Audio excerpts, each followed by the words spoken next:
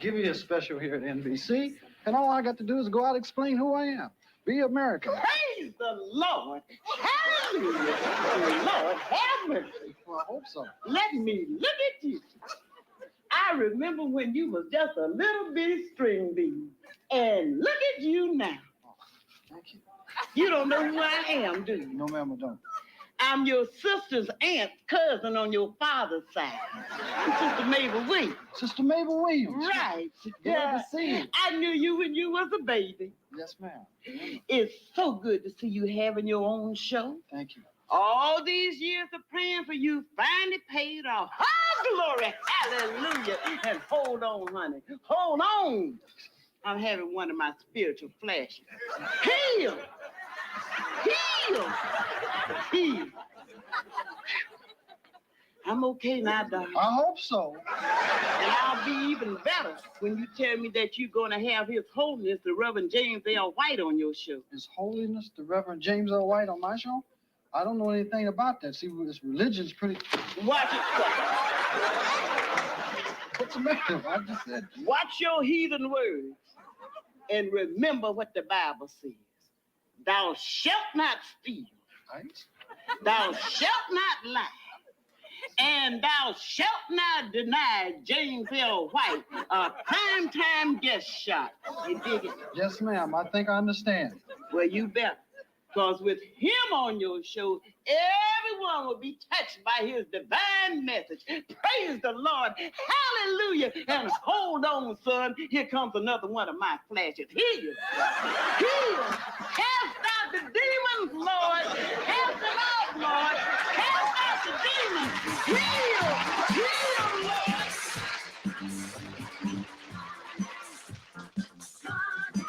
Money, money, money, money. Brothers and sisters, welcome to America's only prime time spiritual experience. Just open up your hearts and your pocketbooks, because here comes your host, the one, the only, the divine James L. White. Thank you. Thank you. Thank you.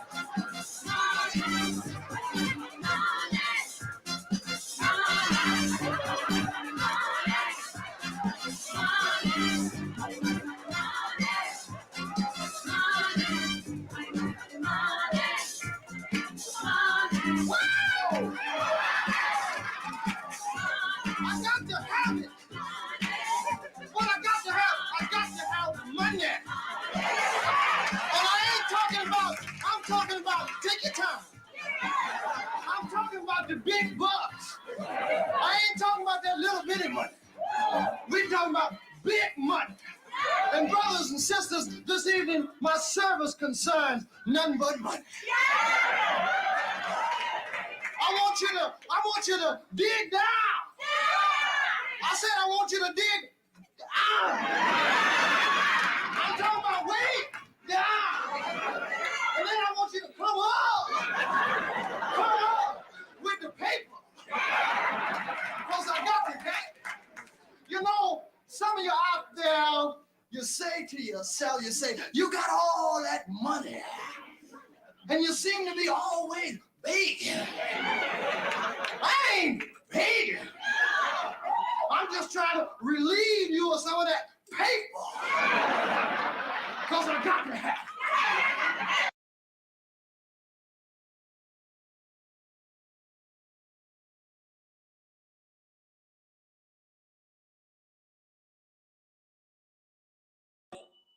Sammy.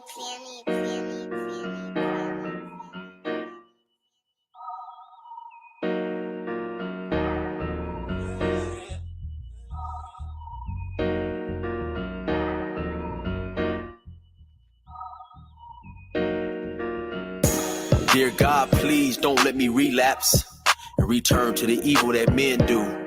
Father God, I pray and ask that you help me to have mercy on others the same way I would want you to have mercy on me. Father God, I also ask that you help me to be quick to forgive and slow to get angry. Amen, amen, amen. These young dudes out here don't respect shit until you put the barrel in their ear and let the text spit. I just might catch a case on my next hit, remove their whole face on some special effect shit. So show respect, Drake, or I'ma have a flashback. Digging through the dresser like fuck it, where my mask at? The mash back with the banger and damage shit and say fuck everything I learned in anger management.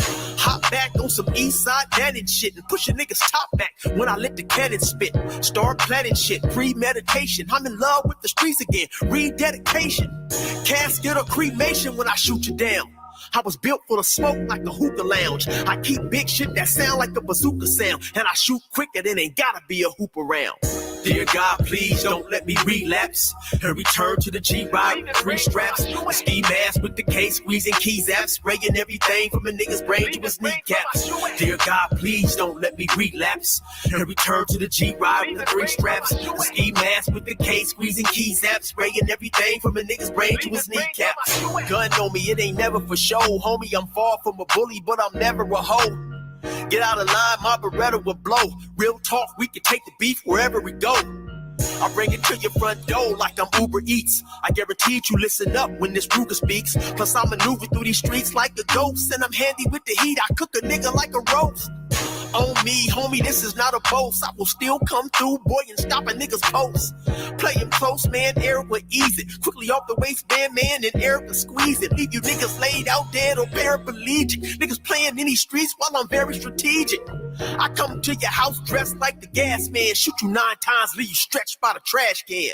Dear God, please don't let me relapse and return to the G-Ride with 3 straps, a ski mask with the case, squeezing keys apps, spraying everything from a nigga's brain to his kneecaps. Dear God, please don't let me relapse and return to the G-Ride with the 3 straps, a ski mask with the case, squeezing keys apps, spraying everything from a nigga's brain to his kneecaps. I don't put shit on Facebook, I just holler in person. Put the pistol in your mouth while you're hollering and cursing. All that shit you kept rehearsing and put on your live, got your clap with the big 4-5. You bitch nigga, if you tell me to pull up, I'ma do that. That nigga who was whooping first nigga that I shoot at. Ski mask on my face, bystanders be like, who that?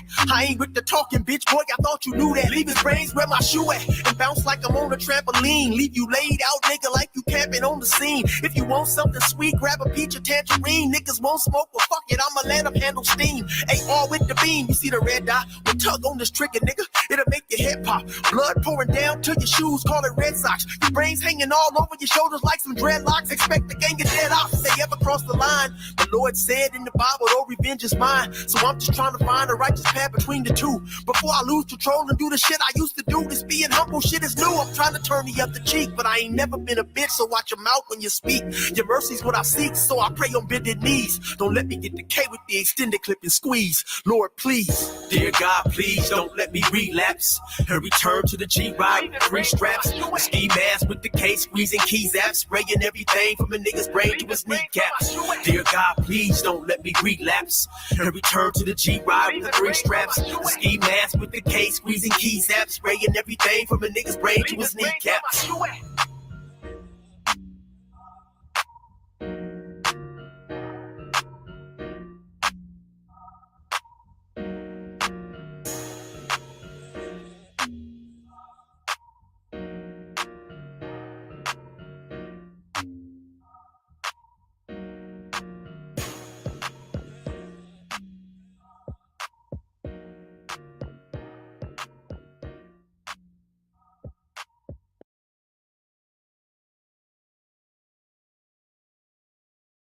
All right, y'all. Now y'all can hear me. All right, y'all. Shout out to everybody that came early. The Dominican Root, Brother John, Brother Manuel. Glad to have you in the building. Brother Chef Chapino, if you haven't already, subscribe to the Dominican Root. Go on over to the Dominican Root and check that out, man.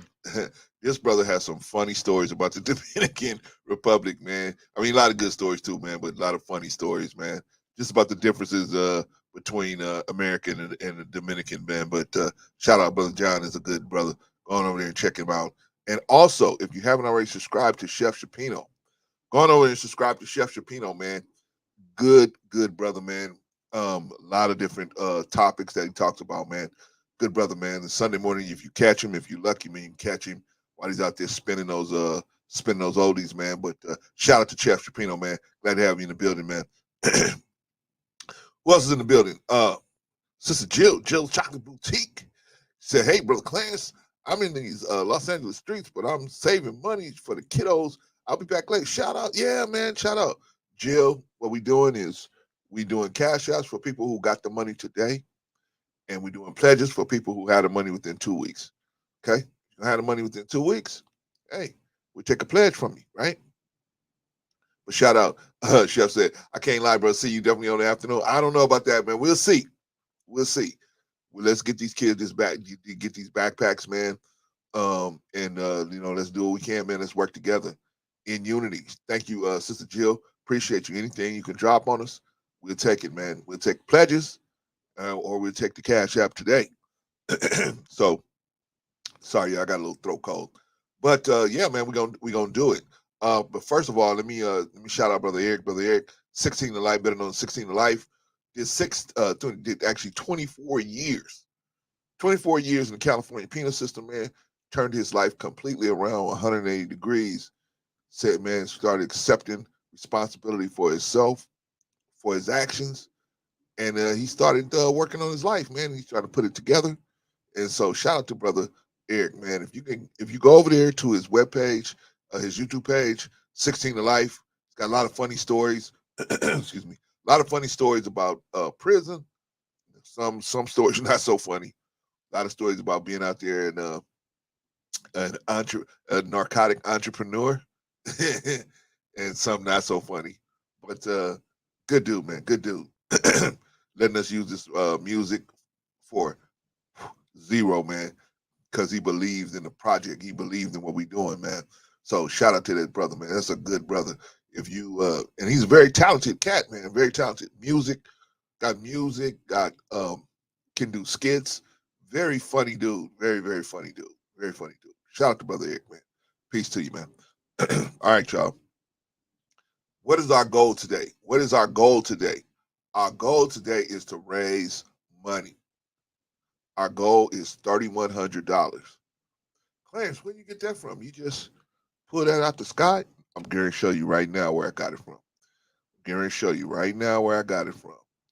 Let's first let's go into the let's look at the spreadsheet, okay? Because Brother Clarence saying, oh, what happened? Oh, here we go. Okay, yeah, Brother Clarence ain't trying to play no games with y'all. We trying to see what the hell we spending this money on, right? Okay, y'all see here the backpacks. Okay, you got to buy them in packs of 12, right? So it's $10 a unit, 4 times 12, 48 kids. We want 48 to give away 45. Just make sure that nothing's, we don't have a problem with 1 or 2 of them. So we gonna order 48 so that we can give away 45, right? At $10 a unit, that's gonna be $456, right? That's just the backpacks, right?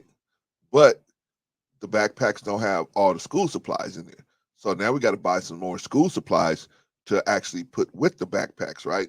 They have little school supplies in them, but not everything that I wanted in there. So we're going to put some more stuff. So the school supplies that come with it, you got to buy them in packs of 12, right? So 4 times 12 kids at $11 a unit is $528. Y'all can go do this math if y'all want to. Y'all go do this math if y'all want to. Storage. Okay, so storage is, remember, you guys saw the video yesterday where I had the sister and she had her office, right? Well, we're not going to just store all this stuff in her office and just leave it there. We're going to pay her, right? That's the way we don't understand about doing business with each other. White people, shout out to my white people, they understand how to do business with each other. Okay, this is how much this going to cost, whatever. They don't take it personal. But we as black people, sometimes if you're supposed to be doing this, then you should do it for free. No, this lady has a home business over there, right?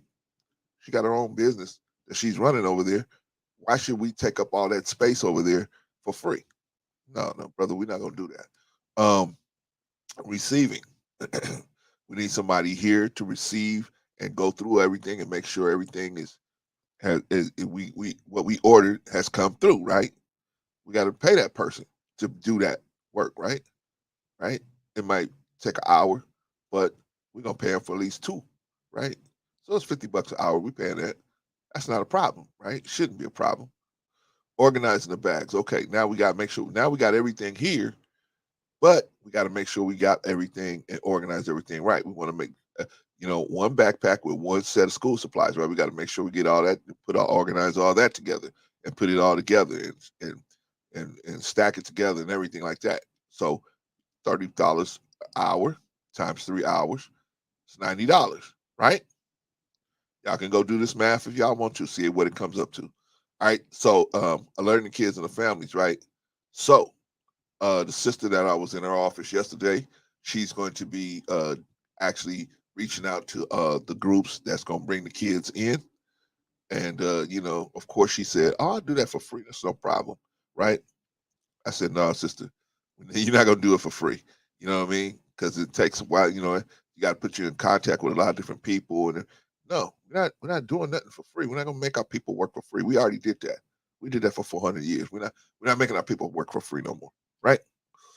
If they gonna do a good job for us, we're gonna pay them, right?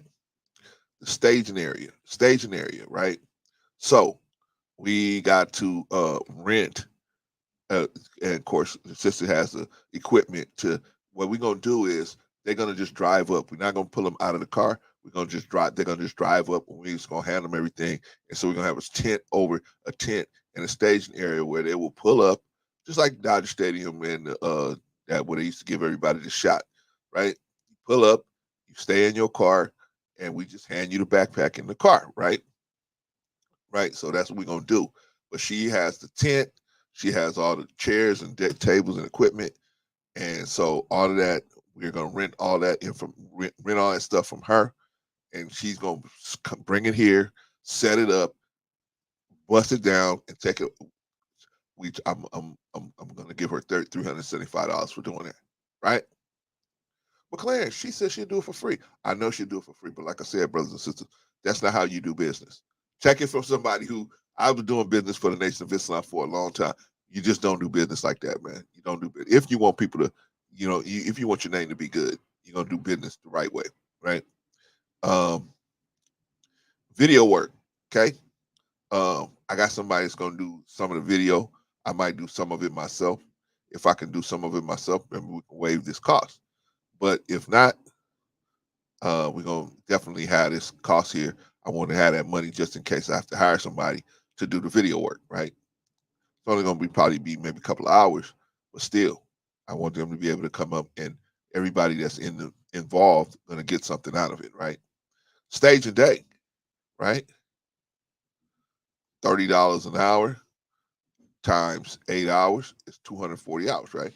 I mean, the staging, that's going to be a couple of hours before, and then the bust down a couple of hours afterwards. Then you talk about some hours in between, right? So it's probably going to be an 8 hour situation, right? But we're going to pay everybody. We're going to do like the unions, man. We're going to pay everybody for 8 hours, for 8 hour day, right? So $30 an hour times 8 hours is $250, right? And of course, the last thing we want to do, if we can, is to get raffle off a laptop. We want to give one of these kids a laptop, so at least one of them a laptop. Okay, so and that's going to be, we talking about $750 a laptop, right? Okay, now if you add all that together, that total comes out to $3,064, right? I just rounded it up to $3,100, right? Okay, now y'all could do this math. I'm not add all this up, y'all. Those of you guys that's good with math, add all this up and see how much it costs. And do you think any of this is unreasonable? I don't think any of this is unreasonable. Okay, but I'm willing to listen to y'all if y'all feel like some of this is unreasonable. I'm willing to listen. Right. Shout out to everybody. Shout out to Anderson the Great. Glad to have you in the building, my brother. Good to see you, man. New growth. Black people, good to have you in the building, man. Check your cash out, brother. See, okay, let me check the cash out.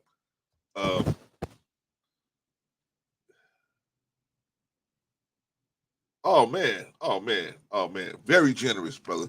Very generous, Chef Shapino. Chef Shapino, very generous cash out, man. So this is what I'm gonna do, Chef. I'm gonna put you down here, man. Put you down here under me.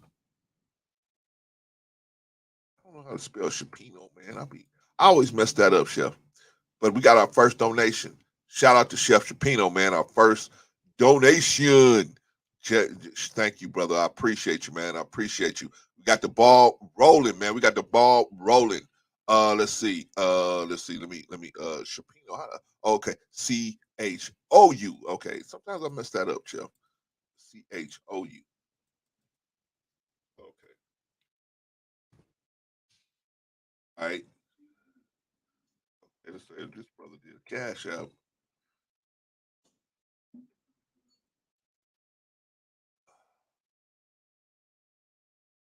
Definitely. Shout out to brother Chef Shapino. Did a cash app for $60. Man, that was very generous, brother. Very generous, man. Appreciate you, brother. Thank you, Chef. Thank you, Chef. Appreciate you, man. Got the ball rolling, y'all. We got the ball rolling. We got the ball rolling. Hey, I know some of y'all saying, I don't have the money today. Hey, let me show y'all something. Brother Clarence ain't got the money today. But I'm gonna show you what I'm gonna do. I'm gonna show you what we gonna do. Let's show you what we gonna do, man. Hold on, y'all. Hold on, y'all. Clarence got it. Okay, hold on. This book. All right, let me do this. Okay, yeah, man. Let's see. I'm trying to show y'all everything, man. I don't want to hold nothing back from y'all, man. I want y'all to see everything, man. We try to do. Okay. All right. Let's see here.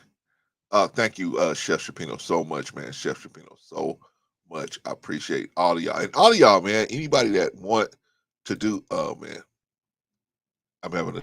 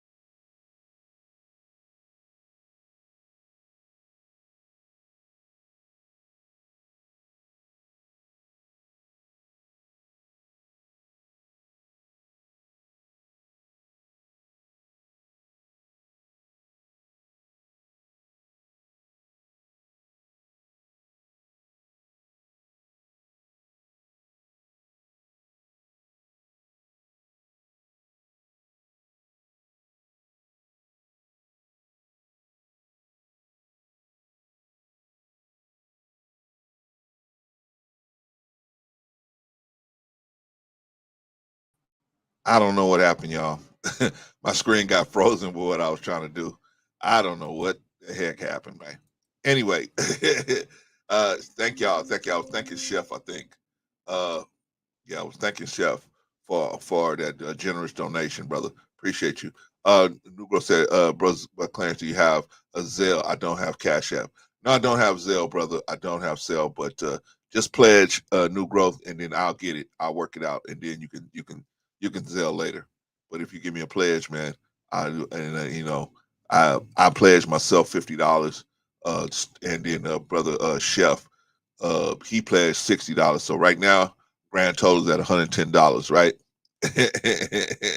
But shout out to everybody that wants to do it. Brother Chef said, "Dear Lord, please unfreeze our beloved brother C so he can continue your good work." I'm trying, man. They don't want these kids to get this backpack, Chef. But let me tell y'all something. Speaking of good work, shout out to, and I'm so grateful for people like Chef and knowing brothers like knowledge and relationships, man. And everybody in the chat, man, New Growth, Anderson, all you guys are good dudes, man. and I appreciate y'all, man. Oh my gosh, another cash out. Brother Anderson, I appreciate you, brother. I appreciate you. Very generous, man. Very generous. Let me put you down. Let me put you down right now, because I'm gonna show the whole thing at the end, man. Let me put you down. Brother Anderson, drop the honey on us, man. Oh, man. Cash out, man. Cash out, man. Let me put it in. I gotta type it in, y'all. Cash out, let me see, man. Honey, thank you. And that's the maximum, man. I don't want anybody doing over $100, man. I don't want you, because I don't want no one person to have to carry a whole thing, man. Oh man, okay. My brother said $50, man. Okay, $50, $50 from New Growth.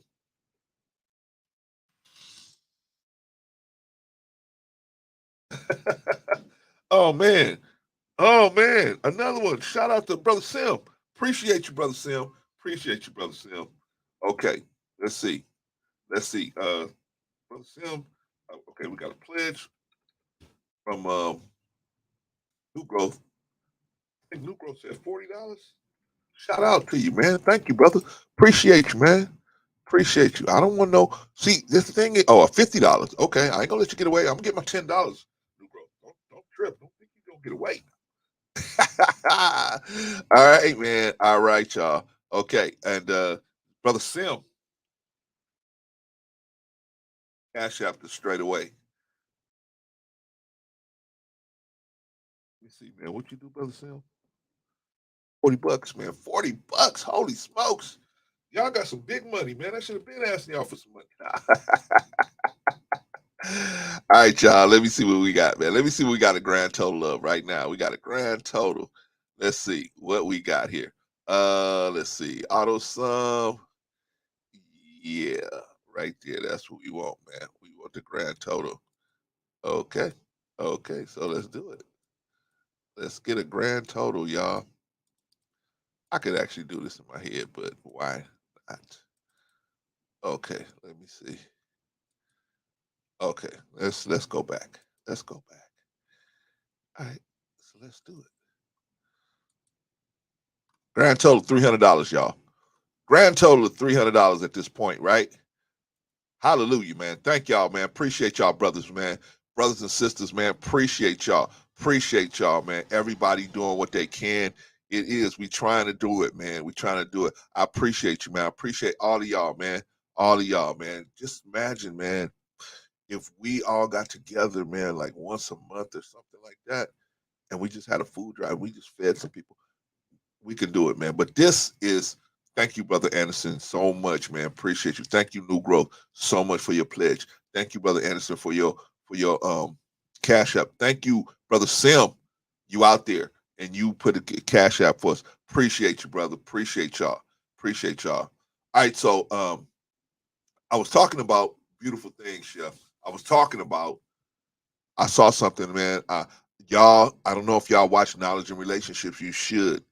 You should, man. It was a sister on Knowledge and Relationships, man, and she was crying out, and the brothers stepped in, man. The brothers and the sisters stepped in, man, and I mean, they basically cooled the situation, man, and took it from a bad situation and made it to a situation where something good could come from it, man. It was a beautiful thing, brother, for those of us that got the eyes to see, man.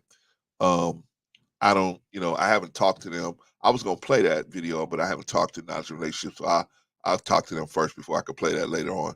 Maybe I can show you guys what I'm talking about. But what I was impressed about the brothers over at Knowledge and Relationships is the fact that, they had a topic and they were talking, they had a topic that they were going to talk about. And then this sister got up here and sister came on and she had such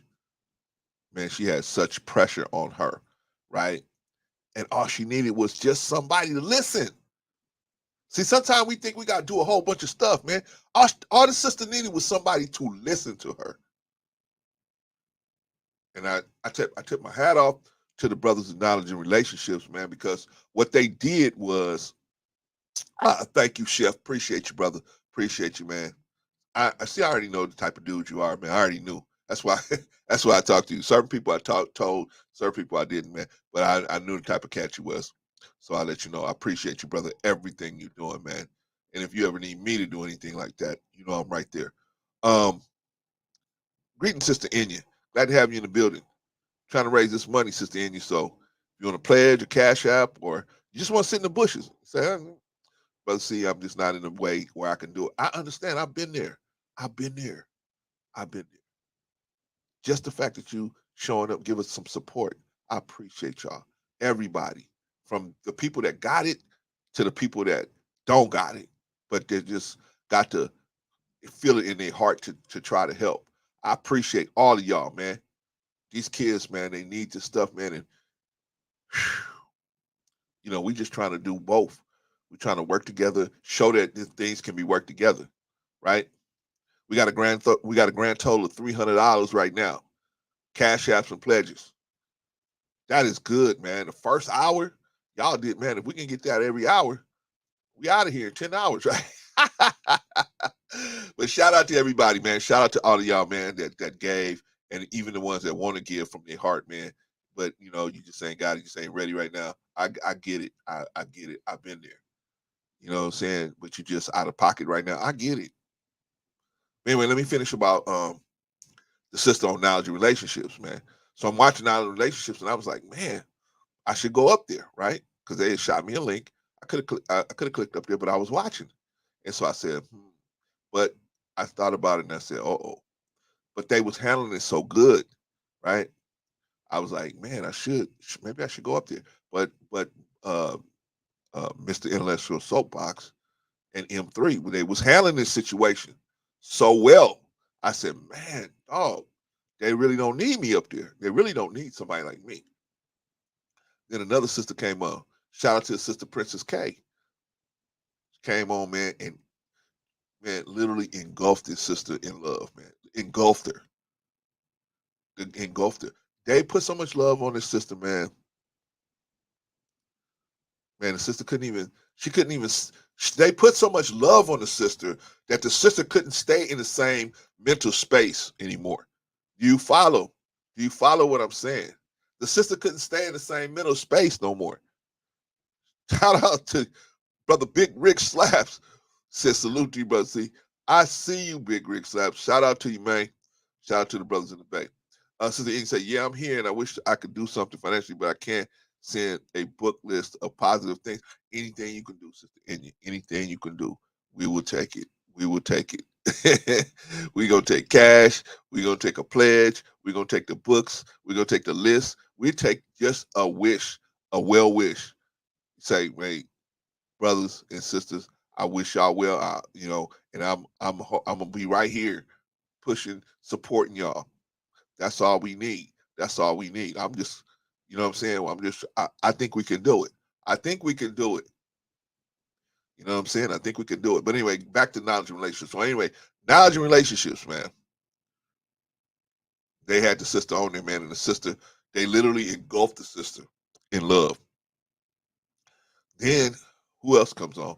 Bolo comes on. Bolo comes on, and he breaks down the spiritual side of it, right? I mean, everybody else just gave her love, just straight love. And Bolo comes in with the kind of like the scriptural side of everything, man, and the spiritual side, man, it was a beautiful thing, man, to see. It was like watching somebody on a 10-foot building saying they're about to jump, and watching these people talk that person down.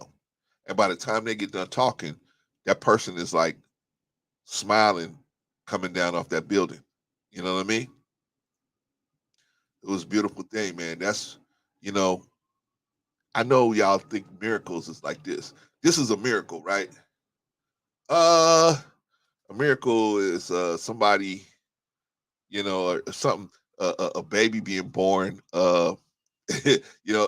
immaculate conception. That's a miracle. How could that possibly happen, right? Just say they advisors in training. I don't know if they, Chef, I don't know if they want that advisor role, man. You get a lot of arrows with that sucker, man. Yeah, but they are good dudes, man. Just like you, Chef. Very good dudes, man. Very good dudes, man. So anyway, and see, you know what the thing about it is, you know, co-part Chef is that we have to learn as content creators. We have to learn, okay, um, you know, there's certain kind of people we can have bring into the mix, into on our panels, in our chats, certain kind of people we can have there. And there's certain kind of people, unfortunately, we may like them as a person, but they're they're not going to be productive for us as trying to do this in a way where we're trying to build something where we can do this on a regular basis, and if we can walk away from whatever kind of job we're doing. If the people think we helping them enough, then they will help us keep this going, right? But some people don't understand it, right? They come to your panel just to tear it up, right? I got this trauma, right? So I'm gonna go to your channel and tear it, you know, act a fool, right? Shout out to you, Be Easy. If you haven't already subscribed to Knowledge and Relationships, man, going over to Knowledge and Relationships and check out the hottest newest show, Easily Rigged, man. That is a good show, brother. Man, these two brothers right here, um, Be Easy, that dude, and Big Rick Slaps, they do a show over there, I think every other Tuesday. Yeah, they just young dudes, man. So they up late. I would be on their platform more often, man. But they young dudes, man. By the time by the time they come on, man, I'm usually in the bed, man. Well, shout out to the brothers, man. I'm gonna try to catch them at least once a month, man. Try to catch them at least once a month, man. But these are some good dudes, man. But like I was saying, Chef, you gotta understand, and you know this. You gotta see certain, you know, people when you see how they real personality is. You know, sometimes they come on your panel and they come on and they behave one way until they get triggered to do something else, and then the real them comes out, right? And you're like, man, I can't have this kind of person doing this kind of stuff on my, you know. So you kind of go to them and you say, Brother B, you said, check my channel, brother. I'm gonna do a stream tomorrow. Okay, right on, Be Easy. What's your channel, man? Your personal channel. Okay, I'm gonna check. I'm gonna check you out, man. Okay, yeah, I sent you something back, man. But I appreciate you, and I saw it. And I want to talk to you about it, man, because I saw the T-shirt, the design you sent was really good, man. I just wanted to talk to you about a couple different things, but yeah, man, it was really good. It was really good, man. If you Let me tell y'all something, man. If y'all really need somebody who could do some graphic arts, this brother right here, Be Easy, that dude, he can do some graphic arts, man. He can really do some good work. If you get in touch with this brother, man, because this brother does some good work. Does some good work. All right. Yeah. Sister India, we trying to do this work. We're trying to get it done. We're trying to get it done. But yeah, man, you guys go over to Knowledge and Relationships. Well, I'm still talking about Knowledge and Relationships, right? But I'm talking about this show that Be Easy and uh, Big Rick Slaps have, man. That's a really good show, man. Two young brothers, man, smart, and they just hit topics from different sides, man. They really do a good job over there, man. So you guys go over there, you know, and check them out over at Knowledge and Relationships. But anyway, Knowledge and Relationships the other night. They had a sister on there, man. I'm telling you, man, the sister she was like that close to just saying, you know what, I'm done with it all. And they talked off the ledge, man. And what I was impressed about Knowledge and Relationships is what they did was they said F the topic. That to me was, you see, because I know most of these content creators would have not done that. They would have said, they would have got rid of her, right? But they kept her, man. They let her vent. They let her vent. You know, I mean, I know, well, I don't know, but maybe they know her better than me, but I didn't see all that coming.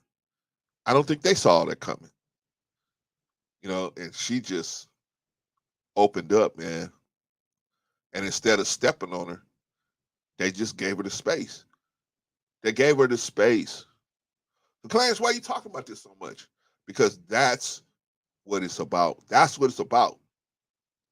See, sometimes, man, sometimes there's nothing you can do for someone except listen. That's all you can do. That's the greatest thing you can do for them. You know what? You know what M3 and 84 could have did? They could have been like, hey, sis, check this out. We're going to just cash app you $100 and yeah, you know, go about your business. That wasn't going to help her. That wasn't going to help her. Her situation was at a point, money wasn't going to do nothing for her. She just needed somebody to listen, somebody who cared enough to just listen. Shout out to M3. Shout out to 84. If you haven't already subscribed to Knowledge and Relationships, just that show, whatever else they do, but just that show should let you know where these two dudes is at. Right? I ain't saying they perfect. They ain't got no chicken wings on their backs. But yeah, I was impressed by that. I was impressed by the fact that they didn't, you know, they wasn't trying to chase down the topic. Hey sis, we got a topic tonight, and they didn't do none of that. They seen that the sister was in pain, and they was trying to get her to the, you know, they saw her on the side of the road, and they stopped to help her, like the Good Samaritan, right? Chef said they called me on the bat phone and I was there ASAP. Okay, I didn't even see that part. Chef probably fell asleep on that part. I think I fell asleep with Bolo just when Bolo was about to get off. But if you saw it, Chef, you know what I'm talking about. So it was an ugly situation. It started out very ugly, and by the time you know Bolo got done and the Princess K got done, that sister didn't have no place to go but up. She had no place to go but you know say okay. I reevaluate myself. See, what would you have done? What would I have done? What would we have done? Somebody comes on the platform and they start getting into the. You know what, Anderson? I'm gonna try to get in touch with them today, and I'll play a little bit of it. I'll play a little bit of it, man, because it was way out there. I haven't gotten in touch with them, but I will. I will call them later and ask them if I can play it because it was really something, man. It was really something. And you know, man, it takes a lot to impress me, man. I seen a lot of stuff, man. So it takes a lot to impress me. It takes a lot to get on my good side, man. Because yeah, I seen a lot of stuff, man. But they did a great job, and I want people to see that because the reason why is that we got to learn how to deal with our people, man. How we gonna deal with other people, right? How we gonna deal with people of any race or religion, and we can't deal with our own people? We can't deal with the person that live right next to you, right? Right? So how we gonna do it? We need to see. We need some examples of the fact of how to actually let somebody decompress, right? Recognize that, hey man, this person all they need is somebody just to listen so they can decompress. And once they decompress, now we can have a conversation, right? Once knowledge and relationships, they allow the sister to decompress. Then a guy like Bolo could come in and start, okay, you know, doing, you know, because Bolo's a Christian guy. You know, Bolo's I'm a Muslim, but you know, we pretty much in the same business. We're in the construction business, right? We put people back together, right? We try at least, right? So Bolo was able to come in and start, you know, putting the bricks back into place, right? Shout out to Bolo. Shout out to Bolo TV. Yeah. That's the name. That's the name of. Thank you, Chef. Thank you, Chef. I'm gonna contact them later and see if you know. Matter of fact, Chef, if you can get a hold of them, let me know if they're okay with me playing a couple clips from it because I just haven't contacted them yet, man, because I got so much going on here. But yeah, man, let's get back to the fundraiser. Let's get back to everything. Anyway, back to knowledge relationships. Yeah, man. That's what we doing. So what are we doing with the fundraiser, man? We trying to raise this money, man, so we can get these kids these backpacks, man. Here, thank you, sir. Now here, I'm out here, right? I'm out here. Now, you can go to some of these dudes, they ain't doing nothing but saying the black woman is the black woman is the problem of the black community. The black woman is nothing. They got 800, 900 people in the chat. They got 800, 900 people there. Here we are trying to get some kids, some real kids, some real backpacks. I'm going to show you every step of the way. Every step of the way. Clarence, what do you know? What do you know about money? I used to be a secretary in the Nation of Islam. I used to be a secretary. You talking about somebody that had to make a lot of phone calls behind the scenes? You talking about somebody who had to make all these phone calls, and the brother they bring up, so he have a suit on, so they could bring him up to say, "Hey, brother, we glad you're here and everything, and hope everything works out for you and everything," and just to acknowledge the new brother that's trying to change his life, trying to get out of the gang life, trying to get out of the dope game, trying to get out of the whatever game he was in, right? But he still ain't got no suit, man, because he been living that street life, right? I was the dude, man. They called, "Hey, brother, we need $300, we need $400, we need $500.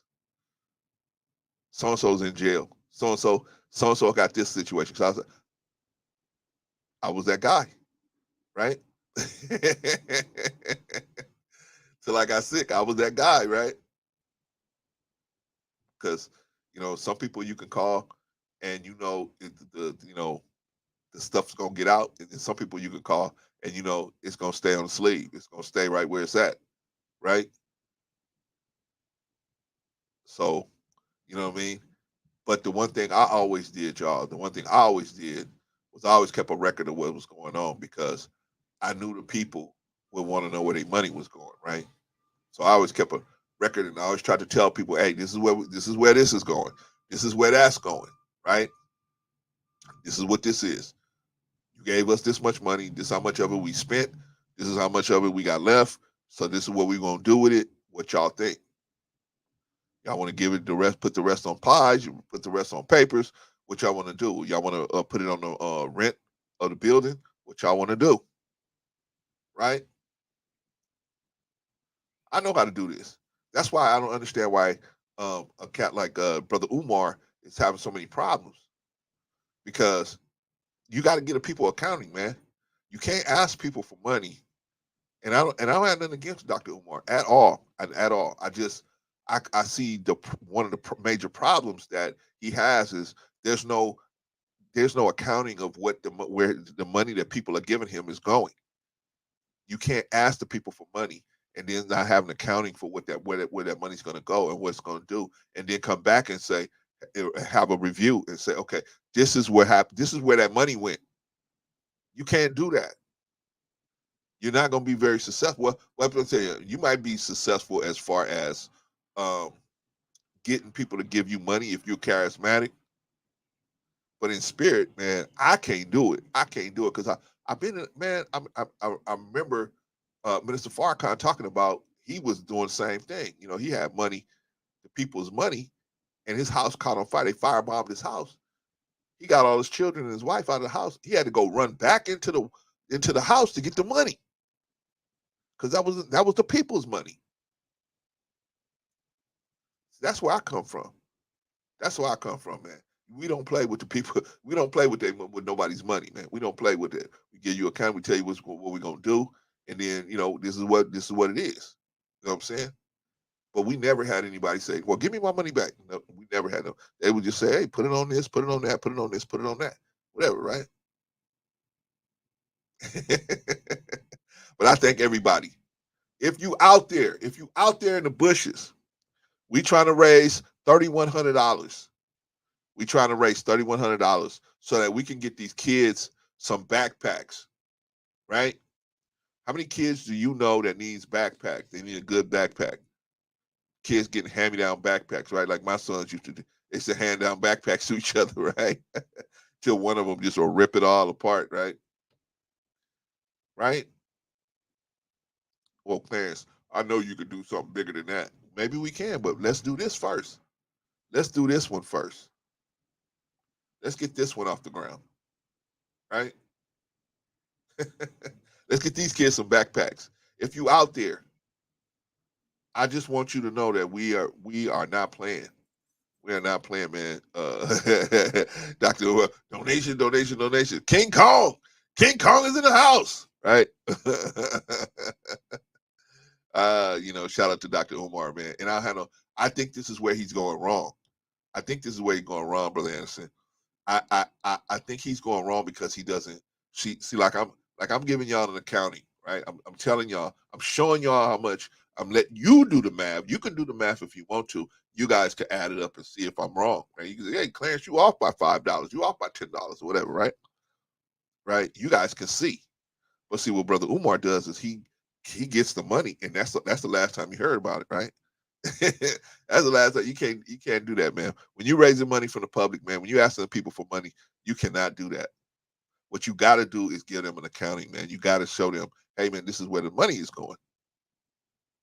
All right, I think I got that across to y'all, man, because I think I think I got that across to y'all, man. Okay, y'all, let's start having some conversation, man. Let's start talking about a couple different things. There was something I wanted to talk to y'all about, man. And I gotta come back up here and get back on it, man, because when you guys saw my whole my whole what do you call that? Internet Explorer went down, man. Man, so let me see. I'm trying to find something that I can talk to y'all about. And I had something. That I really wanted to talk to y'all about. Let's see. Ay, ay, ay. Ay, ay, ay, ay, ay, ay. Ay, ay, ay. Well, anything y'all want to talk about? Anything y'all want to talk about? Y'all want me to talk about? Let's see. Oh man, yeah. See, it's not really nothing that I really can. I had something from a couple of days ago. Holy smokes! Oh, here we go. Wait a minute. California parents say the elementary school kids are getting bloody noses. Let's see. Yeah. Nah, I can't really find what I'm looking for. But you guys, man, you guys got anything you want to talk about? Let's talk about Dr. Umar. Let's talk about Dr. Umar. Okay, since we talk about donations, right? When you donate to someone, what do you want? You're donating to them based on what they're saying the goal is, right? The goal is to open up a school. That's what the goal is, right? But the goal is you can't move the goalpost, right? You can't keep moving the goalpost. Oh, I need $800 for the HVAC. Okay, you need $800 for the HVAC. You get $1,000 or $1,200 or whatever, right? So the people gonna say, okay, well, we gave you the money. Where's the HVAC? Oh, we had another issue with the HVAC, so we need more money. I mean, after a while, it's gonna look kind of funny, man. When we giving you this money, yeah, you give me money, and I say, okay, we raised we raised the $3,100, y'all. Yay, yippee! We raised the money, y'all. We raised the money. Oh, so where are the backpacks, Clarence? Where, month later, where's the backpacks? Huh? Oh, something came up, but I need to raise that $3,100 again. Everybody gonna go, what? Wait a minute, what? Wait a minute, brother. We gave you the money already. We gave you the money. What's going on? Well, I had this happen, right? I had this happen and had that happen, and the backpack place called me and said all kind of, man. You can't do that, man. When you do it with the people, man. And I don't know, Brother Umar. I really don't. I don't know. I had the sister on here, Dr. Bay. She is a real Umar supporter. She's a Umar supporter, right? I'm a supporter of his to the point where I would like to see what he say actually happen.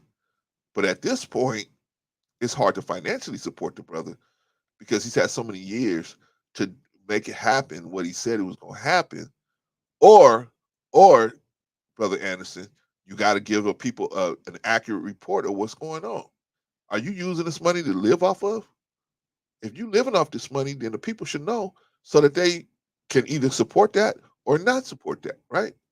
Just tell the people. Stop saying it's for this or that. I don't know if he's doing it or not. I don't know if he is living off this money or not. I don't know what's going on. But I know you gotta be more open when you're dealing with other people's money. You gotta be more open. Brandon said, reminds me when Tommy Sotomayor was trying to raise money for his movie and Tariq confronted him about it. Yeah, man. You raising money for your what was it? Fatherless America, right? You trying to raise money for your movie. Okay. Whatever happened to that? Where's that money? Where's the movie? Where's that money? Right? I think he raised probably about $700,000, right? Where's the movie? Where's the money? Oh, that's right. The director that was that was directing with him did him wrong, right? Mm, okay. I mean, it was always some excuse, man. It's always an excuse, and you can get over like that for a while. But man, once the people figure out, man, that you gaming them, man, they're gonna be on you. They're gonna be on you. Let's just say, Dr. Kumar needed more, needed a more disciplined accounting framework and less commingling of fun. Exactly, Chef. That's what I'm saying, bro. That's what I'm saying. That's what I'm saying. Cause see, I've been there. I mean, I'm talking about tens of thousands of dollars, man. I had to count by hand, right? I couldn't like, well, let me just put 1,000 in my pocket. Let me put $100 in my pocket. Let me put 50 in my pocket. They ain't gonna miss it. Shh. Let me tell you something, man. You cannot do that in the Nation of Islam, man. Because if they find out that you did do that, holy smokes, holy smokes, they're definitely gonna deal with that. They're definitely gonna deal with you. They're gonna deal with you in the mosque, and maybe, man, if if you on the brother side, they may deal with you outside the mosque, right? Right? Oh man, right? I mean, man, you just cannot take people's money, man. And this is a lesson for all of y'all, man. I know all of you guys probably at some point want to do some type of good deed or something like that, where you're trying to raise money. Whenever you raise the money from the people, man, always give them an accounting of what you tell them what you want, tell them what you gonna do with the money, and what you gonna do, and tell them how much you raised, tell them how much you gonna what you gonna do with the excess, tell them everything. I used to tell everybody everything, and then at the end I would say, what do you want to do with the excess? Put it on the papers, put it on the pies, put it on the um rent for the building, right? Let them decide. Let them decide what they want to do. But can't be I can't live my life off of their donations, man. Not unless they donating to me and helping my lifestyle out. Then that's a different thing. But when I'm getting donations under the guise of I need a new HVAC, or we need to do this, or I'm trying to make this movie, or you know what you know what I mean? There's a management cost in making a movie. I'll give you that. There's a management cost in trying to open up a school. I'll give you that. There's an administrative cost to that. I'll give you that. But dude, you got to tell the people how much it is. You can't just do what you want to do, man. You got to tell the people how much it is. You can't just say, hey, man, there's an administrative cost to doing this. What we trying to do here. That ain't good enough for grown adults. Maybe little kids, but grown adults are gonna be like, wait a minute, what you mean? What? How much is it? How much is what's the dollar amount? What's the dollar amount? We gotta have an accounting, man. We gotta tell our people, man, the truth, and just be honest with them, be upfront with them, and then if they let them decide if they want to still rock with us, right?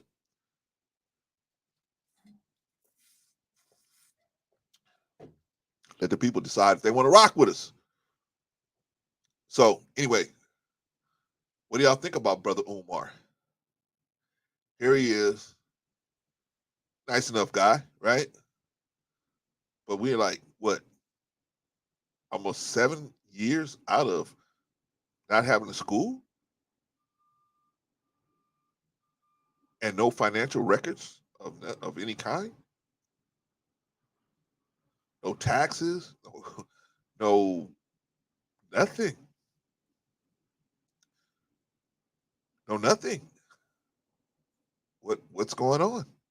What's going on? I don't know. See, brother Umar, man, is a complex cat, and I don't know the brother personally, and I'm not talking about him personally because I don't know the brother, man. Seems like a nice enough guy, but as far as his accounting practices, like Chef said, man, they really need some adjustment. Those accounting practices need some adjustments, right? Ay ay ay ay ay ay ay ay ay. All right, y'all. So anyway, here we are. We hour number one. We got $300 in the kitty. $300 in the kitty. we trying to get it up to $3,100. All right. Brother Anderson said, Brother C, in your opinion, what do you think is truly going on with the Umar situation? Unfortunately, I think that he has made some really bad personal decisions in his personal life, and that's holding him up in his business life. I think I think that's what's happening with Dr. Umar. Unfortunately for the brother, man. I mean, he's made some bad choices in women. He's made some bad choices in friendships, and unfortunately, uh, he's he's he's done a lot of things to paint himself into a corner where he has made himself pretty difficult to go get a regular job, to go get a regular gig. He's put himself in a bad situation to be able to do something like that. So he has to count on the people to provide for him. He has to count on other people to provide for him. And that is where his problem is. So when you have people operating in desperation, brother, that's tough, right? And I think the Poe brother is operating off of desperation, where he wants this thing to work with the school, but he has no other source of income. He'll talk himself off of so many different jobs. Even though he got on degrees, nobody will hire him. He's basically unhireable, right? All these white people that he keep talking about, right? They so mean and nasty, right? They're the ones with the jobs. They're the ones with the jobs, man. So you don't want to. If you if you're gonna isolate yourself away from one group of people, but that's the group of people you need to help you to at least let you establish yourself, so that you can make your goals happen. I mean, shoot, we all got to make some concessions sometime in life, right? We all got to make some concessions, man. Right? Sometimes we got to make concessions. Hey, man, I'm gonna take this job for right now. Why? Because it got the benefits I need. That's why I took the job I took. I was offered 3 jobs. I took the job I took because it had the best retirement. It had the best health care. They didn't pay the most, right? I think there was a couple of dollars less, uh, you know, per hour than all the other 2 jobs. But I took this job because I had at the time. Did I have? I did have a son. I did have my son. My first son was born. I said I need health care. I was paying $500 a month for health care out of pocket for just me, my wife, and my first son. I couldn't take that, man. I was like, and then when I came over where I'm working now, they pay everything. I was like, oh, I was like, man, that was like an extra $500 in my pocket, plus the bump and pay, plus the bump and pay. See, sometimes we got to think about it like that, right? We got to think about it like that. Okay. Yeah, but that's what I think was going on, Brother Anderson, man. I think that the brothers just put himself in a position where the desperation has forced him to take money that he's supposed to be appropriating for this cause and have to take it and put it towards his living expenses. That's what I think happened. I know he would probably never come on and admit that or come and say anything, say that. He would just call me a hater, probably, right? But I'm really not hating on the guy because I don't know the guy. I'm making a point never to talk about people I don't know. I don't know this person, so I don't know Dr. Umar. I think his business practices are sketchy, but other than that, seems like a decent enough guy. Seems like a regular guy to me. You know what I mean? All right, y'all. We got $300. Let me show y'all. Let me show y'all what y'all looking at. Let me show y'all Let me see if I can show y'all where we at. If y'all out there, y'all can go get somebody. Go get some people and show them, man, and tell them, hey, man, you know what? The brother is trying, man. The brother is trying to get this stuff done, man. Come on, let's see. Let's see. All right, y'all. Let me see if I can get you. Okay, let's see if I can share this with you, man.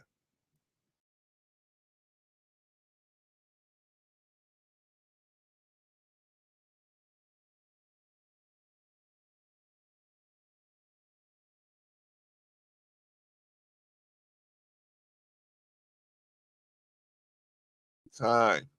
Every time I put this every time I put that I try to put that Excel sheet up, man. I got to put it up as a picture. It's not. It is not gonna let me do that, man. But that's cool. Ain't no problem, man. Ain't no even no problem. Every time, brother Anderson said he got another topic. You got another topic, brother Anderson. What's your topic, brother? He said I got another topic. I want to hear your opinion on what's going on in these so-called YouTube streets. And let me tell you, brother, in my opinion, what's going on in these YouTube streets. Some effery is going on out there, man.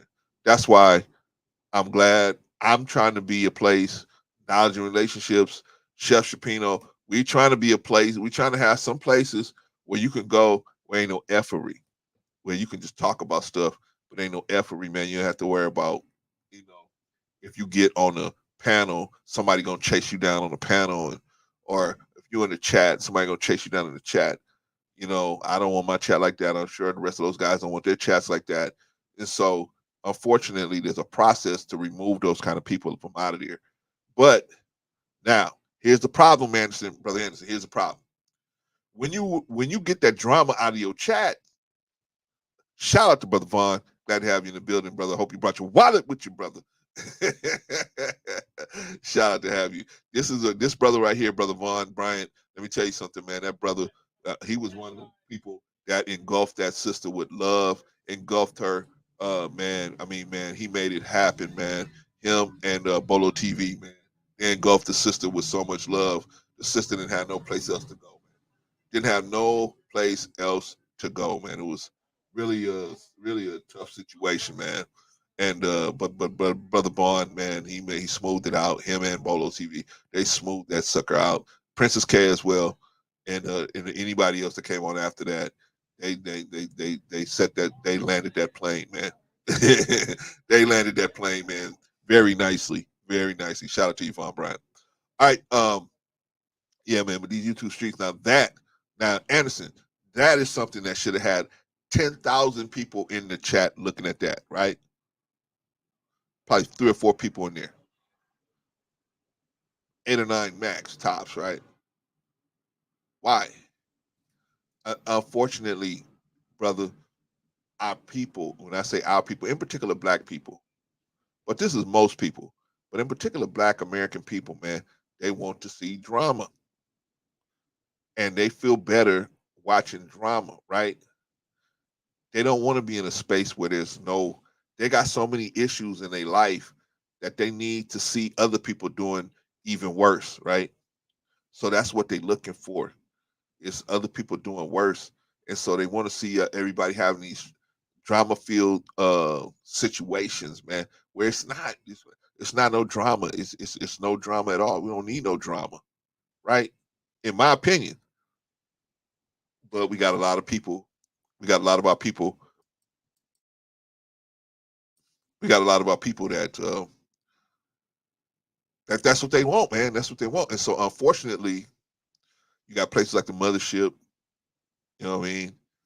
Uh no disrespect, and other content creators that, that's what they want to do. I seen a content creator the other day. The man literally had a 11-hour stream of people coming on and him just fussing at the people that came on, and just fussing at them. I'm talking about a grown man in his 40s, a grown man. But you know how many people he had in the chat? I mean, you know how many people he had? He had like almost 100 people there. He had almost 100 people there to watch that. See, drama is the pull that the people want, man. We over here trying to get backpacks for little kids, man. These people, I'm not saying no names, Brother Anderson, you know that. But it definitely looks familiar. That name definitely, I'll say it like that. That definitely looks familiar, right? Yeah, man. See, that's the thing. But see, Brother Anderson, what you gonna do? It's like knowledge and relationships. What you gonna do, right? If in knowledge and relationships, they could have kicked the girl off the podcast. They could have kicked her off the show, and had some drama going on. They would have had 10 times the people coming through, right? You know what I'm saying, bro? Hey, you know what I'm saying? I don't want to call the brother out, man, because hey, you know what? Because when it comes down to it, however you get down is how you get down. I don't want to say this person's a bad person or anything. I'm just saying I that's why we don't have that many people here, because we're not with that kind of business. We with this business. Hey, let's get these kids these backpacks. Let's get these kids these backpacks. By the way, this is Von Bryant's idea. The fact that we out here on a Saturday and we just gonna kick it all day. This is Von Bryant's idea. Shout out to Von Bryant, right? Vaughn, anybody, if you just getting here, this is the second hour of the first annual Kids Drive. And we got so far in pledges and cash apps, we got $300. $300, man. Me and my brothers and sisters did it, right? But now we gotta go. We gotta go. I gotta get $100 this hour, y'all. Help me, help me, help me, help me, help me. If you know anybody else that's out there, reach out and touch somebody. Okay, brother. I'll see you soon, brother Vaughn. Reach out and touch somebody. Reach out and touch somebody that y'all know that rock with me, right? If you know they rock with me, if they don't rock with me, touch them anyway. I don't care. Let them just come over here and watch us fail, right? But I'm gonna keep pushing. I'm gonna keep pushing. I need $100 this hour. I need $100. Just 100. That's it. We need to get some, but see, I can't just get the same money off the same people. I don't want to do that. We got a lot of people, man. We got a lot of people. So I'm gonna ask everybody, if you got something, if you can pledge something, right? My money's all tied up, brother Clarence. I know. I know. I've been there. I've been there, brother. I know what it's like to have your stuff tied up and then some come up. You're like, oh man, right? I see back in the day, man, I used to take some papers out, man, make some money. But those days are over for me. I'm old. Well, I could still I probably still could do it if I really, really put my mind to it. I could probably still do it. But I'm here now with y'all, man. I'm trying to make it happen with y'all, man. Do we want these children to have these backpacks? Yes or no? We do, right? I know everybody that's here. Yeah, y'all do. But we got to reach out to other people, man. Just share with your Facebook group. Say, hey man, there's a brother on here now. We're trying to raise money. We're trying to raise some money for these backpacks. And it shouldn't be just a handful of people doing it. It should be as many of us as we can, right? As many of us as can doing it. We ain't gonna, you know what I'm saying? I appreciate everybody, man. I appreciate, and I know it's a lot of people that want to give, but they just don't have it. I know. I used to raise money in the nation. I know. And a lot of cats wanted to give, but I never made them feel bad, man. I never made those cats feel bad. Why? Because I knew what it was like. I knew what it was like to want to be able to do something, but you can't because you done tangled yourself up in some situation. That's what I'm talking about. He said, Brother Anderson said, I like the brother, but that was a lot to deal with, man. Hey, bro. I was watching brother's show just to see if I was watching the right thing, man. I said, man, am I really watching? Is this really what I'm watching? I'm watching one man upset with another man because that man went to another man's podcast. I'm talking about grown men. I'm talking about grown men with children. But the people lapping it up. You know what I'm saying, Brother Anderson? I'm looking at the situation. I'm like, is this for real? I said, nah, man, they clowning, man. They clowning. I said, they clowning, man. This is not for real. They trolling each other, man. That's what they doing. They trolling. No, brother. Brother was dead serious. Remember, he kept bringing up 50 Cent. 50 Cent got mad at this person for doing this. And I was like, 50 Cent? Man, when was the last time you listened? Brother Anderson, when was the last time you took advice from 50 Cent? When was the last time you said, you know what? I got an issue. What would 50 Cent do in this situation? Right? Not since you was a grown-up, right? I ain't never looked at any situation and said, you know what? What would 50 Cent do in this situation? I just say, man, I'm like, oh my God, man. You're right, man. Only about music and movie. Hey, man, only about music and business. Now, when it comes to music and business, the man is a genius, right? Now, well, I wouldn't say a genius, but he definitely makes good moves. I'm saying he's a genius, but he definitely makes good moves, right? That is proven. That's a fact. But when it comes to anything outside of that, no, he don't even have successful personal relationships. He don't even have them. How can he have any weight, or what he say got any weight on you and me when he don't even have personal relationships that work out? And he gonna pay for it later. He gonna pay for it later. I tell my oldest boy the same thing, man. You can be slick all you want now, and you don't want to, you know what I'm saying? You want to be slick with everybody, but guess what? One day you're gonna need somebody to cook your meals. One day you might need somebody to wipe your behind. I don't know if your homie's gonna be there for that one. I don't know if your homie's gonna be there for that one. You don't know how to make good relationships, man. I don't know, right? I'm talking to Brother Anderson right now, right? Brother Anderson may build a big, huge business, or may have one already. I don't even know, right? But he may build a big, huge business,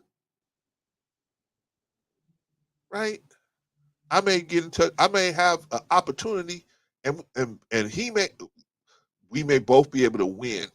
But I know him, and he knows me, so I'm able to connect with him, or even just introduce it to him, because we building relationship. It take time. Me and Rico's friendship, man, it started off really rocky, right? But we still building it. We still building, right? I talked to him this morning. He's fine. He said he was gonna check in when he could. But you know what I mean? We still building that relationship. We still building that relationship, even though he cussed me out sometimes, right? But the good news is, I'll run at him just as hard. If I see him do something real crazy, I'll run at him just as hard. Yeah, man. You still working in corporate? That's okay, Brother Anderson. You keep working, man. You keep working. The whole point is one day when you do get tired of working, or here's the thing, Brother Anderson. I'm glad you brought this up. So let's talk about this. What's your plan? What's your plan? See, at some point, you ain't gonna be able to work. Yes, I am, Clarence. I'm in good shape. I'm only 50. I'm 54 years old. I'm in great shape. It's not you. It's the workplace. The workplace they want young people. The workforce in America, they want young people. They really the mid 40s is really that's an old person in the workforce nowadays, right? In corporate jobs, right? Unless you at the high level management. That's really where this really is, man. Especially entry level jobs. They want young people. Why? Why? Because young people got more energy.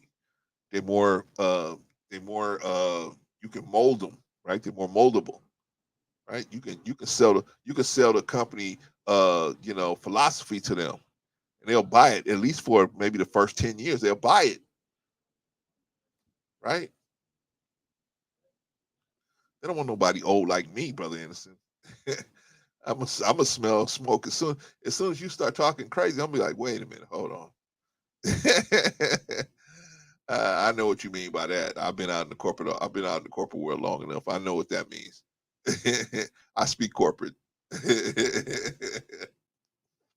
But ain't nothing wrong with having a corporate job. See, that's what they used to say, right? When I used to be out there selling papers, right? And I'd hear a brother, because we supposed to sell together, right? We supposed to be together. We ain't really supposed to be out there by ourselves, man. But you're supposed to go out there at least one other person, right? So I'd hear the other brothers saying stuff like, "Bro, you working for the white man? See, I'm working for myself." And I used to have to pull them over to the side and say, "Hey, brother, man, tell the brothers, man." I say, "Brother, you don't get jump on a person because they work for who they work for, white man, black man, green man, whoever. That's not the issue. The issue is, are they gonna help us? That's the issue. Because you telling them, oh well, you work for the white man, so what? They giving you money you taking their money off the white man, right? You don't say to them, hey, only give me the money you got off of black people. You don't say that, right? You say, hey, the paper is $1 or the paper is $2. Pies are $8 or $10, whatever, right? You still take their money, whether they got it from the white person or not, whether they got it from a corporate job or not, you still take their money. So to make somebody feel bad or shame them because they're working for someone else, people doing what they can, right? Brother Anderson, man, it took me a long time to really understand the work of Elijah Muhammad. It really took me a long time, and I'm still learning. But man, a lot of people get stuck right at the white man part, right? They don't elevate up to another level as far as understanding about how things work in the real world out here, right? Corporate America is there for the taking, right? If you in corporate America, this is one thing I will agree, where that corporate America has less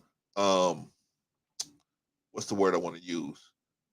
They don't have they have they're trying to make money. And if you're black and you can make their money, they don't care if you're black. If you green and you can make their money, they don't care. In the world economy, they don't care. I tell you guys a lot. Right out there in Long Beach, you know what I mean? Containers they got out there in Long Beach.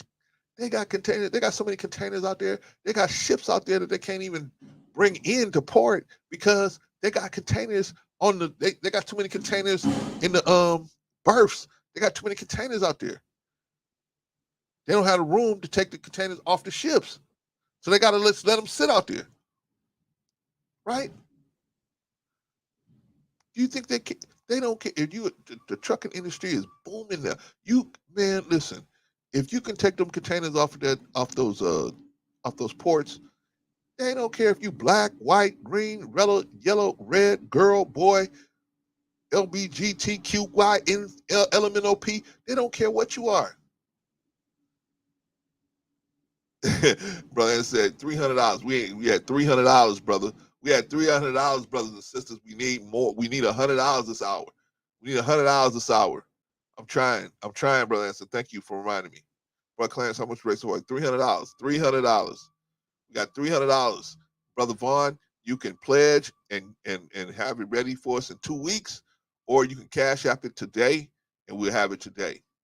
And I'll give you once we get done here, I'm gonna give you a full account of how many pledges we got, how much cash we got from the cash apps. I'm gonna tell you everything. And Brother Vaughn, let me go through it with you real quick, man. So you can see where we're at. Okay, you can see. It's like everybody else. You can see. I'm gonna do this just the picture.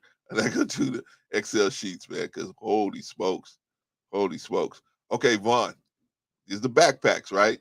We got. Okay, so we're gonna order 48 backpacks, right? That's 4 times 12 because they come in packs of 12. So we go to 4 times 12. There's 48 kits to give out 45, right? It's $10 per backpack, right? So altogether, it's going to be $456, right? School supplies, right? Because the backpacks come with some school supplies, but not all the school supplies that I wanted in there. So we had to order some more school supplies, right? Outside of the backpacks. 4 times 12, which is 48 kids at $11 a unit, brings us to $528, right?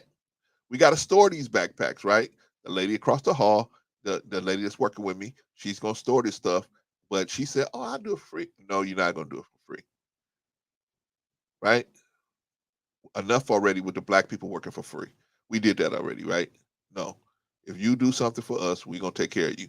So we're going to give her $125 for storing the backpacks, right? Receiving the backpacks, we have to have somebody that's going to be here to get them and make sure we got what we ordered, right? And either myself or her, or she said she got another person that works with her. So maybe that person will make sure that everything comes, right? But we're going to pay that person $100 for doing that. Organizing the bag, okay, $30 per hour times 3 hours, right? When I say organizing the bags, that means that the bags already come with some supplies in there. Now we got to add the extra supplies to each bag, right? That's going to, and then place the bags where they need to go, right? So that is going to cost some money, right? Because I have to have a person, we have to have a person who can pay to do that, right? $30 per hour times 3 hours, $90, right? Alerting the kids and the families, right? So there's this, the sister has a she has a bunch of different, she has a network of these nonprofit organizations that she's going to alert and let everybody know and run around and do all this stuff and get the kids and everything. She's going to be responsible for that. She said, of course, I'll do it for free. No, I told you, we're not making black people work for free no more. We did that already, right? We did that already. Um, Staging area, staging, right? So sister had a great idea. What she said is instead of having them come in to the building and having them all over the place in the building, let's just set up a tent outside and let's just hand them the backpacks through the windows. I said, yeah, that's a great idea. She said, yeah, we can set up a table, set up a tent, and when they come through, we just hand them the backpack. Okay, yeah, that's cool. Got you, right? But guess what? It's gonna be a tent. Got to set up a tent. You got to set up the chairs. You got to set up the table. Plus, you got to get the backpacks out there and set all that up, right? So all that's cost is going to be, she said, of course, I'll do it all for free. I'll do that. I said, no. We're going to give them $375 for setting all that up. Because remember, you got to be here early in the morning to set all that up. We got to actually be here during the day, giving out the backpacks. Then at the end, you got to break it all down. I'm not going to have a sister and her crew working for nothing. Come on, man. Come on. Video work. Now, it might be me. It might be somebody else doing this video work. But I put $200 in the kitty for that, right? Staging day, right? Now you got to have people actually out there just giving away the backpacks. Forget setting up everything. Just giving away the backpacks. Just doing that part and having that organized. That's $30 an hour times 8 hours, right? We're talking about an 8-hour day. Give away 45 backpacks in 8 hours. Hopefully we can do that, right? That amounts to $240. That's $240, right? And then of course we want to raffle off a laptop, right? We want to raffle off a laptop to one of the kids, so at least one of the kids get a laptop. Okay, now y'all can do all this mathematics and add all this stuff up, and it's gonna add up to $3,064, right? So I just want to show y'all, man. You know what I mean? We're not playing with y'all. We're not playing with y'all money, man. We're trying to do some stuff, man. We're trying to get it done, right? We're trying to get this stuff done. This ain't no joke. This ain't no joke, man. We trying to make this happen. We're gonna hit that target. All right, so listen, everybody out there, right now, our grand total is $300. $300 is our grand total. But guess what?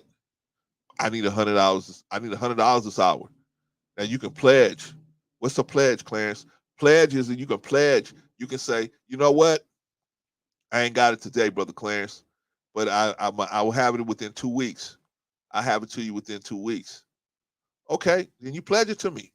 Come on and pledge it. You know what I'm saying? If you pledge, what I'm gonna do is, see, I know new growth, so I ain't gonna have to go looking for him. But if everybody else, this is what we're gonna do, man. We gonna have to, when you pledge, I want you to email me and tell me you pledging me in the email. You can tell me now, but you can pledge me in the email. That way, go to my page, and then you click on the email, and then email me and say I pledge X amount of dollars, right, by X date. You know what I'm saying? That way I can get in touch with you and say, hey, brother, because we doing like the JEWs today, man. They do a lot of pledging, right? You ain't got to pay today, but we got $300, Vaughn. We got some real good people that gave up $300, and shout out to them. We got it in cash and pledges, so shout out to that. And whoever else wants to pledge, give a donation, Cash App. You either taking a Cash App today if you got it today, or you can Cash App. Or you can pledge whatever you want to pledge. Now the maximum pledge I want is $100. The maximum Cash App is $100. Why, Clarence? Why don't you just let one person pay? No, because that's not what I'm looking for. That's not unity. That's pretty much taking advantage of one person. Because see, I know people that got this. They got this money. They could just drop it on us like this. Bam, we're done. But I don't want that. I want us all to participate. All of us to participate. It's like in a great war, man. And y'all seen the Last Samurai, right? Remember they were out there and they were doing the little puppet show or whatever, they were doing this little show, and the ninjas came to attack them, right? Them dudes mowed them ninjas down, man, like they was weeds, right? And in the end, oh, right that way, right? He goes, oh, right? That's them letting him know we with you, we still here. We got it under control, right? So the Last Samurai heard that from inside the building, right? Because they're trying to get him and Tom Cruise inside the shack, right? But when they heard that, oh, they knew it's all good outside. It's all good, right? I'll give y'all, hey, when it's all good. Ah, man, remember y'all. We trying to do this for the backpack. We trying to do this for the kids, man. We trying to do this for the kids. Not only for them, but for us as well, right? Oh my God, man. Von Bryant just dropped in. Shout out to Von Bryant, man. Von Bryant just jumped in and dropped a Cash App on. Let me put you down, Von Bryant. Because at the end of the show, I'm gonna show who did what. Von Bryant.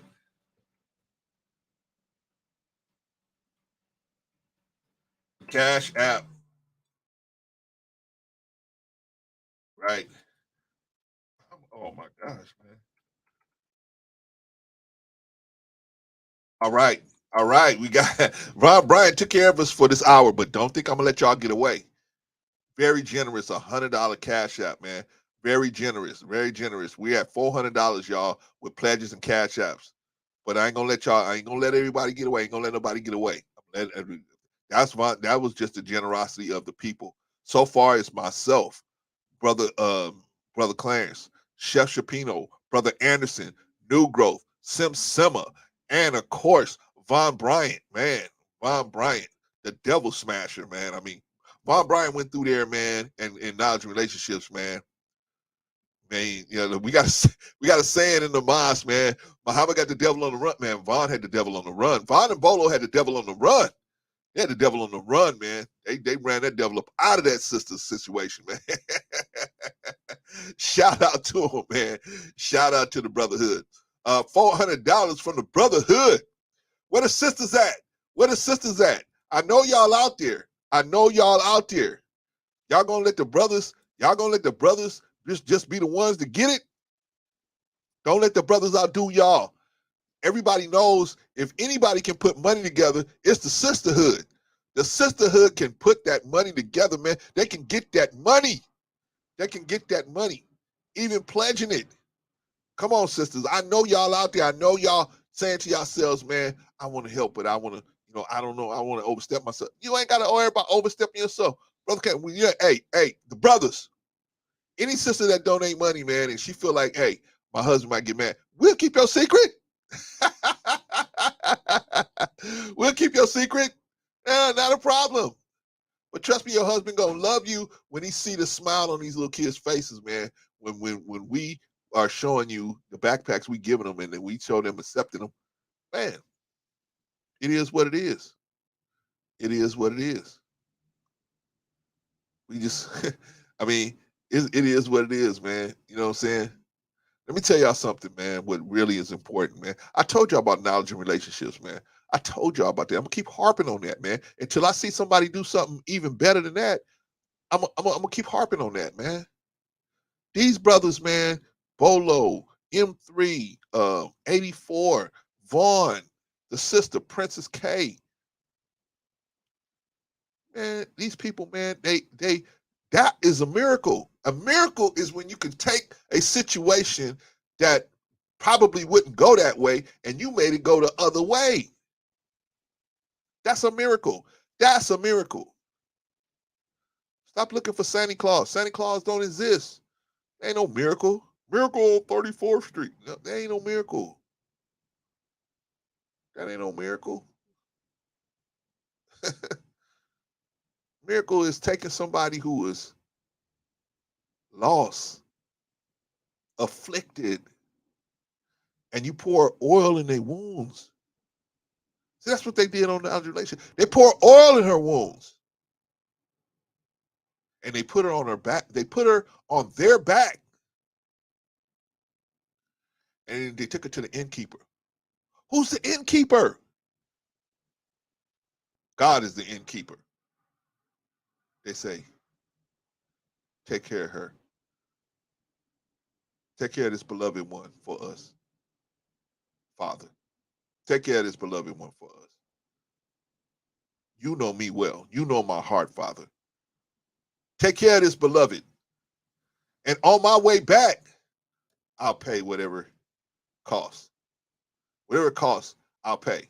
What is that? That's a sacrifice. That means I'm willing to sacrifice my time, energy, and effort to save this one that was left on the side of the road. And everybody else went by. Right?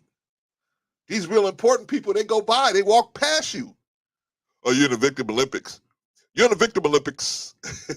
You're a gold medalist, Clarence. You're in the Victim Olympics. Right? But life is about helping people, man. That's what life really is about, is helping other people. You ain't really alive until you able to help other people, man. And I don't mean because you gonna get something in return. What you get in return is the good feeling of knowing that you did what God intends you to do, which is reach out and help your brothers and sisters out here that's suffering, the suffering masses. Our people out here suffering, man. And they too proud to admit it, most of them. This sister that came on Now's Relationship wasn't. She wasn't too proud to admit anything. Matter of fact, right, man, she was admitting a bunch of stuff that I was like, woo. Right? Right? But that's what life is about, man. That's what life is about. Reaching out and helping other people. Right? What's the difference between us and what they doing? Well, what we trying to do, man, we trying to inspire you. Things change. Things change from intimidation or inspiration. Right? You either can force somebody to do it or you can inspire somebody to do it. It's pretty much the only two ways things are going to change. You can change a person's mind and change a person's behavior.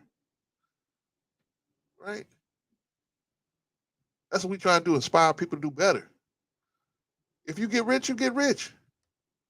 But that's not why we here. We trying to have everybody be what you call that successful in their spirit, and then in their deeds, and their actions, and then with their family and relationships. If you get your spirit together, if you get your thinking together, your relationships will naturally come together. Now here's the part. Here's the part, y'all. Let me teach. Here's the part. When you start getting your brain together, when you start getting your mind together out of the gutter, they have a thing called the rapture. Called the rapture. And in this thing called the rapture, this event called the rapture, there's a separation. There's going to be a separation, right? And that's what's going to happen to you. It's going to be a separation, man. When you start talking about when I came into the nation, man, I had friends, quote unquote friends. I thought they was friends. And they used to call me, and so we could clown all the time, right?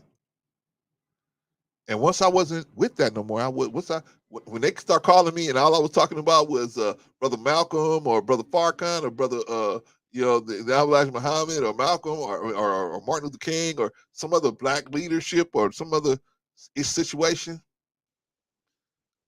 they was like, man, this dude ain't no fun no more.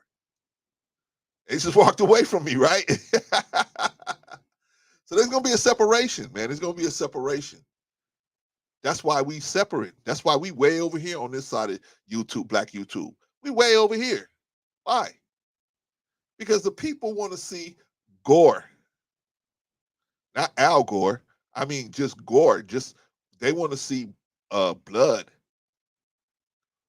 Right? They want to see Brother Anderson, they want to see the horns of the bull going through and goring the person's stomach. And they want to see the blood spilling out. That's what they want to see. They don't want to see no miracle. They don't want to see somebody talked off no ledge. They don't want to see nobody that has been God, the spirit of God come down and smile. See, I got eyes I can see.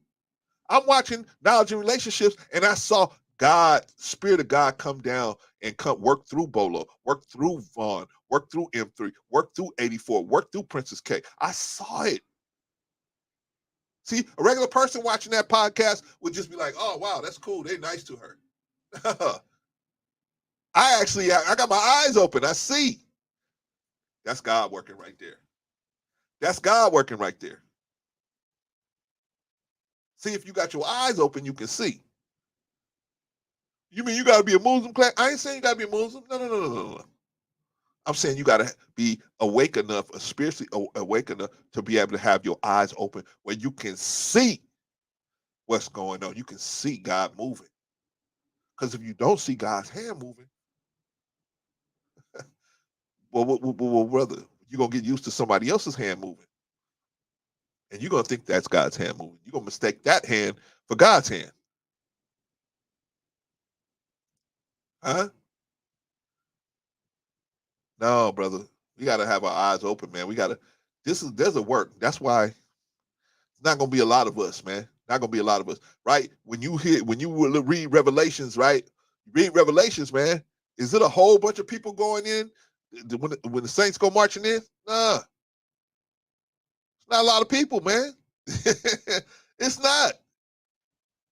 Why? Because it's there's such of a separation, and people gonna get caught up because they took the devil for a friend. What's the devil? What you talking about, Clarence? The devil. What you talking about, Clarence? You talking about a devil? You talking about somebody in red pajamas? No, I'm not talking about that. I'm talking about a mentality. I'm talking about the devil, a mentality of a certain mentality that is against the order of that God have set up for us already, so that we can win. Devil is busy, Brother Anderson. He was trying to be busy on that show.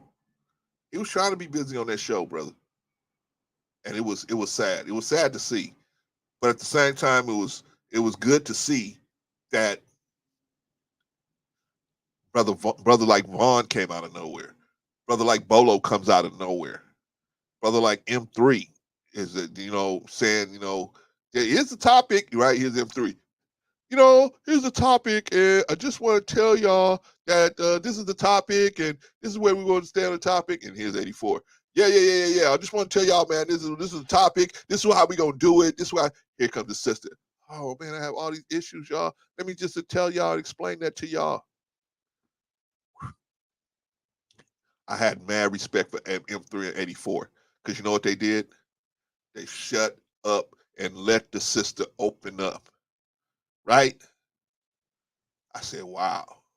I was impressed with that because I thought, man, at any moment they was gonna be like, well, sister, let me push you to the side, and we're not therapists here, so what? She didn't need no therapist. Clarence, you ain't a therapist. You don't know that. She didn't need no therapist. All she needed was to decompress, let that air out. That's all she needed to do. Now, can she talk to a therapist? I think she could talk to a therapist. I think she would get some place if she started talking to a therapist, a reputable therapist. But at that point, brother, you don't need no license to see that a person is struggling, man. Right? If you can swim and you see somebody struggling in the pool and they about to drown, you can at least try to save them, right? You got to be a lifeguard to try to save them. I ain't a lifeguard, so I ain't gonna try to save you. No,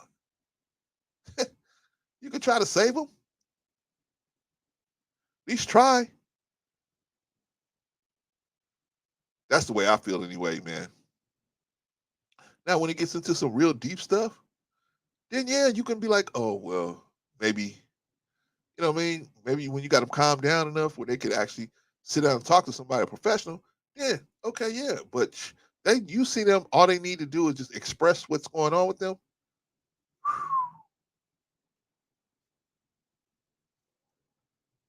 Shout out to knowledge relationships, man.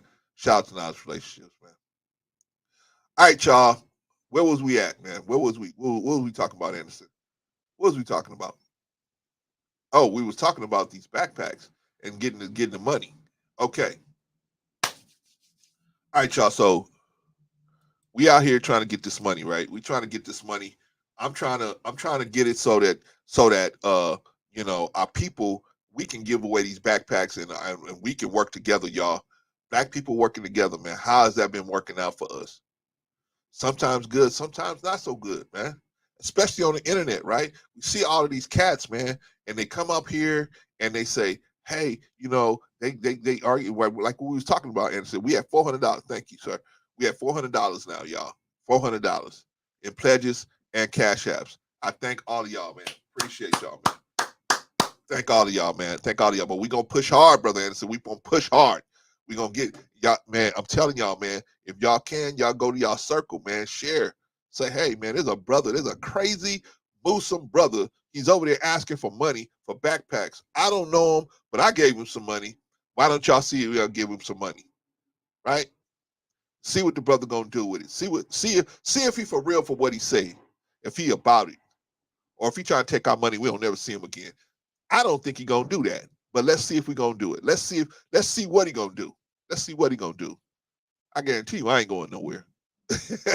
I ain't going nowhere. I love talking to y'all, man. I love the relationship that we have. You know what I'm saying? And I'm growing and learning everybody and learning what I can about everybody. So I'm not going nowhere. So you ain't got to worry about me going nowhere with your money. Now, am I gonna spend it the way I'm supposed to spend it? Well, y'all keep it. Y'all stay involved. Y'all stay involved because I'm gonna tell y'all every step of the way what's gonna happen. This is what we got to do. This is what we gonna do. This is what we gonna do. This is what we gonna do. This how much money we got left. We bought the backpack. Here's the receipt. Here's the receipt for the backpacks. Here's the receipt for this. Here's the receipt for that. Like I said, brother, I wish brother Umar and others would do business like that because more people, they would get more people involved, right? If you telling people what's gonna happen with the money that they giving you, then they're gonna tell you. Then they're gonna get involved. They're gonna be more apt to get involved with you, right? But if you ain't saying that, oh yeah, this is the problem. I say, oh yeah, we need backpacks. I don't show y'all no breakdown. I don't break down what's going on. I don't show you nothing. I don't show you no receipts. I don't show you nothing, right? Y'all gonna be like, wait a minute, man. You wanna know we gotta give again? What's going on? What's going on, man? What's going on? No, brother. Brother C will never do you like that. Brother C will never do you like that, man. Never do you like that.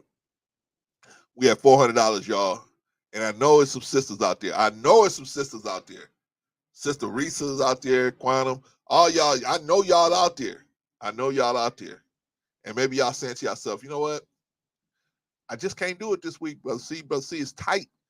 This week is tight. I know it's tight for me. That's why I had to pledge. Right? Believe it. I understand, man. I'm taking care of. Now, I got 5 people in the house. I got to feed. I got 5 people in the house. I got to make sure I got internet service and all that, phones and all that. I got to take care of all that. Food, right? So we got to do what we got to do, right? But shout out, man. And I challenge anybody, man. If they want to, I want to have a challenge at 12 o'clock. Let's get a challenge. If anybody want to challenge and say, hey, just like they do on, KCRW, hey, if you want to challenge us and say, hey, look, I'll put up $100 or $200. Now I will take more than $100 if you challenge it. If you challenge our people, if you challenge, say, hey, I'll put up $200 if I can get 2 other people to do the same thing. If I can get other people to, somebody else to, put up $100 or put up whatever, right? Yeah, I'll take a challenge. What I don't want, brothers and sisters, I don't want one person to come in here and just drop a load on everybody and then that's it, we over. And then we'll say, oh, we did. No, we only had 10 people. No, I want at least 20, 30 people. We all work together. We all struggled together, right? Shout out to you, Vaughn. Thank you, brother. Appreciate you, man. We just trying to, if I could get everybody, let's do this, man. Y'all got Facebook, man. If you could share this on your Facebook, on your Twitch, on any of your, I don't have those things. I have Facebook. I already shared this on Facebook, but I really, I don't have all that social media, man, because I'm not really a big social media guy, right? I'm a more face-to-face guy, right? But if you have it, please share on your Facebook, share on your Twitter and all that stuff because, man, we trying to raise this money. And we got the money, man. We got it. We got it. Even if you don't got it now, you can pledge it. I don't have the money right this second, Clarence, so I can't cash app you. That's okay. Cash app me. You can't cash app me. That's okay. You can pledge it. You know what the Jews do? They used to have to, what did they used to have, Vaughn? The Jerry Lewis telethon? What was that telethon called? Jerry Lewis would host that telethon. Hallelujah. Hallelujah. Jill. See, I knew the sisterhood was going to come through. The sisterhood came through. Shout out to Sister Jill. Generous donation, $20 on it, man. $20 on it. Let's do it. If you haven't already subscribed to Jill's Chocolate Boutique, go on over there and subscribe to the sister right now. Let's see. It's a Jill's Chocolate Boutique. What we do? She did a cash out and a very generous $20. Very generous $20. All right, giving us a grand total of $420, y'all. We rolling. The truth rolls on, brothers and sisters. The truth rolls on. The truth rolls on, brothers and sisters. All right, Jill. I appreciate what you did here, and I appreciate anything else. I appreciate that. Jill, you let some of these other sisters get involved, and then you come back. Because the sisterhood, I know the sisters are out there. I know y'all listening. Y'all cannot let that. Yeah, man. He said we had 400 light up a blunt. Those are old days, Brother Anderson. I don't do the blunts no more, man. But I appreciate you, brother. I appreciate you, man. I know what you mean, brother. But yeah, man, we just getting started, Brother Anderson. We just getting started, man. We got to get this money. We got to get the sisters involved. We got to get and Sister Jill kicked it off, man, for the sisterhood, man. But there's some other sisters out here, right? There's some other sisters out here that's listening to this situation, and they thinking, man, should I do it? Should I do it? Should I not do it? Let me tell you why you should do it, sisters. Let me tell you why you should do it. You got children, most of us. Most of y'all got children, and you know how it is to have a child. And sometimes you got a child, and you want things for this child, but you can't really afford it. But if you got a child, man, that needs something and somebody give it to you, man, you're very, very appreciative, right? This is why you should give to this situation, man. I'm your brother, man. I would never take nothing from you. Nothing. Nothing. I would never steal. I'm gonna never take a dime from you. I learned from the best, man, in the nation, man. Man, I'm telling you, man, they were so critical about that money. Oh, thank you, Jill. I appreciate you. I appreciate you so much, because getting the sisterhood started. Getting the sisterhood started. Sisters, we need the sisters. We calling the sisters out. We calling the sisters out. Sisters, please, please, please, please, please, join us. Come on, give us a little something, something. $5, $10, whatever you can, whatever you can. The maximum is $100. Don't want anybody to give over $100, man, because I don't want one person to carry the big burden of this thing. I want us all to carry it, right? We all should be, at the end of on the battlefield, tired together, right? Well, we survived each other together. We survived together, right? And I'm telling y'all, there's a lot of other web pages out there. There's a lot of other web pages out there that want us to fail. They don't want us to. They don't want us to complete this mission. That's why I'm saying we got to do what we got to do, y'all.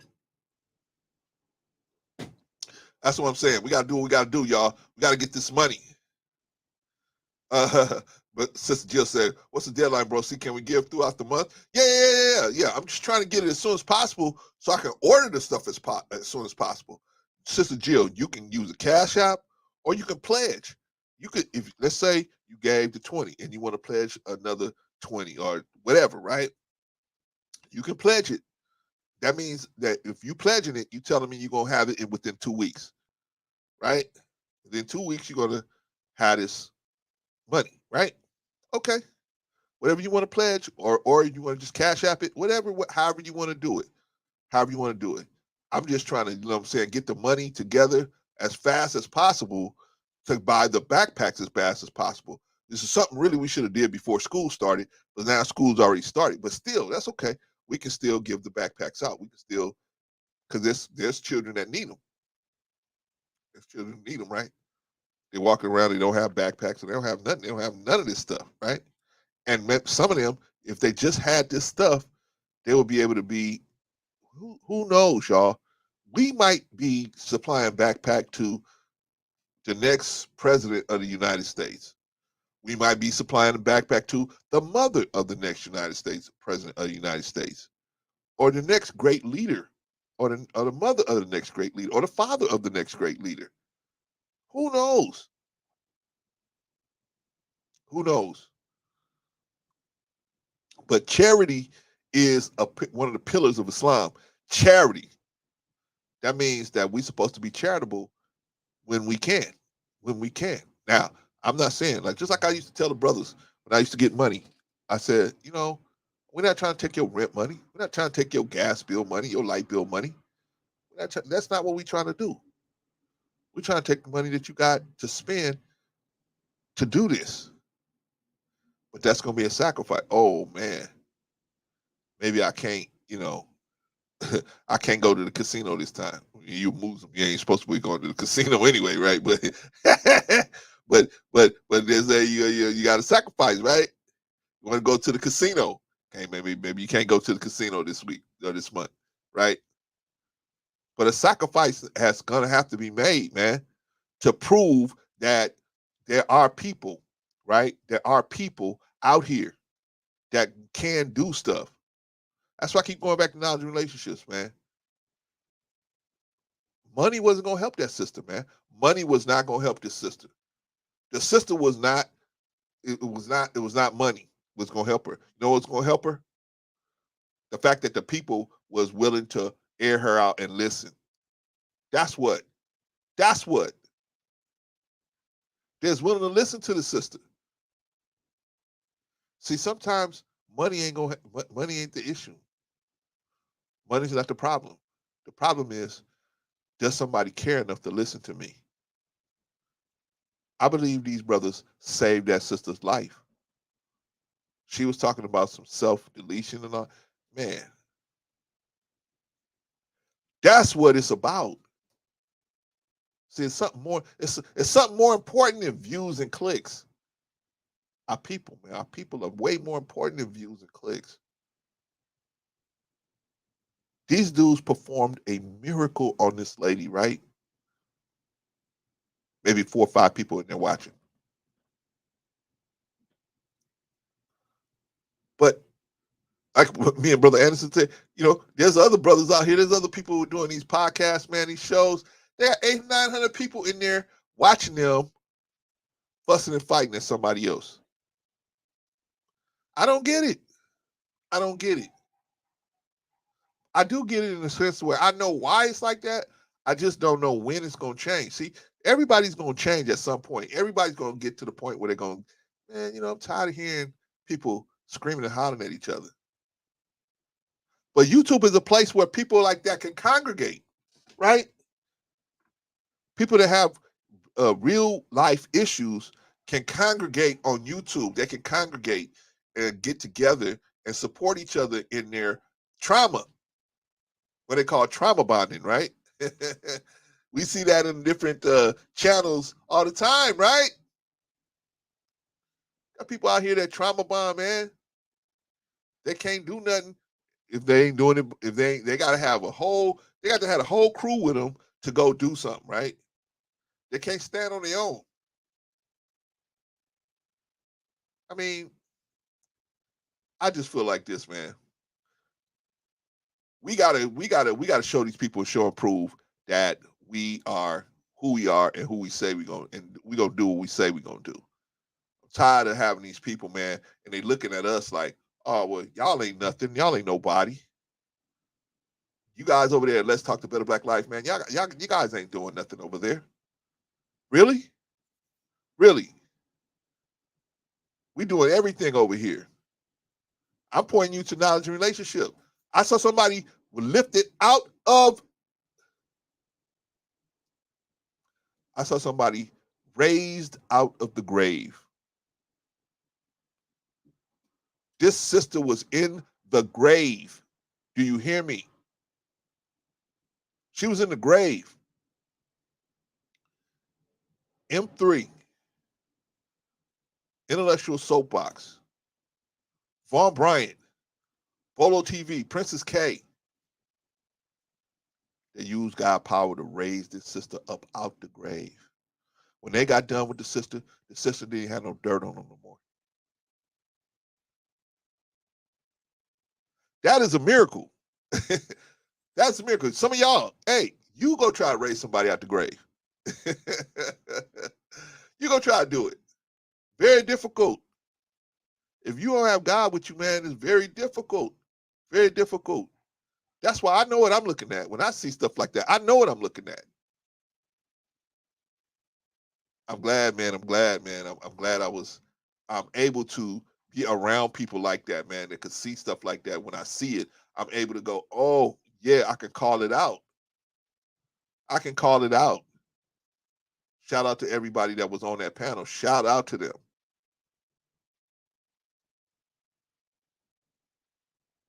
All right, y'all. Let's get back. Okay, so we on hour number 2, y'all. We're on hour number 2.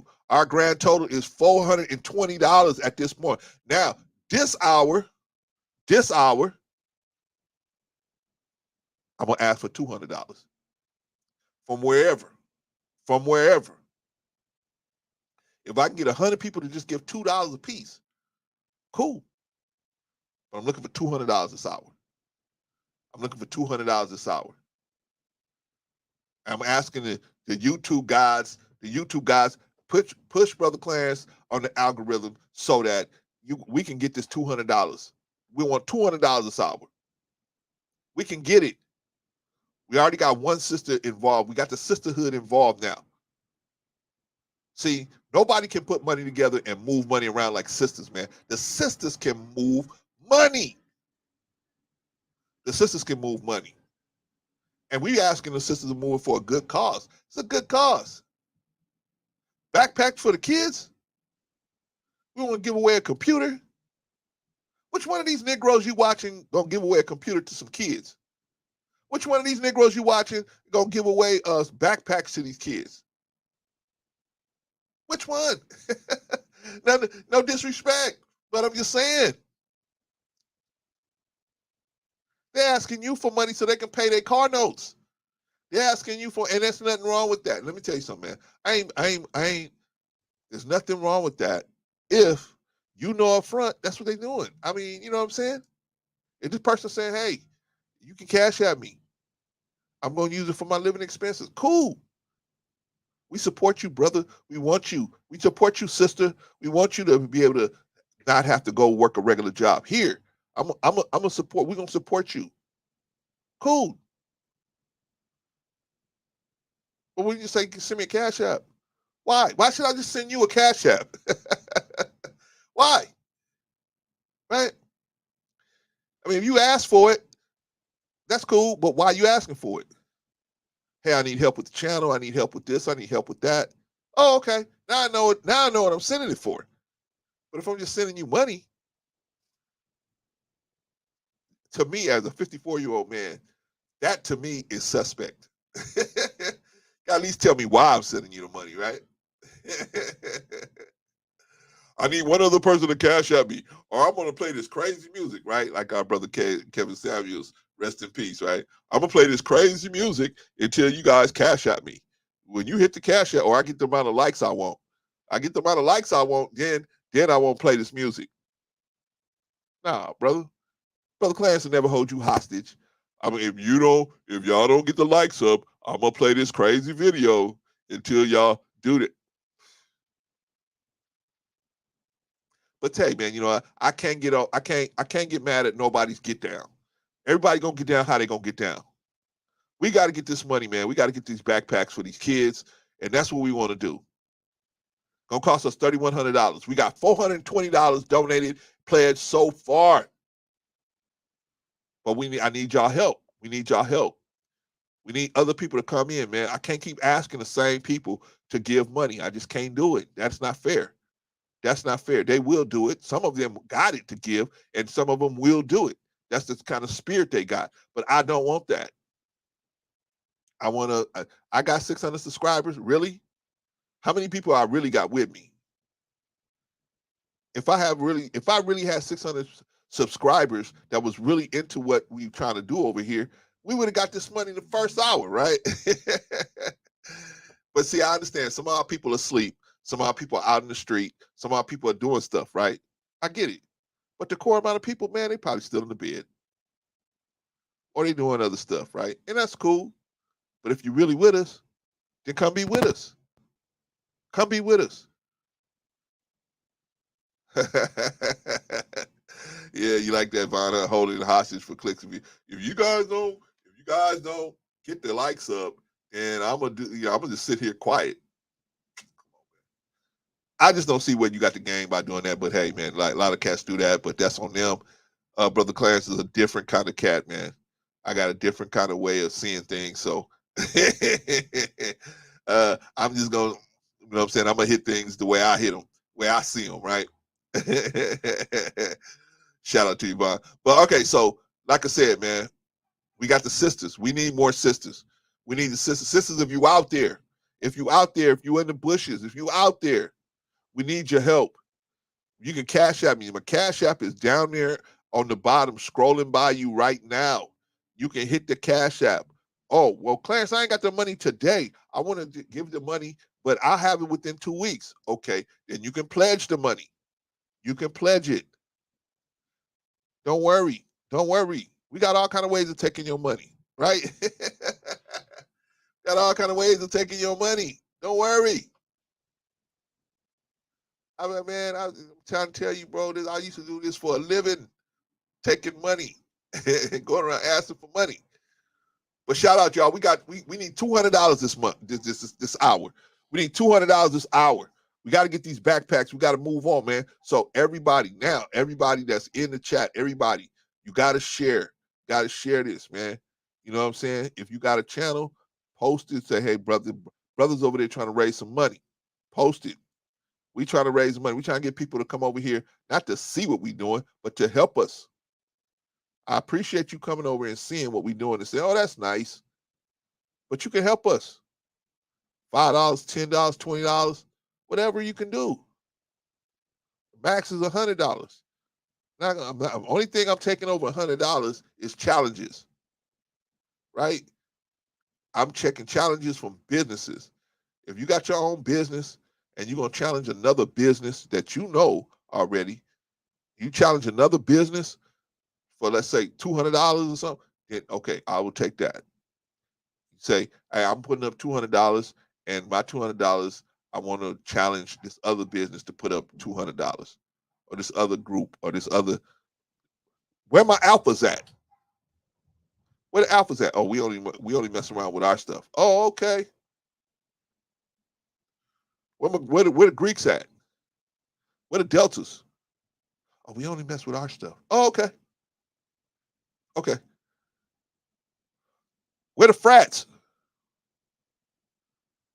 Where the sororities? I need your help. I need your help. I'm gonna get these backpacks, man. I'm gonna get them. I'm gonna get them. If it take me forever to get this money, I'm gonna get it.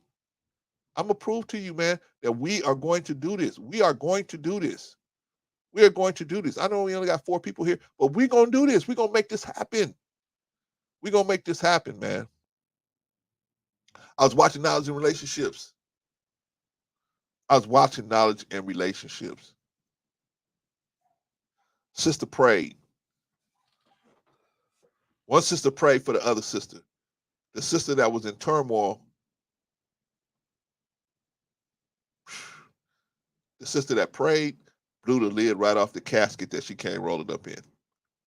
Blew that lid right off of that thing. She prayed for the sister.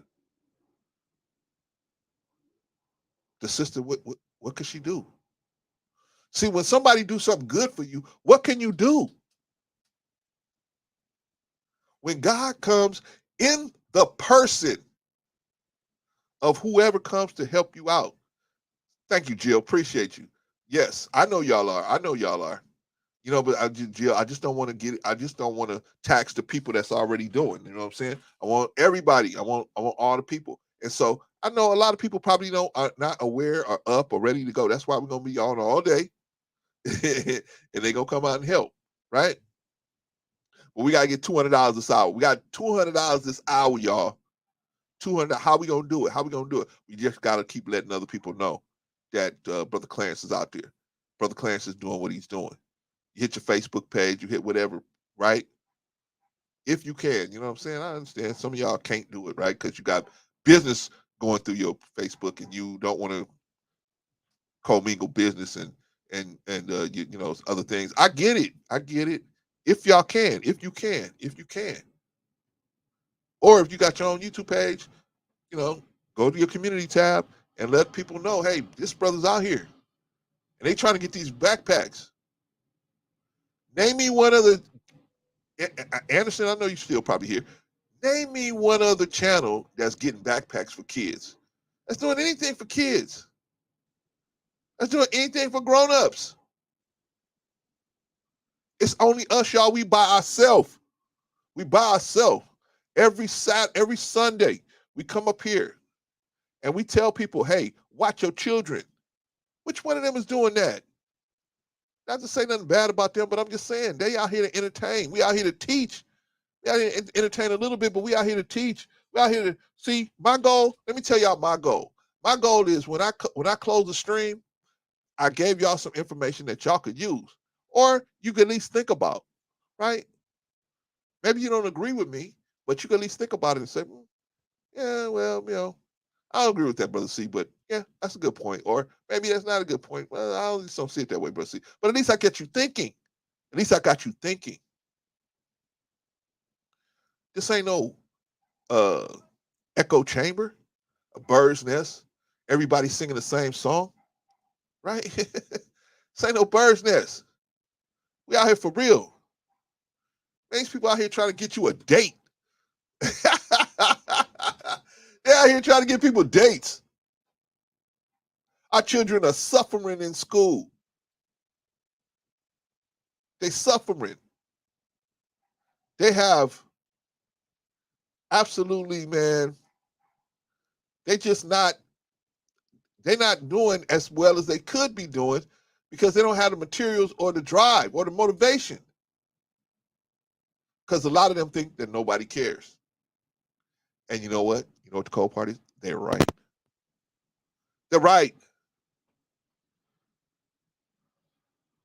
Our people care more about coming on YouTube and playing games than helping these kids.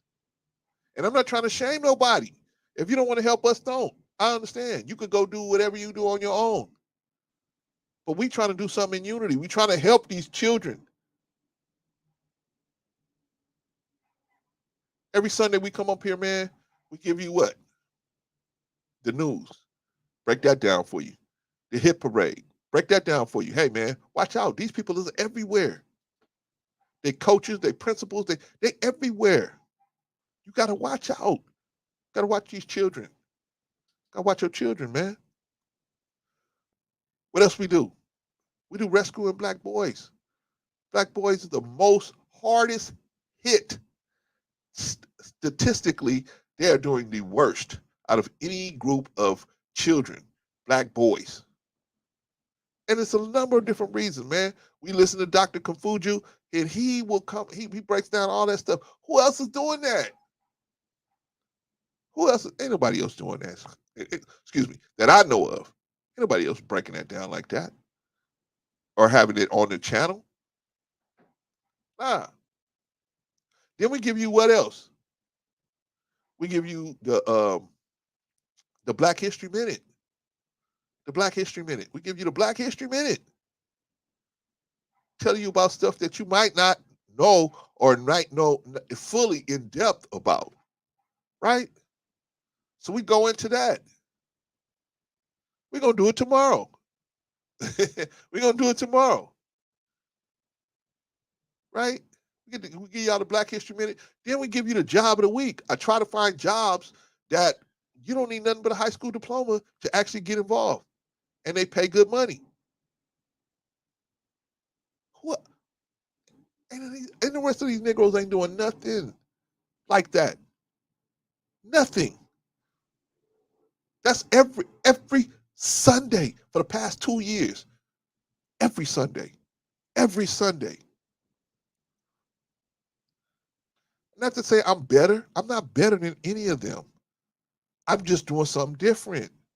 I'm just doing something different. And y'all working with me, y'all doing something different. We doing something different. But them dudes, man, they out there tripping, man. Oh, you was on my panel and you went to this person panel. So now, and like 50 Cent said, see, you went to this person panel. So come on, man. Brian said, if you start beefing with someone right now, you have 50 people. I know. I'm not trying to beef with nobody, Brother Anderson, because that's not my character. I just don't beef with nobody. But now if you started with me, holy smokes, man, I'm gonna definitely get with your program, but I'm not going out there to try to beef with anybody. I'm not big and bad person. I'm not a big bad dude. I'm a very low key cat, right? Thank you, Vaughn. Vaughn said the Black History Minute is awesome. Yeah, man.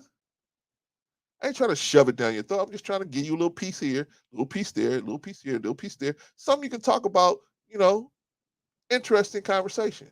You can talk about with somebody who's, you may think that information will help them, right? Just cuss out Rico and the views will go up. I need to, huh? I need to. I spoke to Rico today. I'll let y'all know. Rico is doing great. He's in the DR. He's still hanging out there, but y'all know Rico, man. Rico is out there trying to save some wayward souls out there, man. He's trying to save some wayward souls out there in the DR. Oh, he's trying to save some wayward souls, right? But he should be along. He should be along at some point, right? But he got family out there. He's got family out there, so they running around doing different things. So he'll be along when he gets the chance to be along. But like I told him this morning, man, I can't get mad at somebody I ain't paying no money. They just donate their time. Hey, appreciate y'all. Appreciate everybody. All of y'all that donated y'all time this morning and donated y'all money. We gonna get this stuff, man. We gonna get this stuff done. We got how much we got now? $420. Yeah, man. We got $420. I need $200 this hour. So I'm gonna just keep on pushing, man. I'm gonna keep on pushing, asking the sisterhood, come on through. Come on through. Don't not come through. Come through. You can pledge or you can cash app. You don't have to have, I got, and the limit is $100 for one person. If you're just a person and there's $100, man. I don't want one person to come in and drop $3,000. I got to hold some people back from doing that, man, because I know some people that got it and would do it, and I got to stop them. I got to stop them because some of you guys got hearts that's that big, and I don't want you to do that. I don't want you to do that. I want us to work together. So we're gonna work together. We're gonna raise this money. We're gonna raise this money, y'all. But I need the sisterhood. Sisters, where are y'all? Where are y'all? I'll be like Tyrese. Oh my God! Oh my God! Where's my billionaire friends? Oh my God! Oh my God! Oh my God! Where's my billionaire friends? Nobody understands. Oh my God! Shout out to Tyrese, man. Shout out to Tyrese, man. Jill said Rico's living a life. Yeah, he is, man. He is. Another good dude, man. Another good dude. And so he'll be along shortly. He'll be along shortly. I told him, hey, I'm telling everybody, bring your wallet today. Today is the day you need to bring your wallet. Bring your wallet. We had so many people be so generous to us today, and we appreciate it. But we got a lot more brothers and sisters. We got a lot more we got to get to. We got to get these youngins, these backpacks, man. They are not going to get them by themselves. And so, you know what? You can go to these other web pages. You can go to these other YouTube pages and see what they doing. See if they trying to help the community. See if what are they really doing? I'm out in the community. Okay, you out in the community, cool. Cool. But what are you and your followers, what are you and your subscribers doing? What are y'all doing in unity? What are y'all doing? We already, y'all, I'm telling y'all, we already busted the thing open by just raising $420 among just us, a group of people we never even met each other, right? We just raised $420 between ourselves. We never even met each other. But something about me that y'all say, hey, you know what? I think that brother's pretty trustworthy. And I appreciate that. I appreciate that.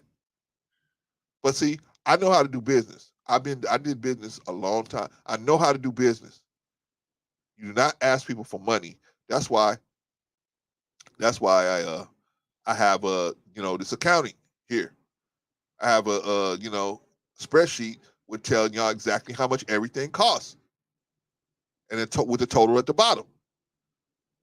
Now y'all could take all these totals and add them up yourself, and this is what you're gonna get.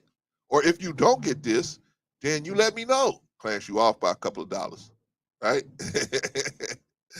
Right? You off by a couple of dollars. Yeah, man. Said that's awesome. They look at it that way. Yeah, man. We you know what, Brother Anderson, we trying, brother. We trying. We trying. We wanna get everybody in unity. See, because they say black people can't do nothing.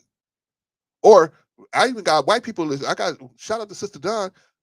You think, man, if that sister find out that we doing something, that I guarantee you that sister will give us some money. So I wouldn't just say black people, but just us in this space here, in this black YouTube space. Because I got white people that listen to me that support the channel. And I get it. Sometimes they feel like, hey man, maybe that's not a conversation for me to step into. I get it. I get it. But if I'm saying, hey, we try to get these backpacks for these kids, boom. You let that sister Don Frank find out that I'm doing this fundraiser. She gonna do something, even if it's $1. She gonna do something, right? Shout out.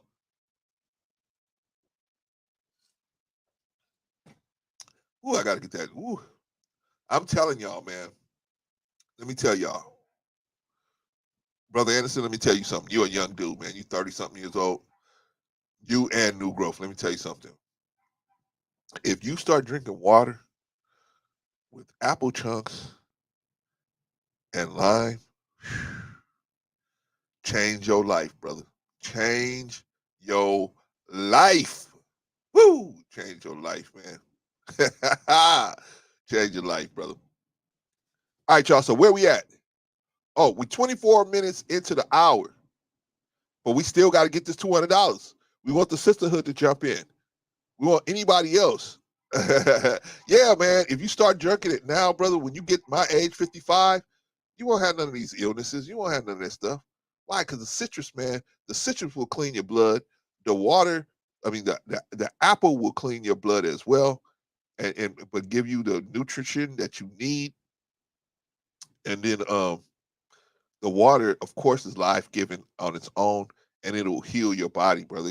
It's been healing me. Chef said, Don Frank is my real life friend. She is good people.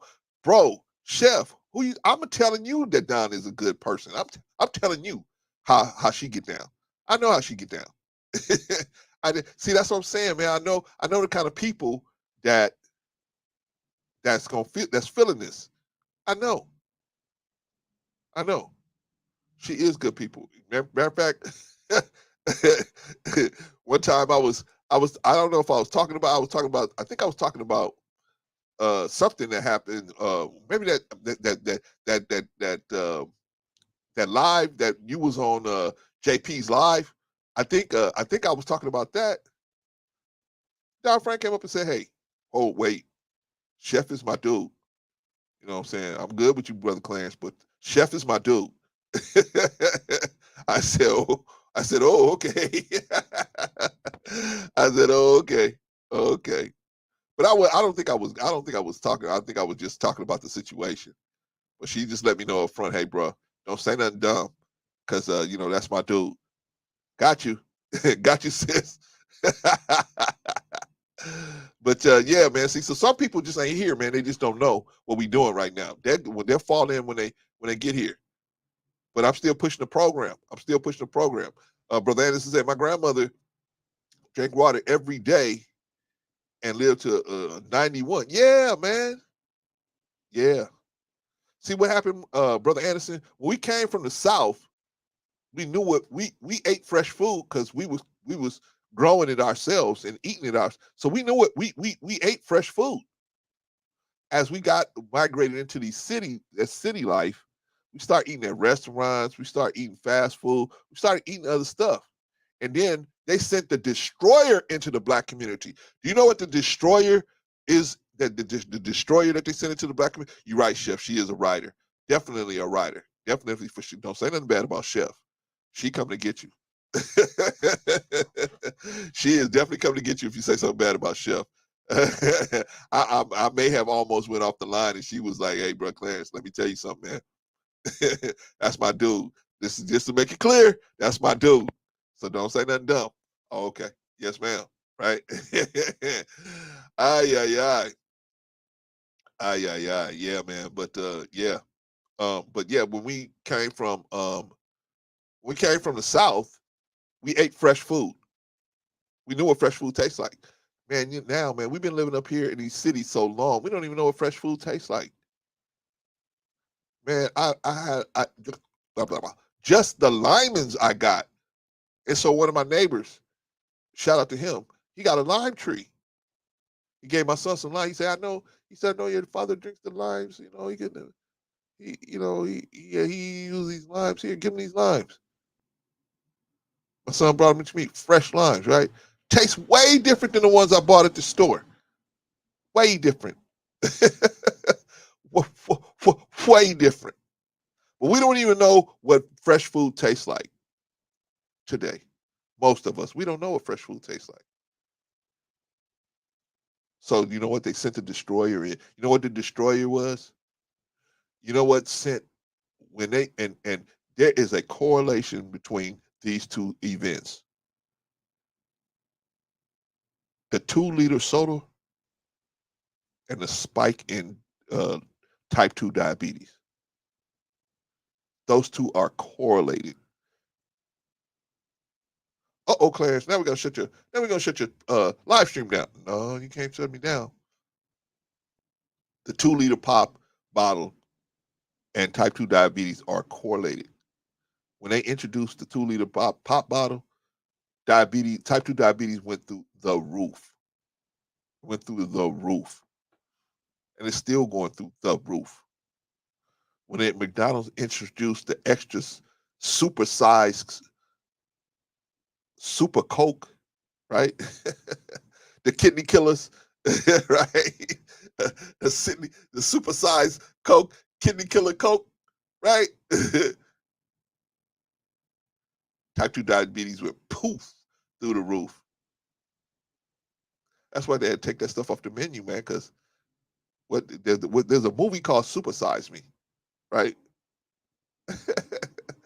If you guys ever get a chance to watch the movie Super Size Me, man, it's a good movie about this dude that ate at McDonald's for 30 days straight. All his meals at 30 days straight.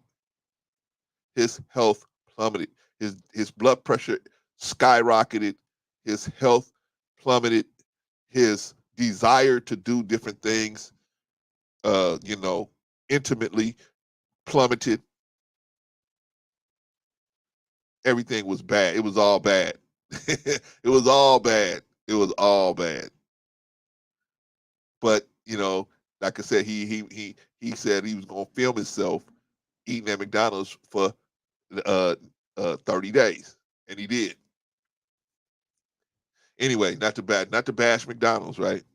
But just to say that you can't eat at a place like that more than maybe once a month or once every other month, where your body's gonna be able to handle it, right? We got to get back into a knowledge of self, a knowledge of what we want to do, man. I'm just trying to tell y'all young brothers, man, so y'all young brothers can, Anderson, when you 55, man, you still want to be able to kick a hole in the wall, right? Because these youngsters, man, they see you slow poking around, they might think, you know what? Let me jump on Anderson. Let me jump on Brother Clarence, right? You got to be, you got to be fast moving, fast thinking, right? As we say in the nation, right? You got to be fast moving, fast thinking. But anyway, let's get back to raising this money. The backpacks. The backpacks.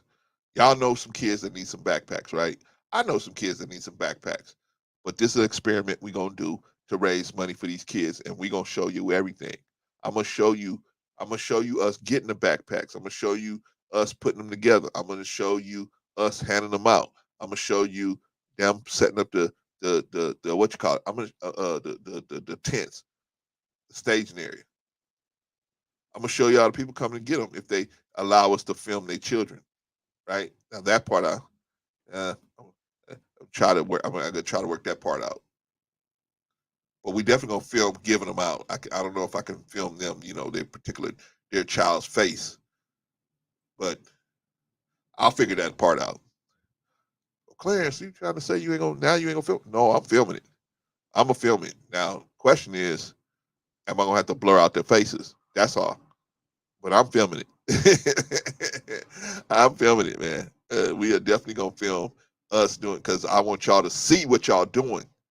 I want y'all to see what we can do together in unity and love and respect. We can do this together, man. We can do this. I want the sisters. It's sisters out there, man. I want the sisters to step in. We almost halfway through the hour. We need $200. We need $200, y'all. $200. I need the sisterhood to come on. We got to get these backpacks for these kids. We trying to get the money today. We trying to get the money today. I don't want to do y'all like Umar and be every week it's a fundraiser. I don't want to do that, but I will if I have to. But I don't want to do that. What I really want to do is knock it out today. Let's all make the sacrifice, even if you got to pledge. Clarence, I don't have the money today. That's okay. You can pledge it. If you can get it to us in 2 weeks, hey, pledge it. You can say, hey, look, my pay period is this day. I'll get it to you. Okay. Well, we don't want it, man. We just, you ain't got to cash app it today. Some people wanted cash app, but their money tied up, right? Their money's tied up. I understand that. Understand that. But where you gonna go? Where you gonna go, man? To see now the thing about it is, see now. Let me give y'all a story. Let me go through a story with y'all because I really want to touch this story. Let's see. There's a story I want to touch on. Uh,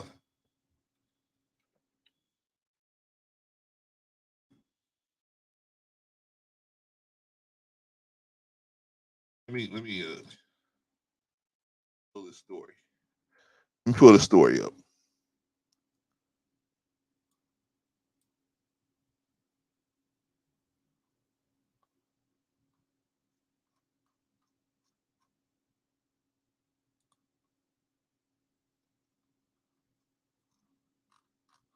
Yeah, I'm working on it, man. I'm trying to pull the story up so y'all can see the difference in what what we saying here. Holy smokes.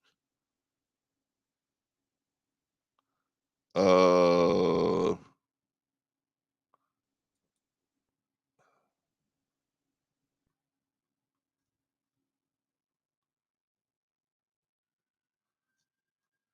Dang, man. See, okay. What happened is we had a dude at the Black Lives Matter, and I think he stole like 10 million. I think he took like $10 million.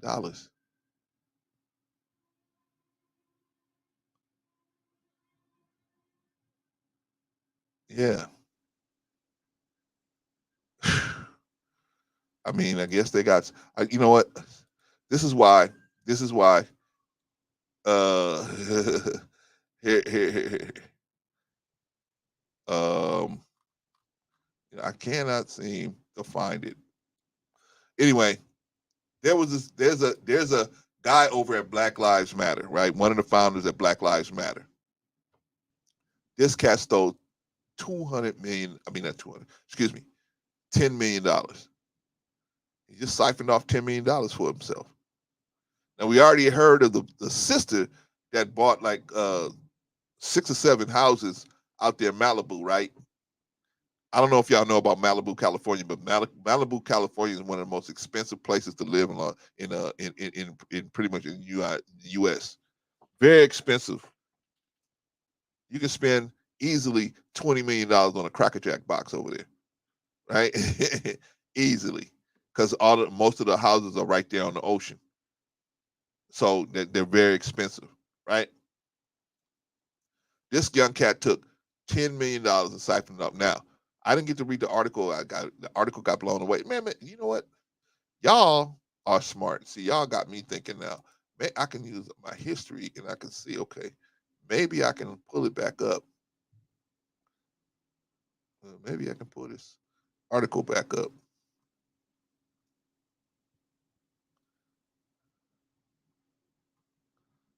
Yeah, let me put this article back up, y'all. Ha ha! I got it. I got it. All right. All right. So I'm gonna pull this down for a minute, y'all, and let's talk about BLM. Right? We're talking about accounting, right? Let's talk about BLM and their accounting. This is why we do what we do, right? This is why I do what I do, y'all. This is why I give you a full accounting and tell y'all what's happening, right? Okay. So let's look at this article. Okay. Says Black Lives Matter leader accused of stealing 10 mil from the organization. The leader of Black Lives Matter Global Network Foundation has been accused by former colleagues of stealing more than 10 mil in donation from the organization for his own personal use, according to a lawsuit filed in the court this week. I guess that's this brother right here, Shaloma Bowers. Holy smokes. Shaloma Bowers was called out in court filing as a rogue administrator and a middleman turned usurper who siphoned contributions to the nonprofit activist group to use as his own personal piggy bank. So you can't do that, man. You can't do that. According to the lawsuit filed in Los Angeles Superior Court on Tuesday, his actions have led Black Matters Live Global Network into multiple investigations by the Internal Revenue Service and various state attorney generals, blazing a path of irreparable harm to BLM in less than 18 months, the suit claims. While BLM leaders and movement workers were on the street risking their lives, Mr. Bowers remained in his cushy offices, devising a scheme of fraud and misrepresentation to break the implied in fact contract between donors and BLM. The suit filed by Black Lives Matter grassroots was light on details of Bowers' alleged theft of funds, but delved into his fissures within the network of Black Lives Matter groups, charting changes in leadership and power that left Bowers in tight control of the organization. Bowers and his group denied all claims of financial misconduct and chastised those suing him for falling victim to the carceral logic and social violence that fuels the legal system in taking legal action against him. They would rather take the same steps of our white oppressors. Oh, now it's white people. They'd rather take the steps of our white oppressors and utilize the criminal legal system, which is propped up by white supremacy. Oh, I mean, man, you know what? If you ever get in trouble, white supremacy, then you throw that out there. Oh, man. White supremacy, the same way they want to dismantle to solve movement disputes. The Black Lives Matter Global Network Foundation's board of directors said in a joint statement, Bowers is one of 3 members of the board. 3 members of the board. Ouch. You getting millions of dollars a year and you only got 3 board members? That is a recipe for disaster. Right? That is a recipe for disaster. Black Lives Matter Global Network Foundation is an administrative organization that raises funds to distribute to Black Lives Matter grassroots, the umbrella organization for local chapters of the group. Bowers was hired by Black Lives Matter co-founder Patrisse Cullors. You know about Patrisse Cullors. In 2020 to help raise and distribute money to groups within the foundation. But he instead engaged in self-dealing, giving grants to his own consultant firm and charging exorbitant fees reaching 8 figures, according to attorney Walter Mosley, representing the plaintiffs in the case. The lawsuit demands that they return the people's funds and stop impersonating Black Lives Matter, Mosley said in a statement. The lawsuit was announced at a conference Thursday hosted by Black Lives Matter Los Angeles co-founder Melina Abdullah, who said that in March, Bowers shut her and other leaders out of the BLM social media accounts by changing the passwords. Not good. Not good. See, I'm glad y'all know me, man, because man, when you see people moving a certain way, man, you guys ask them questions, and that's what they started doing, and that's what happened. That's what happened, man. It just didn't go right. But even as Abdullah leveled accusations at Bowers, he shot back in a statement claiming that Abdullah was the one whom committed financial malfeasance.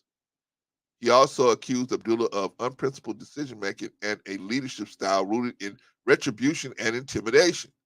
Black Lives Matter has come under a fiscal microscope since 2020 when the group received $90 million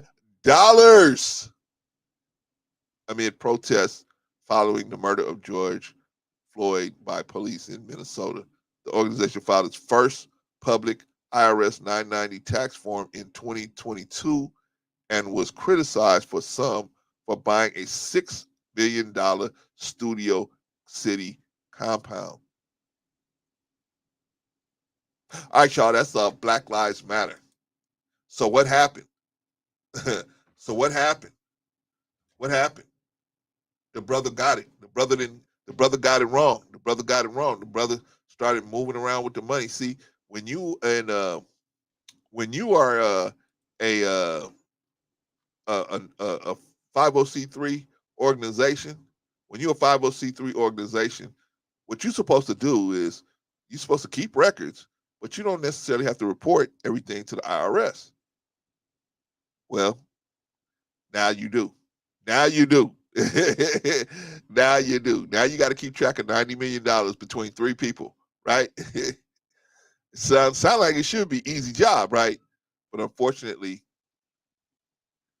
people that never had no money, when they start working with thousands and thousands of dollars and millions of dollars, what's $10 million?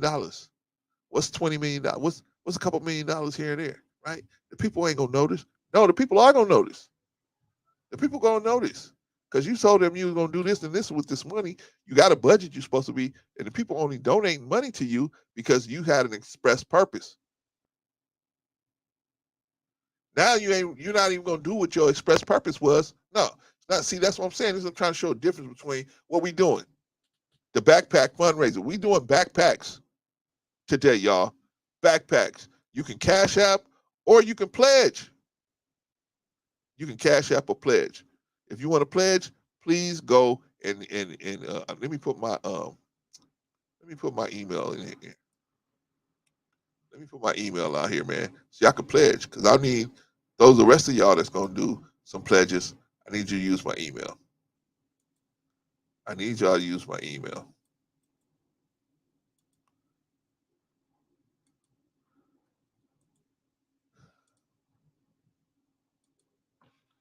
So if you pledging,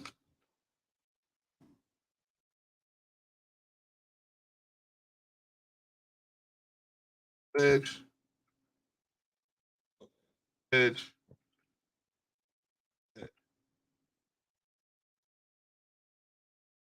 Okay. I'm gonna say pledge at.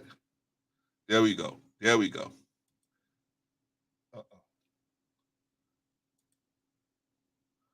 Just send me an email, man. Just send me an email, y'all, saying, "Hey, look, I pledge $10, $20, $100, whatever you want to pledge." Send me you know what I'm saying? Just send me an email. Yeah, you gotta have your, just send me an email. That way I can get back to you and say, okay, remember you, because if maybe you forget, I'll be able to remind you, hey, it's time to cash in that pledge. Can you cash app it? Or like brother New Growth said, I can Zelle it to you. Okay. I don't have Zelle, but I'll get it. I'll work it out. I'm gonna get that money, New Growth. We have $420, y'all. We have $420. What y'all think? What y'all think? Are we gonna get these backpacks? Am I have to return this money to y'all? I don't want to get this money back, but I will. If we ain't gonna work in unity, I'll got, man. If I can't get the money, brother, I'm gonna give it back to you. Cause ain't no point in me keeping it. Ain't no point in me keeping it. I only want the money so that we can do this backpack situation. You know what I mean? We got $400, $420 rather. We got $420. We got 12 more minutes, man. We got to get $200 in 12 minutes. Can we do it? Can we do it? Is people up? I wish I could go on other streams. Let me go, man. Let's see who else is out here.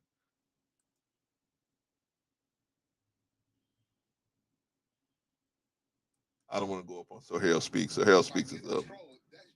And he got 35 people in there. Shout out to Sir Harold. And guess what he's talking about? High body counts. Anderson says that no, don't give the money back. No, brother Anderson, I'm going to give it back if we can't raise the money. I'm not today, but I'm saying I might. We try a couple times. We can't raise the money, brother. I'm not going to keep the people's money, brother. I'm not going to do that. I'm going to give it back. You know what I'm saying? And then you guys can give it to me if you want me to have it. But I don't want your money for one purpose. And then because we get that purpose done, I'm keeping the money. No, that's not going to happen, brother. It's not going to happen. That's not going to happen. Y'all ain't going to be able to say that about me. I know better than that. All right, y'all. So we want to hear from the sisters, man. We want to hear from the sisters. We want to hear from the sisters. Now the people are all out here, and I'm looking at Sir Hill, man. Sir Hill talking about high body counts, right? Shout out to Sir Hill. That's my dude. He talking about high body counts. He got 30 people in there. We talking about giving backpacks to kids. And we got 3 people here. Ay, ay, ay, man. Ay, ay, ay, man. Ay, ay, ay. It just, you can't make this up. You can't make this up, man. Who else is on right now? Who else is on right now? Your boy, right? They got 14 people watching them. And what they talking about? I don't know. I know they ain't talking about getting backpacks for kids, right?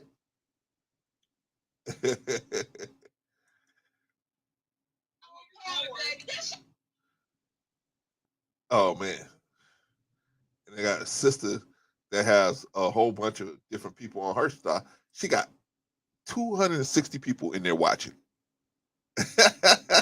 And I know they ain't trying to get no backpacks for no kids. I know they not trying to. I know they not trying to. I'm shouting out everybody, man. I'm asking them to come in. If you in knowledge relationships, if you part of the knowledge relationship family, come on in. Come on in. Come on in. Help us out with a donation. Help us out with a pledge, even. Right? You know, see, if you want to pledge something, pledge. We got you. We got you. Right? At the Dominican route. Shout out to the Dominican route. You can send somebody over here to help us. Help us, brother. We're going to be here all day till we get this money right. We're going to get this money right. Why? Because a lot of these people, man, I'm not saying that I'm better than anybody else out there, man, but what I'm saying is the work we doing, I think it's more relevant to what's actually happening in the street than the same conversations over and over again. But the people are so stuck in their trauma, man. They want to hear the same conversations over again. It ain't them people. It ain't them guys that's having the same conversation. Because if the people that want to talk about it or hear nobody talk about it, they wouldn't go there, right? So the question is, why don't the people want to be someplace where they actually doing something? Where they actually doing something? They actually helping. They actually got their hand out to help the people in the street. Not for us. What we gonna get out of it? This ain't for us. This is for them. It's for you. It's for us. It's to show our people that we can work together to help. Help. Huh? Thank you, Vaughn. Appreciate you, man. This is unfortunately, man, this is a tough thing to ask people for money. And then to ask people you don't know for money. Right? Now, I could play games and, try to bull crap you, but I'm not. I'm telling you the truth. We want to give 45 backpacks out plus a computer. That's what we want to do. Period. How much more can but there's costs involved with doing all of this. Oh, I'll listen to you, Clarence, but don't ask me for the money. Okay, I understand. I understand. But there's some of y'all that understand that, hey man, we there's more to us, there's more to what we're doing than just us. There's more to what we're doing than just us saying, yeah, there's more to it. There's not a lot, you know what I'm saying? A lot of times people are not understanding what's all involved with trying to put something like this together, a project like this together. It's a lot. It's a lot involved. And we at the easy part, man, getting asking for the money. That's the easy part. Then we got to go buy the bags. Then we got to have them come here, and we got to be here when they get here. And then we got to open up the boxes, and then we got to make sure all the stuff is here. And then we got to make sure it's all packed right. Huh? Then we got to put it all together. Then we got to stage. Then we got a lot. I mean, we got a lot of stuff to do. We got a lot of stuff to do. And I don't want to have people working with us that's just like, oh, well, I'm doing you a favor being here. No, no, no, no. You're not doing me a favor. I'm paying you. We paying you. So you're doing yourself a favor. You helping us, yes, but you're doing yourself a favor. You're doing your family a favor because your family can use this money. Oh, my family can use that money. Right? All of our families can use that money. But we paying you. We paying you. Clarence, I don't know why you saying this because I'm saying this. So let's go through it again. Let's go through it again, y'all. Let me go through. These are the backpacks. They come in kits 12 that we gonna have. We're gonna buy 48 backpacks so we can give away 45. Why, Clarence? Why you ain't giving up 48? Because you guys always have a couple extra just in case something goes wrong with one of the backpacks or something. That's the way I've learned to do that. Right? So we gonna order 48, but we gonna give away 45. If we have the other ones, yeah, we'll give them away. But we looking to give away 45. So 4 times 12 is 48. Shout out to you, man. Shout out to you. What's Yes. going on, Vaughn? Hey, what's going on? Can you hear me? I can hear you fine, man. You sound perfect. Vaughn, can you let me go through this list real quick? Oh, go right ahead. Okay, I'll go right through this and I'll be right back. All right, so it's 48. That's 48 backpacks at $10 a unit, $456. School supplies. They come in 12 kits of 12. 4 times 12 is 48. To give away 45 at $11 a unit is $528. The storage fee, $125. Receiving fee, $100. Organizing the bags, right? We gotta have somebody to make sure everything's put together right, everything's together. $30 an hour times 3 hours, $90. Alerting the kids and the families, $200. Staging area, right, where they set up the tables and they set up the tent and they set up the chairs and everything to give away everything and the cones and everything, $375. The video work, $200. Staging day, okay, that means we're gonna have somebody out here make sure they give away all the bags, $30 an hour times 8 hours, $240. And then we're going to raffle off a laptop for $700. This is what we want to do. This is our desire. Excuse me. All right. That all adds up to $3,064, right? If my math is correct. Now, y'all, those of y'all that don't have the math, that know how to do math better than me, go ahead and do the math. That's why I'm showing you everything. That's to show you everything up front. All right, Brother Vaughn, what is going on with you, man? And thank you for your generous cash app. Oh my God, man. Yeah, Thank you for man. that, Hey, man. listen. I'm always willing to support a good cause. Yeah, man. Thank You you. know. Yeah, and Appreciate it. this is a good cause. It And is. hopefully the people show up and show out because it's a worthy cause. Our kids deserve the best. So let's try to put our best foot forward and get this done. And I know we can do it. Just Yes, like you sir. said, there's a lot of people with different topics going on today, and it's okay because that's their niche. That's Yes. that's that's what they do, you know. But Yes. it's always good to be different because people like different. Sometimes when you're doing the same thing over and over again, people become, a little less interested because, oh, I heard that before. You see what Yeah. I'm saying? But this is new and this is fresh. So I'm very interested in how it's all going to unfold. So I'm here. I'm here for the entire day. Right on, man. Right on. Thank you, man. I'm glad to have you here. Now I want to ask you something, Vaughn. I want to Yes, ask you sir. something because I was watching the stream of Knowledge and Relationships Yeah. when you came on and Bolo came on, and his sister was really in a bad place, man. Yeah. Now I was thinking, man, maybe I should come up there. But when I saw you come up there and I saw Bolo come up there, I said, oh, they definitely don't even know. Well, at first I saw M3 and 84 handling it, and I said, man, they handle it really good. Then you guys got up there, and then even Princess K. But what made you decide to go up there, brother? Wow. Well, you know what? I guess I just have such a passion and concern for people who are struggling and going through like that, because I've been in that place before, you Yes, know, sir. and many of us probably can have that testimony to where we've been in that place before. You know what I'm saying?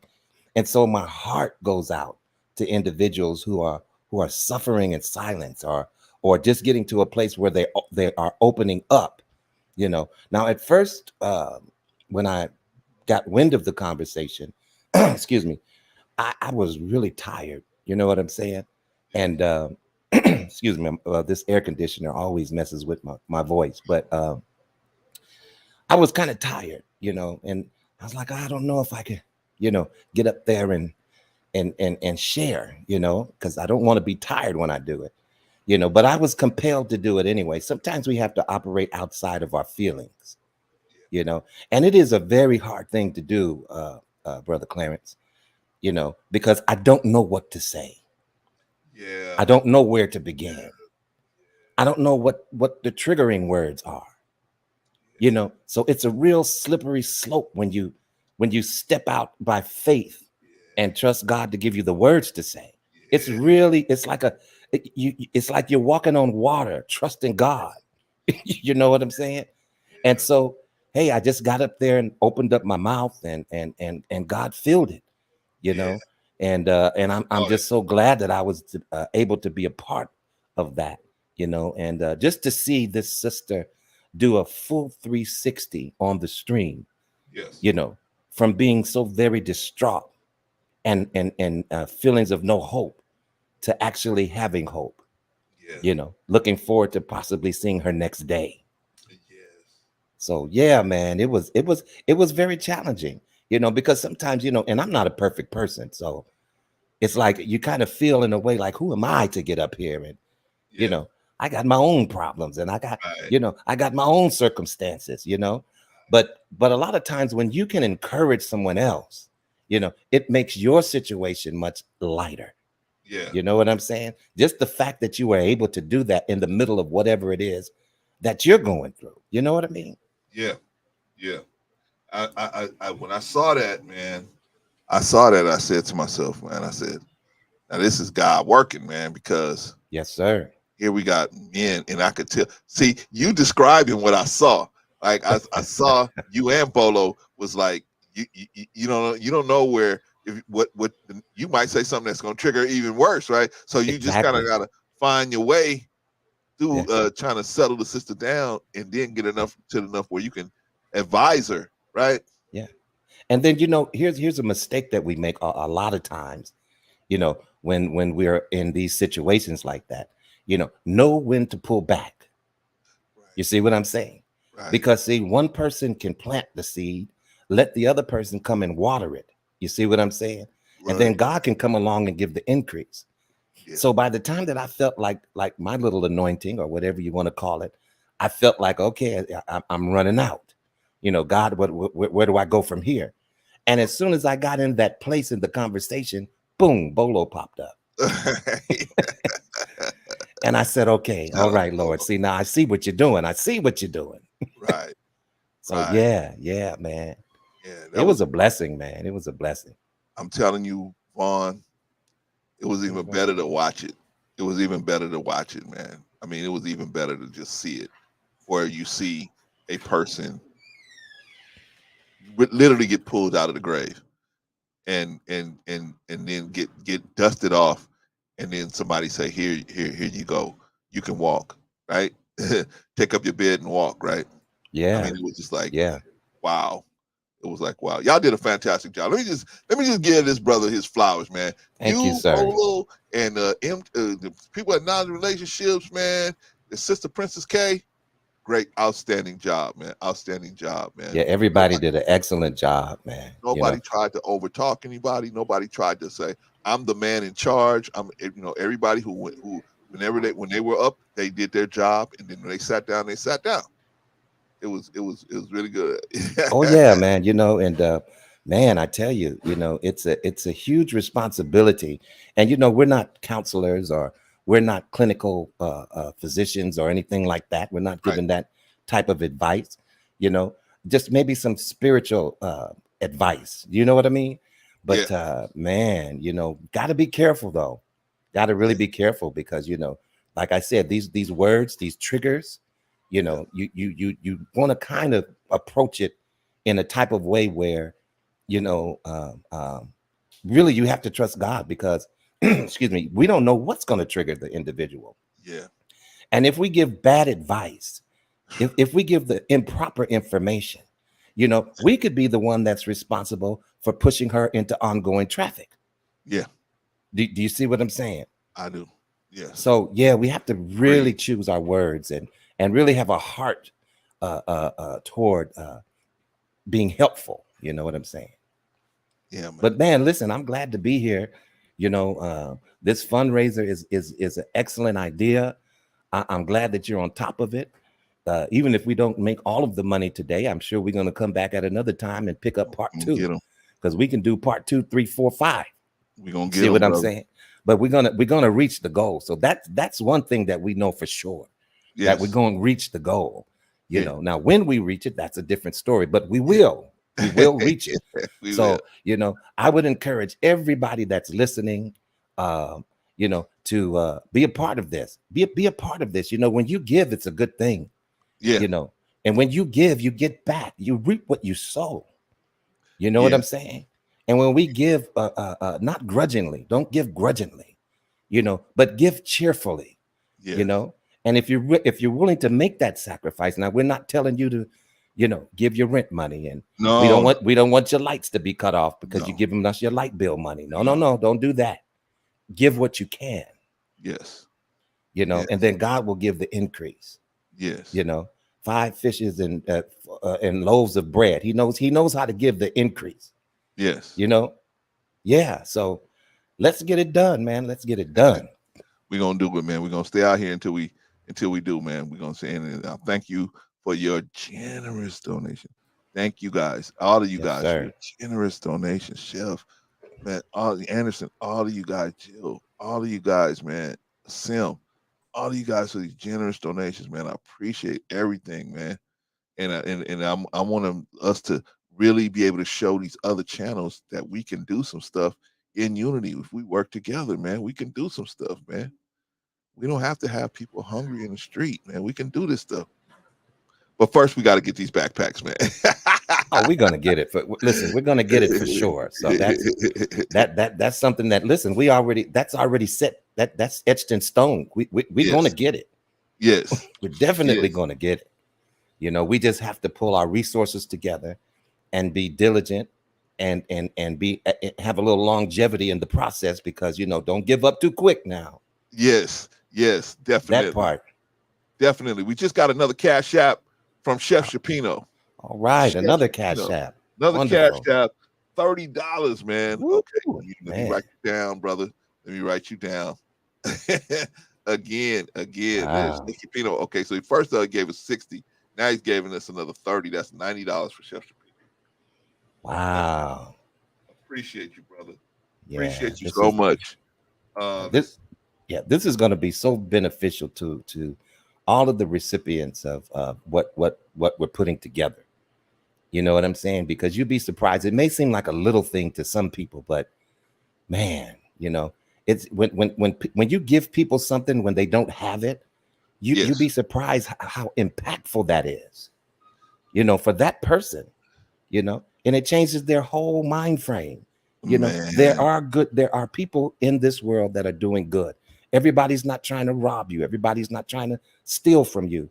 Everybody's not trying to fight you. You see what I'm saying? There's some people that are here to help. And so this is excellent what we're doing today. Man, I mean, we trying. We gonna do it as best as we can, brother. And whoever wants to give can give, and you know what I'm saying, you can give through the Cash App. You can pledge. If you say, I don't have the money today, okay, you don't have to have the money today. You can pledge the money. You can pledge the money, just like the Jews. That's right. They pledge money to the church, right? Well, okay, well, you pledge money to help these kids, but as long as you're gonna have it for the next 2 weeks, we take it, man. You know what I'm saying? So yeah. But yeah, man, we got thanks to Chef. Now we got the backpacks covered.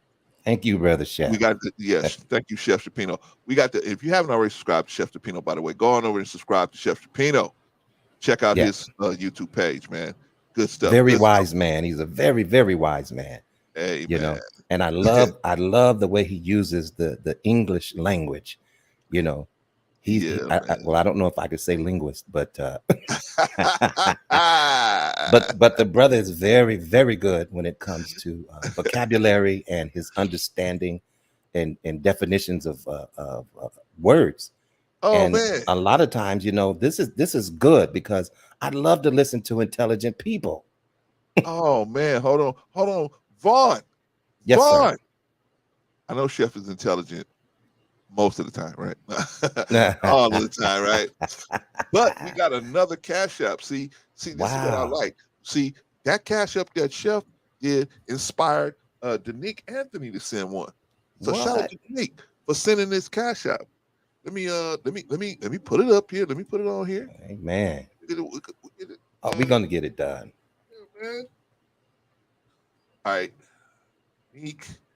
Hopefully, we Cash can App. get others to join the panel as well, because you know.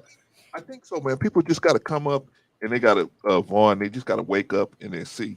Well, Thank you you just for your dropped the link generous because some people may Cash want to App. come up now. We never Oh, know. okay. $500, y'all. We got $500, y'all. We got $500. Wow, look at $500, us. man.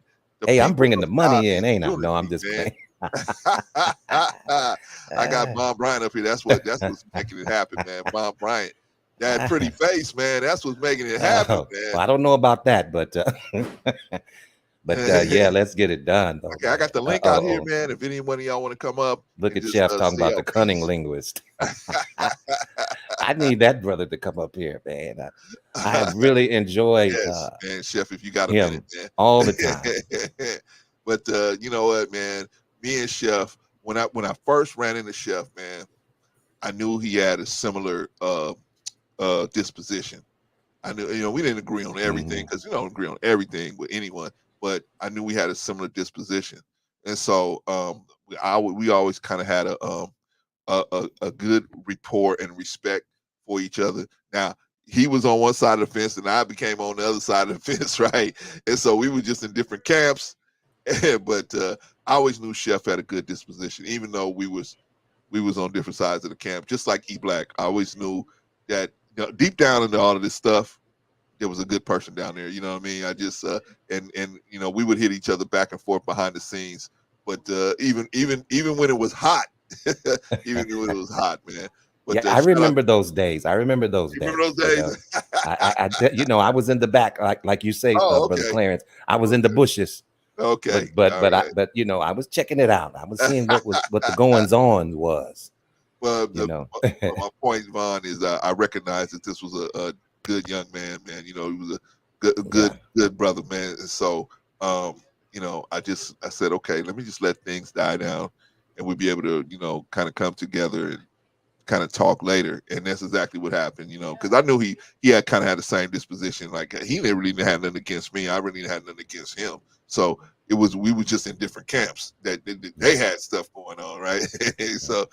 But anyway, shout out to Chef Shapino, man. Go on over there and check him out. Thank you, Danique yes, Anthony, for your very generous contribution. Very yes. generous, pushed us right over the edge. Okay, ladies and Woo. gentlemen, we got the backpacks. Now we got to work on everything else. Let me show y'all again what we got going on. Okay, so we took care of the backpacks. The backpacks was $456, right? We got a total of $500 up under our belt right now, right? So now we got it. We got the backpacks. Now we got to take care of the school supplies, right? Because the backpacks have a little bit of the school supplies, but not everything that I wanted in there for them, right? So we had to buy the supplies separately that I want to add to what's already in the backpacks, right? Now, if you could, brother Clarence, can you name some of these supplies if you can recall what they are? Right here, man. Go look right here. Okay, so some of the supplies are there's crayons, right? There's Yeah. premium crayons, there's erasers, there's glue, and there's rulers. There's also notebooks and pencils. Right. Number 2 pencils, right? all this stuff that's separate stuff from the stuff that's already in the backpacks. That's like the stuff that's already in the backpacks, but it's not all of that stuff. It's not you don't have the notebooks and all that stuff. And so Right. then you got a zipper where you can zip the stuff up and put it in another notebook. I mean, we got so much stuff for them to win. So much stuff for them to win, man. But Nice. just, y'all can hear it just like that. And thank you, Vaughn, for bringing that up because I definitely wanted to put that out there. But thank you, everybody who gave. Yeah. Everybody who gave. Awesome. You giving in your time. You giving in your time. Oh my gosh, man! Now I know we did something good, man. I know we did. We need a bell. Do I get a bell? Hey, Ding ding ding. hey, can you hear me? What's going on, Brother Anderson? What's going on with you, man? Hey, what's up, Brother Clarence? I just had to jump on here. What you're doing today is great. Wanted to introduce myself, say hi to you, say hi to Ron Bryant, hop on the panel for a little bit, and just greetings. Just say hi. Thank you, Brother Anderson. Thank you, man. Man, you know, brother Vaughn, that Brother Anderson is a Taurus as well, man.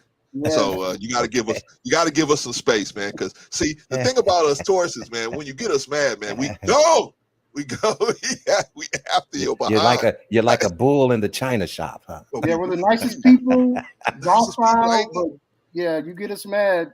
Man, it's hard to slow us down.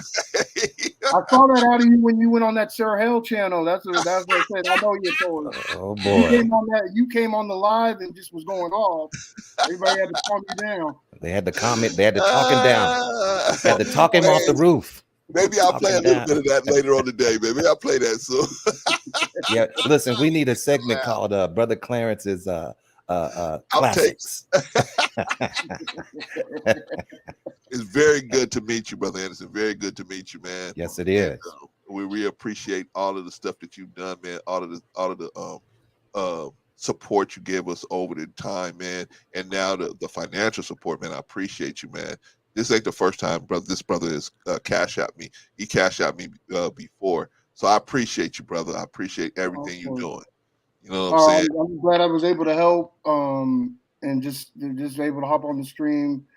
Because like we always talk about in these YouTube, it's so chaotic and toxic. It's good to have a show where you just come, and I know I can come here and I'm not going to have to deal with none of that. I can just listen to good conversation, some jokes, some laughs, and it gets you feel like you're coming home to family. And then when you go out to the real world, you know, you got to worry about getting shot and ducking and dodging on these YouTube streams. This is family, so I love that. Yes, sir. For us. And Chef is clowning you a little bit in the chat, man. Yeah, I see him in there. Oh man, we put it up there. He says, Anderson looks like Thanos, man. Hide your lunch money, man. Now, what Chef ain't telling you is Chef is a healthy cat himself, right? Yeah, man. But hey, man, you're right, man. You know, it's all in love, man. It's all in love, man. You know what? You know what I'm gonna do? You know what I'm gonna do? Because Chef did that. You know what I'm gonna do? I'm a clown Chef. I'm gonna play the advisors, man. I'm gonna go find the advisors and go play the advisors. The advisors camping trip, y'all. We gonna play. Oh, that was great. That was funny.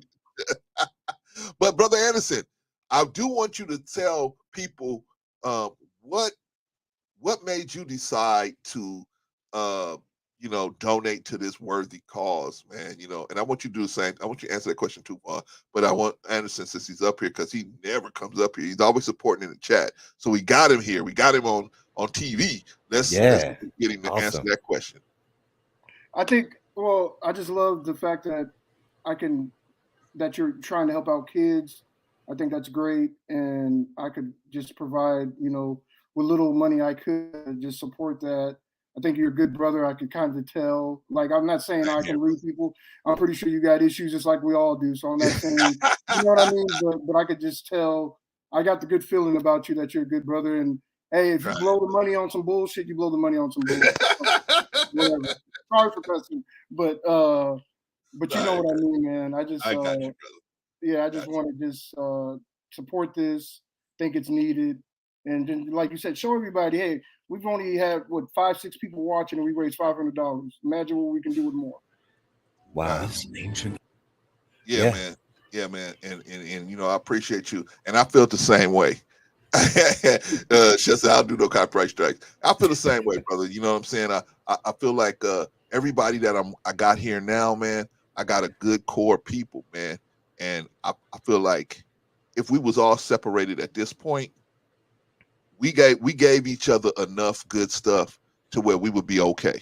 You know what I'm saying? In different situations, we gave each other, like you gave us you give us advice, brother A, and Vaughn gives out advice, and I give out advice, and we all gave each other enough stuff that we would be okay, man. If we went somewhere, if something happened where we, you know what I'm saying, we would, but it's not. Don't trip. I ain't going nowhere. I ain't going nowhere. Y'all, we all gonna meet right here. This is like the what do they call that? Vaughn, the treehouse where we meet on a Saturday morning. This is a Well, I treehouse. call it, yeah, I call it home base. Home base. Yeah. Home base. I know you like to call It's you know it's Latifah home base Mother's for Day. me. Yeah, but this is my home base too. Yeah, man. I look at what you guys are doing and because what I had to do with Latif, because it was just getting so toxic, and I was getting in those environments, I had to unsubscribe from them, and then I just know like I'll just occasionally go watch the show on Thursdays and stuff like that. But yeah, everywhere is so just negative and everybody arguing and the fight clubs and all that. Oh, so I'll check in here and out, and then I'll just when it gets too much, I'll just log off, and then like I said, most stuff I do is I don't really watch TV anymore. It's usually I'm on YouTube, so YouTube, Netflix, that kind of stuff. Wow. Yeah, man. We trying, man. We trying, man. And I thank you, brother. Appreciate you so much. Are you gonna hang out, brother? Or are you gonna? Yeah, I can hang out for a little bit. Okay. All right. All So right, this cool, is what cool. we gonna do. There's a brother out there named Chef Shapino, man, and he Okay. made a video. And I want you to guess who he's talking about in this video. Okay. I want you to guess who Chef Shapino is talking about in this video. Camping with the Advisors, episode number 1. Hello, citizens. How's your spirit? Oh my. My spirit, it's flighty. It's high. What is your theme song today? Well, my theme song is I Am the Walrus, Cuckoo-Ca-Choo. Hey, citizens, I have a friend for you to meet. Come on, friend. Hey, what's going on, y'all? I got here. I was trying, I was trying to escape the mothership, yeah, I was busy teaching them classes, them niggas. But yeah, I heard, I heard I was angry. I heard people saying something about us.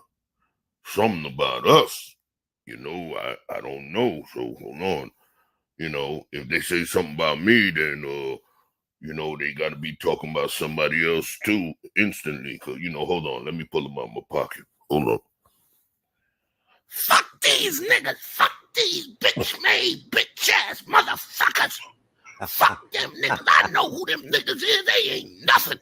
They some dirty, down low, scum-sucking, rat soup-eating motherfuckers. Fuck them niggas. You fucking hear me? I know them motherfuckers was talking about me. Oh, well, Rico, come on now. I don't know. I ain't hear that, Rico. Hey, citizens, I know. I think. Oh, I don't know. Hey, I don't know, Rico. I ain't sure. I heard they said something about Sunday.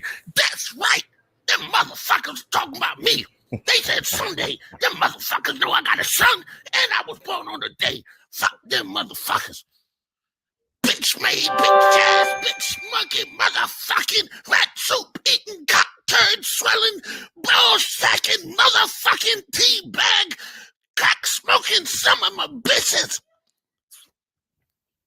Oh, damn, Rico. I guess you serious. Goddamn, I'm fucking serious.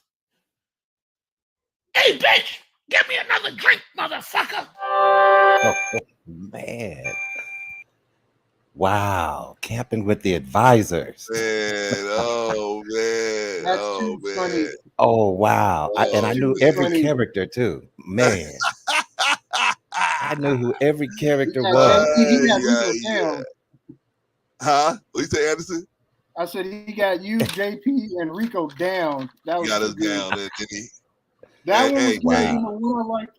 Remember when you and Darrell and all that was going off, and he did and King did the let him out the Boys in the Hood one. yeah, That was another yeah, man. funny Yeah, one. That had I me might play dying. that. I don't know. That King had might me get me, man. dying. King's mad at me right now, so he might get me. So I might not Oh, be able to Yeah, play don't that get in one. trouble, brother Clarence. Yeah, Don't don't get in get in no Man, I trouble. trouble. already Listen, just we out came here off for some the kids strikes. now. We out here for the kids. Yeah, just say some strikes. I just got off some strikes, man. I mean, I would leave that alone, man. But yeah, Yeah, don't go down that path. yeah. But shout out to King, man. Shout out to King. Hope everything is all right with him, man. I ain't seen the brother in a while. Hope the brother's all right. Yeah, I But know he yeah, posts like the last thing I saw, he was at the Serena match, but yeah, he doesn't. Yeah, after all this that crazy stuff last year, he doesn't really he's kind of calmed down, which I think is a good thing. yeah. You know, man, this is not for everybody, man. You know what I'm saying? And if you have if you make certain enemies, man, they're gonna dig around, and if there's stuff there for them to find, then they're gonna be able to use that to try to create an issue for you. And so this is not for everybody. That's why when you see people come on YouTube, man, like what the three of us are doing right now, where you actually come up on the stage. I mean, it's hard, man. It's hard because you're putting yourself out there, right? Somebody Yes, see you, definitely. That's not easy. It's not easy at yeah. all. Somebody see you that don't, like you too much. They can go into your. They might be able to dig around if they got any information about you, and next thing you know, they can create issues. So unfortunately, man, I think that's what the issue he had. On top of, I don't think this was. I don't think it worked out the way he thought it was going to work out being on YouTube. I think he thought that it was going to be a lot more lucrative than it actually is, and it's going to take a lot more investment, and he could just make money other ways. I mean, he just had a lot of other opportunities. So why should he invest all that if he didn't Yeah, have to? that's one thing I've noticed about the YouTube creators, content creators, the ones that are consistent seem to build their platforms better just from my outside looking in. And when you take like a week off or a couple of days off, or you get people into a rhythm, kind of like how you're doing it, Brother Clarence, where you're on Sundays, Tuesdays, Thursdays, just like clockwork. You have to have that type of consistency. Yeah, man. I try because I know that there's got in cats like yourself and Vaughn and everybody in the chat, cats like Chef, Jill.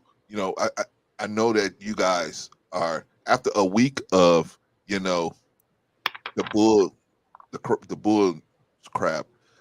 You guys are looking forward to, at least you few people are looking forward to somebody that's going to talk to you kind of like a big brother, you know what I mean, gonna give you some information.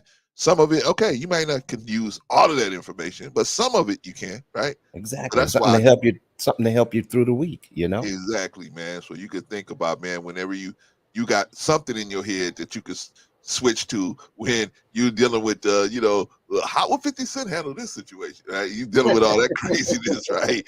You could be like, hey man, you know what, I remember Brother Clarence was talking about the Dred Scott decision, or he was talking about the Missouri compromise, or he was talking about he talked about this job that they have out there, or whatever, you know what I mean, or Dr. Confucius, whatever, man. We got just something for everybody to get something out of it, man. So, and you guys, I know you guys in the chat don't really probably, I don't know you know, but you might not believe how vital you guys are to what we doing up here, because you guys inspire us to continue going, man.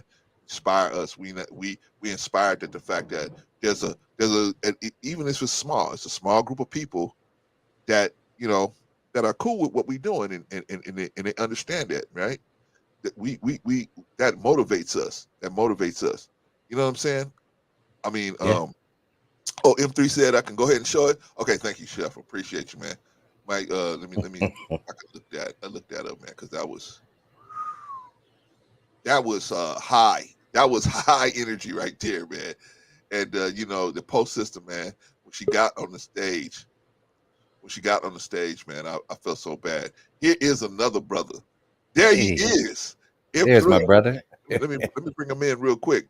Shout out to M3. If you haven't already subscribed to Knowledge and Relationships, go on over to Knowledge and Relationships and subscribe to those brothers right now. I'm telling you, Yeah, man, get over there. Get over there. I saw a Great miracle show. over there, man. All of you've been watching all of these YouTube pages and you ain't seen one miracle. I saw a miracle over there the other night, man. Shout out to the Family and Knowledge Relationships over there. Mr. M3, what's going on with you, man? Mr. Bro Clarence, Mr. Von Bryan, and Anderson, good to see you guys. And, I just want to just come in person and just say, like, look, man, like, whatever clips that you want to play, I know you're doing it for the greater good. And if it helps, like, other people out too that's tuning into your channel, feel free to, like, play, like, whatever clips that definitely helps. But, thank you for like, like the shout outs. I know you had posted on the community tab last night. So, I want to make sure people they go and follow like your channel because I know you talk about the better life for like our community, and that's the Yeah. part that I definitely appreciate you guys like a lot. Yeah. We got in this space, man. We're just trying to do whatever we can to make sure that people who are watching us can walk away, feeling encouraged, feeling positive about themselves, and yeah, that's all I got to say. So I'm on vacation right now, but I just wanted to come up there to give you like a sign and salute my brothers. Hey, man, salute to Salute to you. you. Salute to you How too, my you brother. and Mr. Soapbox handled that situation, brother. I got, man, my respect went from here to it just went all the way through the roof, man. I appreciate how y'all handled that situation, man. I'm giving you your flowers, Vaughn his flowers, man. And if I ever run across Bolo, man, I'm gonna give him his flowers as well, man. You know, y'all did a great Appreciate job situation, man. Now I gotta ask you it. in three. Think Mhm. about it. We trying to raise this money for these backpacks, man. So you get with your wife and you say, honey, what can we do? Can we pledge? Can we cash app something? Because I ain't gonna get you in trouble by trying to get you to cash app on your own right here. You talk to your wife, man. Talk to your wife and see if and say, hey, what can we do? $20, $30, $10. What can we do? Gotta get these kids these backpacks. All right. No, I definitely respect that. Oh yeah. Yes. Yeah. What's your cash app? Or matter of fact, if you could just send it to me, like, yeah, I'll I, definitely like help you out. I All put right. That's it in no the problem. chat. I put it in the chat if Oh, you it's, could it's see in the it chat. there. Okay, it's in the chat, man. But I'll put it back in there again. But anyway, brother. Yeah, matter of fact, my wife, she just whispered in my ear. She was like, honey, right? 20 for him. I was so Shout out upset, to but y'all, like man. double that, right? 10 Hey, for but you 10 know what? though. But listen, I did the same exact thing, and as husbands, we need to consult our wives too before we just Mm-hmm. make all of these different types of decisions. Even though we are the leaders, but it is Mm-hmm. so respectful, and it shows a great deal of respect for your wife. I asked my wife, I said, hey, would it be okay if we give this amount? You know, Mm-hmm. because I don't want to give this amount. You see what I'm saying? And then she's got something else that she's trying to do. So yeah, Yeah. I think it's a good thing, brother. Very good thing. All right, brother. I know you on vacation, M3, man. So I'm gonna let you get on out of here, I man. just put it in the chat, so I don't know if you could see it. Oh, Can you okay. see it? Oh, okay. Yeah. Yeah, I M3, see it. can you see that?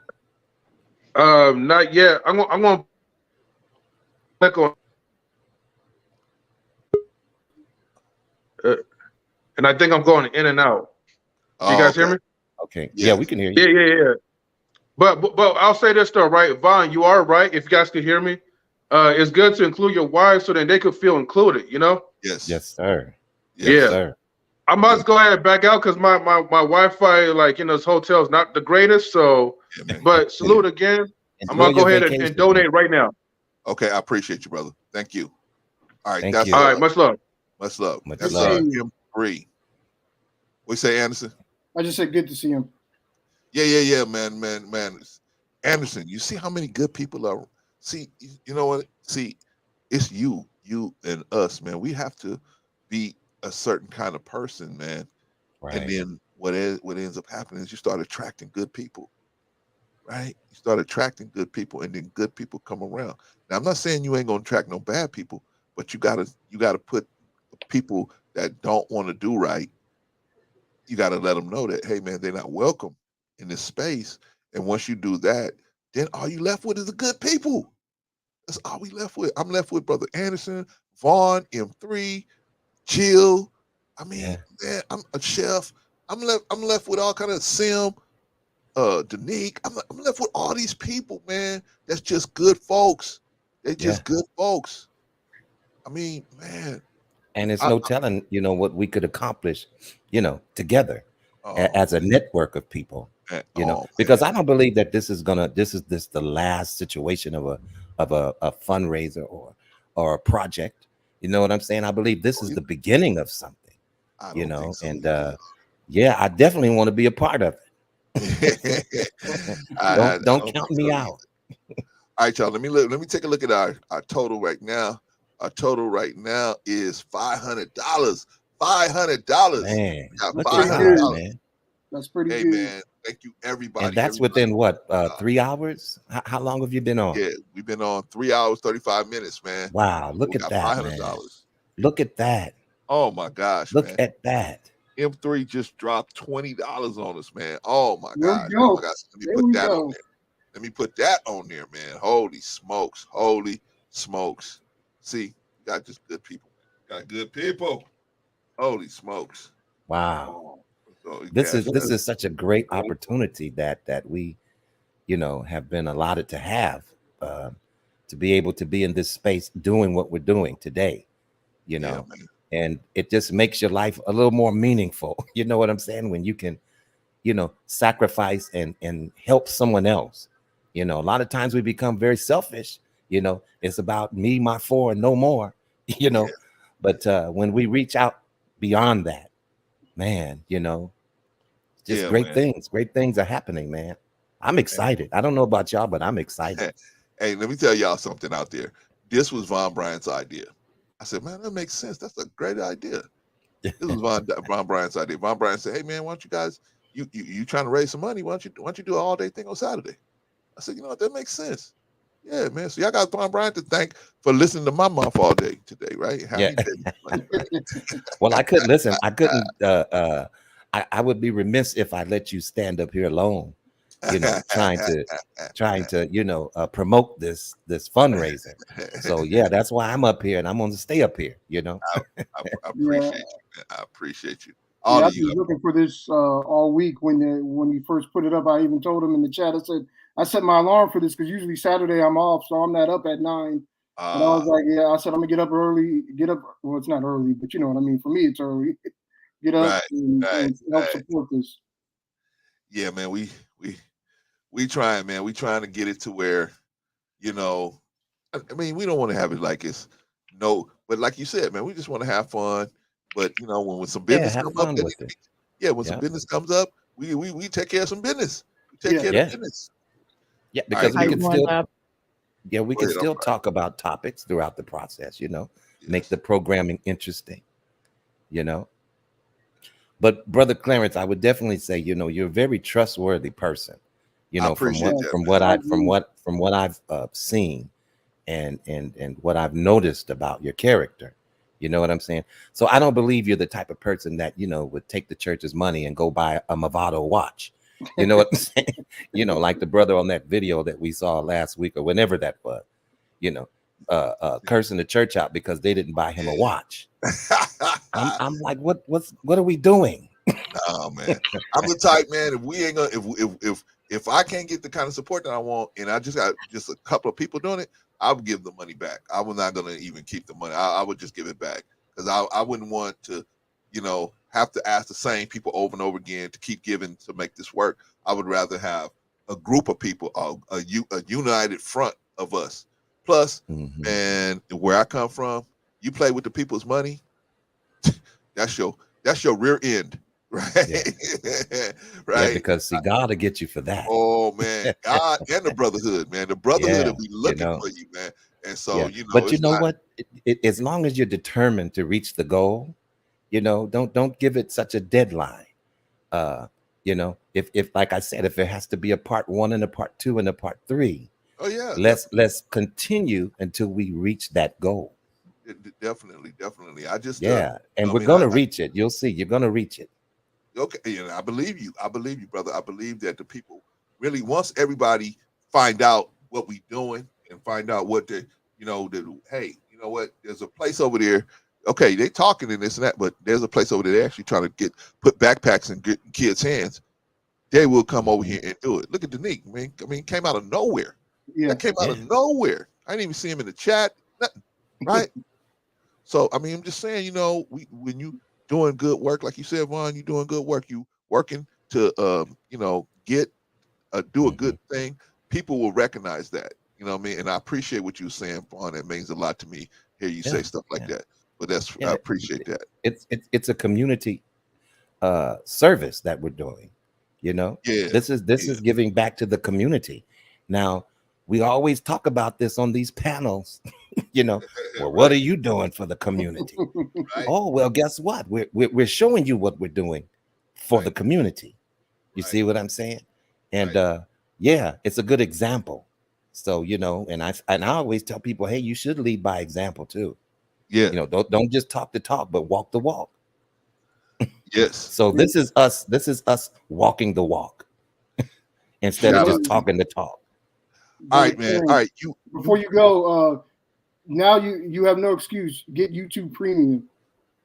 I do. You have no excuse now. That YouTube Premium. Well, we see how much we got left over, Brother Anderson. We see how much we got left over. Yeah. I'll put an extra 10 on it. Just I want you to have that premium because I don't know. Maybe because I'm young, I can't deal with the commercials anymore. I'm spoiled. You're right. He's right, man. I really. I haven't graduated to the premium either. So. Yeah, I was just like, man. But I'll just wait for it to say skip ad. I'm good with it. But it depends on what we got left over, Brother Anderson. I mean, if we got enough left over to get me off of the premium, get me the premium, I will do it because I do show a lot of clips, and so I will do it. Okay, so this, guys, gentlemen, this is knowledge and relationships. Do y'all want to see a miracle? Okay, so I'm going to set this up. The first thing that's going to happen is these brothers are on here. That's M3 on the left. That's Mr. Intellectual Soapbox on the right, otherwise known as 84 on the right. Okay, and so what they're doing is just opening the show. Right? They're just shoo-shooing, right? Okay. The next thing that happens is a sister comes up that really needs help. So I'm going to start this and show where the sister came actually and needed some serious help. All right. Damn. You know what I mean? Yo, I feel you, Mr. Best, because the thing is, the problem is they don't appreciate men helping them out. You could help them out during like a fight. You know what I mean? And they won't appreciate your help unless it's like if it's something that really benefit for them. If nothing benefits for them, they don't need your help. Or they don't appreciate the help at the moment. But then later, they just forget like nothing ever happened, bro. Let me go ahead and play Brittany Renner, man, because we have 2 killer clips, okay? And Brittany Renner is definitely a good example of everything that we discuss about modern women. So with Brittany Renner, their box is, or box, however y'all want to call it, you know what I mean? And I'm just gonna say box, with a V, box. Anyways, they want to believe their box is like the golden ticket. Like you should always stay committed to the big V, and that's supposed to be like your one and only. Okay, now, so I'm going to set it up. I'm telling you, they was talking about a whole different topic.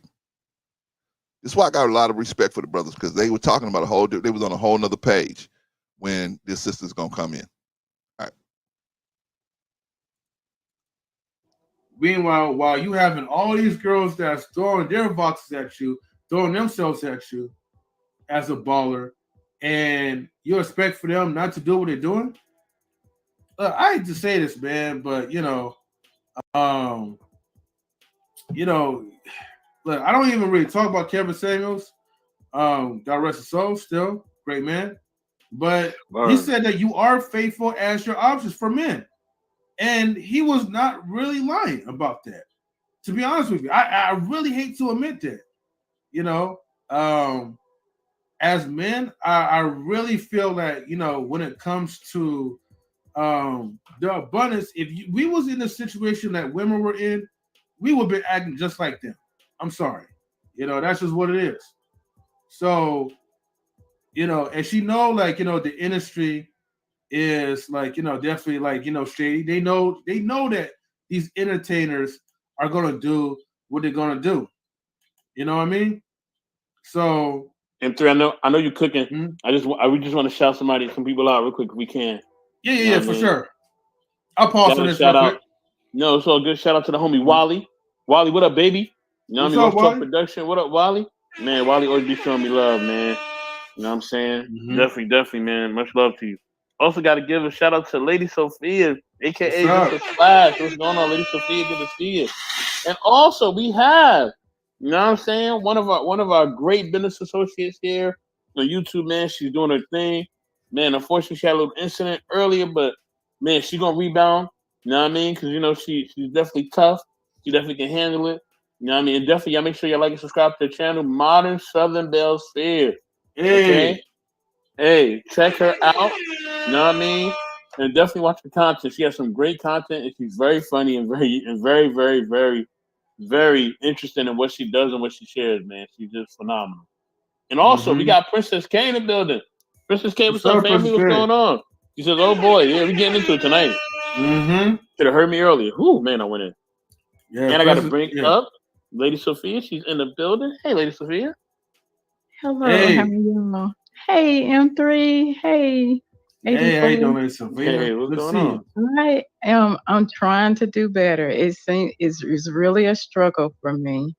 It's really a bad struggle for me. And M3, I'm not gonna give you excuses. Things just tore me down. 84, I love you too much. Please don't let anybody stress you the way that I've let people stress me. All right, y'all. Now let me tell y'all. When a person comes up on a panel, you don't know what they're gonna say. You don't know what they're gonna say. That's true. You're thinking, hey, they're in tune. They probably been since they came on the panel. They probably been listening at least for the last 5 minutes to the topic, and they're probably going to address the topic. See, that's what you assume. They're going to come up to address the topic that you're talking about, but you never know. You never know that these cats had a topic. Who knew that she was going to say what she said? Right? They had no clue that was coming. Shout out to them brothers. They had no clue. Okay, let's get back into it, y'all. This is and also before I came on, I hadn't seen any of this part. Okay, yeah, man. This is when she started laying out the serious case. Whew. And like Supergirl, Wow. Princess K came in and swooped in and did some work before you guys even got there. All right, so let's watch M3 and Mr. Intellectual Soapbox, and they're really just doing the work of the Lord. Don't you dare do that. That will definitely hurt me. Whether it's male or female, don't let somebody hurt you. Talk to somebody, or just, I'll say it like this. Sometimes evil people won't let you walk away. So you have to talk to somebody so you can get better. I had a failed suicide attempt. I sometimes you just have to let somebody know when you walk away and they still want to gnaw at your heart and your brain. Everybody here, I've never been around anybody on your platform, M3. I'm always the one who will say, hey, it's gonna be okay. Just have a good day. Think, think like it's gonna be a better tomorrow. Everybody deserves a better tomorrow. You have good and bad days. And I can't function. You know what I'm saying? I got my bank account just got hacked. One was, so I changed one, and this person will not let me slide. And knows my address, knows bank account stuff, and just won't take no. And people have to understand, look, do for yourself. Do for yourself. I'm in my 50s. I take care of myself. We as taxpayers, if you need help, then we'll pay for your, some food and where you have to sleep and everything or whatever. But nobody is obliged to, nobody has to take care of you. Nobody have to. Your parents showed you how to eat. Okay, so Wow. yeah, man. Oh man, it gets I mean, she really gets into it after a while, man. Oh But yeah. but you can see where it's going. You guys see where it's going, right? Yes. And so I felt bad for the sister, man. And I had a link. I could have went in there, but I said, well, let me just see how they handle it. And they handled it by just allowing the sister to just do that. Now they had a topic. They had a topic they were talking about, right? They just said, forget that. This sister needs our help. And so then we're gonna just help her. I was very impressed with that. Yeah, Anderson, you can definitely feel the pain in her voice, right? Oh wait, it gets much deeper. And sometimes you need to know how to go with the flow. You see what I'm saying? Because we can all have our own program, but if we're on God's program, then we know how to shift and move. You know what I'm saying? When we're on that type of program where we are attuned to the spirit and how God is leading us in directions as well, this is how we become much more effectful. You know what I'm saying? Yes. So yeah, So I'm gonna let y'all watch this miracle, man. This is a miracle. With your own hands. When you got up, you went to school by yourself. How dare you turn around and think that you can threaten people? So I'm letting this jerk know that, even if I don't make it, what goes around come around. How dare you? Nobody have to take care of you or, say get your stuff done. I'm so simple. I barely wear makeup. I love me. I love being who I am. I'm not naive. I'm not stupid. I'm just a good person.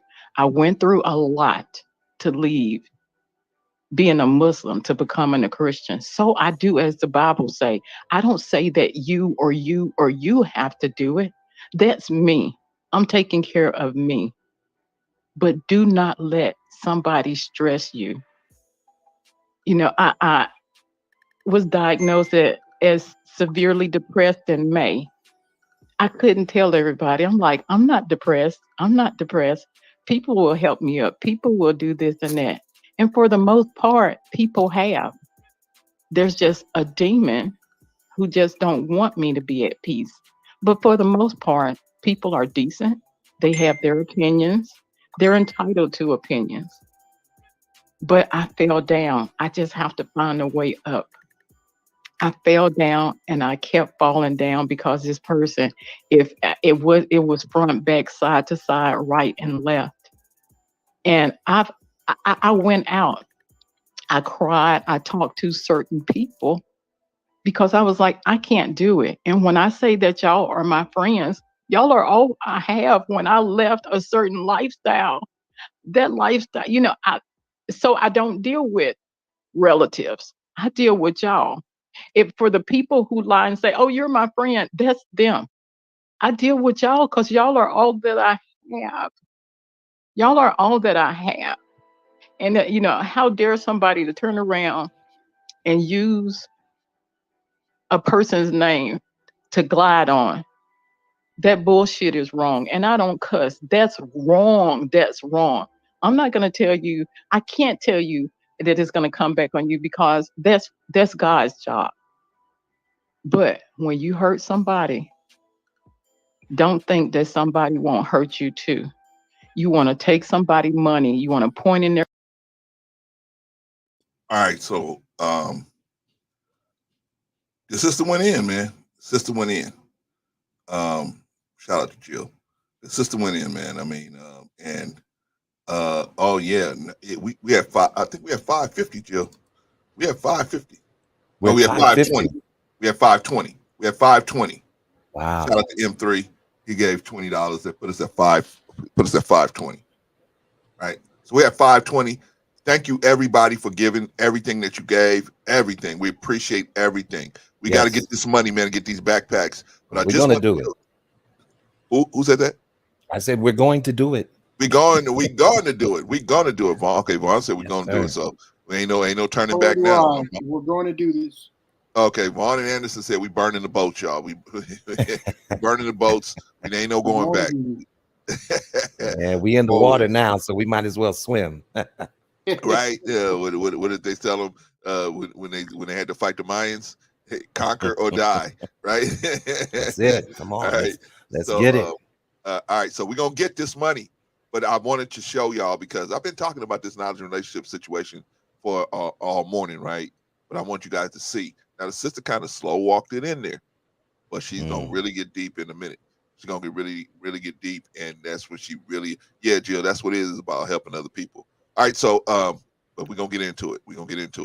Their head, you want to treat them like a dog. Well, you know what? A dog will get up and run away. He don't want his shoes. He don't want his bowl. He don't want his food bucket. He just want to leave. How dare people in the world? I don't bother anybody. I don't bother anybody. I fall. And I know.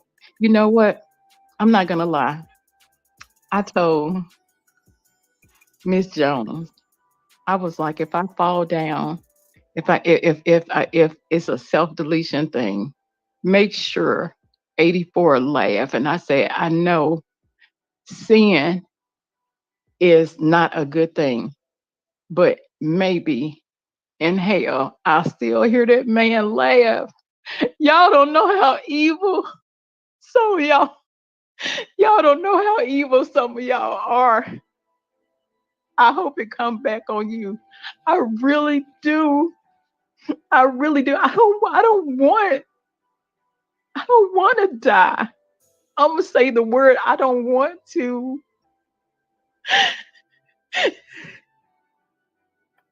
Y'all are all that I have, and one person want to. I don't bother anybody.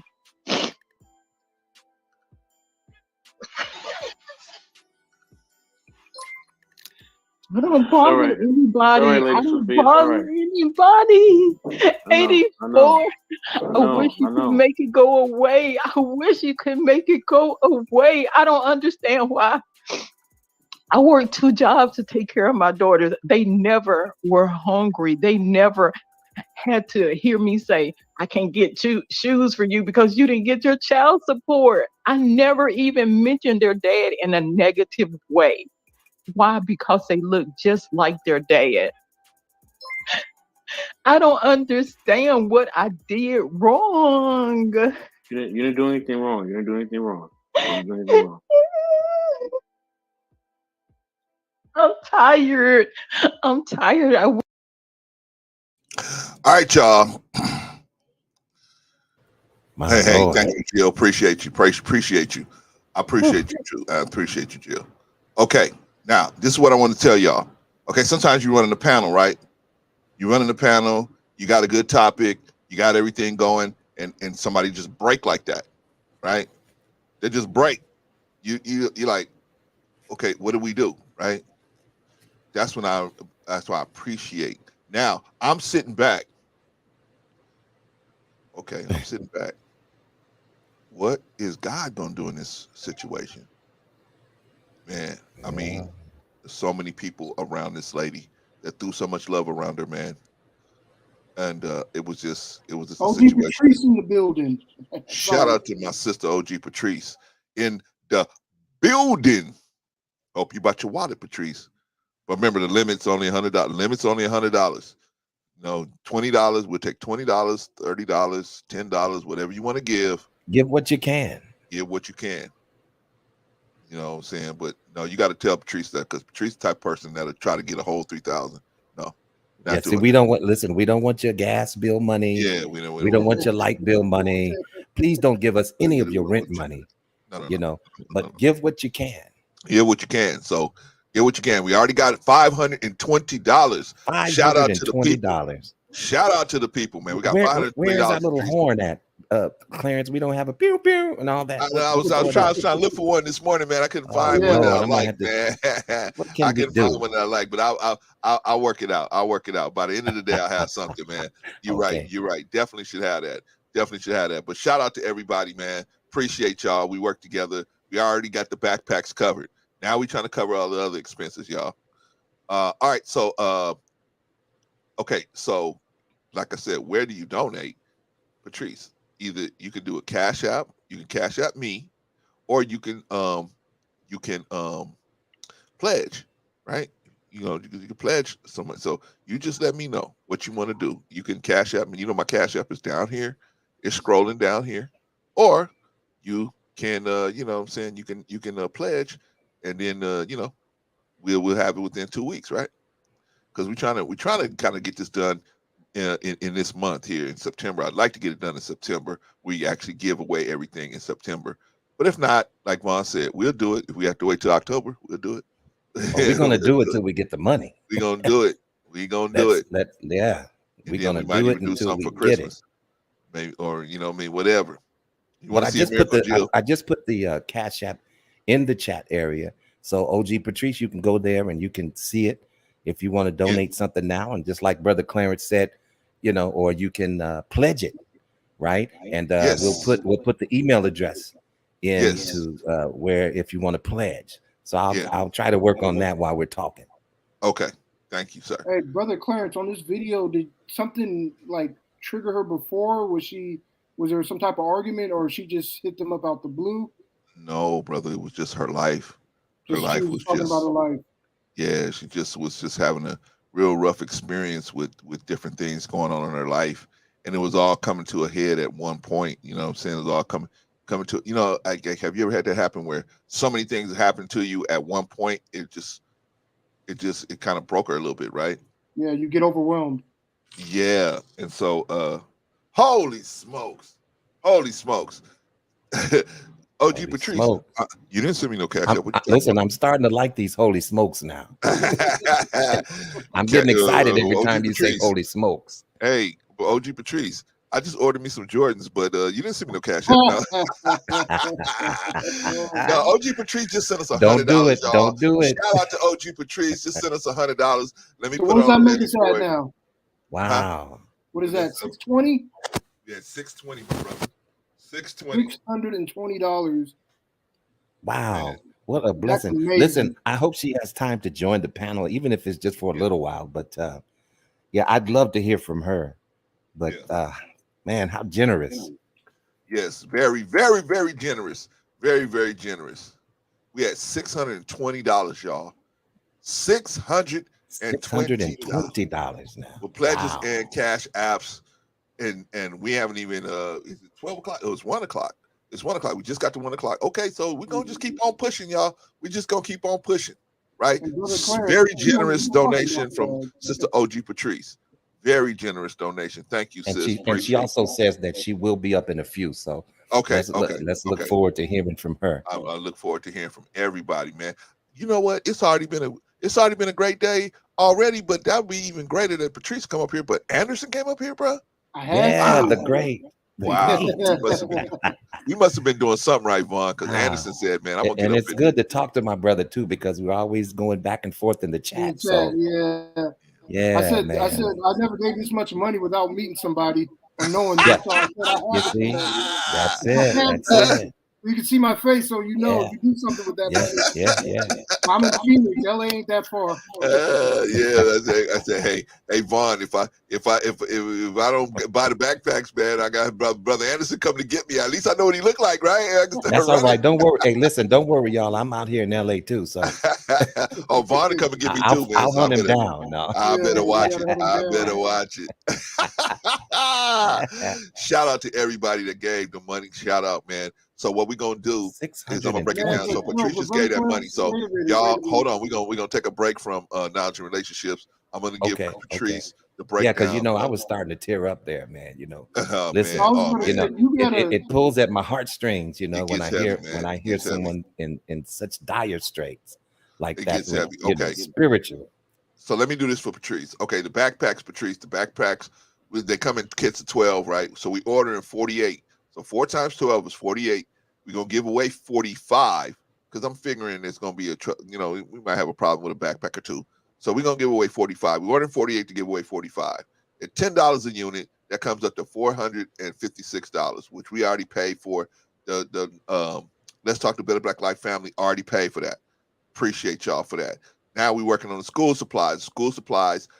Okay, so in the backpacks, they come with school supplies, but I wanted a couple more things in there. The glue, the rulers, the notepads. I wanted some of that stuff in there. So that's extra, right? So they come in packs of 12. So 4 times 12 is 48 kits at $11 a unit is $520, $528. Storage, right? The lady's going to store them over there for us. That's $125 just to store them.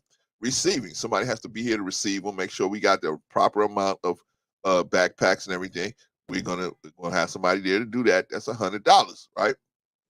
Have somebody pay somebody to do that.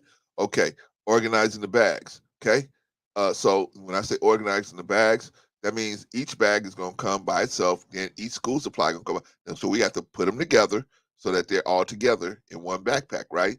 Somebody's going to have to do that. So we have to pay somebody $30 an hour times 3 hours, $90. Alerting the kids and the families, right? So the lady I'm working with has a network that she's going to press her network to get the kids together, get the families together so that we can have them here on the day that we give it everything out, right? Okay, so she want, of course, all this stuff she wanted to do for free. I was like, no, we we black people, we already work for free. Not working for free no more, right? If there's money around, everybody's gonna get paid. It's no problem, man. Everybody else pays each other. That's no problem. Okay, so the staging area, right? So she had a great idea. The lady I'm working with, she said, "Hey, and why don't instead of us bringing them into the building, into the offices, and having them all over the place in here, why don't we just give them the backpacks outside? We set up a little tent." And we just give them the backpacks outside. They can drive up. We set up the cones. They can drive up, get the backpacks, and then drive off. Okay, so to set up the staging area, that's $375. Because she's got the tent, she's got the table, she got the chairs, and she's gonna set all that up and break it all down at the end of the day, right? So that cost, I'm gonna give her $375 for that. Because not only that, she got to have the stuff there, but also make sure everything's clear. Everything. All right. So she got to be here early to set it up. Got to be here late to take it down. So we're going to pay our people, man, for working. Okay. Video work. Somebody's going to be videoing, either myself or somebody else going to be videoing. If I'm paying $200, it's probably going to be somebody else doing it. But we'll work that out. That's no big thing. Okay. Staging day. Okay. Now we got to have somebody actually giving out the backpacks, right? So that's $30 an hour times 8 hours. That's $240, right? Raffle off the laptop. We want to raffle off a laptop. $750 for a laptop, right? That should get us a decent laptop, right? Okay, altogether total is $3,064, right? That's what you're paying for. That's what you're paying for. That's what we doing. I'm giving you an itemized list of everything, everything. So first thing we're doing is getting the money. Once we get the money together, then I can go out and buy everything, right? Get enough to that to get today, I can buy everything, right? Shout out to everybody. Shout out to the family. Appreciate y'all. Thank you, Patrice, for everything, man. Thank you for the giving. Thank you, Jill. Thank you, Vaughn. Thank you, Now Relations. Thank you, everybody, for putting some money out there. We appreciate y'all. We appreciate y'all. All right, so we're going to get back to knowledge and relationships, unless either one of you guys have anything to say about that. No, I'm good. Yeah, I'm I'm good. good. Just add the I do hear a little echo though. $9.99 for YouTube Premium, and we all set. What do you say? What do you say, brother? I said I was just joking with you. I said just add the $9.99 for YouTube Premium. Well, hey, brother, we're gonna try to do another miracle. Y'all want to see another miracle? Chef, you want to see the miracle?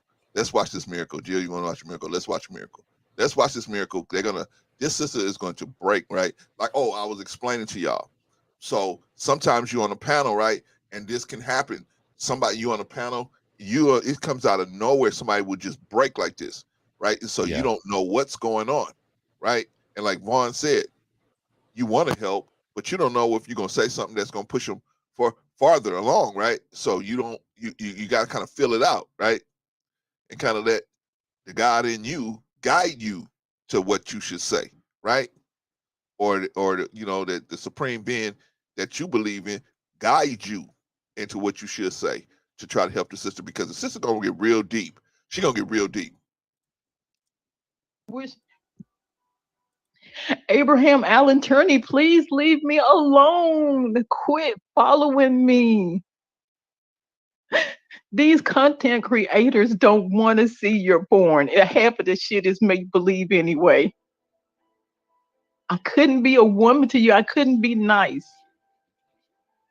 Just want you to leave me alone.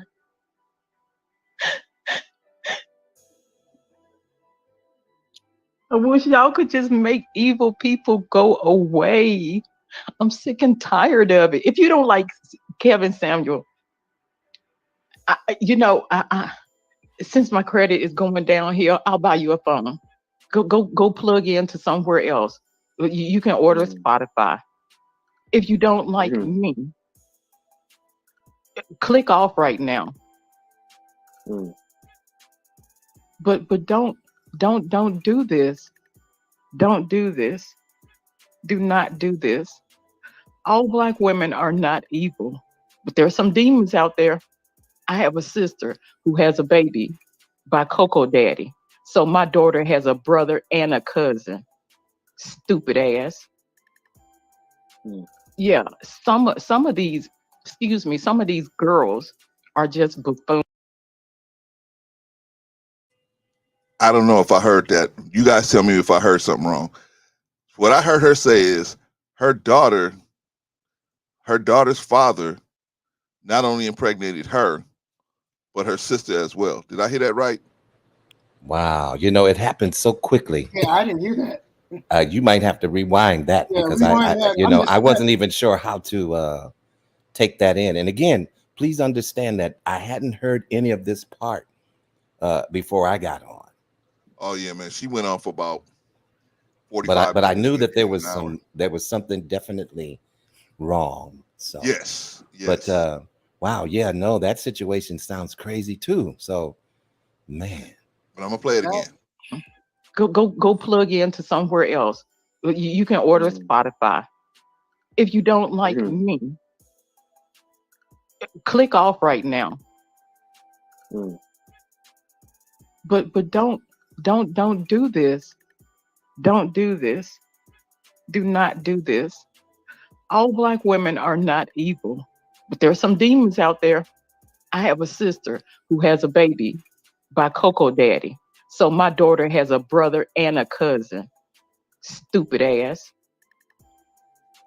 Yeah. Wow. Okay, did I hear that right? Yeah, you did. Yeah, I believe you did. I believe we all did. Wow. Wow. That's I mean, Yeah, people are going through some things, man. yeah, brother. Yeah. Yeah. I mean, you know, sometimes we can get so caught up in our daily lives and we start feeling sorry for ourselves, and then we start hearing about other people and we go, wow, wow. I did not know that this lady got a plethora of things. Man, we ain't even gotten started on her. She got a plethora of things that she could absolutely feel like, man, why bother? She got a whole bunch of stuff that she gonna start talking about, man. But yeah, shout out to M3 and 84, man. They and then of course Von Bryant and Bolo TV and Princess K. Everybody that came in and smothered the girl with love, man. It was all good. Chef, you would have. It was your kind of party, Chef. It was all love, man. All love, all Chef love, was man. there. Chef was in part of it as well. Oh, okay. So Chef was already there. Yeah. Oh yeah, he Okay. came in later and he had some Oh, okay. I very probably had already good fell asleep. words. Okay. Yeah. Oh no, I think I fell he asleep came when in. Bolo when Bolo was about to get off. I think Yeah. that's when I fell off. All right, y'all. So let's see how this is going to progress. And remember, like I said, man, if you're on a panel and somebody breaks like that, take your time before you just jump in and say anything. I think Juan had a good point. Take your time because even in the chat, somebody throw something in the chat that's, that they out there. Take your time before you just respond back because you never know where these people is at mentally, man. And it was, yeah, oh yeah, Vaughn just told me, Chef, you was there. Yeah, so yeah, you never know where these people are at, and you might say something that might trigger them even further down, right? I remember one time I was collecting money for this brother that was in jail, right? So I'm asking the brother, I'm asking around the brothers, that was at the mosque at the time. I said, hey brother, so and so is in jail, and we want to raise some bail money for him to get him out. And they go, what did he do? We don't know all the details yet, but he's in there. We just want to get him out of there so that we can talk to him and see what's going on. Okay, so so I'm asking around. We raising this money, and so one brother said, why am I gonna give him money? Why should I give him money? My brother's in jail. Nobody raising no money to get my brother. I said, brother, hold on. I said, brother, I don't know why your brother's in jail. I don't know what happened, what those circumstances is, but this is, I've been asked to do, my orders was to do this. Now you got an issue with that situation. Maybe you need to go to the captain or the minister or whatever, but not me. Well, I had nothing. I'm just doing my job. My job is to ask, right? And then and more I said, the more he got more animated, to the point where somebody had to say, okay, either you're gonna have to be quiet or you got to leave, or what you gonna do? What are you gonna do? Because he's not gonna collect no money. I'm not collecting no money unless my superiors tell me to do that. So you know what I'm saying? I don't just go out there on my own, say I'm gonna go get some money. No. No. No. But anyway, my point is, everything I was saying was upsetting this brother, man. Every response, and he wasn't really mad at me. He was projecting his anger at me. He was really angry that his brother was in jail and nobody was stepping to that fact. But that ain't got nothing to do with me. I don't know what happened with that situation. But here I am talking into it, not realizing that I'm just constantly making it worse. But he wasn't at this level where he was talking about self-deletion. This lady was talking about self-deletion, and it was a bad situation. But shout out to the people that came around her. But anyway, so let's watch the rest of or a little more of this situation here. Some of these, some of these girls are just buffoons, because you got two kids trying to figure out why they brothers and sisters and cousins. Dumbass. So yeah, there's some stupid idiots in the world that are female, but there's some of you men, you know better. Look how many, there's so many women in the world. There's so many women in the world. Are you aware that some men get hurt going overseas? You think that the men don't, the men that's doing trafficking and everything in other countries, you think they ain't making these women lures for you? Now, if you find happiness, I ain't mad at you, but stop hurting people. I've never said that a black man was evil or wrong. Never, not out of my mouth. Nobody on YouTube can say, "Oh, Sophia, did y'all hear her the other day?" Never. I have never said that. And guess who doing me wrong? A black man. And I want it so much. I worship y'all, but I just worship the wrong one. It's two good black men here. It's two good black men here to show you. If you, and I used to tell my daughters, if I'm not woman enough to do whatever it is, you got so many black women in the world. You got so many women in the world. It may be a white woman. It may be an Asian woman. Stop being mean. Go in a cage. Go in your own padded room if you want to be mean. See how you like you. But don't hurt people. Don't hurt people, because some of us can't take it. And see how your mind feel after you do something like that.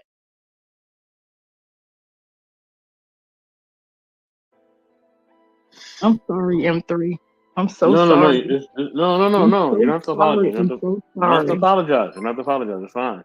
It's fine. You don't have to apologize. And that's why I've hidden, because it's embarrassing to love a person and to think that this person is going to be your somebody, and they turn around and throw you on dark web. Oh, and then here's the message. Uh, baby, just so you know, I got some loans in your name, and I put it in my wife account. Holy smokes. Oh my gosh. Shout out to Love Experience. Glad to have you over here at Love Experience. We just watching a sister that really is going through a tough time right now. But shout out, Wow. man. But Wow. don't get sad, Love Experience, because at the end, some real people that God touched some people to really help this sister. So she got some good help. She was in a whole different place by the time cat like Von Bryant and Bolo TV and M3 and Intellectual Soapbox. By the time they got done, Princess K, by the time they got done with her, she was in a much better place. But the Love Experience, you hear, right? What we doing today is we are trying to raise some money for the backpacks for these kids. Yes, We yes. got a goal of $3,100. Let's We at talk about it. 620 now. You can cash app Wait, today. where are we at, Clarence? Where are we? We at $620. Well, My can you brother. say that again? $620. Pew, pew, pew, pew. Pew, pew, pew, pew, pew. I don't even know Right? how to make the sound, but I'm but trying. we trying to get this money, Love Experience. We trying to get this money. So anything you can help us with, you say, I got the money today, Brother Clarence, Please. but I can pledge it. I'll have it in the next 2 or 3 weeks. No problem. No I'll problem. You put it can in the pledge I'll it. put it in the chat. Yes, you can Yes, pledge it. sir. Right? So we trying to get these kids these backpacks. We want to get 45 backpacks to 45 kids. So this is how much it's going to cost. The grand total is about $3,100, and that's what we want to do. That's what we want to do, Love Experience. So Oh wait, don't forget to mention the laptop now. You're forgetting the the laptop. laptop, we're gonna give them. We're gonna raffle a laptop away to one of the kids. That's what we want to do. Thank you, Von Bryant. See, I'm Yes, old. Von sir. Bryant young. I'm old. You know I got your back, man. Come on. You know I got you. Just say holy smoke is code for the money. Yeah, we gotta get the money. We gotta get like Richard Pryor was saying before, right? We gotta get the money. We trying to Exactly. relieve you of some of that paper. Mm.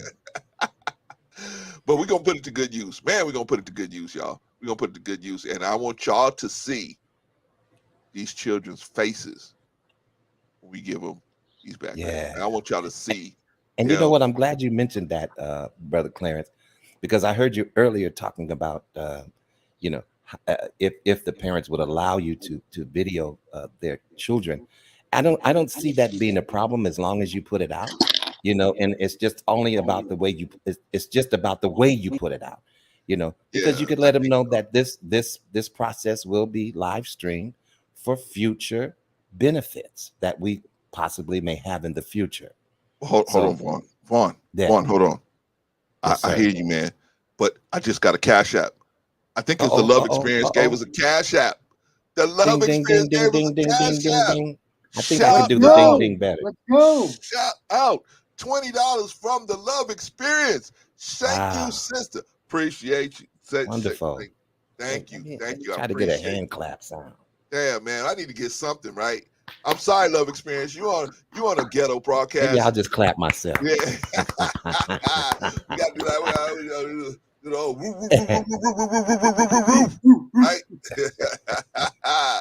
Let me add to this shit, right? That's right. Do the math. Keep that math right now. Keep it right. Yeah, man.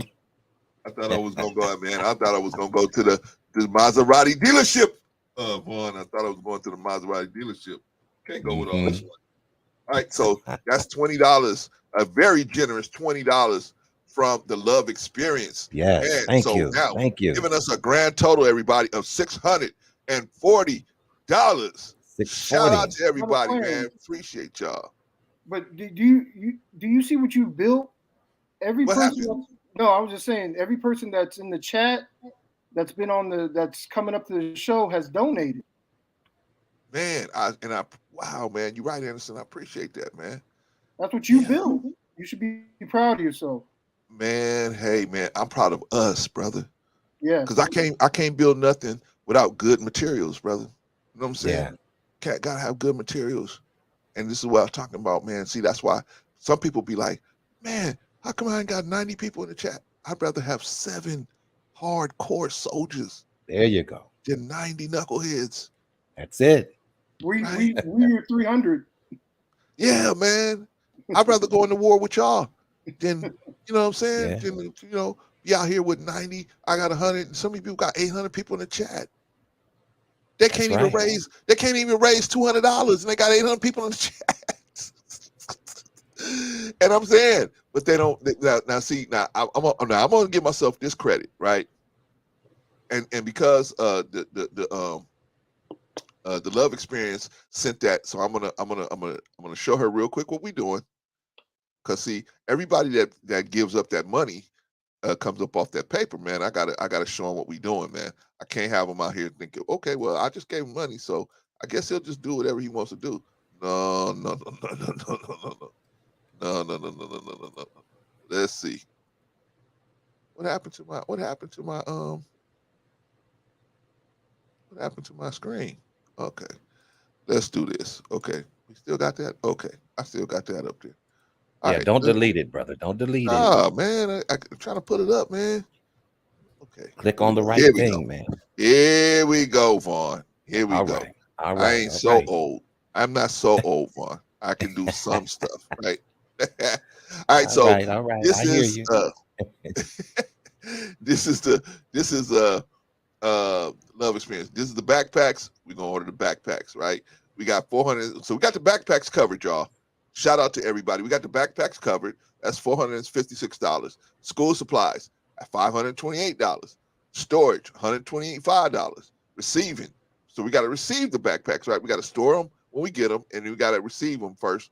That's $100. Organizing the backpacks, $30 per hour plus 3 hours, right? It might not take them 3 hours, but we're gonna pay them for it, right? For putting them together. Alerting kids and families, $200. The staging area, right? Lady got to set up this tent and everything because we're gonna give everybody everything through the car, right? So we're gonna have a tent outside. We're gonna have it, so they can just pull up, and then we can just hand them the backpacks and everything through the car, right? The video work, $200. Might be myself, might be somebody else. Staging day. So we got to have somebody actually handing out the backpacks. I don't know if I'll be able to do it because, all of them, because I'll be moving around, right? Making sure everything's legit. But we'll have somebody support. So we have somebody that are actually dedicated to just handing out the backpacks, right? That's $240, right? $30 an hour plus times 8 hours, right? Probably gonna take 8 hours, but we're gonna pay them for 8 hours, right? And of course, we want to buy a laptop so we can raffle it off, right? So it's $750 for the laptop. That should get us a decent laptop. Total $3,064, right? That is what y'all paying for, and I wanted to let you know what was going on, right? Right? I'd rather have 7 hardcore soldiers than 90 knuckleheads. Man, I would, brother. I would. I appreciate y'all. That was profound. I like that. but it's true though. It's Man, true, man. And that's how I feel, man. Because you just like you said, you could have 1,000 subscribers, but maybe only 18 faithful watchers. Yeah. Or see, so what does that say? If you really want to do something, see, you telling these people the whole time, yeah, I'm in the community. I'm doing this community work. We need to do this community work. And then when it's time to do something, right, they ain't really feeling it like that. You know what I'm saying? And so you like, man, I thought I had more support than I thought, right? I'll kind of overstep myself, right? Yeah. But I feel so thankful, man, for everybody that I got in my crew over here. Let's Talk to Black Life Family, man. you know, I just feel so thankful for all of y'all, man, and all the money that y'all gave and all the time y'all give, man. Y'all really give a lot in time just listening to a knucklehead like me, man. You know, I appreciate all of y'all, man. You know, I really do. And then some of y'all like Vaughn or Anderson or Sim will say, hey, brother, you did this good. Or, hey, brother, you might want to try to do this, approach this way, whatever. I have people telling me all kind of different stuff, and I appreciate that. I'm not the kind that, am I Vaughn? I don't be like, Vaughn, shut up. Right? Right? I listen. Yeah. No, I've I never try to heard you tell me that, but you said it to brother Rico quite a few times. I have to tell Rico to shut up. I have to tell Rico to shut up. Let me tell you something. If you're not talking about business or you're not talking about something serious, you have to tell Rico to shut up sometimes, man. You have to tell him to shut up. I had to tell man. Shout out to Rico though, man. Much love to Rico. I know Much he's love to Rico, vacationing man. and you know he's enjoying Hey, the man. where is he at? Where is he? He's in the Dominican Republic, man. Dominican Republic. Yeah, oh man. he will catch up to us. I know the sun is out and he's got his libations. Man, you know what I'm saying? I've been on panels where I had to virtually nudge Rico and say, Rico, stop talking about that. Stop talking about that. This is the topic here. What are you talking about over here? I have to text him, hey Rico, but shout out to that brother, man. That is a good brother. Yeah, but you know, right both of you make the show very interesting. And thank you, man. see, this is why people want to see what's going to happen. You know, man. Rico can be way out there. You may be a little more rational, but then at times he could be rational. You know what I'm saying? Man. So we never know what we're going to get, but it's really cool. No, but it's cool to watch. You know what I'm saying? Because I'm telling you, like, don't sleep on Rico now, because he'll come out with some information, and I mean some good information.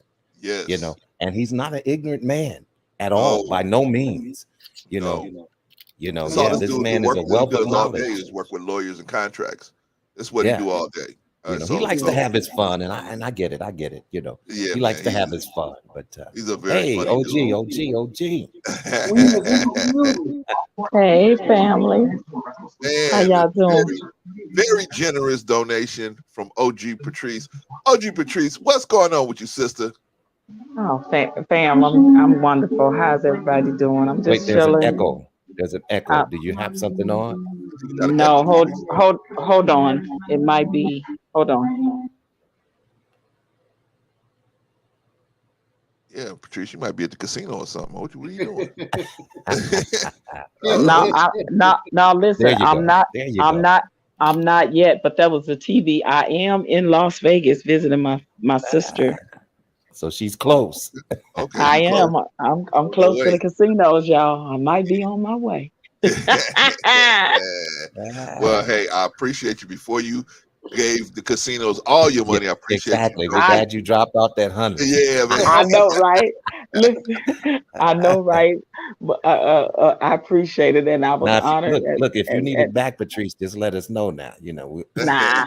If you get 2 in the hole there, you know, because we can't see you in the dumps either. So you know, no, I'm straight, family. I'm enjoying myself. I'm having a good time. This sister is straight. She is straighter than straight. Don't worry about her, Vaughn. Oh yeah, I'm just joking.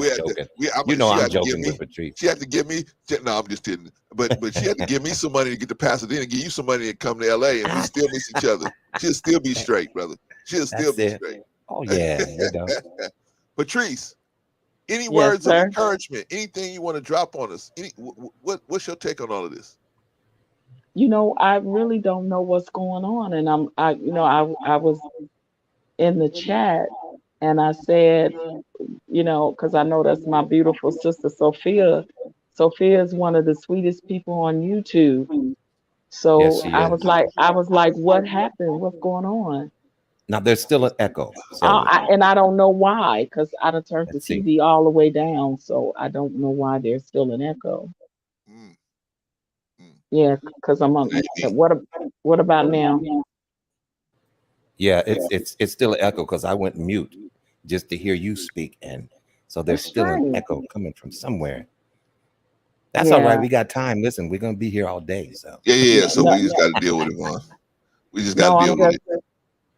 I just was really wondering what happened because I like Sophia a lot. She seems to be a very, very nice person. I met Sophia, of course, like I met all of you all through the Lead Attorneys channel almost 2 years ago now. So I was just really shocked to see her, you guys rolling back a video footage from Knowledge and Relationship panel, and I had no idea if something happened, like what went down. Yes, So yes. So what happened on this particular broadcast? This sister just they were talking, they had a topic and everything, and so the sister came up, man, and she came up, and the next thing you know, she just broke.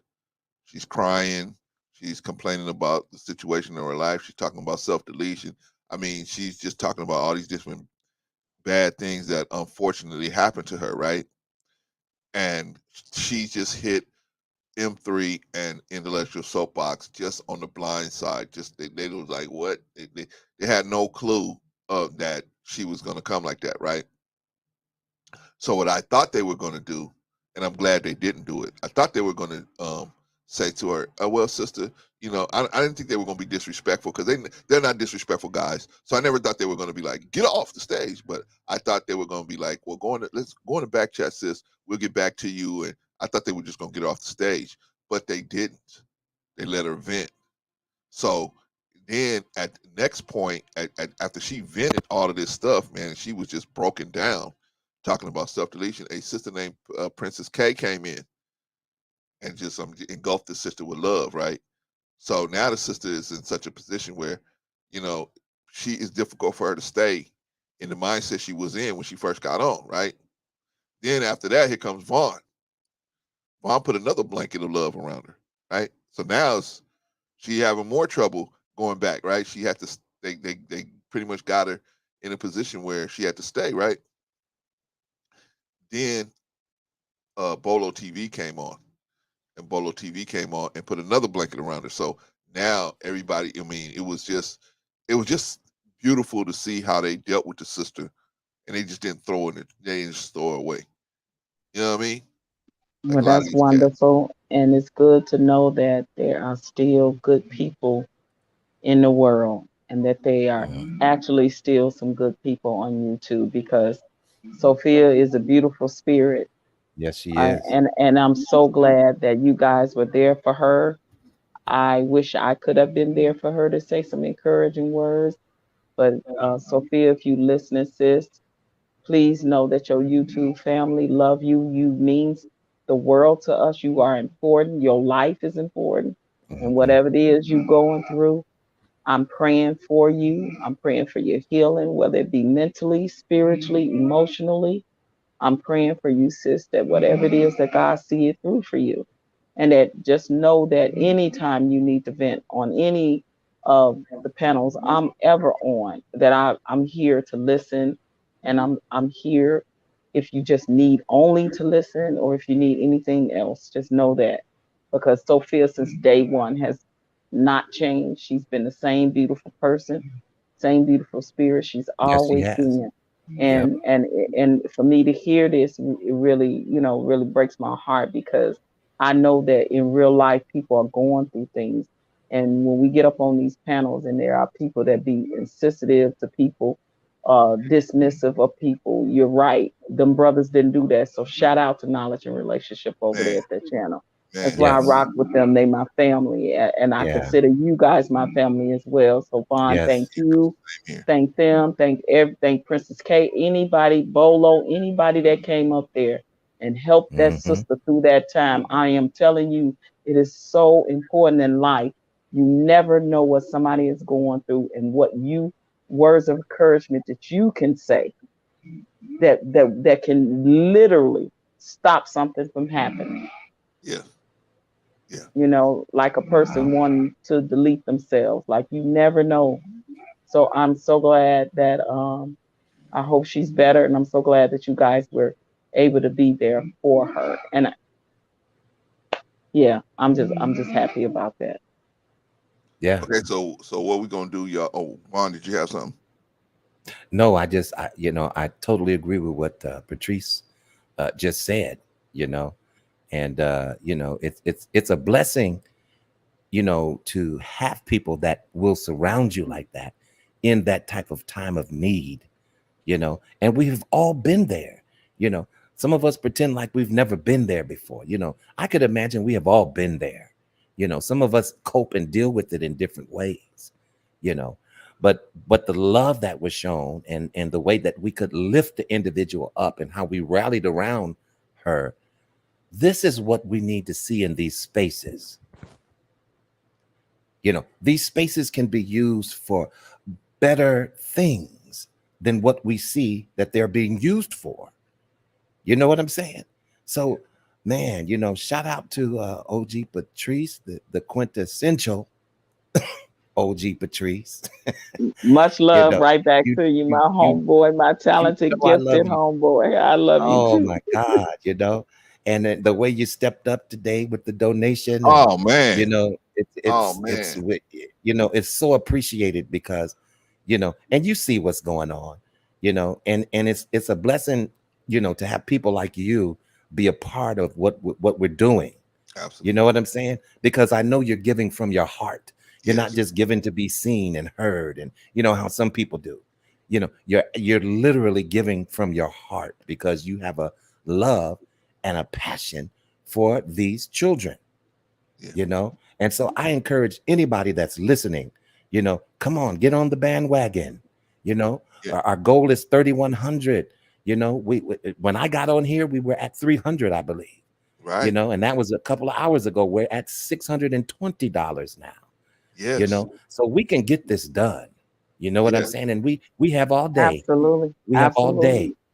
I And you never agree. know. And yeah, I'm sorry, Brian. No, Go no, ahead. no. Go ahead, Patrice. Go ahead. No, I was just gonna say you're so right. And of course, when it comes to children, that's my one of my weaknesses, my passions, and that I love helping children, whether I'm mentoring, tutoring, giving any kind of counsel, or as someone that is older, y'all know I be in these streets out here, helping in my community and helping in the schools with kids. So of course, kids are near and dear to me, especially kids that need our help that are in lower impoverished neighborhoods, no matter where they are in the world.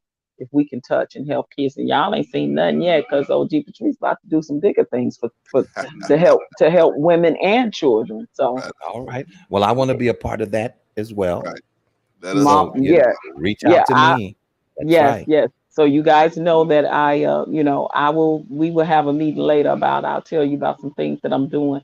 My trip is for pleasure because my sister lives here, so I'm spending quality time with her, but I'm here on business as well too. So it's big things All that right. I'm All about right. to get involved with as well. So I just wanted to let you guys know how much I love and appreciate you, and Same brother here. Clarence, thank you for doing the work, out here for real, because like Brother Vaughn said, so many people are using their panel for nefariousness, unfortunately, in these YouTube streets.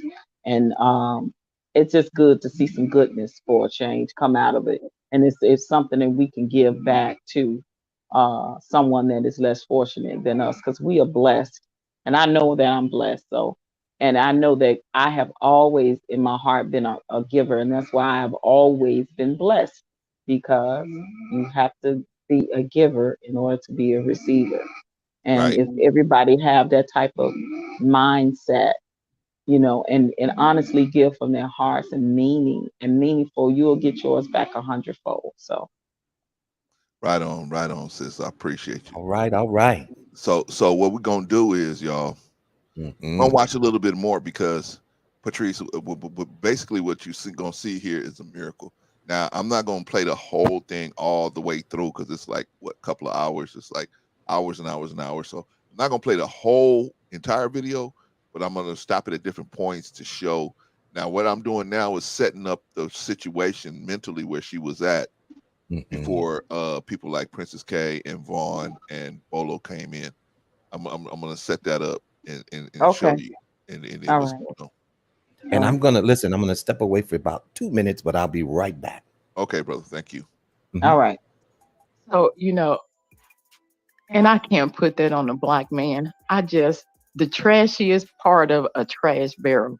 I just dug there and pulled something up. I just, you gotta have, I don't know what to say. Don't be me, y'all. Don't take my advice, but I will say to be nice. Be nice. I haven't failed me. That person failed himself.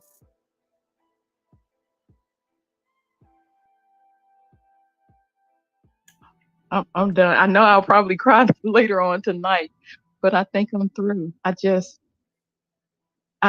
why I love being bubbly and, saying, and showcasing. And that's why I was watching a baseball game when baseball came out on YouTube Live, pouring. So I was just like, I can't do it. So my kids can't be around me. The person knows where I stay, and he gets upset if I don't respond. Y'all don't do it. It's so many people getting hurt. Don't do it. I have a police report. They can't do anything. Don't do it. Don't do it. M3, everybody can't be you. Everybody can't be Mrs. M3. I really hate that. And it's a damn shame that every time somebody talk about a decent black woman or a black man, they have to use you, or saying you and your wife, or the Harrises or something like that. Everybody can't be y'all. Everybody cannot be y'all. That's a shame. That's a shame. But then don't want to know why they're by themselves. Be nice. That's a start. Be nice. And there was a wise man that told me, okay, maybe it's not a black or white thing. Just go for where you get your respect from. So thank you, M3. I appreciate that. Thank you to everybody who I've gone to under the table, who tried to help me. I'm just in a situation to where a person won't let me run. I'm backed up in a corner. I stay to myself. I can't go out here and there because he's getting beyond toxic. And that's scary when you have to look behind your back. I used to be afraid of other Muslims in the Taliban. Now I just want to breathe, and it hurts so bad. But I still want to hear you laugh, 84. That's one of the things in the world that will make me laugh. And QB, I thank you so much. I thank you so much. I'm gonna have to go get back on Instagram just so I can get her number. I was like, tell 84 just to laugh. If I take me, tell him to laugh. I haven't seen you, but if I hear you, if I go blind, I pray to God I don't go deaf, because I always, and y'all, I'm not trying to be Okay, did you hear what she said, Patrice? Yeah, I heard her. Okay. So what kind of place you think she's at where she said, I don't mind if I go blind, but as long as I don't go deaf, so I can hear your laugh. Um, it's unfortunate. My sister was really in a low place. Um, sounds like major possible depression has sunk in with her, and she just was very close to not wanting to exist anymore. Yeah. And God knows I have heard so many people say that. I've lost 3 people to self-deletion, you know. And even the after effects of that and how it affects you years later, because you would think if it was just something I could have said or did, if I could have just made a difference. A lot of people suffer from survivor's remorse, guilt, remorse, from someone that has self deleted themselves. And it's a lot of people that are out here, especially I've come to believe in these YouTube streets that are suffering in silence. Yeah. And I believe my sister probably was at a point where she just needed to vent and get it out. Yeah. And I'm just glad that it was people there for her when she did. Yeah. Because some people don't have that, and they go it alone, and they self delete, Yeah. alone without ever telling anybody, reaching out. So I'm glad that she was able to vent. And All I'm right, glad that they were there, able to be there for her in her time of need. man, it was a beautiful thing. But I wanted this show the part where Sister Princess K got involved. Let me scoot it up a little bit. Wait, hold on, Mr. Intellectual Boss. Before and Princess K, salutes to you. Thank you for coming up. Before you say anything, Princess K, right? Real quick, Lady Sophia, I do want to say thank you for coming up. Thank you for sharing and being vulnerable, especially on a live stream, because that's not easy to talk about things that's going on with anyone inside, even your own self, especially where there's people that's watching you. And I just want to encourage everybody to chat and just say, hey, thank you everyone for showing your love and your compassion and support. And this is what knowledge relationships is all about. Sometimes we have to take a pause on some of our main exciting topics because the common goal really it's not even just for entertainment, but it's also to be a help to someone. Even though I still have to put the disclaimers out there because you can't take our advice as word is bond. You still have to take our advice as a grain of salt. But I just want to say thank you, Sophia, for being vulnerable enough to share. And if anything that we could do to encourage, just know that, you help us. Your presence by you being alive here and just talking to us, it helps us to keep going. So never feel at a point that you're at a low where where you may feel like life is not worth it because we value your presence of life here in Knowledge Relationships. I really appreciate that. I'm crying so hard. I'm gonna leave. I love you, Princess K. I love you. I can't do this. M3, I'm die hard, but I can't. I really can't. It's hard to wake up in the morning, but I love being here. And if anything, God, if I'm not here in the morning, I love that I was here with friends. I love y'all so much, but this is so hard. It's really hard. I couldn't even be embarrassed. That's how hard it is. It's really, really, really hard. But I love y'all. Wait, Lady Sophia, before you go, I know Princess K want to say a few words, so Princess K, go ahead. Can you guys hear me? We can hear you. You're a little muffled, but we can hear you. Can you hear me? Yeah, we can hear you. Okay. Um, Sophia, I just come in peace for you. Um, I know exactly where you are right now because I've been there about 3 times. And I tried to commit suicide 3 times, died 3 times, and came back. For those of us who are going through such mental anguish due to people or life situations or whatever, it does feel like there is no hope. But at some point, there's a moment when, even when you don't have strength, You don't have hands to pull yourself up by the bootstraps. When you learn to push forward, there's a lot of strength in you. And I've seen it over the time that I've heard you and seen your responses. You are such a loving person. Such a loving person. We would definitely miss you if you weren't here. And I don't say that to put any guilt on you.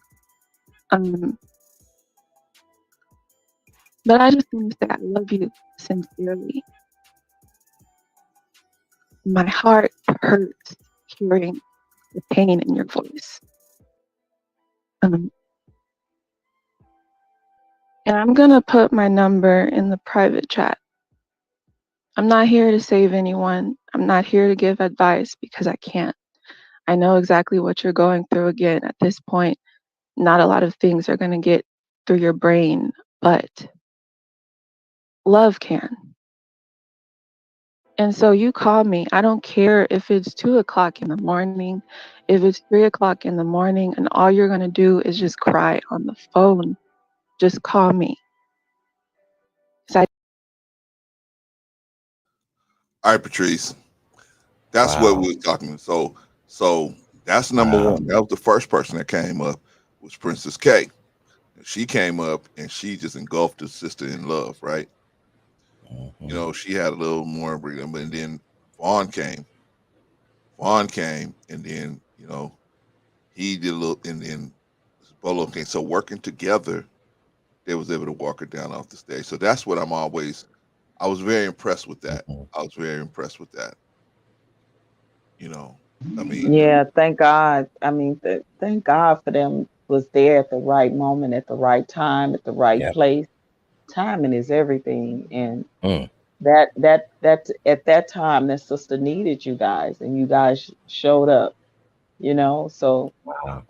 again, you know, what if she had to go through that alone without even having a YouTube family to talk man, to? Just imagine, man, you know.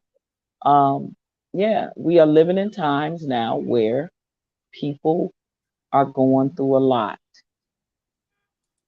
and it should be times when we come together as a people and help each other where we can. And as many relationships as we've built in these YouTube streets, even though with people we've never physically met before, or seen in person, there's still a common bond that we share from supporting each other's channels and panels and chats and things like that is something that has been built, right? So if you care about people, if you have an ounce of decency and empathy in your bone in your body, be a decent person and help somebody if you can. Nothing wrong with it, all right, you know. y'all. We're gonna move it to the part where Vaughn first comes up, and Vaughn is, because I just want people to see what it looks like when you may not have the right. When Vaughn even said it, sometimes you don't have the right words, right? But you motivated to just help, right? Somebody you on a panel with somebody and they just break like this, right? So you don't know what's going on, but you at least motivated to help, and the person that needs the help can feel that genuine if you genuinely are like that, right? And then and so they can work with you. And so anyway, here's Vaughn uh in the mix. Greetings. I'm sorry. Go ahead. No, I was just saying greetings, everybody. Hey, Vaughn. Hey, what's going on? You see, sir. Yeah, my voice is a little rusty tonight, but I just wanted to get up here and encourage my sister Sophia.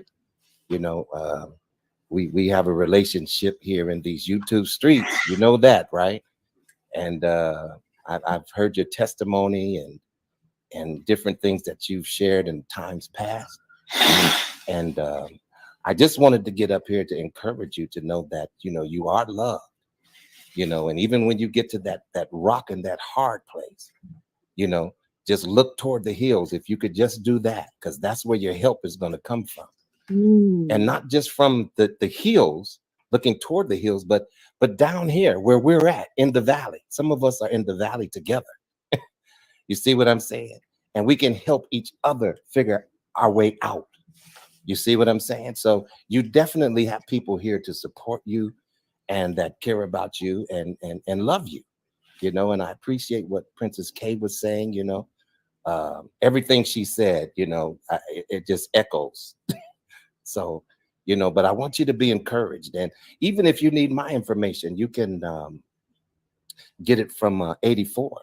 You know, if you ever just want to talk or something or pray or whatever it is, you know, and I'm here. I'm here.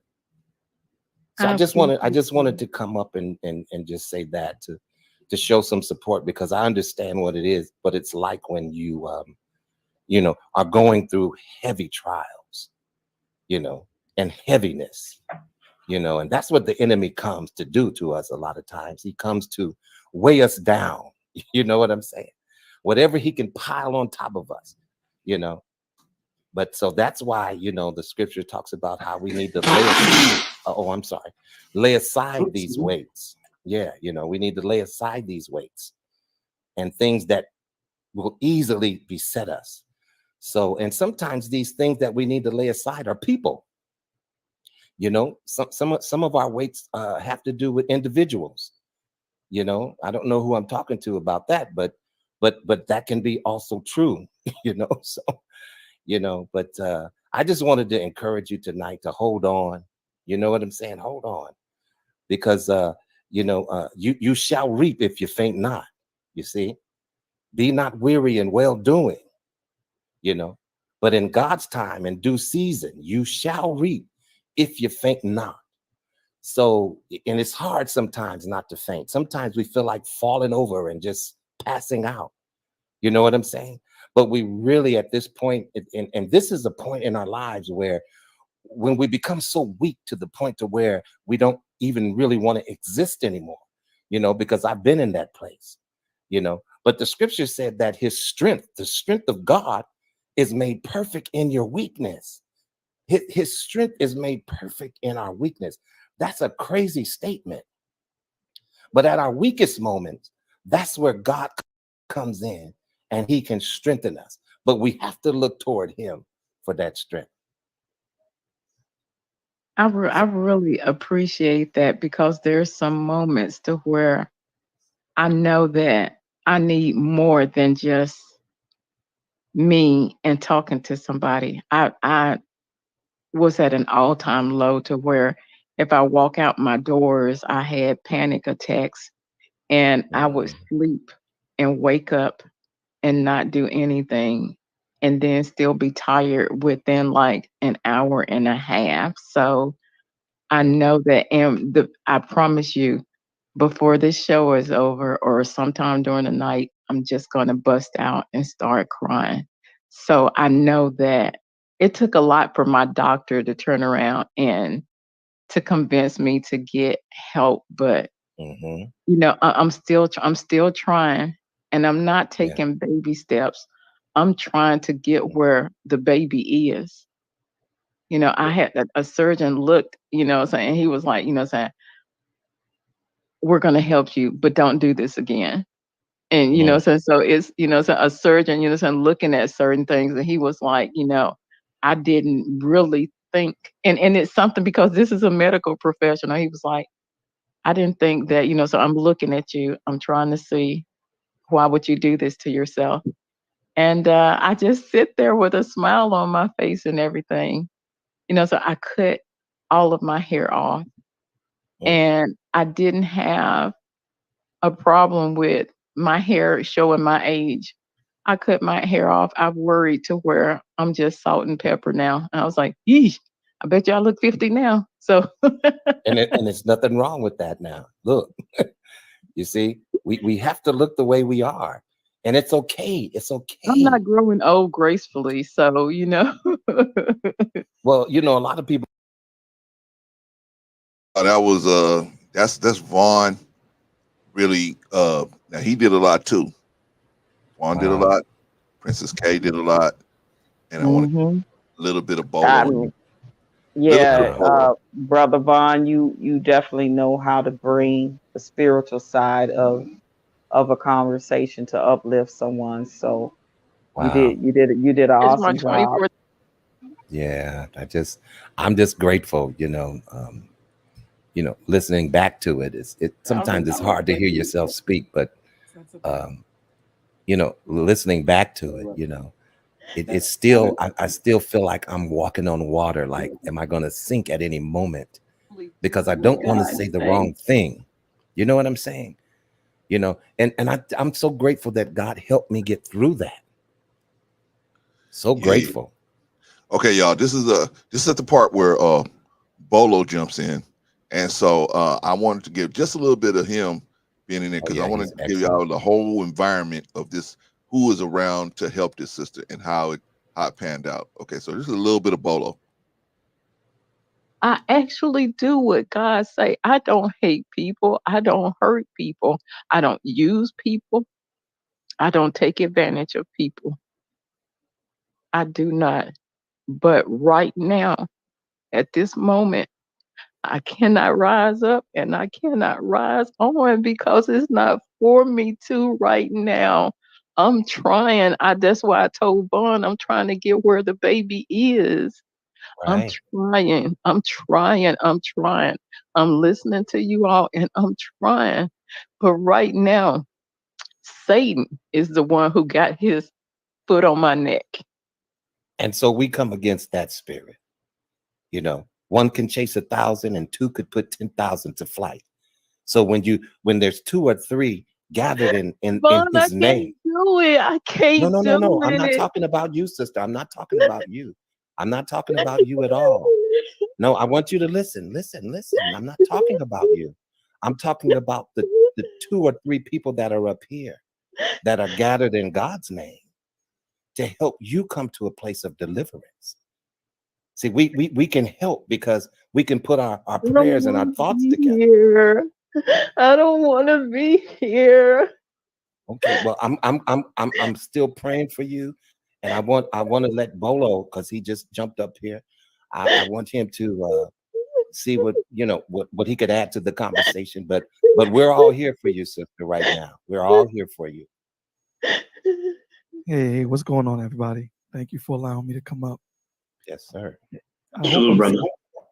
Hey, what's going on? Sophia, is that your name?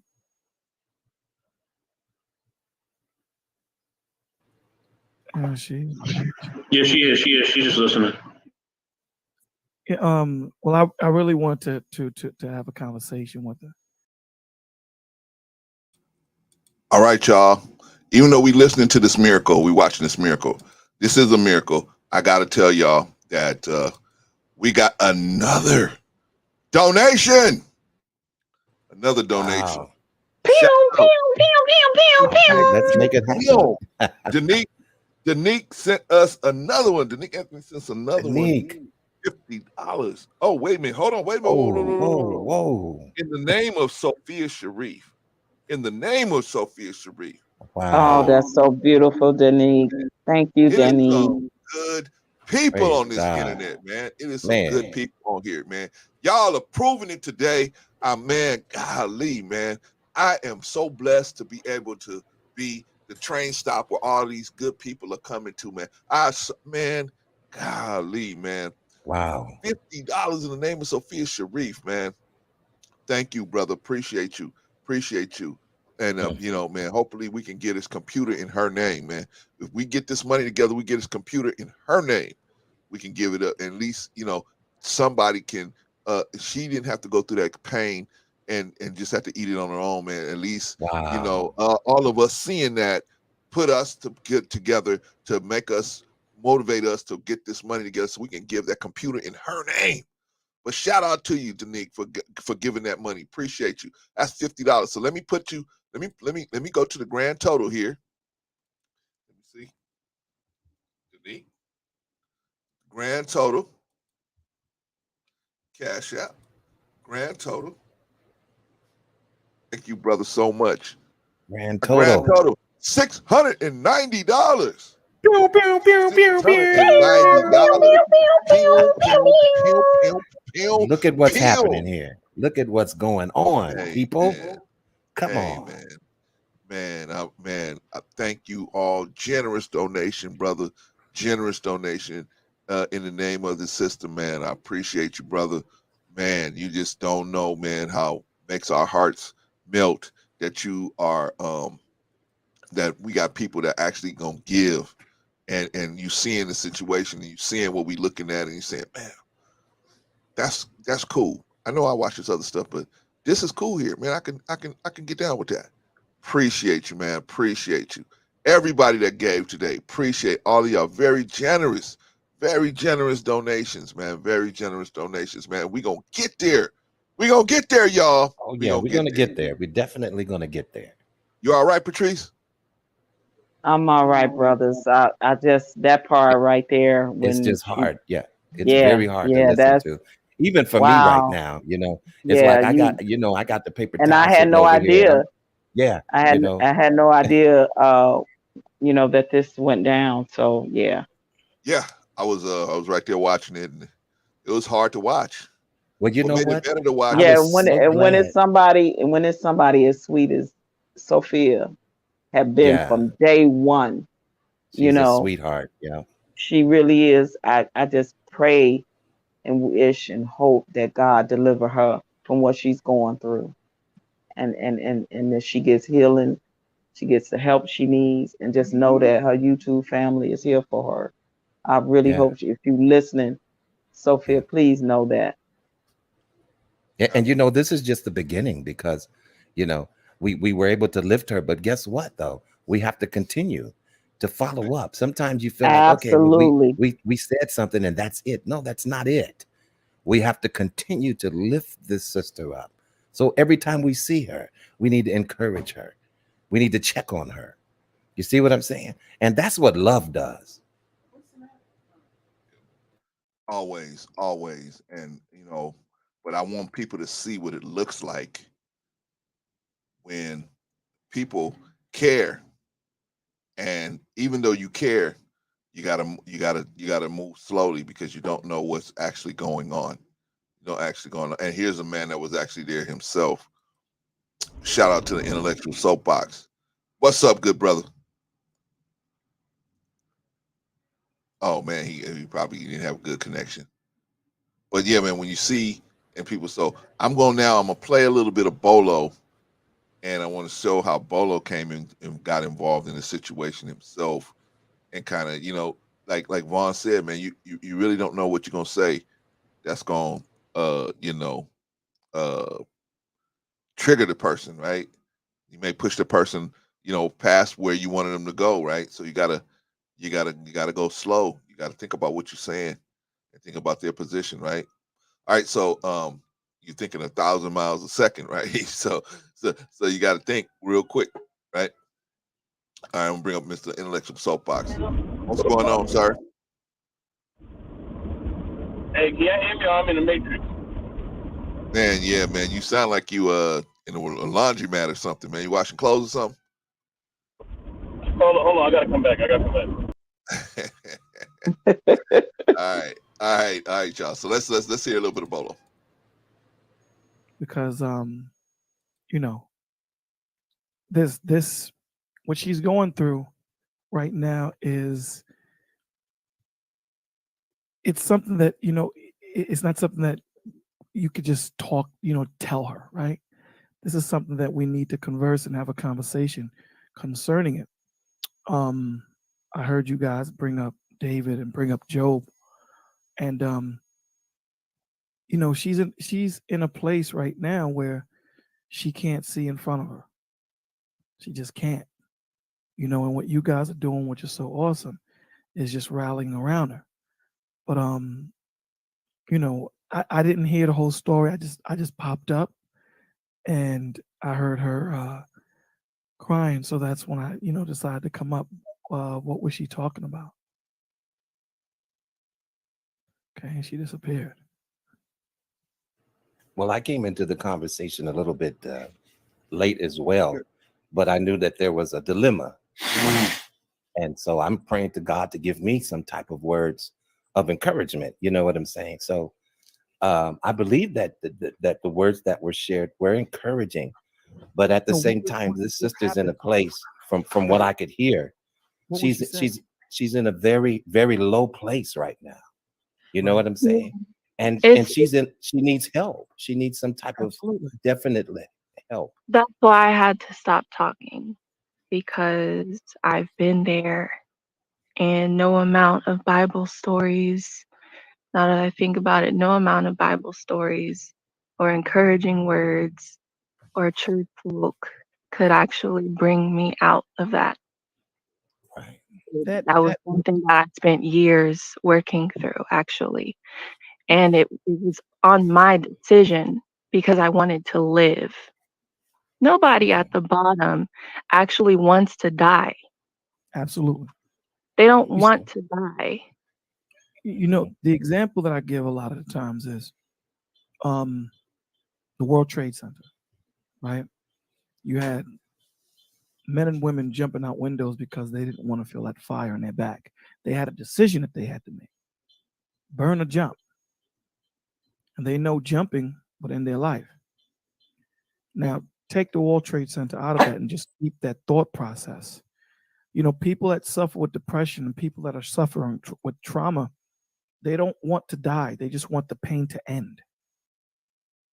And a lot of the times, you know, when they're in that place of darkness that she was speaking, you know, the only answer that seems readily available is self-deletion.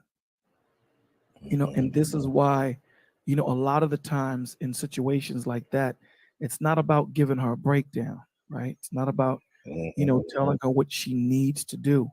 You know, there's a time and a place for everything, right? Time for life, time for death. You know, we all know that scripture. This is the time to listen. Because let me tell you why. I got Mr. Intellectual Soapbox. I want to bring him up. Mr. Intellectual Soapbox. Can y'all hear me, family? Yeah, we can hear you, man. Perfect, perfect, perfect. Man, number one, bro Clarence, thank you for showing, us some love, man. You know what I mean? Thanks for showing me and my team love. We appreciate you. Um, Rico, what's going on? You know what I mean? Oh, Rico ain't in the building. I thought he was up here. That's my Nah, Brian. yeah, he'll be here. OG Patrice, good to see you. You know what I mean? Salute, Shout out to the family. whole crew. Salute. Salute, family. Salute to the whole non-relationship family, man. Thank you for showing us love, and definitely y'all make sure y'all like and subscribe to this channel, man. You know that whole fundraiser thing you're doing is dope. You know what I mean? Thank you for doing that, and thank you for showing us that we could definitely make an impact on the community, man. Definitely appreciate you. No problem, brother. No problem. Now, I'm going to ask you a couple questions, brother. Number one, I got to ask you for the kids, man. Okay. Are you going to do something today? You going to pledge, man? You going to cash app us, or you going to pledge for later on? What you going to do, man? Man, at the moment, you know what I'm saying? I'm in between right now, brother, in between. But I You can got you, bro, pledge. Clarence. You know where to find me, bro, Clarence. You know where to Yeah, find me. yes, I do. Well, brother, hey, even I know that some people would give $1,000 if they had it, brother. I feel like you one of those brothers. So I appreciate you, man. So you know what I'm saying, but I must continue to shout out and thank you, brother, for showing us what a real miracle looks like, man.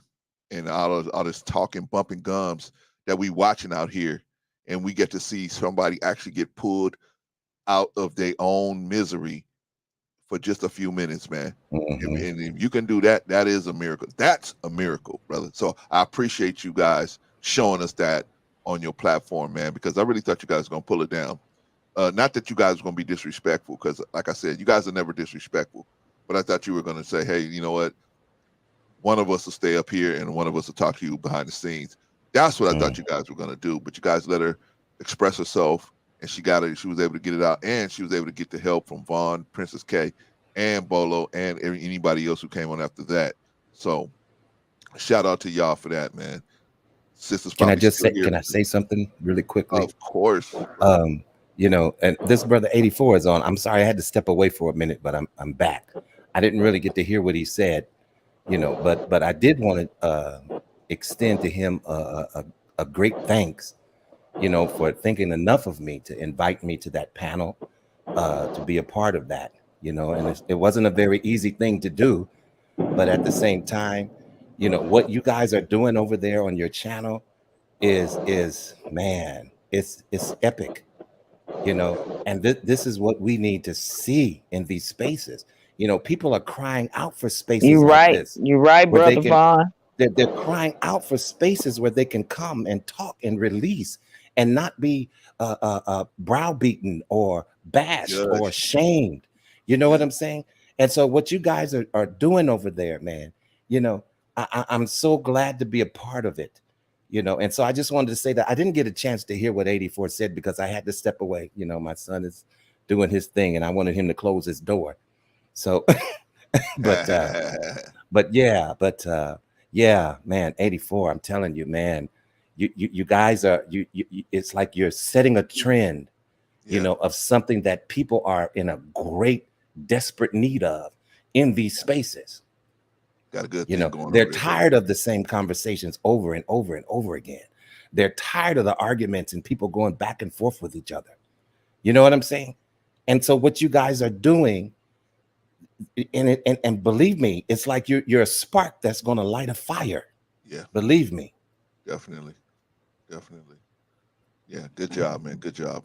You guys handled Man, that. Mr. Bryant, thank you so much. You know what I mean? And I appreciate you for even coming up there. I appreciate everybody for supporting us, man. You know what I mean? Because I don't have to. Bro Clarence, text me the Cash App. Text me the Okay. Cash App. You know what I'm saying? And me and my Okay. team, we definitely gonna get on something. But Okay. text me the Cash App. We got something rocking for you, most definitely. You know what I Appreciate you, brother. mean? Anybody else got any? Y'all can ask me anything, man. Y'all can ask me anything about the situation, anything regarding anything. I'm Well, here for it. my question to you was, I thought you guys were gonna pull it down. Were you guys even thinking about doing that, or you guys just knew right away? Because okay, well, here's a better question. Not let me say that. Here's a Uh better question. Okay, my better question is, what do you think when she just started breaking like that?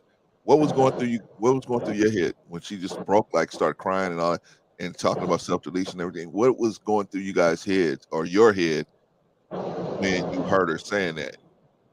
I think in that moment, you know what I'm saying? Like, I'm not gonna sit here and stunt like I'm like some hero or somebody who's like some counselor or something, because that ain't me. But Me I've been either. through enough life experience to know that it's just good to just listen and to try to just calm people down. You know what I mean? So that's what I try to do. I just try to listen and just try to keep her at ease and help her to see that what she's gonna get through it because she will. You know what I mean? And it's a storm that that I know that she'll pass through. You know what I mean, with flying colors. And the thing is you know what I mean. Like at the end of the day, you know we just wanted to be there to support her. You know what I'm saying? And she's always been somebody that supported us. Always. Like we could have 15 people watching, we could have 20, we could have one person watching. She gonna be that one. Right. You know what I'm saying? Mm, She always is gonna. She's always been there to help us, to support us, and to show us love. And I'm just like, when she came up there, you know what I mean? Of course, when you're doing a show, you focus on your topic. You know what I mean? Like that's just how you focus as a content creator. You know what I mean? It's not the fact that you don't care about people. It's the fact that about certain things. You know what I'm saying? So your ideal focus is really on that. You know what I mean? So you're thinking that people that come up there are going to talk about what you're talking about. You know what I mean? Because they see the topic, they see the outline, they know what it is. So you're like, all right, they're gonna follow. They're gonna follow suit. You know what I mean? But with Sophia, like I said, she's one of us. So you know what I mean? She's one of our biggest supporters. So it's like, all right, whatever she want to talk about, she can talk about. You know what I mean? So man, when she just started crying and everything, it was heavy. It was heavy, man. It was heavy. It was very heavy. You know what I mean? It was very heavy. I was shocked, and I wasn't expecting that. You know what I mean? Like it's a lot to deal with somebody's talking about not wanting to be here anymore. That's a lot to take on. You know Right. what I'm saying? That's a huge load to take on. So yeah, we never thought about dropping it down. Of course not, but it was just a lot to just take on in that one moment because we just was not expecting that. Right. Right, man. I mean, Yeah, I don't think any of us was. it's a crazy space to be in because it's like, what do you do? What do you say? Yeah. You know what I'm saying? And man, literally, it's like I felt like I was like walking across water to meet Jesus and trying to have faith that I didn't sink. Do you know what I'm saying? Like Peter walking on the water. And man, you know, but sometimes you just have to step out there on faith and just trust God, you know, for answers, you know. And sometimes you're just that vulnerable. Your help is coming from nowhere else but him, you know. And so sometimes we're going to find ourselves in that place. You know what I'm saying? But man, this is what we need. You know, I can't even reiterate it enough. Is we need spaces like this that know how to move with the flow, go with the flow. Sometimes you may start out one way, but then you have to end up another way, you know, because you're in tune. You're in tune to what's going on. In other words, it's like you're reading the room. Some of us don't know how to read the room, you know. But yeah, I'm very grateful, man, for your platform, Brother Clarence, and Brother 84, knowledge and relationships, and you know, these panels are, you know, are very helpful. Yeah, man. I mean, I just when I saw that, I knew what I was looking at when I saw it. You know what I'm saying? I knew I was looking at, you know, somebody being really helped out of their own you know, unfortunate circumstances and being placed in a place where they could kind of look around and see what was going on and kind of get their bearings back. You know what I mean? But if you don't know what you're looking at, then you might not. You might just see, oh, they're just talking to her. She's just crying. They're just talking to her instead of the reality of the situation. Man, it was a real serious situation, right? I mean, you guys was talking about, whatever you guys was talking about, and then all of a sudden, bam, it gets serious, right? Jill said, "Holy smokes!" Right? It gets serious, and that's what happens, Jill. When you're on a Out of platform, nowhere.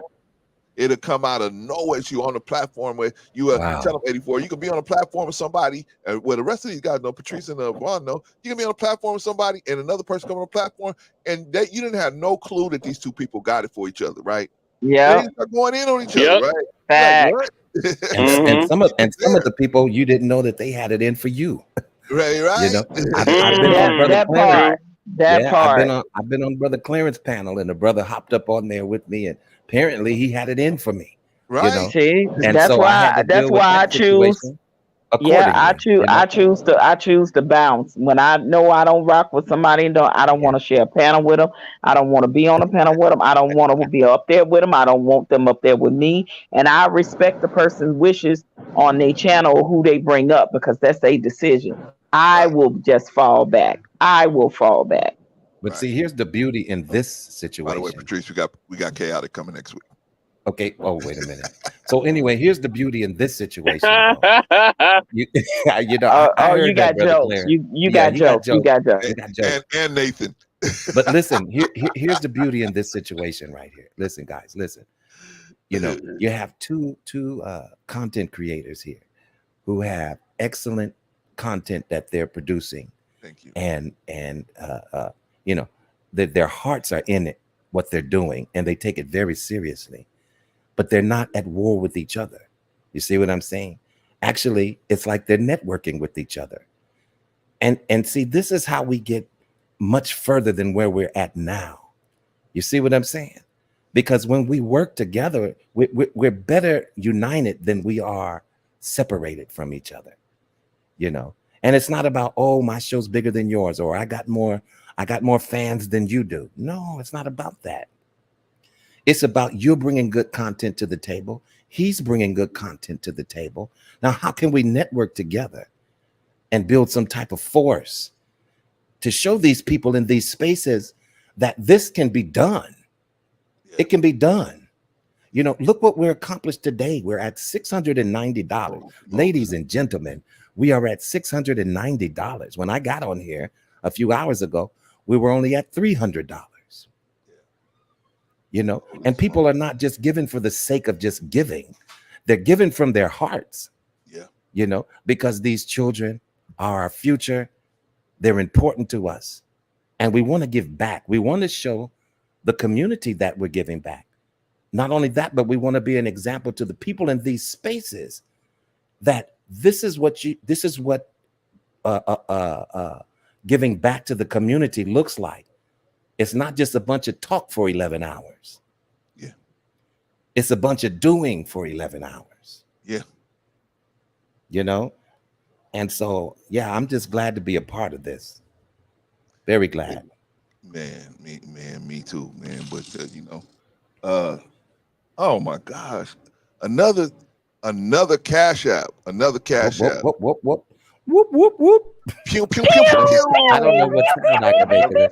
I'm gonna give a clap too. Clap, clap, clap, clap. Yes, sir. This is Jill's Chocolate Boutique sending in a cash app, $10 for Hey, Mighty man. Sophia, Sister Sophia. Oh my gosh, man. Oh my gosh, Jill.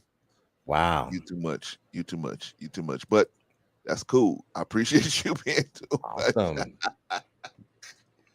Shout Wow. out to And Jill. you know, Brother Clarence, look, we've got a lot ahead of us now, you know, because we've only just begun. You know, it's only 2:30 out here in LA. So, you know, I don't know how long you plan to go, but I'm here for the long haul. Oh man, as long as I can, man. Well, I'm gonna rock with you, brother. I'm gonna rock with Well, you till the well, wheels y'all fall off. already know. I'm gonna check back in with y'all. I'm in Vegas, so I got to go and have me some fun. I'll check back in with y'all later. Patrice. Yeah, Yeah, yes, sir. have some fun. Later, Have some OG. fun.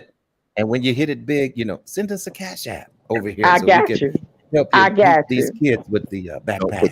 Patrice. Listen, if I do a little gambling and hit a little something, I will send some more.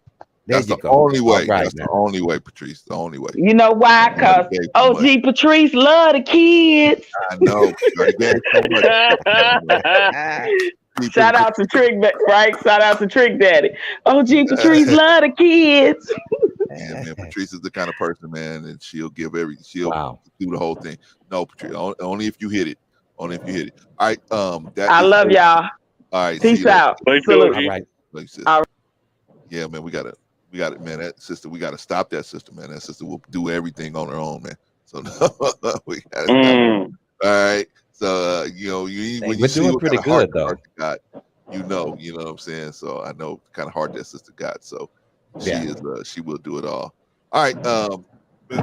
Unless soapbox, did you want to say anything about that situation or anything else? Or Yeah, I want to speak to like just the psychology of just what we do as a channel. 'Cause I know Mr. Bryant was bringing that up. You know how we take it seriously, and how we not on here wasting time. You know what I mean, or wasting energy talking about useless and meaningless things. And we're not on here, you know, trying to bring each other down. That's exactly correct. You know what I mean? You know, our thing is that, you know, we want an audience that actually appreciates that. For those who want to be a part of the garbage and be a part of the BS, you know what I mean? You know, hey, you know, definitely stay in that lane. You know what I mean? Stay in that lane, stay over there. You know what I mean? We wish you well. You know what I mean? But we don't want nothing to do with anything that has to do with the garbage that's on YouTube. So for those who are in the garbage sector, as I call it, y'all stay in the garbage sector. Continue to do the garbage that y'all do, and we gonna do what we do. You know what I'm saying? And we gonna build with people who actually want to build with us. You know what I mean? We don't want all the people that want to choose your side. Hey, stay on that side of the table. It's fine. You know what I mean? We gonna eat on our side of the table. And we gonna continue to eat, and ain't nobody gonna do nothing to stop it or do nothing about it. You know what I mean? I stand on that. You know what I mean? I raise my hands on that too. I stand 10 toes down and I have 10 fingers up. You know what I mean? For all of that. So and that's just where we at. You Okay, know what I but mean? I'm not talking tough. we I'm ain't throwing talking up signs though, right? We ain't throwing up signs, right? no, we ain't throwing up signs. I'm not I'm You not know I'm talking tough. messing with you. I'm talking for real because at the end of No, the I day, get you. a I lot get you, of brother. people they wanna be a part of the garbage sector, but we don't Yeah. want nothing to do with the garbage sector. If y'all want to be a part of the garbage sector, I want to be a part of, you know, things that y'all see that's part of the BS sector in YouTube. Go right on Amen. ahead. Be over there with whoever wants to do that. But at the end of the day, Amen. with us, we want to build with people that really want to build, who really want to watch, you know, great content, who really want to be a part of a real experience. And it's been paying off. You know, our subscribers, we have gained like about 10 to 15 new subscribers within a week. You know what I'm saying? And we're gonna keep growing, and we're not gonna stop growing. You know what I mean? And that's really it. So yeah. Right on, brother. Right on, man. Right Yeah, on, right on. yeah, man. Well, I'm with it. We trying to do the same thing over here, man. You know, Yeah. I know that you know, a lot of the stuff that we talk about is pretty much not stuff that people want to talk about, but we talking about it, man, and we try to talk about it in a decent way so that you know, people can have a space. You know what I mean? So they can go to knowledge and relationships. You got a younger crowd talking about stuff, and then you can come over here, got a little older crowd talking about it, and then you know what I'm saying. So, but we all trying to, when it come down to it, I hope I would respond to a situation like that exactly the same way. I hope Vaughn would jump on. Well, I know Vaughn would if he was around, jump on and do the same thing. Hope Bola would. Hope anybody who watching and they felt they could help Princess K.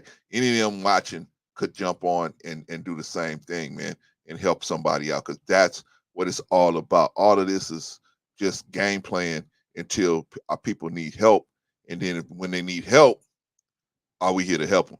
That's the question, right? That's what I saw in your show that night, man. I saw that y'all was ready to help her. You know, y'all started out with a cotton, and this is what I like, and I keep telling the people, y'all start out with a topic. Yeah, we hitting our topic, but when y'all saw the sister in trouble, man, y'all was like, okay, F the topic. Because some things are more important than topics. Some things are more important, and people are more important. People are more important than these topics, man. Sometimes we talking about saying we see our people suffering, man, and we just some of these uh some of these YouTube pages, man, they just step over the person or her, and they gotta send them a cash app just or what is the other thing they do? Super Cash chat. app. Super chat. They gotta send them a super chat Money just to line. communicate with the person. That's crazy to me. I mean, to me, if you got certain people, man, that's been with you a certain amount of time, they should have, and they got a what do you call that? You got a Patreon, and they in your Patreon, and they still got a cash app you to communicate with you. I don't know, man. To see something like that is but hey, no hate. This ain't no hate, no shade. Just I would try not to roll like that. I would try to not roll like that, because Well, if you do, brother Clarence. yes, sir. Now, apparently, you changed something about whatever it is that you I don't know what you call it, the thing that you just posted under here about the Cash App pledge, Yeah. and it looks like it says $700 now.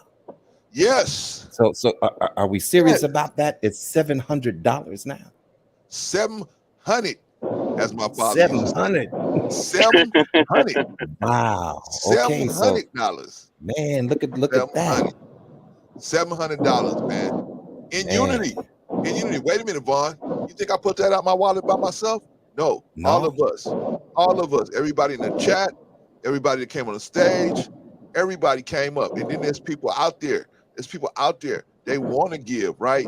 But their situation is kind of sticky right now. So they say, well, Brother Clarence, I don't want to, put myself out there because this might be going on and I need to take care of home first. Then, yeah, take care of home. Take care of home come first. We asking for what you can do. Not, we ain't trying to tell you go to the house kitty and dig out of the house kitty. No. That's right. Don't spend your rent money. No, Don't spend your light bill money now. Come on. We need your gas to stay on. We ain't asking for that money. If you can do it. That's right. That's how I used to ask in the mosque. Hey, if you can do it. Well, brother, all I got is my rent money. That's what they would say. I said, no, give yourself rent money. Don't do that. Don't do that. I ain't gonna have your wife fussing at me. Oh, Brother Clarence, yeah, he's the one that asked you for the rent money. No, you ain't gonna fuss at me. Well, Brother Clarence, do you think you could just break it down for the people, since we've reached this $700 mark?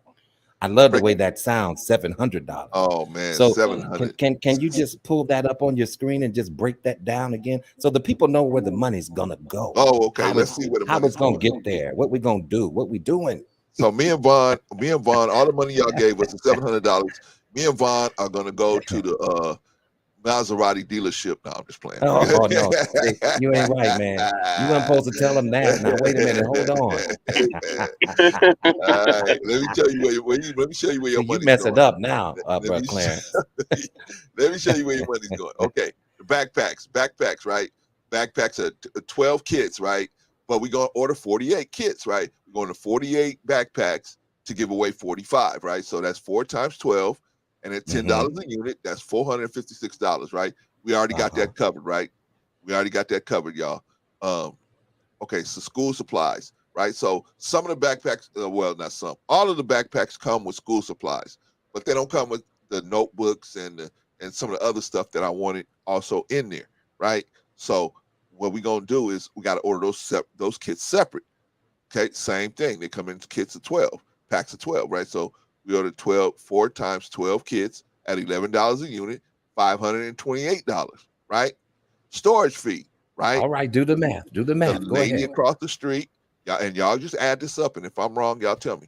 The lady across the way and across the her office, y'all saw it in the video yesterday where I was in her office, and she's gonna be storing the video. She's gonna be storing the bags in her office, right?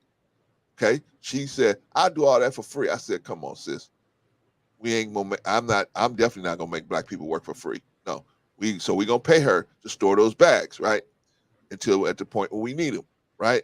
Okay, receiving. There must be somebody's gonna have to be here, either myself, her, or somebody on her team is gonna have to be here to receive the bags.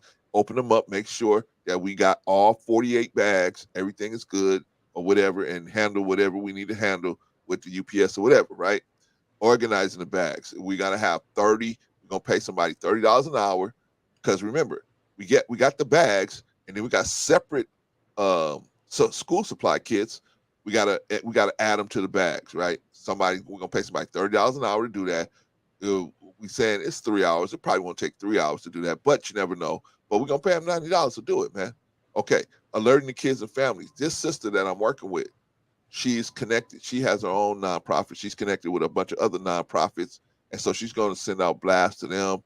And she's going to have the kid. Her responsibility in this thing is to bring the kids to the situation, right? And so that's what she's going to do. That's what she's going to do. So she's going to do that. So we got to pay this sister, man. This sister's like, "Oh, I'll do it for free." No, we're going to pay this sister to do it, right? But our people don't. We done working for free, right?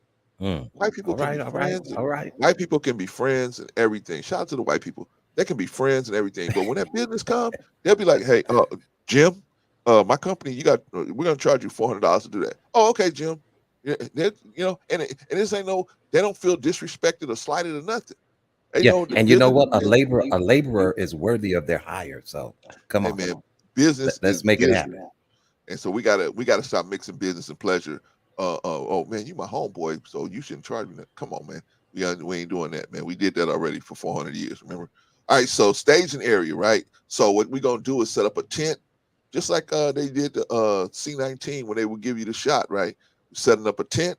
We're gonna have the tables out there, and we just gonna hand the bags to the kids through the car, right? Or the ones that come in the car, the ones that come on the bus or whatever, we'll hand it to them. But that's the point, is we're gonna have a staging area outside.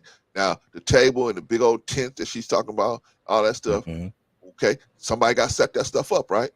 She got to That's come right. early, an hour at least, hour early, set all that stuff up, maybe even 2 hours, set all that stuff up. Then it'll probably be another 2 hours at the end, breaking all that down. We're not gonna, and then the rental of all that, right? I'm not gonna have the sister do all this for nothing. We're gonna give us $375 for that. Video work. Somebody's gonna be videotaping it, either myself or someone else. They're gonna be videotaping this situation, right? Staging day. Okay, so we're gonna need somebody actually hiding out the bags, because I can't commit to saying I'll be the one sitting there. I might have to be the one videoing. I might be doing a bunch of different things, right? So I want to have it so that I have somebody that is committed to do this work, right? We're gonna pay them $30 an hour times 8 hours, $240, right? Here's the big one. We want to raffle off a laptop. We want to give one of these kids a laptop in Sister Sophia's name. We want to give them a laptop in Sister Sophia's name. Okay? So now that all of that suffering that the post sister did, I wanted to reflect that people got inspired to make a good thing out of it, to bring a good thing out of it. And it's a little kid running around with a laptop that they never would have had if they hadn't got inspired by her story, right? Okay, let's add all this up. it comes to $3,064. Okay, that's what your money. That's where your money is going. That's where your money is going. See, I was a secretary in the Nation of Islam, so I know you have to have an accounting for every dime. I tell people where this money's going. And this is why I was saying about Brother Umar, man, how he makes his mistake by just getting money and not telling the people where this money is going. You got to tell people where their money is going if you're going to ask them for money, right? Because you got to be able to be held accountable, right? By December, if we don't see no bags, you're going to be saying, hey, Brother Clarence, come on now. We gave you some money. Ain't no bags here. What's going on, right? And well, you know what I'm saying? So we have to have this sense of accountability. So this gives us a sense of accountability while you guys know where the money's supposed to go. You can say, hey, the money was supposed to go to do this. And I don't see that. What's going on? Right? Okay, well, now let me ask the question real quick. As far as the laptop is concerned, yes. Now, and I know we're going to raffle that off. So Right. how have you figured out a way of how you're going to go about raffling it off? Are the people going to are they going to get free tickets? We're just going to purchase the laptop, and then everybody's going to get a ticket with a number on it that gets a bag. That gets a bag, right? Right. Whoever registers. See, because I think the way I'm going to try to have it done so that they all register online. They have to well, not online, but they have to register with the sister and give their name, right, and give their information. And so at that point, we give them a chance to win the laptop. Okay. Right. And so we will raffle it off. And that then makes sense. Right. And so then we can give it away to the person maybe the next week or maybe the same day. And who knows, right? Because I don't know exactly how we going to do the laptop, but we gonna do it. We gonna give it away. But is it gonna be just the person just pull up, or is it that person gonna come on another day? We'll see. And so Brother Clarence, the age range of the kids, what are the age ranges? The age ranges of the that kids are going to be getting these backpacks are typically going to be now what I was told is going to be like a K through maybe 6th grade. Okay. But it's liable to be anything. Yeah. It's liable to be it's liable to be kids in high school. Okay. Okay. So it's liable to be anything. So I'm not privy. She's telling me one thing, but I know how things happen. Saying things change, right? Hold on, wait a minute. Wait a minute. Not another holy smokes. Holy smokes. Oh, wow. Holy smokes. Wow. Holy smokes, y'all. Holy smokes. We just got another cash app from Rico Young. Rico Young. All the way from the DR. All the way from the DR. Shout out to Brother Rico Young. Shout out to Rico. Rico Young sent us a cash app. Very generous. $50 cash app. Let me add him. Yes, sir. Names of the notable and worthy over here. Rico Young. Wow, that's awesome. Brother Clarence, I love the transparency of what you're doing, because it puts all of the people that are giving in a place of comfort, because, you're giving them a scheduled out plan as to where the money is going and how it's being spent and what the purpose of it is. And so that's an excellent thing. Huh? Thank you, brother. Thank you. I've done this. I've done this in the nation so many times, man. So I know exactly what you got to do. Well, listen, you're doing a good job, brother. You're doing an excellent job. Thank you, brother. Thank you. Yes. Shout out to Rico Young, man. Gave a generous $50. Let me see. I don't know, man. Pew. I don't do math that good, Vaughn. So let me go over here. Let me see, because I don't know if I do math that good. Y'all tell me if I can count right. But that brings our total to $750. Wow. Yeah, $700. He added $50 to that. So now, wow. And listen, that's a far cry from zero. Hey, wow. I started out this morning. I didn't know if we was gonna get a dime. Look at that, man. Look at that. Man, the people came out and they showed out, man. They coming and showing out, man. So I appreciate everybody, man. Thank you, Rico. Appreciate you, man. I know you out there in the DR, man, trying to handle your business out there, but appreciate you, man. Thank you so much, man. Thank you, everybody everybody, Mr. Intellectual Soapbox, Vaughn Bryant, everybody, Patrice that came from the state, everybody that's just hanging out with us, man. Everybody appreciate you. Everybody that just people that just gave $10, people that just pledged, people that whatever, man, whatever you could do. Or if you did you want to do it and you just wasn't able to, I appreciate that. The desire. Yeah. I Well, appreciate you know every what? Maybe we can expound a little bit about the pledging, because some people okay. think that they have to give it right away today on Cash App. Okay. Maybe you can go into detail about that. Okay, let me talk about Look the at pledging. me doing a fundraiser. Yeah, man, you good at it, man. You talking about me. Shoot, you good at it. You better than me. Shout out to Von Bryant. All right, so here's what we gotta do. Yeah, Jill, we're gonna try and do it. We're gonna do it. All right, so in the pledging, I came up with the pledging because myself, I pledged $50, right? Because my money is funny until this next week coming up, right? But you gotta hold on to some cash, right? Just in case some things go on, right? Especially on the weekend, if you got a big family like me, you got to do that, right? Because you never know what's gonna happen, right? So sometimes you gotta hold on to some cash. I get that. That's why I said, okay, let's pledge. Let's pledge. So I myself pledged $50, right? New Growth pledged $40, right? We pledging. So pledging, all that is simply telling us that this is how much money you will give us within the next 2 weeks.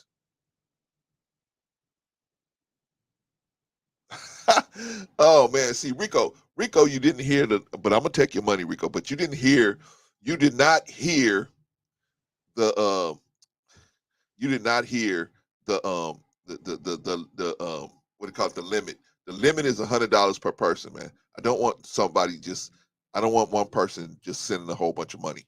I want you guys, and when I say whole bunch, I mean there's people out there that got $3,000. They could just drop it on this situation, but I don't want that. I want us all to work in unity, like we working together, man. We sacrificing together, right? We sacrificing together. So Rico Young just sent us another $100, y'all. Can y'all believe that? Pew, pew, pew, pew. Wow, Pew, look at pew, that. pew, pew, pew, pew. That's it, Okay, Salute Rico. to come on. Rico. Rico, Let's make that it is it. happen. Shout Rico, out to that's brother it. Rico. No God more, bless Rico. you, No Mr. more. Young. God bless you. No more, brother. No more. And that's a thank you for your generous donation, brother. Generous, very, very generous. Yeah, we don't want him to get too much libation, because he might Yeah, send right. 1,000. So I we're gonna cut you off, brother Rico, because yeah, man. You know what I'm saying? I might have to get on a plane and go down there, man, and say, hey, man, y'all got to close everything down, man, because you got Rico running around out here. But Rico is down in the Dominican Republic because Vaughn and Mr. Intellectual Soapbox, they're wayward souls down there that Rico needs to preach the gospel to, right? Oh wow. Okay. All right. Okay. I hear you, God man. bless I Rico hear you. Young. Yeah. I want to speak to something real quick before I roll out though, Okay, brother. because I am on the road. Okay. I'm gonna say this. Number one, salute to everybody who definitely donated. You know what I mean, to this. To what Bro Clarence is doing, man, for this fundraiser. Secondly, also, you know what I mean, salute to you, Bro Clarence, for having you know what I mean, for just having the, I would say, the integrity and the love to give back to people, the integrity and love to have this platform in order for people to really express what they're going through, what they're feeling, and where they're at. You know what I'm saying? And we definitely appreciate that. You know what I'm saying?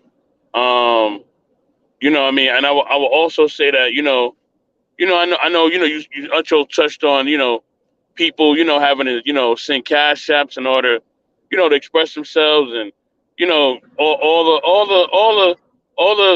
the fuckery that's going on. I can't even use any other word that's going on within the YouTube spaces. I'm Yeah. gonna say this. You know what I'm saying? You know, um, you know what I mean, for what we doing as a YouTube family, as you see, the station's called Let's Talk the Better Black Life. It's about bettering each other. It's about improving each other. It's about making a stand and actually doing something that's positive. You know what I mean? We're not with any of that BS. We're not with any of that trolling or any of that satire or any of that garbage that people are doing out in these spaces, man. We're really about being positive, and we're really about people who are attracted to that and who want to be about that. Everything else is everything else. You know what I mean? We're not here to do a song and dance show. We ain't no dancing monkeys. Ain't none of that going on over here. You know what I mean? And my two channels are called Knowledge and Relationships. Well, I got more than two channels, but Knowledge and Relationships, Intellectual Soapbox, M3 TV Network, DJ Eddie King, Be Easy, Big Rigs, QB, you know what I mean?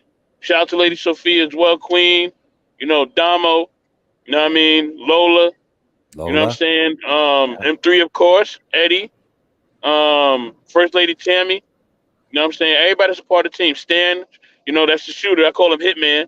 Stan the Hitman, what's going on? You know what I mean? Shout out to everybody, man. If I forgot somebody, I apologize. But shout out to everybody, man, on the team that's there, man. That's really supporting us.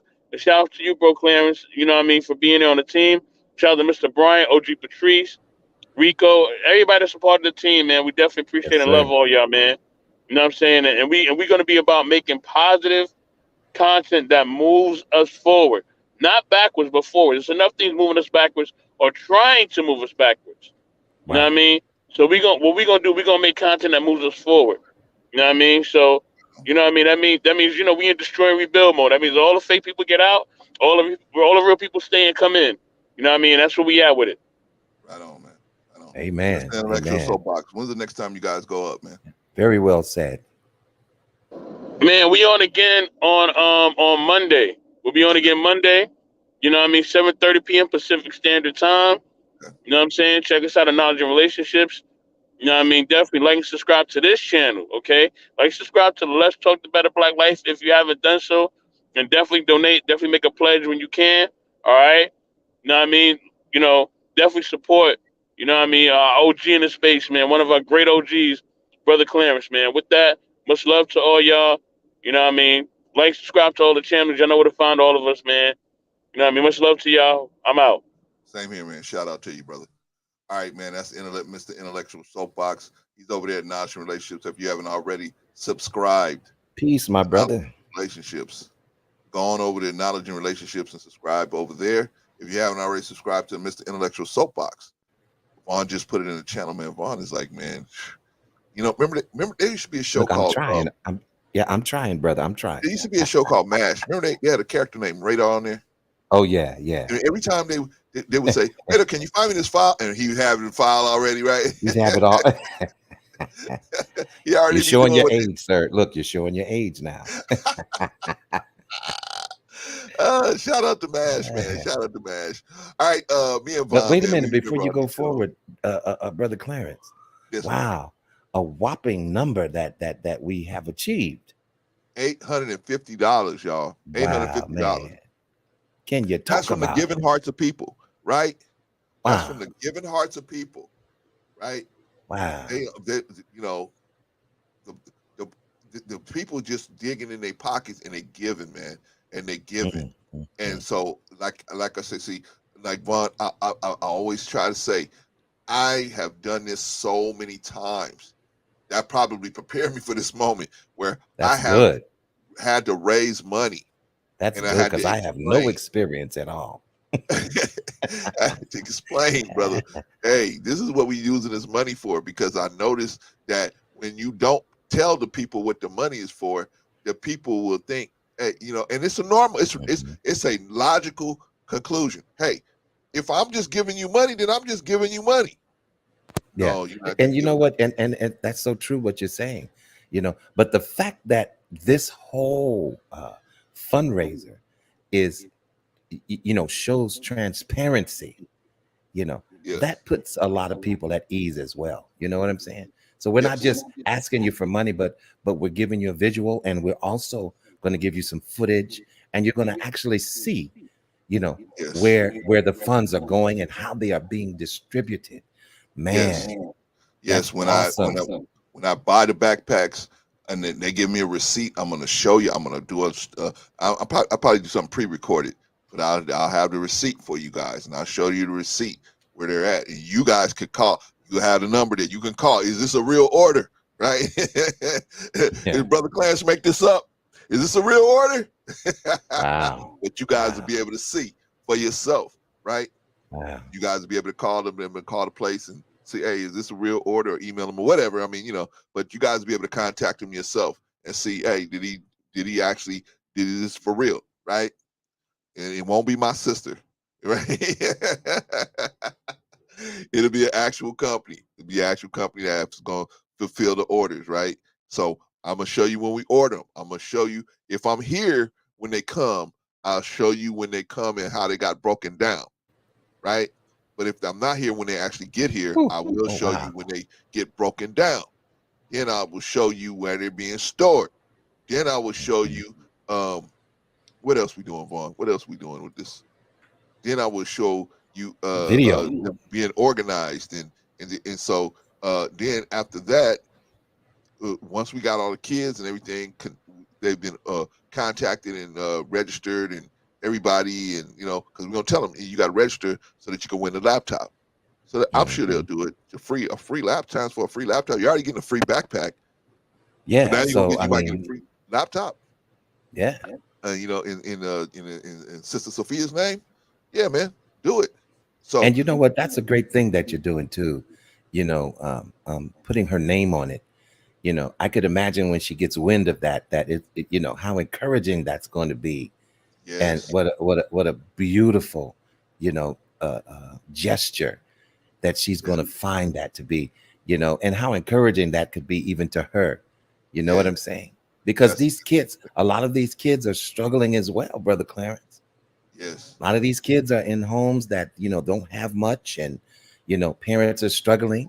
They yes, let alone they can't afford a backpack. Some of these families, yeah, you know what I'm saying? They're yeah, struggling. They're brother. just trying to keep the Been lights there. on, man.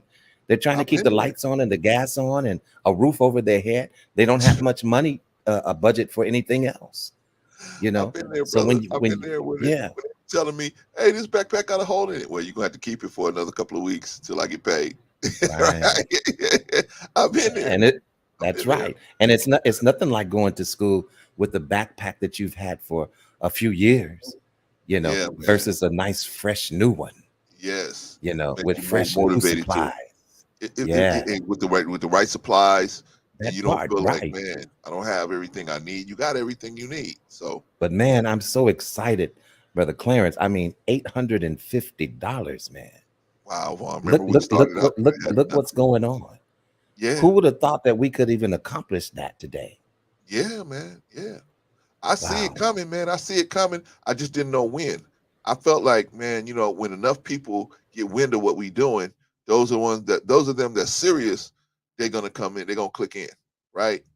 Even maybe we might catch some tomorrow. We might catch some later on in the week, whatever. But as soon as they see what's happening, because I'm gonna keep doing it until we until we hit the buzzer, right? Oh man, look, I told you I'm here till the wheels fall off, All bro. right, brother, and I I appreciate you, want to give my time, because see, my time is, when you give your time, that's like money too. You see what I'm saying? Because you can't get that time back. man. Time is very precious. We need to really be careful how we're spending our time. Let's spend our time on worthy things, worthy causes. You Brother. know what I'm saying? And so, yeah, yeah, I don't mind spending my time today. You know what, man? I I just feel like shout out to Chef. I just feel I, like I see him back there. I see him back yeah, there. right. I still But need him to come up though. I need him to come yeah, up. yeah. I mean, when he get a minute, he'll be up here. Yeah, Um, yeah. but I sure appreciate the brother like you, Juan, giving your time, giving your counsel. Man. I mean, I wouldn't be even doing this right now if Vaughn hadn't suggested it, man. Because I would have thought of this myself. But this is why you got to surround yourself Wow. with people, good people, man. Because I wouldn't have thought about this. I wouldn't have thought about doing it like this. You know what I mean? So this is a good, good way to do it. It's a Saturday. You know what I Yeah, mean? And I that's know right. me. I know I've asked for so much money already. I know I'm not the kind of guy that's like, well, why you ain't got it? What's going on? You can do it. Come on, I already know. Just the type of dude that's like, hey, brother, if you got it, cool. If you don't, cool. We're glad to have you here. We're glad to just have Yeah, you here and support us. You might tell somebody that we doing this, and that person might have it and cover down for both of you guys, right? So, right, you know what right, I'm saying? So we just trying to do the right thing, man. Try to get these right. kids they backpacks. Try to give them one of them a laptop in the sister's Yeah, name. Maybe the sister yeah, get wind of that, and she say, "Man, wow, all of that crying wasn't for nothing." All of that hurt and Exactly. pain I was going through wasn't for nothing. At least a kid got something out of it. If he could get Yeah. something out of it, or she could get something out of it, why can't I? Can I it might inspire her to do some things in her own situation, man. So And you know and it puts a lot of us, all of us who have donated, it puts us in a place to where we feel good because we're giving back to the community, yeah, and it yeah, doesn't have to, some people think in order for you to give back, you have to do something big and major and just mammoth. You know what I'm saying? But it's those little things that count, man. You know what I'm saying? yeah. It's And see, sometimes it's the little things that count. and see, man, sometimes, like you said, Vonnie, or they doing it. Shout out to Vagoda, by the way. I saw you, Vagoda, but we was talking, so I didn't get a chance to acknowledge you, man. Thank you for coming through. And Vagoda, if you care about these kids, man, we trying to get some kids out here, some backpacks. We doing a fundraiser, man. If you're able to do this, you can cash at me or pledge. Our cash goal is $3,100. We raised so far $850 since 9 o'clock this morning. Shout out. Pew pew pew pew pew pew pew pew pew. Roo, roo, roo, Pew roo, pew roo. pew We pew did pew all pew that this pew. morning, man. And so if you got anything, man, anything that you can give, but the limit is $100, man. I don't want any one person giving over $100, right? But shout out to you if you can give anything you can give to help us, man, get these kids these backpacks. Our goal is $3,100. As you can see up here, I did the breakdown of where that $3,100 came from. I just rounded it up, but basically, um, the backpack, school supply storage, receiving, organizing the bags, alerting the kids, staging area, video work, staging day, and we're gonna raffle off a laptop. We're gonna raffle off a laptop. So all of that stuff, man, costs money, and grand total coming up to $3,064. I guess I'm gonna just keep that $36, Vaughn, and I'm gonna go to the Maserati dealership, man, where I always go, where I always hang out at, man, the Maserati dealership. Wow. Really? Has it come to that? But y'all, That is hilarious. I want y'all to know, man, what y'all doing, man, is a good thing, and you helping these children, Yeah, man. it's a And I very and I good know thing. we It's can a do very it. good And I thing. know we can do it. And I want y'all to see. And you know what? And you know what, Brother Clarence, you reap what you sow. You know, Yes, and when you do good, good comes back to you. You know what I'm saying? yes, And especially when you do it not for that purpose. Well, I'm going to do good just so I get good coming back. No, when you do good because you know it's the right thing to do, and you do it willfully, and you don't do it grudgingly, but you do it cheerfully. See, this is yes, how God blesses us. This is yes. how God blesses us. I remember I gave somebody a super chat and I said, wow, I really appreciate the content and what they just spoke. They dropped so much wisdom. I appreciate what they were doing at the moment. So I send a cash app. You know what I'm saying? And even if it's $20, it doesn't mean you can afford it. Right, But I wanted to support that truth that was being right. told. And the next day I got a bonus of a check of about $800. Wow, You know wow, what I'm saying? And so wow. when I got that, it was some bonus they were having on the job, or some whatever it was, Right, but I received that in my account, and I said, wow, where did this come from? I had to do the research. And right, I said, wow, that's something. But then I thought about the time when I gave that cash app, and I just wanted to support the truth. Do you know what I'm saying? right, It's not so much I'm supporting the person's channel all the time. Sometimes you're just supporting the truth that's being told, right. you know? And yeah, man. So, this is not the spring water thing. This is not Peter Popoff with the spring water. So wait, This wait, is wait, don't miracle look, look, water. look, don't get it twisted Let's now. set We're that not wrong. talking about that because that's Let's set fakery. that wrong. We already know that. You know what I'm saying? You can run your sink in the kitchen and get some water out of there and pray on it. You should You, have you said know what that. I'm saying? You But should have but said that, but in bro. all honesty and in all seriousness, when you give with a cheerful heart, you know what I'm saying? And Yes, not grudgingly, yes, God blesses you back. You know, what you put out there is what you're going to get back. And you're not just going to get that same thing back, but it's going to be tenfold. See what I'm saying? God could make it 20-fold. And to prosper. So yeah. The miracle spring water to do. Oh, see, now you wrong. You shouldn't have did that. Brother How do you not receive a check from my employer for over $4,000? Oh, man. Ordered the miracle You're spring crazy. water. Miracle spring water. The miracle spring water. When I was gonna get it. Shout out to Mr. Harris. Hey, Mr. Harris. Hold on, Mr. Harris. We trying to figure out how we gonna get some spring water. Me and Vaughn trying to get the spring miracle spring water, man. So God has blessed me with over $25,000. Let me send you your free packet of Miracle Spring. oh, we can get it in the packet, Vaughn. Free, no obligation. Vaughn, we can get it in the packet. Jot down the number on your screen. Write down the number, Vaughn. We can get it. We can get it in the packet. Oh man, you crazy, Brother Clarence. You got in for that one, man. You listen. Now you truly got in for that one, bro. That was good right there. Wow. What's going on, Mr. Harris? How you doing, brother? Mr. Harris. All is well. How y'all doing? But wait, there's more. The miracle water, man. The miracle water, man. How you doing, brother? Wow. Good to have you on the platform, man. What's going on with you, man? All is well, man. Thanks for having me. All is well. Just came to chop it up with my brothers. See that you was up here. You came through last week, showed us some love, man. And I always like coming through to see what you got going on. I thought you might have had one of those classics playing in the back. No, man. We you know what we doing, brother? We trying to get these kids these backpacks, brother. That's what we doing, man. So we just chopping it up about whatever, man. But we talking about getting these kids these backpacks, man, because we doing a fundraiser, man. So far we raised $850, man, and we trying to raise money for these children, man. So let me show you what we doing, Mr.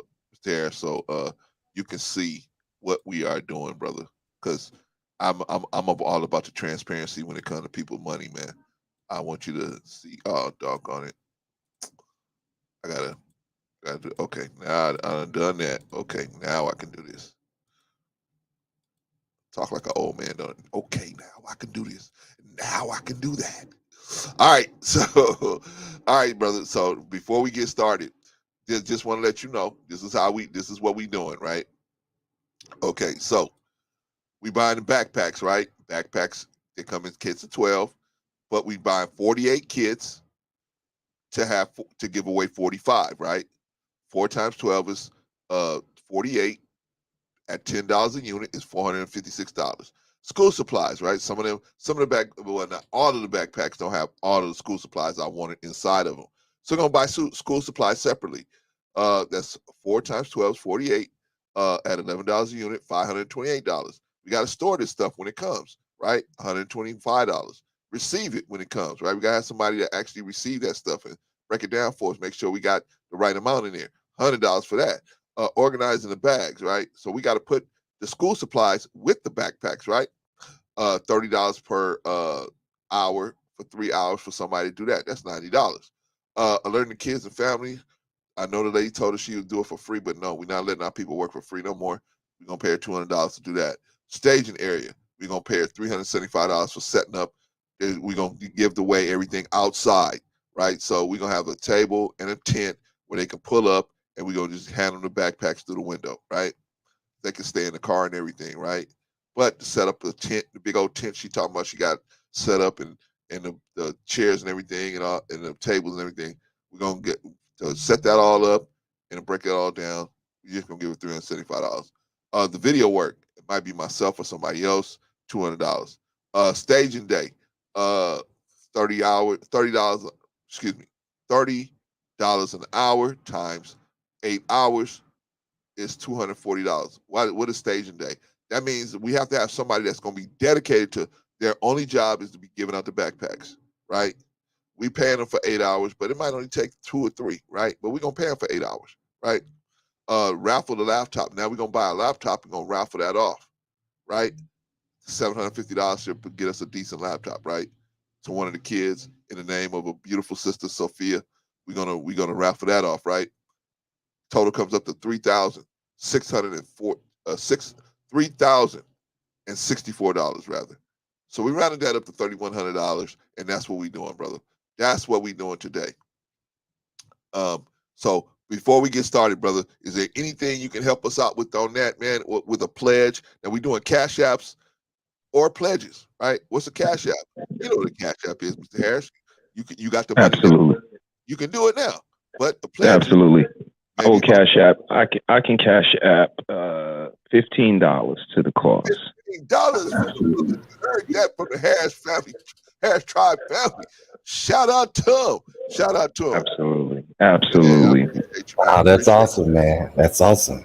Yeah, man. And I will cash app that right now. We appreciate you giving back to the community and thinking about the kids that are not as fortunate as others and making sure that they have the tools that they need in order to have a great school year. So this is absolutely a cause worth being a part of, and it's our pleasure. I'm going to cash app you right now. Let me get that info. Where is it?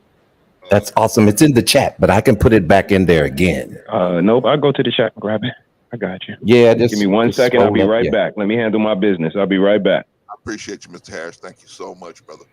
Wow, look at that, man. You see, people are coming out the woodwork, brother. Man, brother. They're coming out of the woodwork. I know there was a lot of good people, man. I know there's a lot of good people. Wow. I know it's a lot of good people, but I didn't know it was this many, Vaughn. I didn't know it was this many. Man, it's more than you think, actually. It's more than you think. Man, and it's a blessing, man. It's a blessing. You think, man, we just putting our nickels and dimes together, brother. We had $765, man. $865. Hold on. Wow. Rico's Is money. that right? I didn't add Rico's money. I forgot to add Rico's money. Let me add Rico's money real quick. Rico gave us $100. So let me add $100. Wow. Now get the math right, brother. We don't want you messing up the math. Now the math has to math. The math after math. $865. Wow. $865. There you go. $865. There we go. We got the mathing now. Okay. See, that's why I said, man, you know what? I'm gonna write it all down. That way I have it right here. I have it right here. Shout out to you, brother. Great, Shout out to you. That's awesome. All right, I'm back. Here we go. Hey, brother, all you got to do is accept it, and we good. Oh, okay. Oh man, yeah. What's it? Oh, there it is. Okay, good. I got it, man. Oh, I got so much. I haven't accepted none of these. I gotta accept them all, huh? Okay, I'm gonna accept them, brother. But I'll accept it. I'll get down to it. But yeah, man, thank you, brother. You and the family, man. Appreciate you. You and your lovely wife. Yes, appreciate sir. you, brother. Appreciate all of y'all, man. Yeah, Jill, we almost there. We almost there. Shout out to you. All right, man, Mr. Harris, what's been going on, man? What? I saw you earlier this morning, man, but I was like, man, I'm just going live. I can't go over here. I was gonna try to go over there, man, but I said I'm just going up, man, and I already committed to doing this, man. What's going on with you guys, man? What you guys got going on over there? Everything is good, man, and we admire your commitment. So you continue that. Absolutely. But I had a fun little barbershop talk today. I talked about family values. I think I called it Family Matters and capitalism and girls trips, because we had a real fun conversation about girls trips last night. So I continued that. I'm not sure how you fellas feel about the misses going on girls trips, but a lot of men don't agree with it, but we get shamed into agreeing with it, because if we don't agree with it, we get told we are controlling and, insecure, right, and a lot of other things. But for me, it was a safety issue. I'm not Liam Neeson, Brother C, Brother Vaughn. I cannot navigate the streets of London or Afghanistan or wherever you get taken from if you get taken. So I think we should go out of the country together, because I have more of a probability of getting you back if something bad happens. Not to say it will, but if. And I think we all can go on vacation together. If you need me time, you can have it by the pool while we in the room or in the amusement park or whatever. But you 3,000 miles away from me, and I'm in Brooklyn and you in Dubai, and something happens, I'm not feeling it. Your friends are not going to stay later and miss their flight to make sure you okay. They're going to call me and say, I got to go to work Monday, Mr. He said. you better go get her. Right. And that's where Yeah. I was coming from. It's a safety standpoint. Yeah. And listen, I agree totally with what you said, because I wouldn't feel at ease with my wife going out of the country without me, let alone from California to New York without me, because you got a lot of things going on in some of these cities just right here in the States. You know what I'm saying? So yeah, let's plan something together. And you can also, even if you want to invite your girlfriends, but still let's plan it together. And while you're over there and you all are sipping and talking, down at the bar or whatever it is that you all are going to do, I'm doing my own thing. So we still have our space. So we can enjoy the trip and have a little me time throughout the trip itself. So yeah, I don't know about these girl trips and stuff where and especially if you're going on these trips with a lot of single women. Now, hold on, you're married. And I'm Yes, from the indeed. old school now. I'm from the old school. So, why married lady are you going out with all these single ladies, on these excursions, and you're married?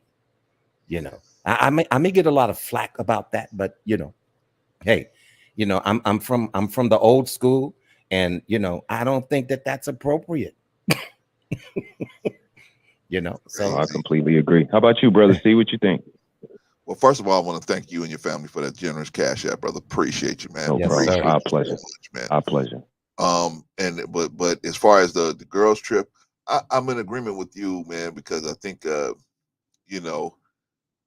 really would make a difference where you're going and what you're doing. Like, for example, and who you going with? If you're going with a bunch of single women or people in bad relationships, then I'm probably gonna say, eh. But if you're going overseas, that's probably you're right, man. That is definitely a safety issue that I just feel like that would be tough. It's right. It'd probably be a 0.001% chance that something bad would happen, but you never know, right? Why even risk it by going out that far by yourself? Let's and go then together. yeah, and then brother Clarence, you have these people who will argue with the point and say, well, what if your wife is, it's her job to go to Dubai, Okay. so she has to go to Dubai for her job. Okay. Well, we'll talk Wow. about it when she gets the See job. that You know what I'm saying? see, I'll talk about it when he gets the job. but I would still have a problem with it, whether it was her job or not, because see, your job is not going to protect you. That you're just out there to work for them. Yeah. You're still going in a foreign place that you have absolutely no idea about what's going on. Yeah. And your job is thinking about their money. They're not thinking about you. Yeah. So we would have to definitely Absolutely. discuss that. I mean, I don't know how you gentlemen feel about it, because I'm sure in the conversation somebody probably brought that up. Well, what if it was her job and she had to go? You know how we do when we get in conversations. Actually, nobody brought that aspect up. But that's an absolutely great point to make, and I would agree with you, brother Vaughn. I think that her job is only going to provide a certain level of covering, not like we would provide. And again, they might look for an out. Oh, you went to a club? It was 12:30. Like, that's past our responsibility. We're off the clock at 9 or whatever the case may be. So it just may be an instance where they looking for a reason to say it was her fault, blame the victim, whatever the case may be. And we're not received very warmly in some instances when we go out of the country. And when we add in, certain American attitude and bravado and machismo and arrogance, and it makes it a really interesting situation when you go into nightclubs and things of that nature in other countries. And again, I don't know if our job is going to cover us the way our significant other is going to cover us. Exactly. Because So see, I at that point, absolutely get you. yeah. And at that point, hey, maybe if I have the time, I could go with you on that business trip, or it's whatever it is, but I need to know addresses. I need to know where you're at, because they're not going to keep track of you while you're in a foreign country. They want you to punch in and punch out. Yeah. So, but a lot of people, you know how they do. You know how they do. You Well, know, they when we have just these conversations, they'll say, "Well, what about if the wife had to go to work?" You know, now you're wrong because that's her job. No, yeah, your job is to stay alive. yeah, See what right. I'm saying? And Absolutely. be here for your Absolutely. family. You see, so you don't put your life at risk haphazardly, you know, because you're chasing a bag. Yeah. Mhm. That bag, man. That bag. Yeah, man. I mean, you know, and I feel like most of these women, they look at it because they say, "Well, man could go over there," but yeah, but chances of a man something happen to a man and a woman are there's a big difference. There's a Yeah, big difference, right? yeah, They I would usually, agree. you know, especially a foreign woman, a foreign man, they know you don't know where the streets are, you don't know where to go, run for help and everything. You know, so you know, like I said, it to me it would depend on a lot. But as far as going out of the country, I would be a no. I would be a no on that one. But you know, let's say Right. you know they got Yeah. family in another state or something, right? And they say, "Hey, I got to go do. I want to go visit my family," and you know what I mean. And that might be something we can work out. But as far as like the Yeah, Dubai because if business it, trip, yeah, you're right. Yeah, but you're right. If it's her family that she's going to visit, and you know that you have relationship with all of the relatives, you yeah, see what I'm saying? Did right, she make it there? Is she okay? Oh, we got her. We got her. We got her. You know how they'll tell you, she's fine. You know, and you know, family members are going to take good care of her. You right. know, so I They wouldn't have gonna a go problem looking with for that. her if something Yeah, happens, right? yeah, I wouldn't have a problem with that. But at least I know that you're only like 4 hours away or whatever the plane ride was. You know, because Yeah, I'll be on the first thing smoking. but but boy, he said, Mister, he said she's on a girls trip right now. Okay, Yeah, see that. Yeah. define girls trip for us, Mister. He said, Oh, good question. Okay. So three or four ladies that go to, you know, Jamaica, somewhere out of the country, uh, for some and degradation. have to coexist, coexist for those 3 days, or, I'm four just days going to and three support nights. my girls. I'm not going down there. I'm just going to support my girls. No, you're not. No, no, no. That is something I did definitely. That type of a girls trip. No, no. But it's for them to let their, quote unquote hair down. See, Well, hey, and y'all, and and, the rest and Yeah. of what the do we? men What there, yeah. happens when The you let the ladies hair down? Let's talk about the it. ladies on the panel said they need me time. Sometimes the Mm, hubby, the kids, the family can be a little much, so they need their me time. So they go to okay. Cancun or Jamaica. Let's, say Jamaica. Oh, No, we're gonna have to please, plan that trip, brother. And you smokes. can have all the me time you want while I'm there.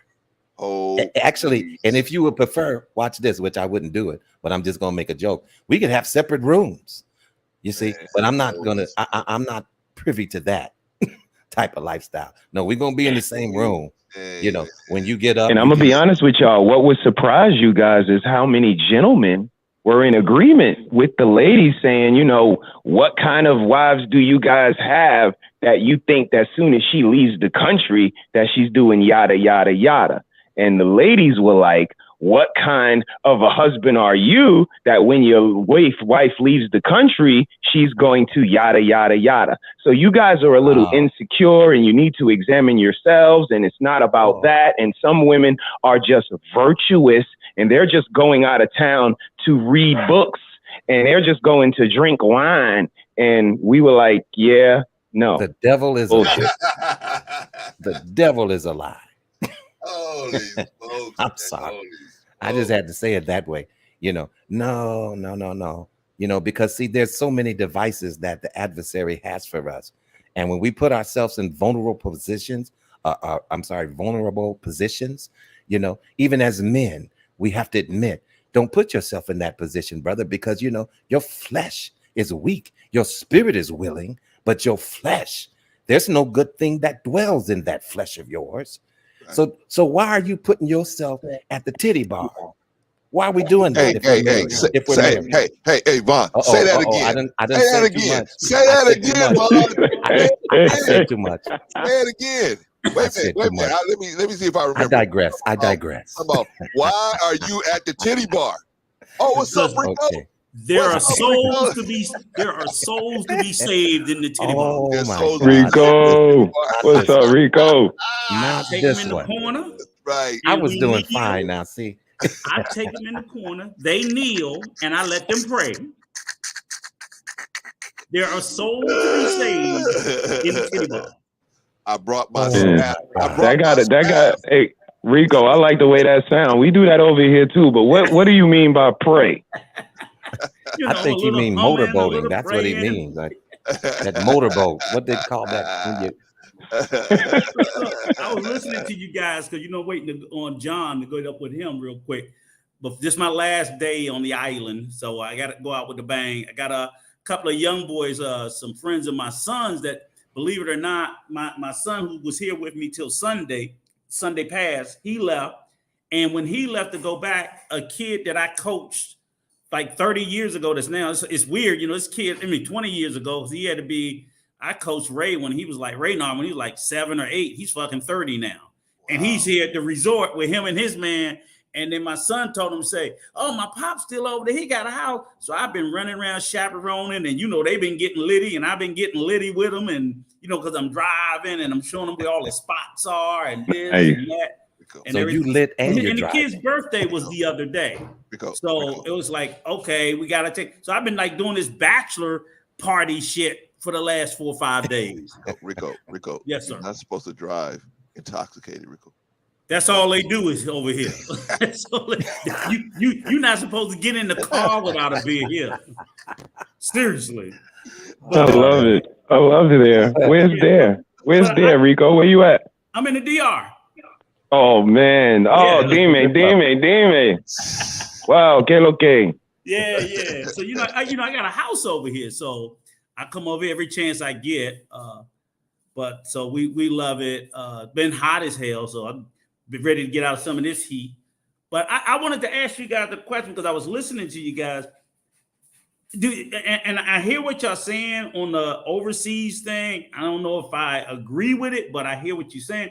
But what if your spouse, if this does the same concern, is it because she's in another country? Because my thing is like, I'm in the state of Maryland. I mean, whatever my wife gonna do in Jamaica, hell, my wife travels a lot for her job. She does travel.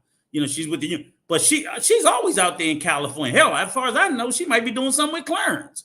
And she'll be there a week or two at a time. No, I'm just saying, when you think about it, do you guys have the same level of concern if she's out of state for a week? It depends on because a lot of the infidelity that do occur, it's rare that it's with someone in another country. It's usually somebody in another city. That's more common. So, I mean, that's why I was just wondering, like, is it the same? I hear you guys saying the country thing. I get the safety thing being in another country. Right. But if she said, okay, I just need a break, guys do the shit going to Vegas all the time. And they're doing the same thing in Vegas that they're doing over here. What stays in Vegas, what happens in Vegas stays in Vegas. And I'm like, dudes, if your dude or if your girl told me, oh, I'm going on a girl's trip to Vegas, I'm like, oh, hell no, that's the same thing. Or Essence Festival down in New Orleans. Yes. That's these are all the things in the old people. Yeah. Yeah. That's So I mean, is it the same? I know you're in the country, so you feel that level of comfort. But if the issue the safety, then I'm with you. But if the issue is the infidelity, I'm like, hell, she can go out of state, and the risk is just the same. Probably higher. It's probably higher in country than out of country because she know the language and so on and so forth. Because it is a bit of a buffer when they do go out of the country because they don't really know the customs and the language. So I'm like, they're more likely. It's harder for them to do it just straight out. You know what I'm saying? Dudes do it when we go over, we just leave with our wallet, right? Dude ain't got no game. He just leave with his wallet. But women do, though they do it on those trips to Jamaica and wherever, it's more of they still gotta talk and all that before they give up the draws. So that's why I wanted to just put that a little bit in the conversation. Like, I hear what you're saying, but Every time that shit happened to me, it happened to me in here in the US of A. When somebody cheated on me. It was never out in another country. It crossed town. That's a great question. Great question. Well, let me For tell you, me, I'm sorry. Go ahead. oh, I'm sorry. Go ahead. You go ahead. You go ahead, brother No, Vaughn. no. You go. I'm going to hear what you have to say. So for me, it's pretty much the same, Rico. I'm a no-go. Now, from the safety standpoint, we both agree it's absolutely a no-go because it's going to be hard for me to reach you. But in the States, I'm pretty much the same, not from the safety standpoint, and the promiscuity standpoint is the same in both places, only because the moon shimmying off the ocean, dressed up in a nice dress, ambiance, the beach, the hotel, all of that is conducive for panty dropping. It's not conducive for not panty dropping. Wow. And if you tell me that when I go to these exotic places with this great ambiance, I'm not dropping panties, I need to come home to the dishes and the kids and the dishwasher, and that's when I get moist and my panties drop. So for me, it's a no-go. Just because ambiance is there, the probability and the percentage is there of it more likely happening than not. And I'm aware of that. So again, we all going together because I'm more of a realistic thinker. And, it's absolutely a me thing. And when I say a me thing, I don't mean a self-absorbed thing. I think the level of the great guy I am is going to stop her from cheating. There's nothing that can stop her except her weighing the scale saying, if I cheat on this dude and I get caught, we going to break up. He's an awesome guy. I don't want to lose him. I'm not going to cheat. If it don't equal out to that equation, she's more than likely going to cheat. But again, that's on you because you missed on whatever level or cylinder you were supposed to hit on. You might not have hit on, or you just came out on the wrong end of the scale. And that's what people don't understand. Cheating ain't about me. It ain't about you. Some people just horny. Some people just nasty. It doesn't matter. I still love my wife. I still love my husband. I just want to get this one out and I'm going back home to love on them. But a lot of people ain't going to give it to you when you say that. They need you to say, my wife ain't no good. My husband ain't no good. I need you to give me some because you better than them. And that's when they give it to you. But if the world was perfect and we could just say, no, I still love my wife and I adore her. I just want to get this one out on you and I'm going to hell back home. Most girls are going to be like, yeah, here, you can have it. They're like, nah. But I get that, and I will admit that is one thing you did say that I cannot deny, that those spaces in particular are designed to evoke feelings of attraction, I'll say. Because even like here, all throughout, we're on this island, everywhere that's catered towards the tourists, even the restaurants, when you sit down to eat, they're all, you can get booed up and you can blink your eyes and you booed up with somebody because the environment all throughout everywhere, even like we're going to a club, you guys can look it up on YouTube called Imagine Punta Cana. It's in a cave. We're going out with a bang. Hold on, y'all. Yeah, you can look it up. Hold on, y'all. Yeah, it's called Imagine. We got another. Hold on, y'all. We got another $10. Bow, bow, bow, bow. Ding, ding, ding, ding, ding. I'm going to see how much money you have given already. If you give over $100, we done. All right. Let's see. Chef $60. Chef $30. Okay, you right at the line, Chef. Right at the line. Okay. Let's get them babies them books. Let's get them babies them book bags. Get them babies to school right. Get them. We're gonna have a good school year messing with y'all. Yeah, continue the school year. Exactly. But I just wanted to say that it is, and that's true because when you said that shit registered, I was like, oh yeah, man, those spaces are designed to. See what I'm saying? Even when single people go in there, see what I'm saying? Trying to look to hook up. It's either you booed up or you looking to hook up. Okay, now and let me say this again. I just want to say this again because see, oftentimes, we have to be realistic with our own self, and a lot of time the spirit, our spirit is willing, but see, our flesh, man, there's no good thing that dwells within this flesh. That's why I said, don't sit me at the titty bar 4 times a week. You know what I'm saying? Because I'm going to be thinking about other things, while I have a wife at home. Come on. Rico, are you listening, Rico? Rico, are you listening, Rico? No. I be in the In all corner. seriousness, so here's the deal. Here's the deal. You know, we can't put ourselves in these compromising positions willfully and think that we're going to come out, you know, crystal white clean. You know, we are apt to fall as human beings. We are apt to give in to temptations at times. Do you know what I'm saying? So I would be a fool, you know, if I went to the titty bar and, you know, had 3 women, you know, caressing me and feeling on me, and you'd see what I'm now. Some people say, well, I can do that and go back home and give it to my wife. Yeah, but it'll also make you want to do other things as well. So, you know, and so when it comes to my wife going out of town, she can go visit her family, because see, I'm in tune with her relatives. And thank God all of her relatives are right here in LA. You know, I'm the one with the family out of town.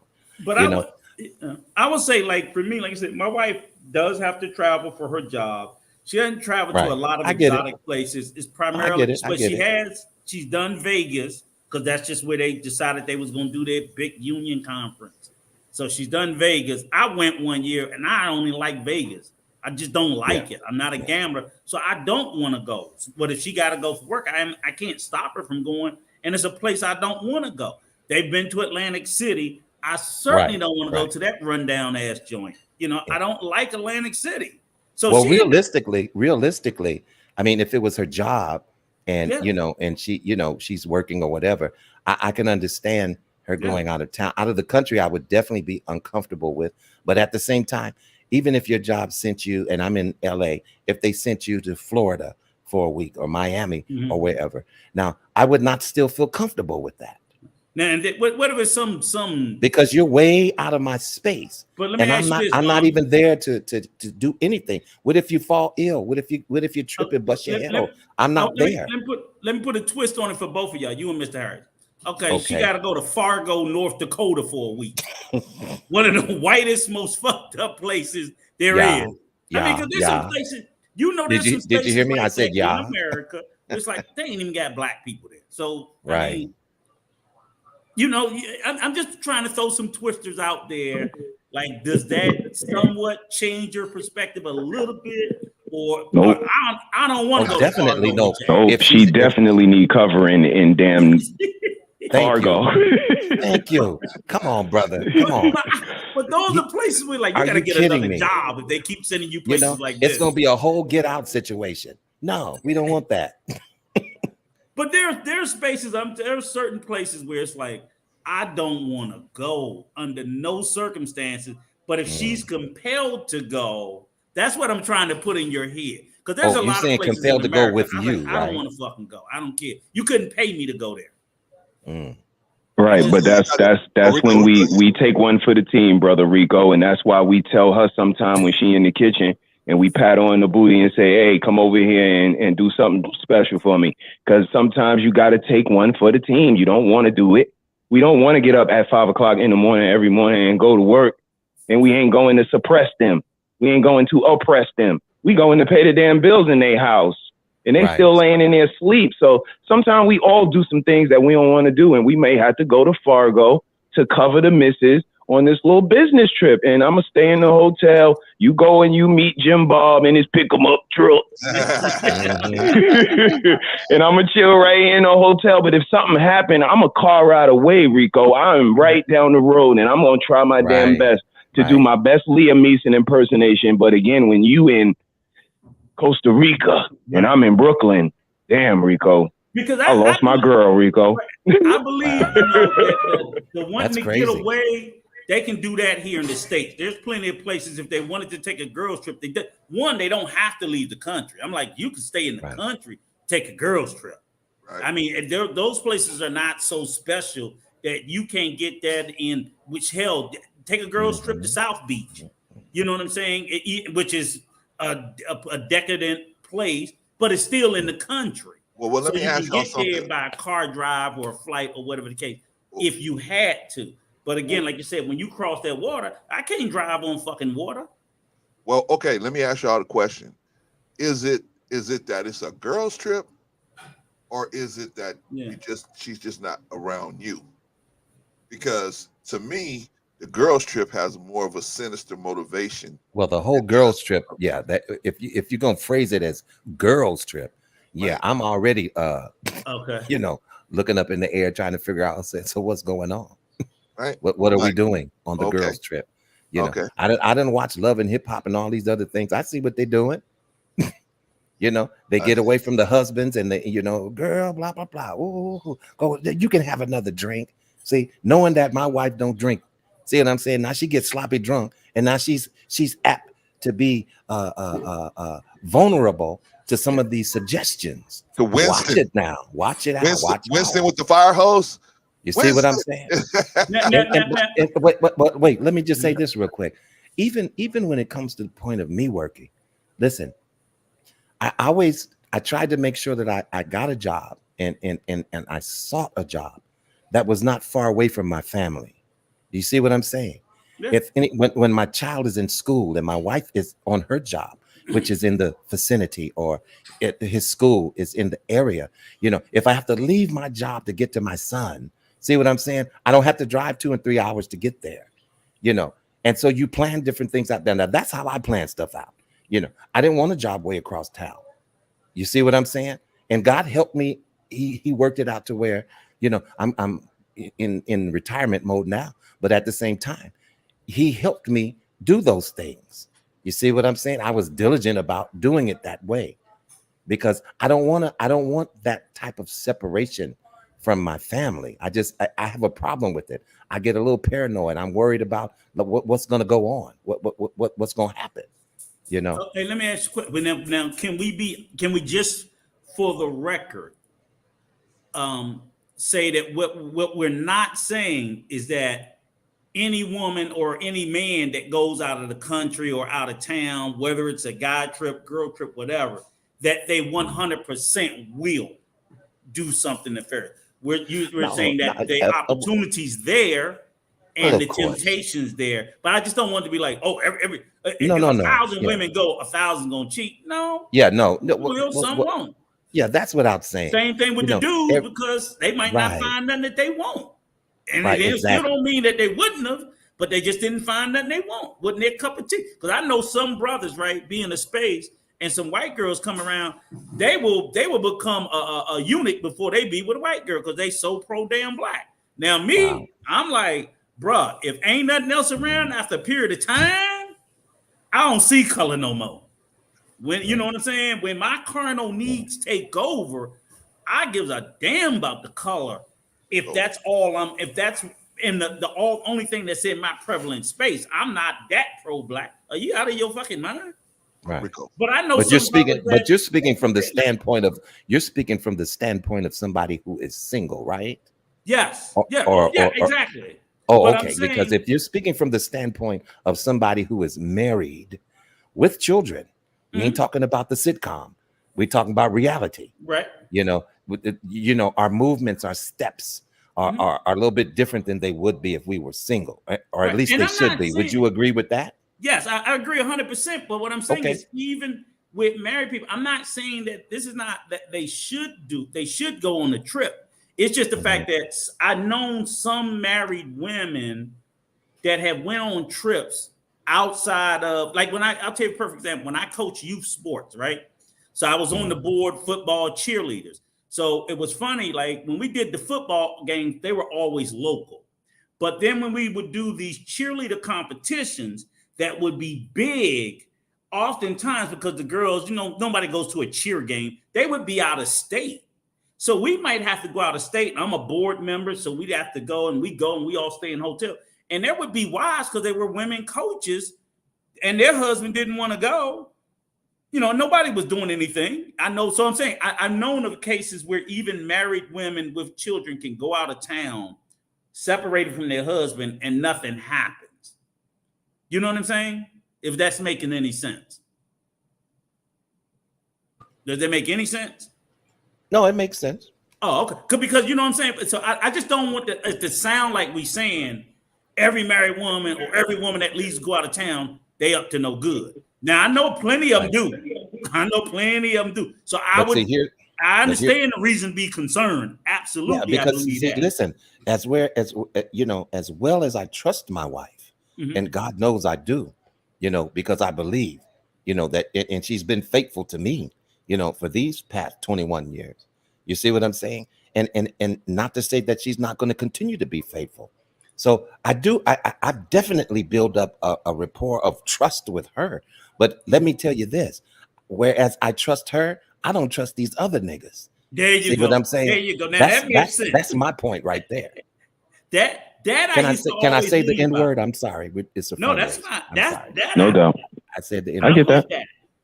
I'm a little different, brother Rico. I'm gonna answer brother Clarence's question after yours though. Me, I'm a little bit different only because if I ask you, brother Rico, you can drive your car down road A where nothing will happen to it, not a bump, not a scratch, not a imperfect road, or you can drive it down road B where you might get a flat tire, you might get a blown alternator, and your car might overheat. Which course do you want to take? More than likely, a knowledgeable man, you're going to say course A, because nothing is possible to even happen. Likely, probable, or possible. I was told it's going to be a smooth ride. And that's what a girl trip is, brother Rico. A girl trip, the probability, the possibility, again, because of ambiance and so on and so forth, something might happen. Yeah, but if you don't go on a girl trip, nothing's going to happen. You're fine. Your marriage is fine. So which one would you rather take, modern woman? And the modern woman to say, I'd rather go on a vacation because he's controlling, he is insecure, he's yada, yada, yada. But no, all he's saying is this right here is carefree, worry-free. We don't have to worry about nothing over here because number one, you're listening to your husband, you're honoring your marriage, and you are lessening the probability of you getting taken, you having an affair, or X, Y, and Z, breaking your ankle, whatever. But it won't happen if you don't go. And in order for them to choose a girl trip, you're absolutely silly, young lady, because number one, men don't like girl trips.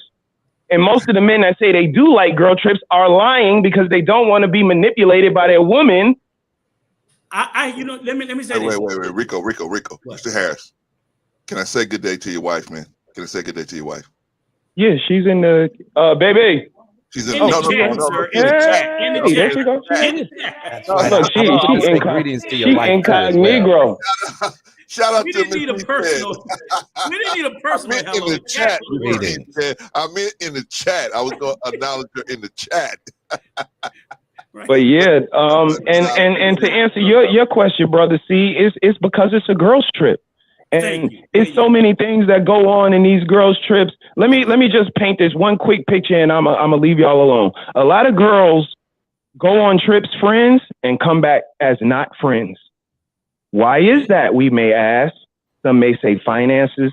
Some may say personalities, attitudes just didn't click. But I'm a little different than that. You know what I say? I say advances was made and not reciprocated. And that's why they're not friends no more. Because I have daughters. I take them out. I take them to dinner. I take them to ice cream. And they kind of open up a little more when I take them out. When we in the mall, it's like, yo, they might tell me something they might not have told me in the house. And even my wife, we go out. I ask her every week, is there something that I could do a little bit better? And being in the outside atmosphere has her open up. It's just a little break from the monotony. And going away, being in this ambiance, being in these romantic spaces. Some of these girls come on to their friends, fellas. They want to be a little thank you for being a friend. What? And sometimes it's like, nah, I'm good. And they go back and they ain't friends no more. Yeah, some of them are broke. Yeah, some of them are bad attitudes. Yeah, but it'd be a lot of disclosed feelings, a lot of proclamation on these trips that we don't see, fellas. Okay, so when you quick to let your girl go, and again, if it was such a innocent thing, when they went to Jamaica with their girls and they came back, they might want to offer us to go to Jamaica now because they had so much fun. They know all the ins and outs. You know what they be doing? They be planning now to go to Aruba with their friends next. We don't even get no consideration. Okay, so now where we going next, y'all? Now, Mr. He said, listen, I just want to make sure I get you clear. So basically, what you were just saying is that they go on these girls' trips, and unbeknownst to themselves, that they get invitation to be with one of their girlfriends on these trips, sexually. Is that what you're talking about, or did I mishear what you said? Indubitably. Oh, okay. So you're saying there's some sexual advances that are coming from the girlfriends. You can't tell by the way they slap each other on the butt more than they let. We can't even slap them on their butt. But they friend can slap them on their butt. Wow. See, and that could go on too. So come on, listen. I don't know, Brother Rico. I don't know how you feel about that, but like I say, I trust my wife, but at the same time, I don't trust these other brothers that are out there, and I trust my wife, but I don't trust her flesh. I trust me, but I don't trust my flesh, because see, I know not to put myself in certain situations. You know what I'm saying? And so that is a possibility, what this brother is saying, that, hey, there could be some feelings that were being had amongst the women, one for another, and now you get that going on. Wow. I didn't even think of that, brother. All right, y'all. We gotta let Rico go because I didn't think of that either, but I didn't even think of that, man. Listen, this brother just brought. I was just like, wow, I didn't even think of that type of twist on it. Yeah, I didn't either. And shout out to the Brooklyn brothers, man.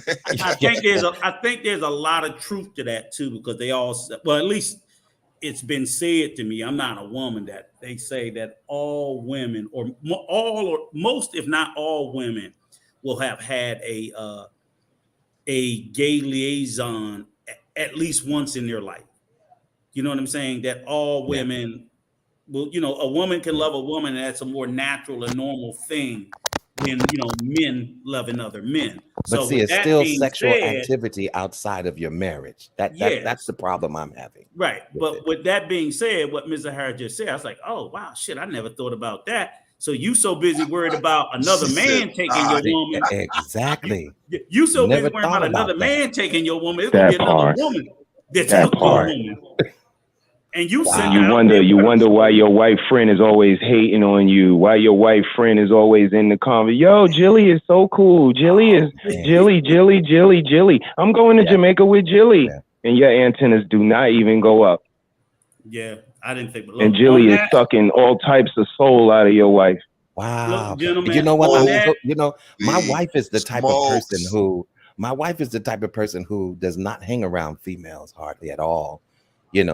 She's a family person, so she's more apt to be around her sisters or whatever. But I've noticed that about her down through the years. She doesn't have a lot of girlfriends, where she said, oh, I'm just going out to hang with my girlfriends, so she's kind of a loner in that aspect. But man, this brings a lot to light. My goodness, man. This brings a lot to light right now, what this brother was just saying. I got more if y'all want. Just let me know when you want more. I got more. Let me just say this. I'm gonna have to dip, fellas, because I got enough prior commitment, and I got to close things up for my last night and get my house back in order before the missus come over here. And I'll be having a guy's trip of one, because she be running my ass down the court. But nonetheless, great topic, great conversation, Clarence, brother. I love you for what you're doing for the community, and yes, sir. And I'm, it's impressive that little old Let's Talk the Better Black Life is doing this fundraiser, and I don't see nothing from them bigger spaces. Wow. All them bigger spaces got thousands and thousands and make all these claims. So I ain't calling no names out, but they make all these claims to what they do for the community. You see no receipt. I'm like, why don't they do an annual book bag drive in their community? Don't just tell us what you did. Do it. Y'all and how many of these people get thousands of dollars? You do a live and you have 900 fucking people in there. $100. That's right. We see you guys do a live and have almost 1,000 people in the chat. Yep. Imagine what y'all could do for a local city or community or charity. Yeah. You know what I'm saying? And I could rock with you more if I see that. But all I see you do is asking for super chats for yourselves. And he, like I said, we're little old Let's Talk the Better Black Life, and we're doing charitable work.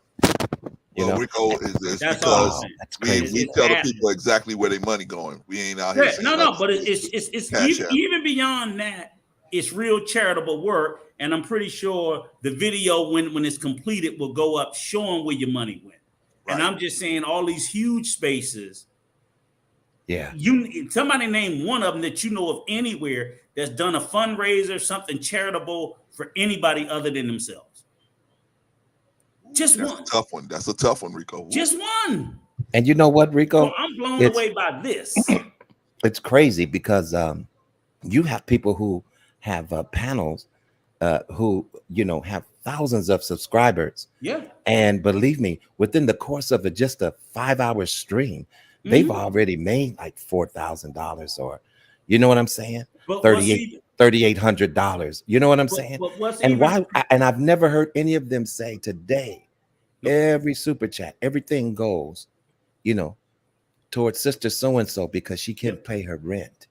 Yep. I didn't want to tell you what it was about in the beginning, but I see that today I got you know, oh wow, I got $3,800, you know, and 1,100 of this is going toward so-and-so because I know they're having you know, one of my followers having an issue paying their rent.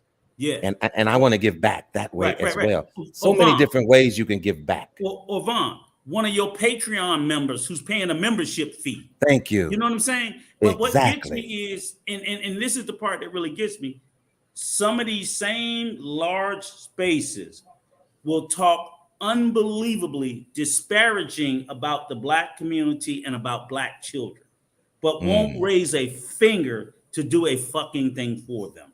Exactly. Do you understand what I'm saying? So I'm like, how dare you say anything about these bad kids, Black kids that's acting up in school when you couldn't do an annual fundraiser? I ain't telling you to do it every week, but y'all never done it. And y'all got thousands of subs, 50,000, 60,000, 100,000. Really? And here we are on this platform sitting at what, 670 something?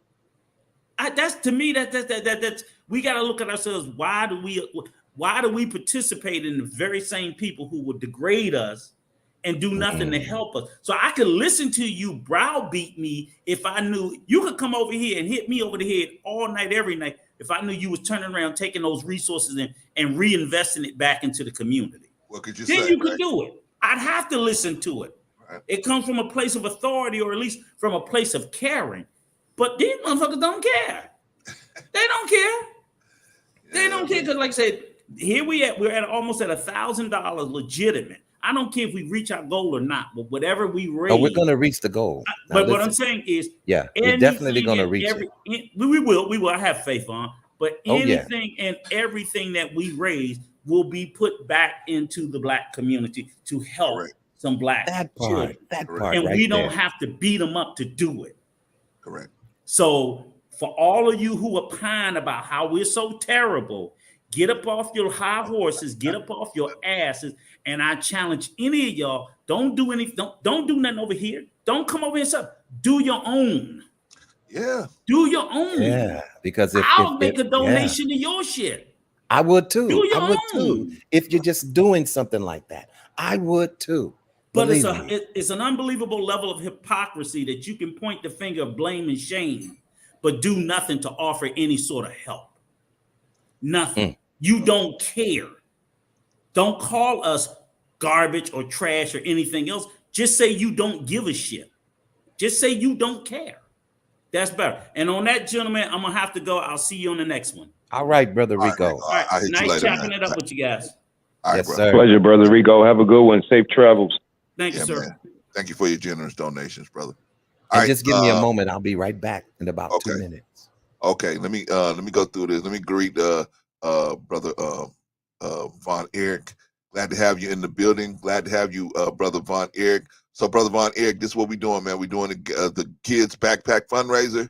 You can cash app or you can pledge. Maybe you don't have the money right now, and you say, "Well, I'll pledge $30. I'll pledge $10." Whatever you want to get. Our cash goal is $3,100. We got cash raised so far between pledges and cash apps, $875 since 9 o'clock this morning, man. Shout out to the family. You guys did a great job. Great job. Okay, Bonnie Eric. So this is it. This is what we doing, brother. If you wanna pledge, I think Vaughn he put it in the chat where you can email me and pledge. But if you want to just get us some money right now, you got the money. You want to just get it off to us, $10, $15, whatever, 20, whatever you got. Everything is generous donation. You can cash at me and cash out that money. We're trying to get this money so we can buy the book bags. I got the list here of everything we doing here. Let me go through it real quick. The backpack's going to cost $450. School supply, $528. Storage, receiving, organizing the bags, alerting the families and the kids, staging, video work, staging day. And we're going to raffle off a laptop in a beautiful sister's name, Sister Sophia. We're going to raffle off a laptop in her name. And because that was a sister. I think you was on that. You, Von Eric, you was on that Knowledge and Relationship show with the Sister Sophia. We're going to raffle off a laptop in her name to one of these kids, man. But if you can participate with us, brother, we appreciate you. If not, no problem, man. We still love you. Glad to have you with us, man. I know you would do it if you could. All right, so that was that, y'all. Let me get back to Mr. He Said, man, because he's stirring up the pot. Mr. He Said stirring up the pot with us, man. Giving us some good meat. Yeah. Brother got my mind working like, wow. Yeah, man. I didn't look at that angle. That's a whole nother angle. Now, here's the question. Why would you? I see me. I don't. Okay, it would be easier for me to talk about you going on a trip where maybe you got to go. Like I'm in LA, right? You say, hey, I got to go to Austin, Texas for a few days for the job. Okay, and see, but I know my wife. My wife is the type where she would say, can you go with me? Now, if I didn't hear that, then I'd be like, uh-oh. So any place my wife is gonna go where she knows she's gonna be out of town, she's gonna say, "Can I go? Can you go with me? Let's work it out so you can go with me." If she was to tell me, "Hey, I'm going out of town," and I don't hear, "Hey, can you go with me?" Then I'll be like, "I can't go." Oh no! See, this is a girls' trip, and I'm gonna meet my friends down there. I got a friend from high school. We meeting down there. Yeah, that's what I'm concerned about. Right. But I mean, let's be honest. I would be concerned too. Yeah, right. That's what I'm concerned about. And it's not an insecurity. It's just, hey, I'm concerned. Matter of fact, I don't care what nobody calls it. We talk about the movie Fargo. Have you seen the movie Fargo, Yvonne? Yeah, and that's a far way to go. Right. The chief of police. Who did she go? She went all the way to meet that. She went all the way down there to meet the old high school flame, right? Mm-hmm. It was all over her social media, right? So he was all over, right? She went to go meet you, right? Oh yeah. Can I sit over here with you? No. Can I sit next to you? No. I think it's better you sit over there. Right. Mm-hmm. So that happened in Fargo, right? Where she went to go meet the dude, and then she's meeting him and she's sitting there talking to him, and then she calls the friend and said, "Yeah, I met up with our old high school buddy so and so." And the friend goes, "You didn't know he's living in his mom's basement and he's having all these different problems. he was caught stalking his ex-wife." And what? Right. So my point being, and her husband was a good dude, right? Did you ever see the movie Fargo, Mr. He Said? Her husband was a good dude, right? She was pregnant. Dude got up every morning, fixed her some eggs, got up every morning, made her breakfast, and got her ready and everything, right? Got her, made it so all she had to do was just get up and just move out, right? She still went and go see the high school flame, right? I don't know, she may not have was gonna do anything, but why even go? Why even go? Why even go see a dude if you're not gonna do nothing? What's the point? Wow. I'm asking y'all, why would a female go see a guy that she knows has a sexual interest in her? What's the point if you're not going to reciprocate that interest? You ready?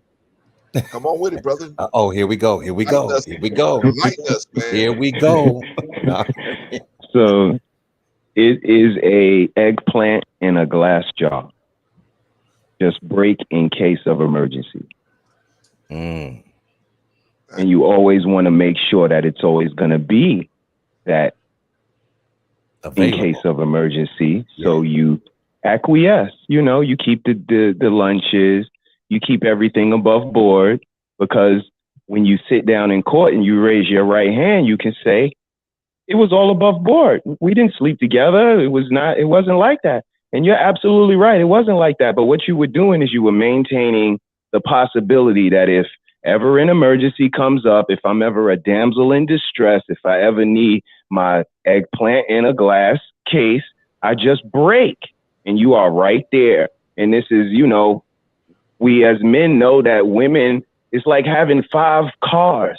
If you crash one, you don't care. You have 4 others. And girls' trips and Instagram and Facebook, that is the equivalent of 5 cars.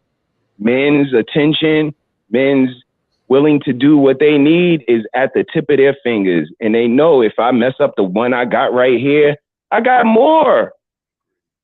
It's not a big deal. If I divorce this one right here, I get half his stuff and I got more. So it's not a big deal. So, this is what it is. So it don't matter if it's in Fargo or in Bed-Stuy, Brooklyn. It is about opportunity, percentages, and again, it all falls on to you. If you are an asshole, you gonna get cheated on. And sometimes even if you're not, just sometimes you don't land on the good side of the scale. And that's whatever they weighed out at that time. And that's why it's on you to just try to be awesome all the time. Be good to your partner all the time. Because if they do decide to weigh the scale and cheat on you, they're cheating on an amazing person and it's their loss. Yes, agreed. Wow. Agreed. But a lot of people don't have that, quality in them. So they want to blame the other person. They come to us and say, yo, he did this and she did that. And it's like, no, let's talk about what you did. Let's talk about accountability. What part did you play in it? Because they have a story to tell too. Right. Well, wow. I got, let me drop a few things. Now, now this is something happens typically in long-term relationships, marriages, long-term relationships. There's 2 things. There's suppressed desires, right? Where the other person they have a desire to do something, but they know that following that desire is going to put the current relationship at risk, right? I have a desire. I like this guy at work, but I'm married to this person. I can't pursue that because that's going to put my marriage at risk, right? So they suppress that desire, right? That's the ones you see. That's the one that the person know. I gotta always make sure that I stay on top of this, right? Then there's the hidden desires. There's stuff in people, all of us, not just the female, all of us, every human being, we got hidden desires that we consciously are not aware of. We subconsciously, like our dreams can let us see a glimpse of what those desires look like. But consciously, we avoid, or our conscious knows to not even let that enter our conscious being. But sometimes the pressure of a long-term relationship just pushes and pushes and pushes and pushes the secret desire up to the top. Now all we need is a trigger. Boom. All we need is a trigger, right?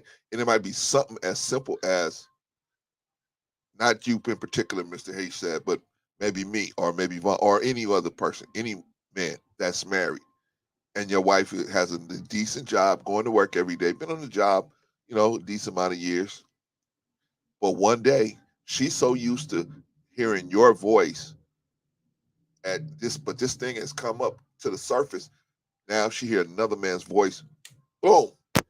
She's just out of control now, right? And so now you start seeing a bunch of different things that you didn't normally see with this woman. Why are you doing that? Why are you doing this? You got off at 5 o'clock. Now you get home at 8 o'clock. What's going on, right? You know what I'm saying? You start seeing stuff because she may not even wanted to do it. I would tell them about A lot of these guys down here, Mr. He said, we got a street down here called Figueroa, right? It's where you can buy love, right? You can buy love down here, right? In LA. A very famous street, right? And so a lot of the guys that go down there, most of them are not looking, they're not like super wanting to be in a sexual relationship with someone else. They like what you described earlier. Hey, I just got this need. The other person wasn't able to satisfy that or take care of that for me. I just need to get this off. I know I ain't gonna be able to work. I know I ain't gonna be able to do nothing. I don't want to do nothing even further stupid. If I could just get this off with this professional person, get this off, I'll be good. Right? That's what a lot of them guys are thinking down there. Because most guys that deal with prostitutes are married, right? Or in long-term relationships, right? But my point is that a lot of times we make these mistakes because we got desires in us that we gotta constantly be checking. We gotta constantly check ourselves, right? And same thing in a marriage, brother. You gotta constantly check this other person. Every couple of years, you gotta be checking, saying, hey, baby, what do you think about this? What do you think about that? Just to see where they're at. Because if you don't, what happens I is agree. you get so far apart when you finally decide to reconnect and see where each other's at. You way down here and way down there, and that person way down there, and then y'all gone. But that's because y'all didn't keep the communications open. Not y'all personally, but I'm just saying people in the relationship didn't keep the line of communication going, and you didn't flip the person over. People change every 5 years, right? Man, what I wanted 5 years ago is a whole different thing now, right? So I mean, it just keeps changing, and let me ask you guys this question. Would you agree that marriage is a constant adjustment process? Would you agree with that? But what I'm saying is your wife gets a new job. Now you have to adjust to her getting this new job. She got to work these different hours. Now we got to adjust for that for different things that she was covering down on when she was here. Now we got to adjust for that, right? Children go to a different school. They get dropped off at a different time. They get picked up at a different time, right? When your children have some type of issue, you have to go to the hospital. Right? Everything you just constantly adjusting. And if you don't adjust, and that's what different people, they think when you get married, oh, I'm married, that's it. It's over. Work done. No. Would you guys agree with that? Absolutely. I know you got something to say on that. I think you hit it on the head, and I think even your first, soliloquy was better than the second because you said the word conscious and consciousness, and I think that's what it is, brother. See, I think we have to move with a certain level of consciousness every day within our marriages and our relationships because monogamy is a choice. I hate to break it to y'all if y'all didn't know. I hate to be the bearer of bad news, but this is not how we were built. So this is absolutely a conscious decision. And like I said, I make it a point to take my wife out, to ask her, what can I do better? How was your week? What's going on with you? What can I do? And I'm going to constantly remind you that you fell in love with me all the time, whether I'm taking you to the 90s joint or the reggae joint but yeah, this is when we fell in love. Remember this? Remember we went here? Remember we was down and out? Remember we fought our way to the top? Remember? Because if you don't remember, you're going to forget. Correct. That's right. So let's do this. Let's continue to know why we love each other. Let's remember that we were together before we had the kids and the bills and the car, because most of the time our disagreements is about those things. Right. And we got to stop and say, remember, we good. Remember, don't forget, I'm still me. We good. It's this other factors that come into our relationships that may cause us to have to step outside of our roles that may be frustrating and leads to. But I think you're absolutely right. We have to be conscious that we love these people. We chose to love these people out of everybody else in the world because we could have picked anybody. And this is the person that deserves consideration. They deserve empathy. They deserve sympathy. If you need to walk back a conversation, they deserve that. If you don't give it to the people in the world, that's fine. But these people in the house, they deserve that. And if you're not willing to give it to them, maybe you're not in the right situation, or you need to humble yourself and say, you know what, maybe I can give him or her the benefit of the doubt, and we try to make this relationship grow. But no, you are absolutely right. They get in relationships, and it's like being in an airplane that remove your seatbelt. You good? Autopilot? We just good. We could just coast. And that's no. You still need to, move with a certain level of astuteness to keep that person infatuated and liking you. Fuck loving That's you. right. Liking That's you. right. Yes. That's right. Yeah. What you got to say Wow. on that, Juan? I really don't even have too much to add to that, because he just, hit the nail on the head with that. Communication is definitely key. We do definitely have to remind each other of why we are together, and it's okay to go back and revisit those testimonies. You see what I'm saying? Remember when we had this little rinky-dink apartment, and you laugh about some of it, you reminisce, you know what I'm saying? And you say, wow, look where God brought us from, and we're still together, Yes. that oh man, we need to do that, and listen to each other. You know what I'm saying? Be more affectionate if we can. All of these things, So yeah, And there's a man. lot of. It's not Go too ahead. much I really could add to what this brother said, because you guys, you pretty much said everything. So All right, man. Thank you, bro. I appreciate you, man. All right, so let me say this as well. See that because in marriage, there's some things you're gonna need in your toolbox. Forgiveness is one. You're gonna need to learn how to forgive somebody, right? Oh, I'm married. I ain't nothing. This person ain't gonna make no mistakes. yeah.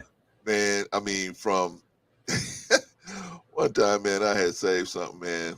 I was like, man, I had a piece of cake or something. Uh, my mother had made this because my mother used to make good lemon cakes. I don't know if y'all know lemon cake, but she used to make old school lemon cake with the actual lemon squeeze right in it, I man. love lemon cake. Yeah. He, he said, "What you talking about? What you shaking? You too young to know about lemon cakes, man. You know about lemon cakes, man." I do. I do. I am 48 years old. My grandma made a mean lemon cake, man. It Man, was if you had delicious. said I that, miss her dearly. I would have took a 10 years off of that, man. Wow, man. Yeah, man. Okay, so you do Wow. understand what's going on, man. So you're closer in age than I thought, man. I thought you was like in your 30s, man. Shout out to you, man. Keep taking care of yourself. All right, so keep being good to people, man. All right, so what I was gonna say is that you got to learn how to forgive, man. Right. So I had the piece of cake, man. My mother had made it for me, right? And so I had that one piece left, and you know, now you guys can relate to this, right? You go to work all day. You worked all day. I don't know if the sisters can relate to this, but you can relate to this as a man. You work all day, right? But you remember, oh man, I got that piece of cake at the house, man. When I get home, first thing I'm gonna do is right, Mr. He said, you first thing I'm gonna do is bust that out. I'm busting You could out taste that it. cake. You could literally taste it. Man, and it motivates you, man. You like on the job, like, yeah, what? They like, why what you in such a good mood? Oh man, my mama's cake is waiting for me, man. I'm trying to tell y'all, you know what I mean? I said like Les Brown, man, my mother's lemon cake was so good, you couldn't eat it with shoes on, man. You had to take shoes off so you can curl your toes, man. You had to, man, I mean, man, you just couldn't. It was so delicious, right? So I was like, man, I'm coming home. She ate my cake. I go in the refrigerator. I look in there. Cake is gone. What happened? Oh, when you gonna eat that? I ate it earlier today. I didn't know you was gonna still eat it. She knew I was gonna eat it. She knew I was gonna eat it, right? He said, but she wanted it too, right? She wanted it too. And so, but all you had to do was tell me. I wouldn't have been all day thinking that was gonna be there when I got there, right? But my point is, man, I was hot. I was hot, but I had to forgive. I had to forgive, right? I had to forgive a lot of different stuff, man. Now I'm not saying I was no saint either, man. She had to forgive some stuff from me, but forgiveness is one in the toolbox. What you're gonna need in your toolbox, right? In a marriage, in a long-term relationship, because people, because they married or because they agree to be in a long-term relationship with us, they're not going to make no mistakes. People going to make mistakes intentionally and unintentionally. They're going to make mistakes. Y'all agree with that or disagree?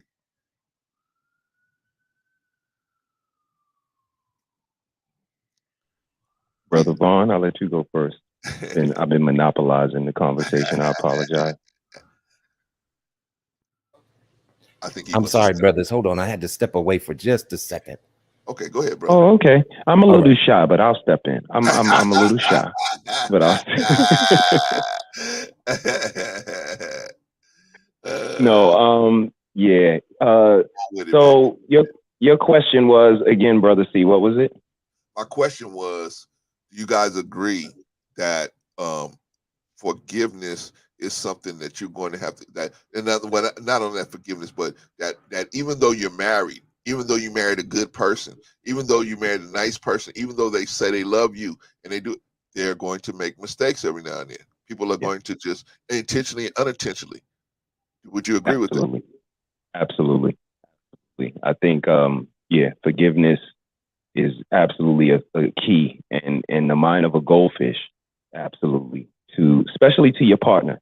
It can't be a big deal because y'all a team. So some things we not gonna see eye to eye on everything all the time. You're a woman, I'm a man, or whatever the case may be. But in most cases, you're a woman, I'm a man. We just see things different. So we gotta acquiesce to each other and not harp on or be the type to hold a grudge. And me and the missus went to a wedding last week. And that was, love is kind, love is forgetful. And it was just, those were the things that stood out. And it's like, when I left there, I'm telling the missus, like, all of this back and forth on the internet about what a husband and a wife is. If anybody went to a wedding, it's pretty much laid out. They tell you pretty much exactly how it goes. So, I'll digress on that. But yeah, you definitely have to be forgiving and forgetful. You cannot keep it in your mind. Right. And, like people, when they get married, another thing is when they get married, they forget that they took these vows. See, when you at the wedding, everybody's all happy. You're not really paying attention to what they're telling you, for better, for worse, for richer, for poor. We're not really paying attention to that, right? So when the ish hit the fan and it's poor, oh no, I got a problem. Or it's worse, oh no, we got a problem, right?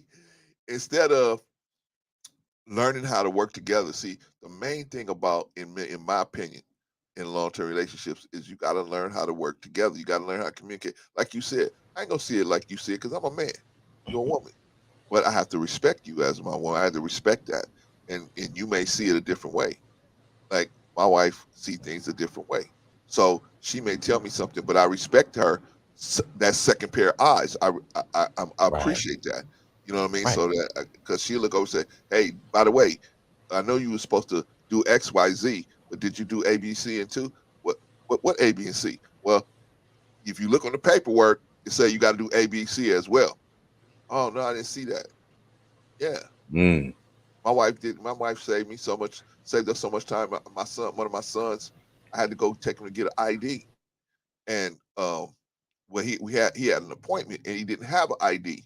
He had an appointment with Social Security and didn't have an ID. And my wife read the paper a little better than me and saw where they needed. He's got to have an ID before he show up. Man, we went down there and handled that. But I'm saying we would have showed up without his ID and we would have got rejected. So you know what I'm saying? A second pair of eyes is always better. What y'all think? What y'all say about that? Okay, now I'm back. And I'm sorry because life happens, things are going on at home. You know what I'm saying? So I got to take care of that. But what was the question? Because I wanted to be able to give my take on it, a twist. Well, my earlier question was, do you think that that people make mistakes even in a long-term relationship or a marriage, right? This person loves you, even though they love you, even though they they love you, they want to be with you, they respect you, but still Do you think they're going to make a mistake now and then? Well, definitely yes. I mean, we're human. We're apt to err. You know what I'm saying? Right. You know. Now. Granted, some mistakes are deal breakers and unacceptable. You Right. know, so let's establish that. You see Right. what I'm saying? You're not going to be running out here all willy nilly talking Right. about I fell on it and that this is why we did this and that. You see Yeah, what I'm saying? yeah, yeah. But those humanistic parts that we know are the natural side of us, where we're apt to err. Hey, you could have been trying to come to me to tell me something, and I may have responded insensitively. You know what I'm saying? And that could have took you to a place deeper into a depression or whatever. And now you bring it back to me again. I have to be open enough to say, you know what? I was wrong for that. So taking accountability is a big part of having longevity in a marriage. You see what I'm saying? If you're wrong, you're wrong. It's okay. Just be man or woman enough to acknowledge it so that you can move forward in your relationship. You know what I'm saying? I don't have a perfect marriage. You know what I'm saying? We've What's been that? together. Right, exactly. We've been together 21 years, but at the same time, there are days where I look at her like, and there are days where she looks at me like, You see what I'm saying? And this is part of life. Marriage is not a big fairy tale where you sit up and everything is happy go lucky. There's some days where you just absolutely don't like each other. Now, I said like, I didn't say love, because see, there's a difference between like and love. The love is never lost. You know, I just happen to be in my mood today, or she just happens to be in her space of a mood. You see what I'm saying? Now, when you notice that someone's in that type of, they have that type of spirit, what has helped me have longevity in my relationship is space. Let me give you some space for a minute, because neither one of us are going to go to the point to where we disrespect each other, because disrespect is unacceptable on both ends of the spectrum. We're just not doing that. Now we may have been inconsiderate at times when it comes to each other. We may have been inconsiderate of each other's feelings at times. You know what I'm saying? And that does happen, because sometimes we just don't pay attention to each other. And that's why it's very important to pay attention. If I see my wife walking around mean mugging, I need to understand, okay, well, hold on, honey, what's going on? We have to know how to read each other. You know what I'm saying? And thank God that I was blessed with my wife, because, she's been a great help to me. My testimony is similar to Charlie Wilson. You see what I'm saying? Because I was in a bad place when I met her, even though I was very functional, but I wasn't in a good spot. And at that time, she was such a good woman, I felt like I didn't deserve her. And she loved me through a lot of things. You see? So Right. it is so inherent when it comes to these marital relationships. There's a lot of give and take involved. You can't have longevity. You can't make it past 5 years if you're not willing to communicate, if you're not willing to compromise, Yeah, that's another one. if you're not willing to have a submissive type of spirit. Yeah. Oh, there we go with that word. But but I'm just saying, and that's not just on the woman's part, you see, because I have to comply when it comes to certain things about my wife, Right. So I mean, we could go on and on about it, but I'm glad that the topic is changing, and we're trying to get through these hours. Yeah, man, we're But gonna do these hours, man. this is a good one. This was very good, very Shout out to informative. Mr. Harris, man. Shout out to Mr. He said. Shout out to Yeah, him for bringing definitely. this up. Because we definitely something that all three of us have experience with. So we can definitely talk about it. Yeah, All and right. So I'd love to see this, because now we have 3 married individuals that are talking about marriage. Because in these spaces we see a lot of single people who haven't even been married and don't even have a woman, but they have so much to say about they're being giving out married married advice, right? and relationships. Yeah, you like, what the heck is going on? But hey, y'all, let me do a break real quick. I'm gonna All break right, and I'm gonna do talk about the fundraiser real quickly. Okay, so yes, sir. y'all know that we're doing the kids backpack fundraiser. Cash App or pledge. Cash goal is $3,100. Cash raised so far $875 by the good people and the family here at Let's Talk to Better Black Life. So we have raised $875, right, for these kids backpacks. So y'all, we definitely got the backpacks taken care of. The backpacks are done. So now we got to take care of the other stuff on this list, man. We got to take care of the other stuff on this list. What's on the list, Clarence? What's on the list? Okay, let me go through the list with y'all. Okay, the backpacks are taken care of, right? Because we got $875.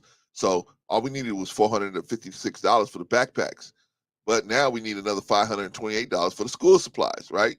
The outside school supplies that we're going to put into the backpacks.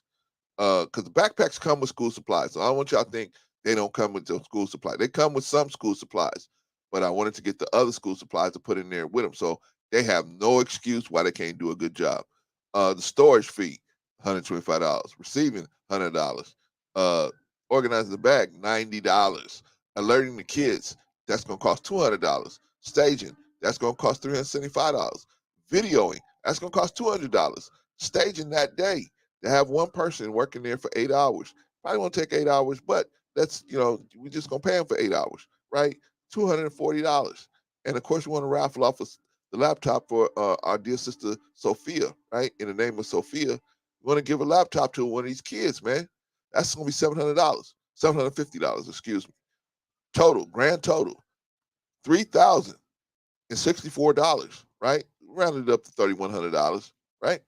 So we want to tell you where this money's going, man. It ain't gonna just be like, man, y'all giving money and then we just gonna be able to just do whatever. No, no, no, no, no, no, no.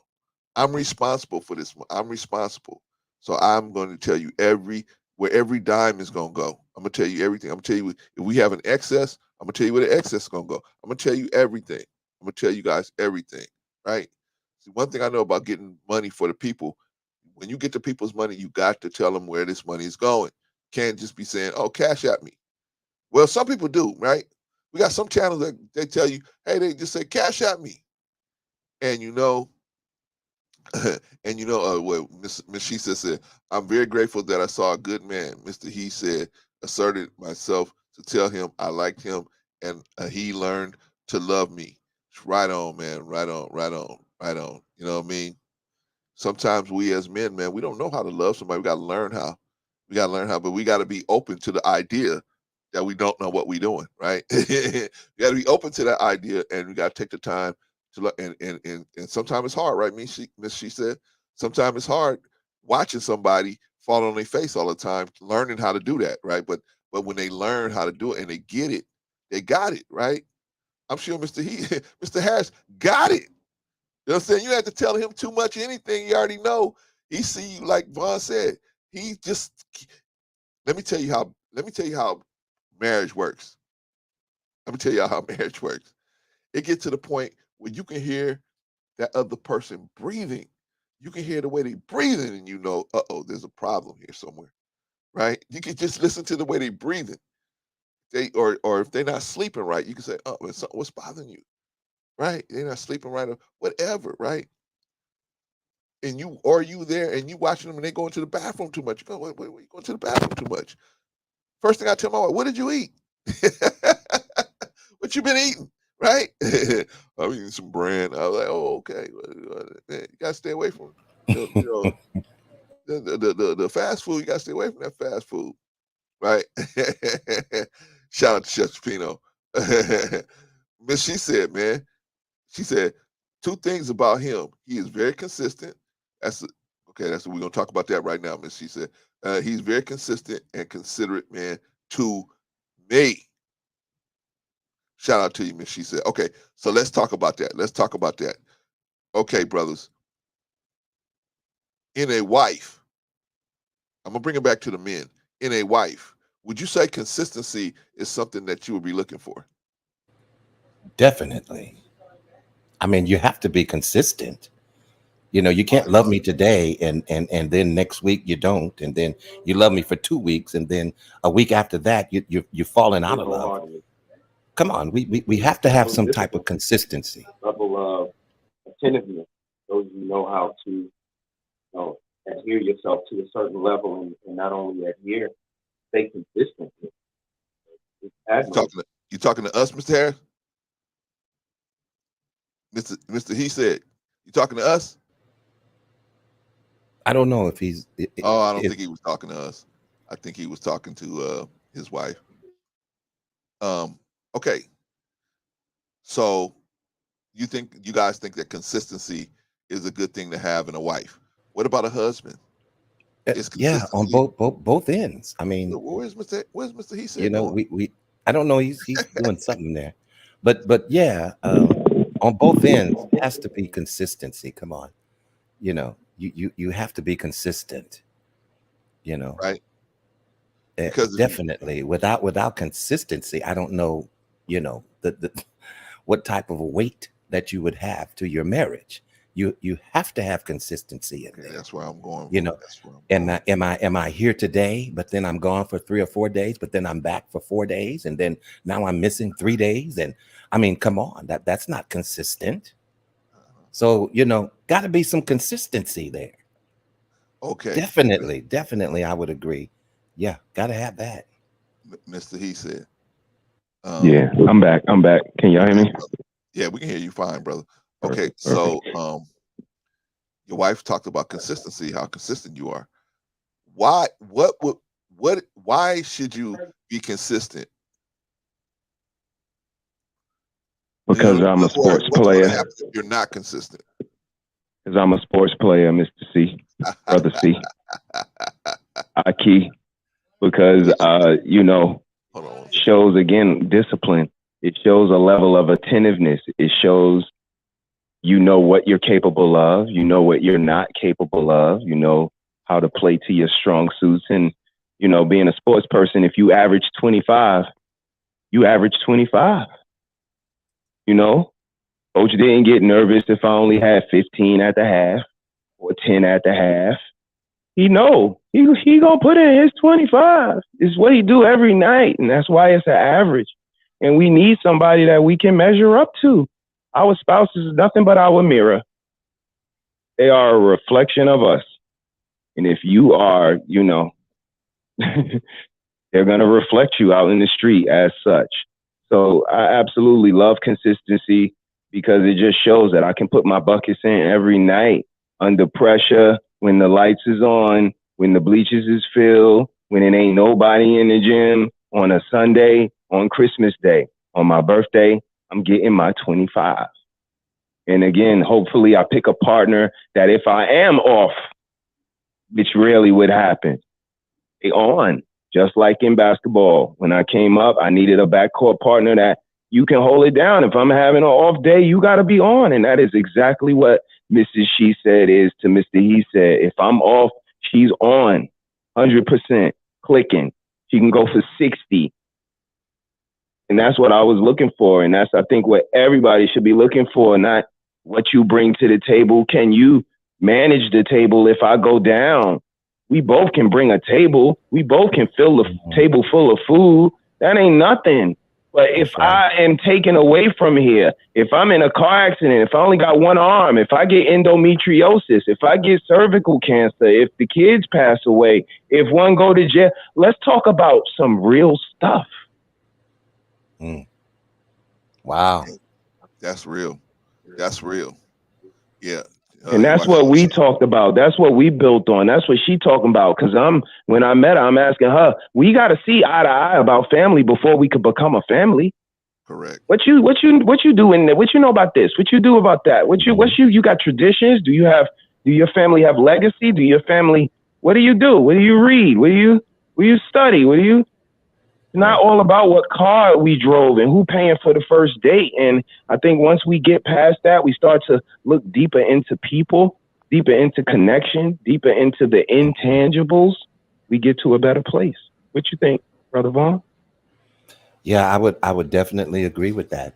I mean, listen, I don't mean to make it sound like an echo chamber in here, but You know, I bounce right off of you of what you're saying, you know, and it is about those things. We need to consider those things before we walk into this type of commitment.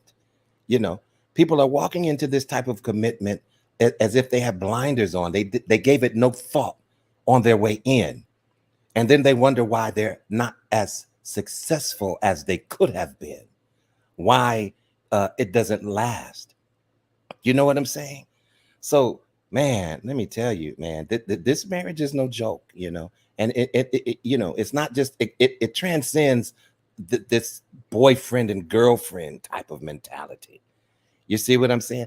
You got to get past that sooner or later. You know, we're not just boyfriend and girlfriend; we're husband and wife.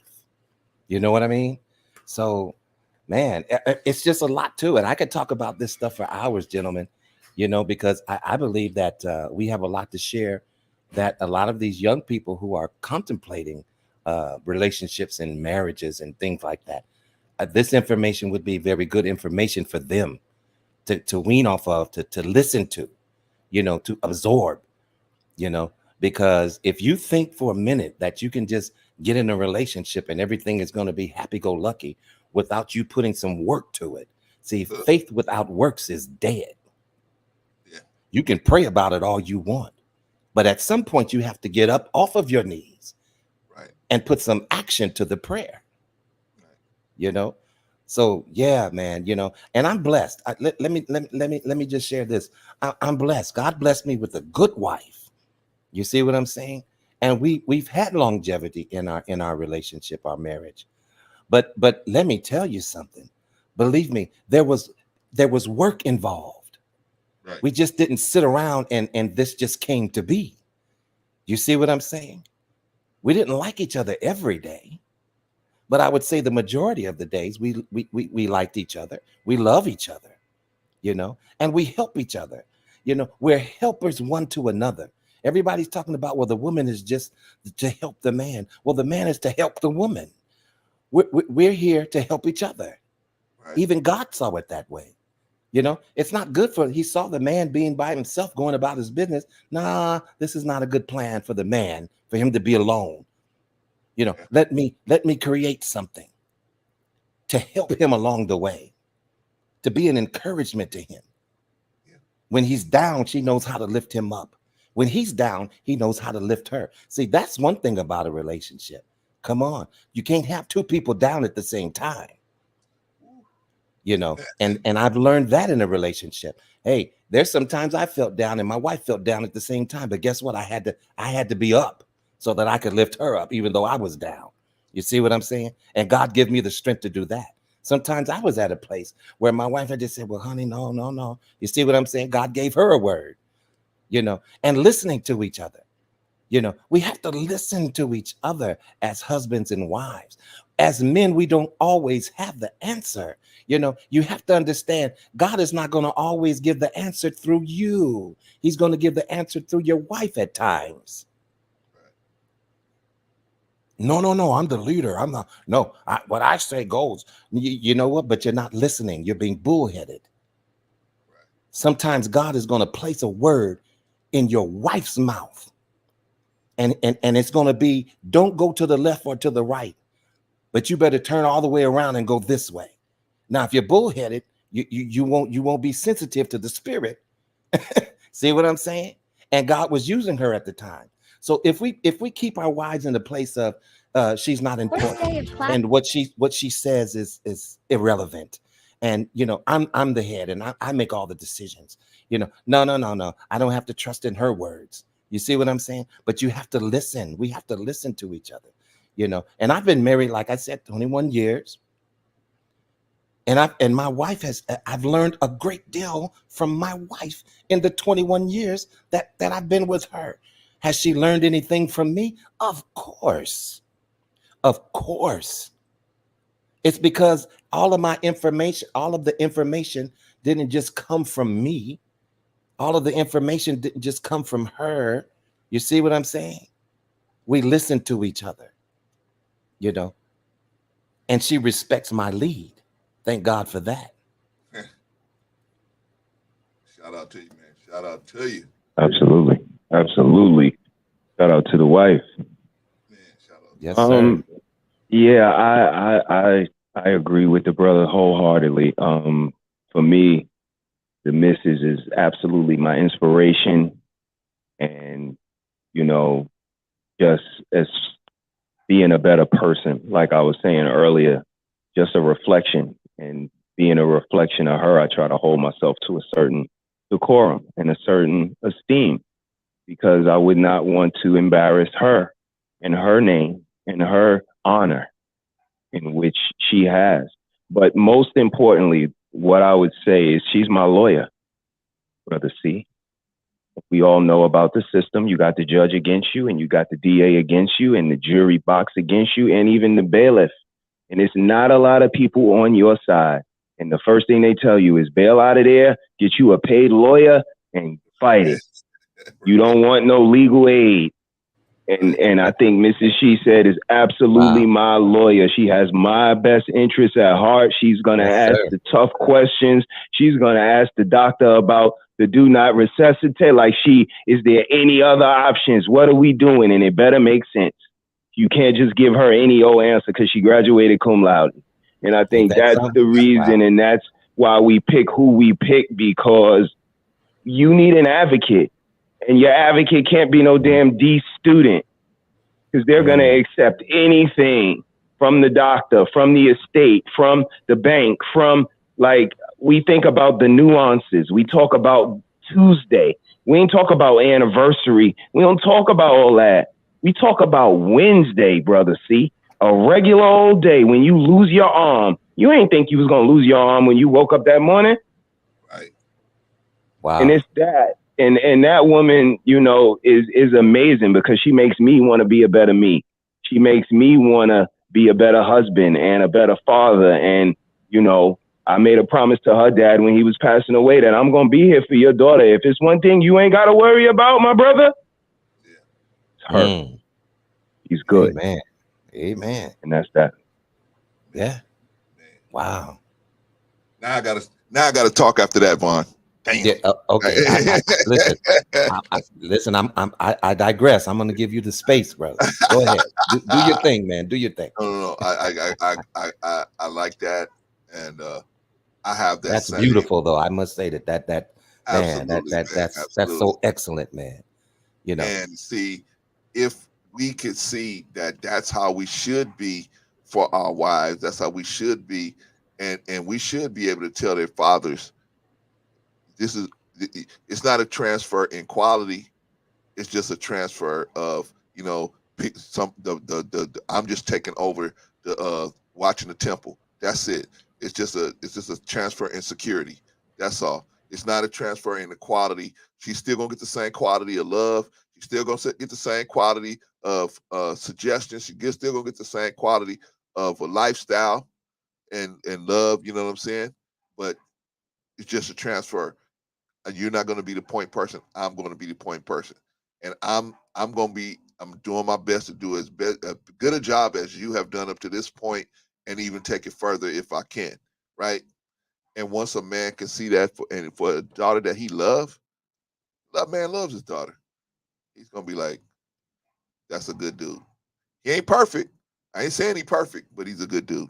He's a good dude, and so I can approve of that, right? It's just like I sound like how I would be with my granddaughter, right?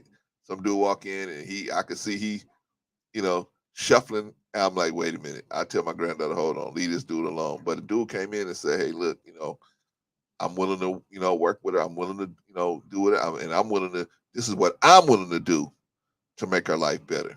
And I want us to grow together. I mean, talking sense, you could say, oh, okay, yeah, that makes sense. You know what I mean? That makes sense. So yeah, man, shout out to you and your wife, man. That's why I always try to promote you guys, because I know you guys can talk about marriage in a way where it's realistic. It's real. Mm-hmm. Oh man, I just heard an accident, man. Yeah. All right, so I know you guys can talk about stuff in a real way, man, not in a way that people play games, but in a real way, man. You know what I mean? And some people gonna pick it up, and some people ain't. But that's what we need out here, man, because we got, in my opinion, I feel like, Vaughn, man, we got so many people that's out here giving marriage advice, and they don't have a successful marriage. They don't even have successful long-term relationships. But they're out here telling people what to do about relationships. And I'm like, the internet must be the only place that you could do that, right? Here you got a man here. You got a man here. You got one man been married. How long you been married, Mr. He said? We have been married for 17 years. We've been together for 24 years. Okay. You got 24 years there with you. Wow. You got married 17. You got Vaughn, you got 22, right, Vaughn? 22, 23, something like that. 21 years, man. 21 years in the game, right? Right? Okay. Between the two of y'all, that's almost 50 years right there, right? Bring me into the game. I got 33 years married, 35 together. Wow. I mean, we almost got 100 years. Is anybody asking us anything? No.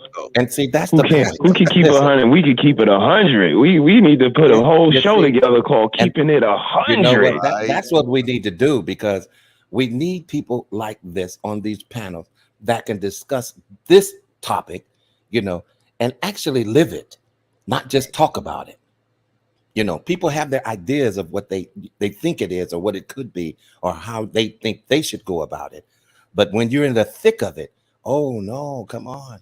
This is more serious than that. Right. You know what I'm saying?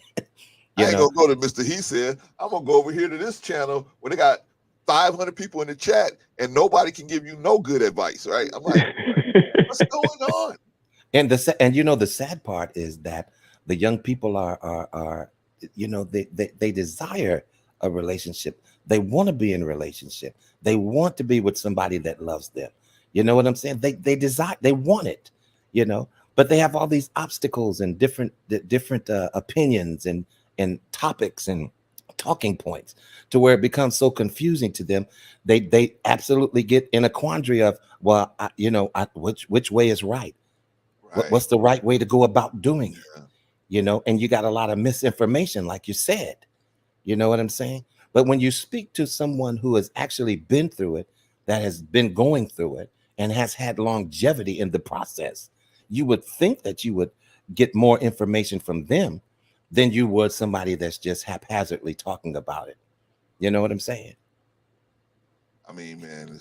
So definitely, I agree with my brother. We need to do another show of married men, and let's talk about what it takes to maintain that marriage. You see what I'm saying? Man, what are some of the do's and the don'ts in that? We'll have one person in here. Where does the compromise come in? We'll have Miss He said in here. That's it. That's the only person that'll be. No, I'm just playing. Jill will be here too. No, but, I mean, you're right. It's a dynamic. It's a lot to swallow, man, and it's a big piece to bite off. And you know, you guys as men, when we thought about marriage, we absolutely sat down and considered it. It was not something we were like, oh yeah, come on, let's go. Well, wait a minute. Give me a minute.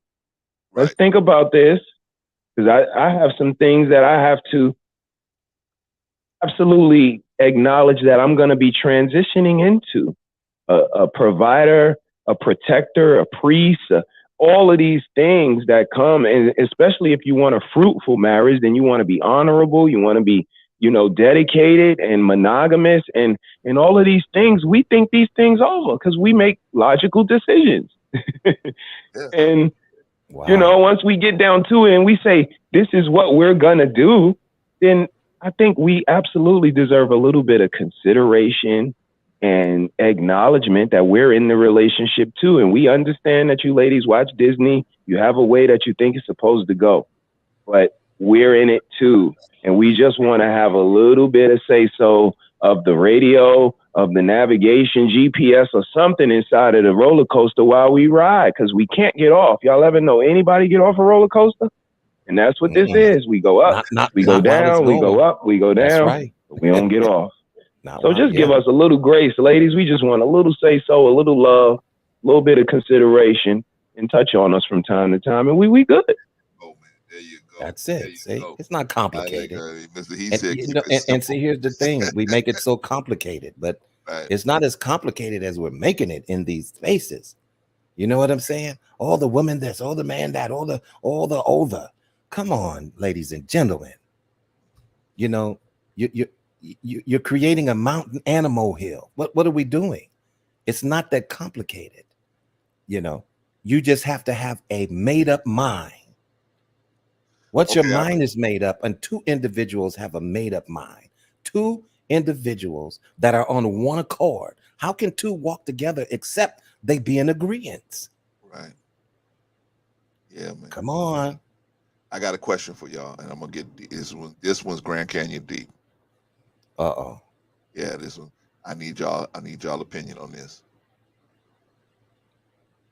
Women say that men cheat. Men are just no good dirty dogs. I tried to give the situation when Jill said yes. I try to give the a situation that the Figueroa situation where the men didn't. Most of those men they didn't intend to cheat. They didn't intend to do that, but they just got caught up because they had some type of issue that didn't get resolved at home. Right. All right. So my thing is, a lot of women will say, "Well, I'm married. We've been married 22 years. We've been married 30 years. We've been married 15 years. Whatever." Right. But it's confusing for them, in my opinion. And here's why. In my opinion, there's a difference between arousal and attraction, right? I can be attracted to this person and I love her, but maybe she's not taking the time to arouse me sexually. This is possible, I believe. So I'm saying, so a lot of times, some women, because they get caught up in taking care of their children, they get caught up in their daily lives. Men do this too. They start letting themselves go. And it's not so much that you let yourself go, it's that the other person doesn't see the effort you putting in to keep the arousal maintained at a certain level. They still gonna love you because you picked up a few pounds. They're still gonna love you because you got gray hairs now, but or you're not cutting your hair as much as you. But the resentment may start building because they feel like, well, damn, you don't think enough of me to go get a haircut. You don't think enough of me to go get cleaned up, right? To take a bath every day. You know, so my question to you, gentlemen, is hold on one second, y'all.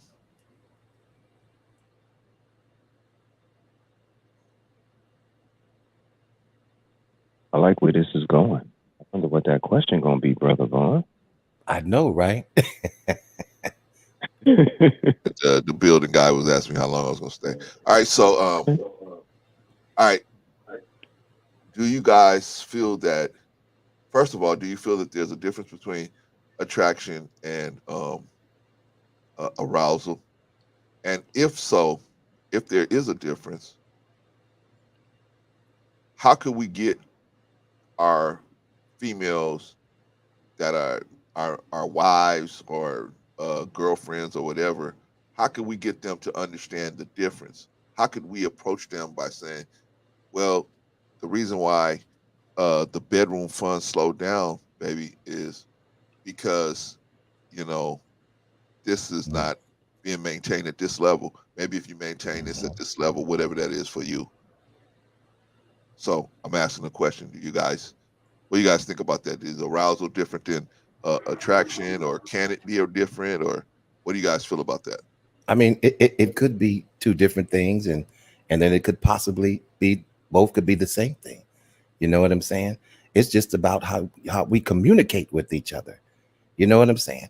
If I know that she likes it to the left, you know, and but I'm doing it to the right, then maybe she's, you know what I'm saying, not being as pleased as she could be.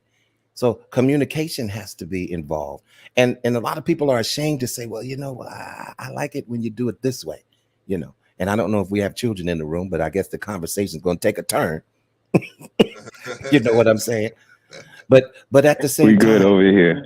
Yeah. It's all about communicating and learning each other's bodies, you know.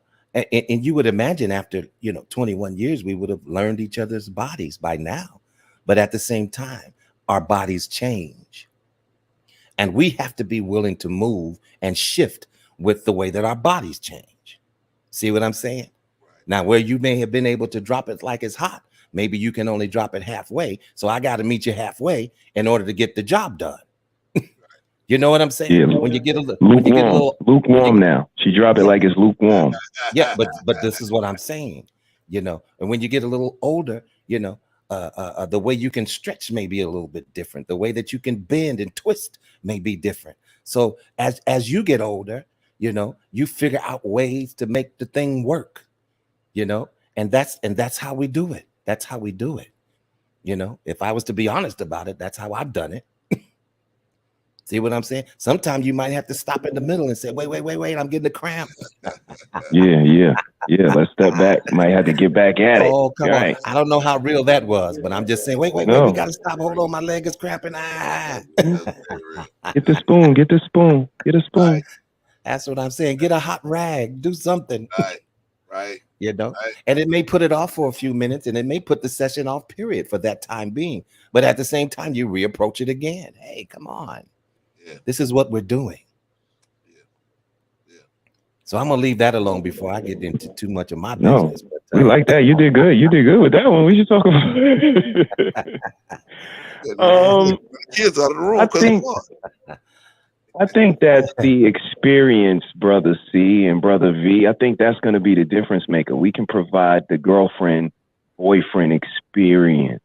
I think that's where, and I do agree with you. I think that it's absolutely a difference between arousal, because that's where the girlfriend experience comes in. Those light touches on the neck, those light whispers telling me I'm handsome, you like my pocket square. Like, these things lead up to the intensity. Touches on the small of her back, telling her how pretty her hair looked. Just all of these little nuances that lead up to the experience is, I think, what we miss at home. Sometimes we just want to rub it out, like we just said earlier. We just got to get one. But at the same time, sometimes we get outside the home a certain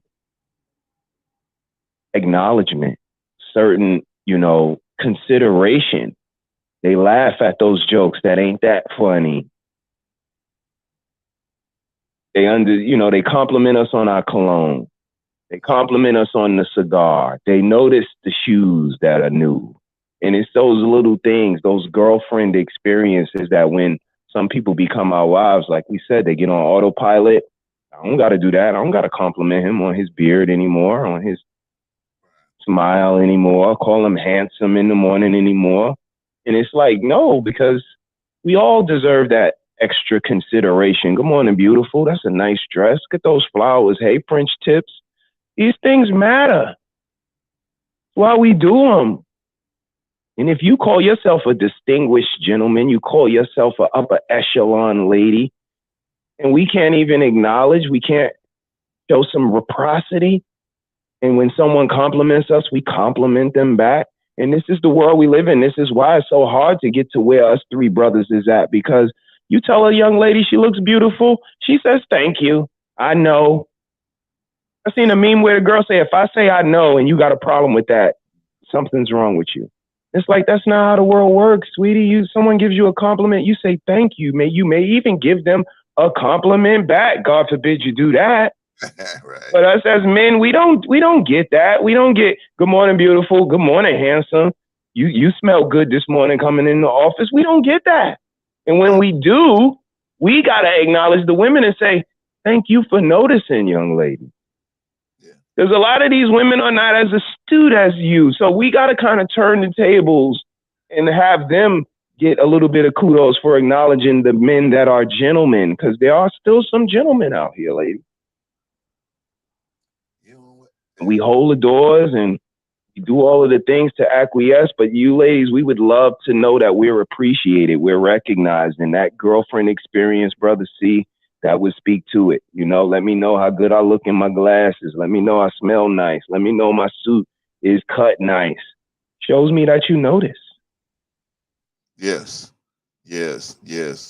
And it's unfortunate, man, that some of us have come to the point where. Oh, okay, I was reading something while I was there. Shout out to Jill. Jill, you sent me an email saying did the cash app come through? Yes, you got it. I got it. Thank you, sis. Appreciate you. All right, so uh, the girlfriend experience. Okay, the girlfriend experience.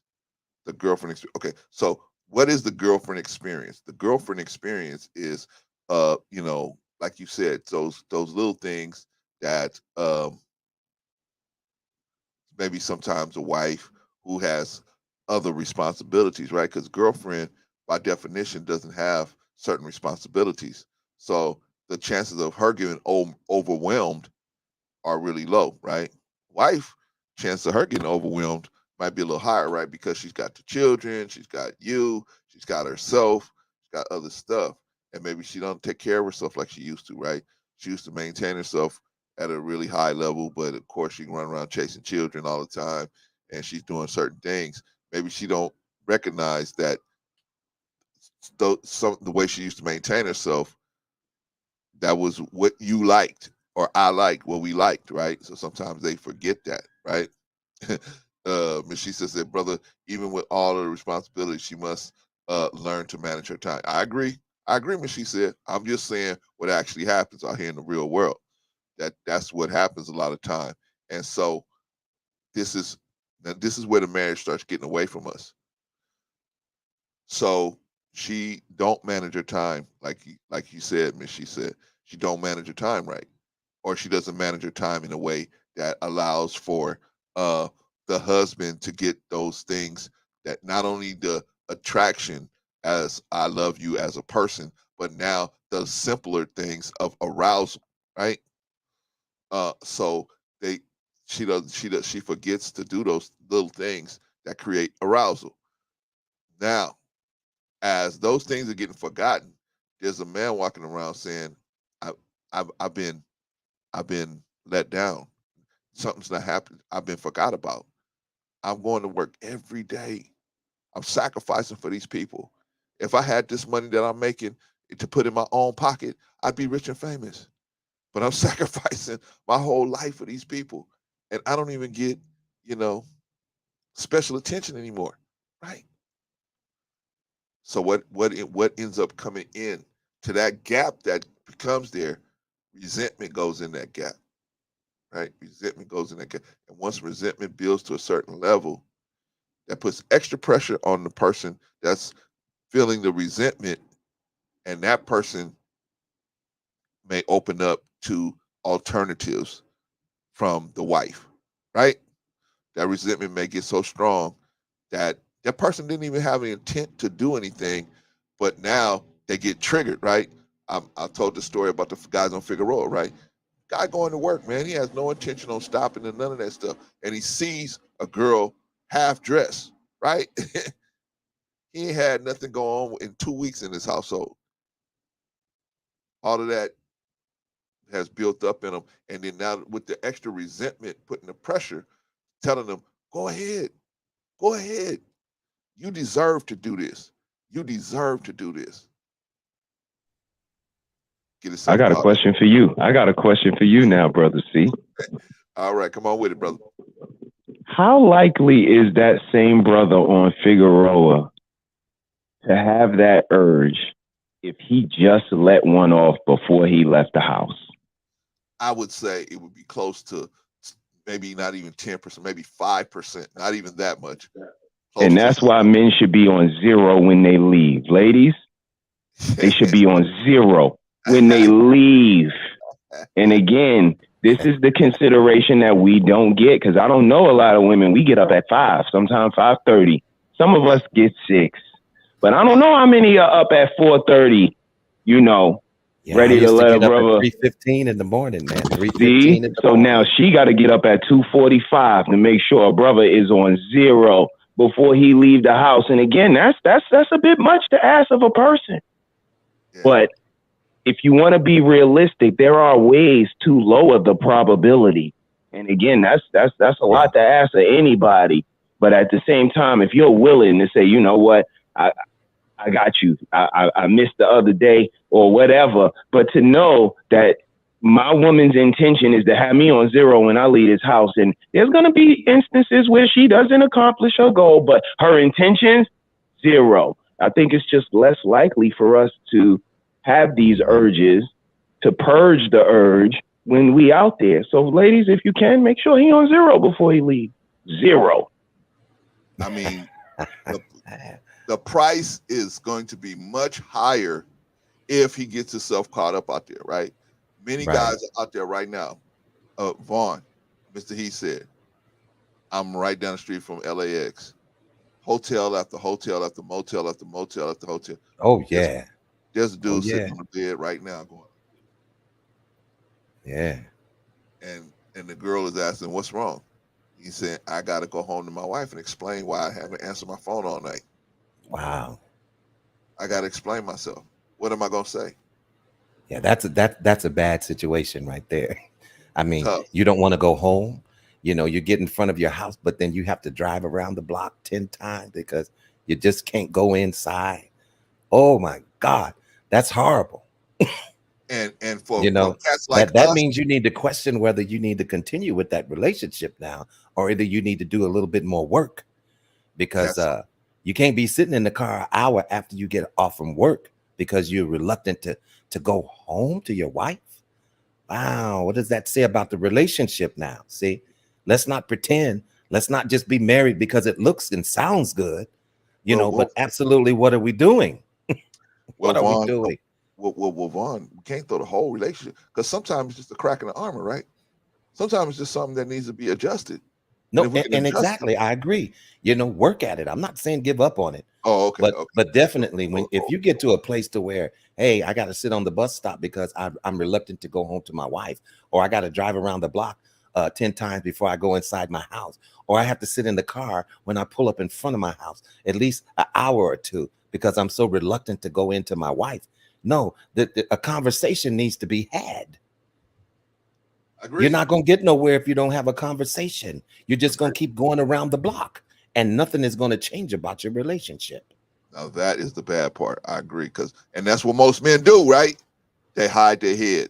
They do like an ostrich. Not me, because I got to listen. I have to confront it head on. I don't let nothing slip. I don't let nothing slide. I don't let nothing do nothing like that. If it's an inkling yeah, I'm just saying, if it's an inkling of some bullshit, I need to be able to address it. I'm not gonna wait to evening or the next day when you look like you're in a good mood. No, if the bullshit was brought up now, we're gonna confront it right now. If it's happening now, that's when we're gonna address it. Right. So yeah, man. Wow. My heart goes out to these guys that are in these relationships, these marriages that they're miserable in. But and they don't see their way to trying to get to a place of changing that situation. Man, how miserable is that? Oh, well, you can always say it's cheaper to keep her. I'm just going through the motions because, if I get a divorce, then, she's going to get half. And where's that going to leave me? Man, I'm telling you, what a miserable way to live. I don't think I could do. I don't think I would. Listen, I love my wife to no end. One of the best characteristics of my wife, and I know you're gonna laugh when I tell you this, is that she's a quiet person. What's so funny about that? I think that's one of her best characteristics of her personality. Okay. Because you know what? We wouldn't have been together this long if she was like a nagger. Oh, okay, I got you. Or if her voice got on my nerves, or I don't even know if I could stand that. You see what I'm saying? And so she gives me peace, and I give her peace too. Because sometimes as husbands we can be naggy. Yeah. Oh, I didn't like the way you made the pork chop that time. You see what I'm saying? Yeah.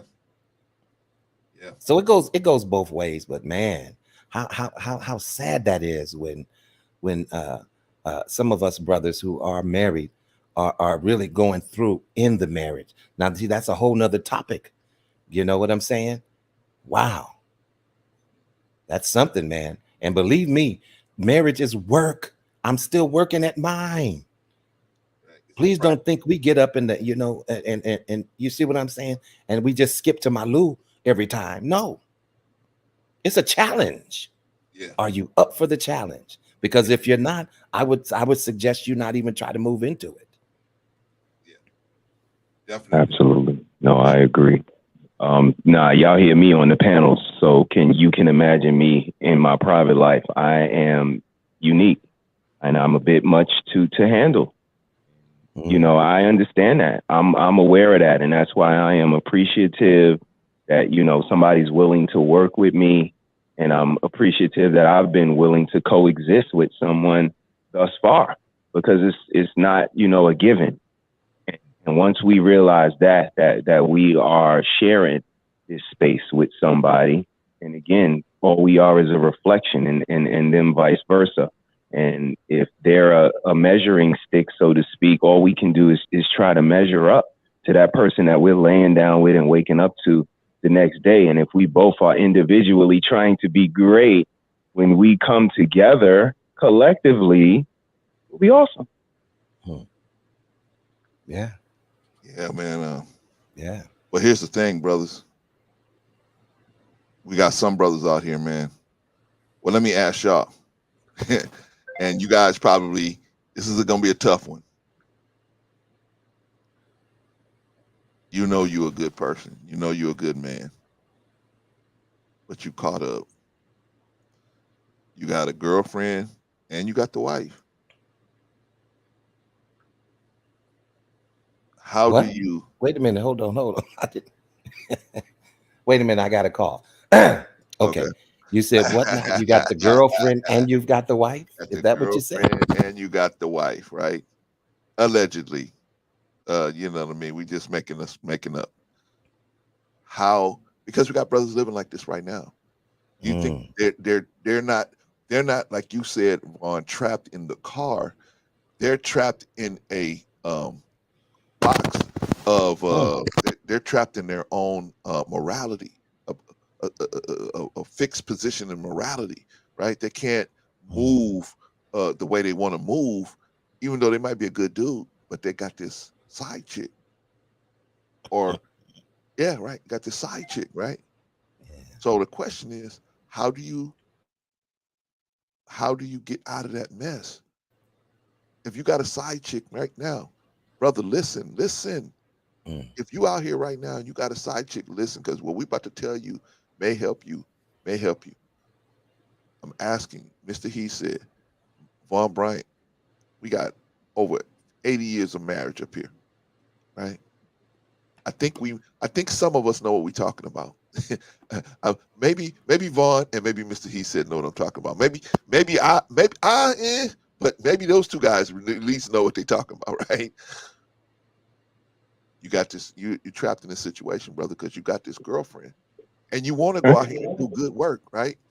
You want to come out here on the internet, or you want to go out in your community and do good work, but you're being held down because you got this girlfriend.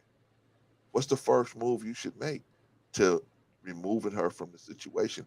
If that's what you really, well, what should you do? Do you really want to move her out of the way? Do you really want to decide? What should you do? Right.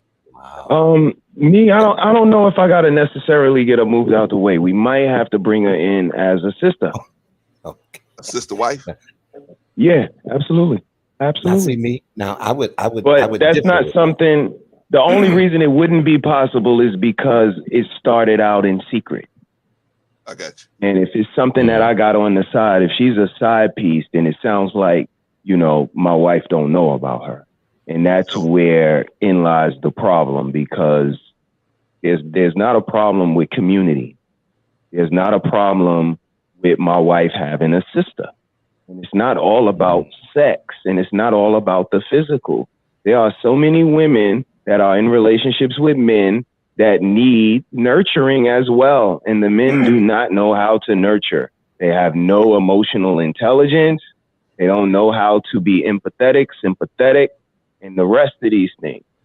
And if they had a sister, somebody that can help with the housework, help with emotional connection, spiritual connection, family connection, and also be a person in the house if you want to go out and possibly work or do something to accumulate economics to the family. if you want to. But I don't think it's something that we look at in Western society as building community. We so much are so selfish and materialistic. The first thing we think about is who house you gonna be at on Friday and who house you gonna be at on Saturday and who's sleeping with who. And again, we go back to the tangibles that I talked about before. It's never about building. It's never about how our community views it as building a, you know what? I'm gonna stay away from that. What I'm gonna do is I'm gonna say, I don't know if we necessarily would have to kick her to the side, but if it all started out in secret and it wasn't, you know, my wife having any privy to it, she's just a side chick, then I'm absolutely gonna have to sit her down and we're gonna have to have a realistic conversation on who she is and what position she would never be able to ascend to. You're never going to take the place of my wife. I am not leaving my wife, and all of the rest of the, you know, the rhetoric that goes, that side pieces use to try to paint themselves as victims of why they're dealing with married men. So I guess it starts with a conversation on letting her know she's always going to be that side piece. She ain't graduating to nothing more. And if she can't handle that, she got to go. And the minute she tell my wife or tell me she's coming to my door to knock on the door, that probably going to be the end of you. So make sure you sure this decision that you're about to make, because that's when things get really blurry and we hear about it on the news and in the papers, because these side piece situations and these secretive situations can become life or death and very, you know, costly to a man economically and as far as his family and seeing his kids. And that's when lines get crossed. So it's definitely a touchy situation. And I guess it starts with a conversation, but I don't know if it's going to end there. Interesting. Hey, you know what I was looking for, Vaughn, when he said interesting. He said when he said that about the sister wives, I was waiting for the frying pan to come across the screen and hit him. I was like, what's frying pan coming across? Well, let me address that if I could. Shout out to Miss She said. Yeah, let me address that if I could, just from my perspective. Please. You know, and I agree. You know, people are entitled to, you know, how they see things and how they move and how, you know, they can determine how they want to live their lives. You know, if you want, you know, 5 different women, you see what I'm saying, and that works for you. I guess that works for you. Me personally, I don't want to give 20% of myself to 5 women when I can give 100% of myself to one. And so it's me and my wife and our kids. I don't need any outside force. I don't need any side chick. I don't need anything else on the side, you know, because see, I'm focusing on being faithful to her, you know, and when and me personally, it's just such a huge headache, you know, just to be with one woman alone. You see what I'm saying? Because they go through moods, they go through their menstrual cycles, they go through all type of hormonal things, and you see what I'm saying? Sometimes the whole thing has men frustrated trying to figure this being out. You see what I'm saying? And one is enough for me. You know what I'm saying? I can't do 2, I can't do 3, I can't do that. And I don't need my wife to have a sister. She already has siblings. You know, if she wants a sister, she can when her sisters have free time, they can come over and help her wash the dishes or help her with her house. And likewise, she can go over their home and say, well, oh yeah, you have a project you want to do. Well, let me come over and help you. Now, me personally, I just believe that a man should have one wife. I don't believe he should have several wives. Now, that's just me, especially the day and age that we live in. You know, it's hard enough to maintain one personality. You know, how far are you going to stretch yourself? You know what I'm saying? But if you feel like it's helping the situation, I don't see it as really helping the situation, you know, because and look at the other side of it. I guess you have some females who are good with that. They're comfortable with that type of lifestyle. Hey, you know, I'm with Johnny and he has 5 other women. You know, and where do I fit in? Oh, as long as I fit in, it's okay. See what I'm saying? Because I may need him right now, but see, Johnny's over there with Susie because that's her time. But I'm having the dilemma over here. What's Johnny going to do about that? See what I'm saying? So now you're getting pulled in all of these 5 different directions because you need sisters in the house. I don't know. I don't know if I could live like that. Now, some people are accustomed to that. Me personally, it's not for me, and I've been with my wife 21 years and praise God, I've never had a side chick and I've never cheated on my wife, and maybe I'm like a what do they call it? The talking point, they say monolith, whatever they call it. Maybe I'm one of those. I don't know. But I just have not, because I know me prior to me being married, let me tell you, I was out here and I was doing some doggish stuff out here in these real streets. You know what I'm saying? Before I met my wife, So at some point in your life, a man decides that, you know what, I'm tired of all of this riotous living where I'm just going here and there and sleeping with this one and that one and, not really committing to anything. What do I want out of life? I want a companion. I want somebody that's going to be there for me, faithful to me. Period. And I don't need 5 faithful people. I just need one faithful wife. So that's me, gentlemen. No, I completely understand. Completely understand. Kudos. Well, okay, so my opinion on that is, well, first of all, if you got a side chick, man, really, you probably should release her, man. Let her go find somebody who can put all his time into her, right? Second of all, I'm I look at things as in terms of myself. Now, I might be the kind of guy it's probably better for me because of the way I am. It's probably to be with one person because I've been so socialized to do that now. So, and I don't have a problem with that. That's probably the best thing for me. But I wouldn't say that about everybody else. Like everything else, everybody has their own experience. Everybody has their own thing, right? Some people, I know people, and I know people online that that are living with more than one wife, right? But and it's not all chocolate cake. You know what I'm saying? Sometimes they have rough days, right? They got other things. They got stuff that happens as rough times. But to me, I think like this. Hey, I'm having a rough time with the one, right? I don't need no more. I don't need no more men to multiply the issues that's going on with this one woman with 2, right, or 3, right? You know what I'm saying? So that's the way I would look at it for myself. But like I said, I know people that are living that life and as successfully as they can, you know what I mean, be living that life. I mean, it's not problem free. It's like a monogamous relationship is not problem free. So they're gonna be but I know people that are living that lifestyle. Now, if that works for them, that works for them.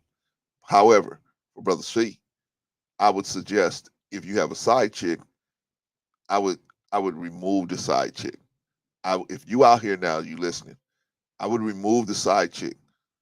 And if you want to bring her into your family, then that's a conversation like Mr. He said. You're gonna have to bring this person in and say, okay, look, what we doing here, this is not what I want to do. I don't feel good about the situation.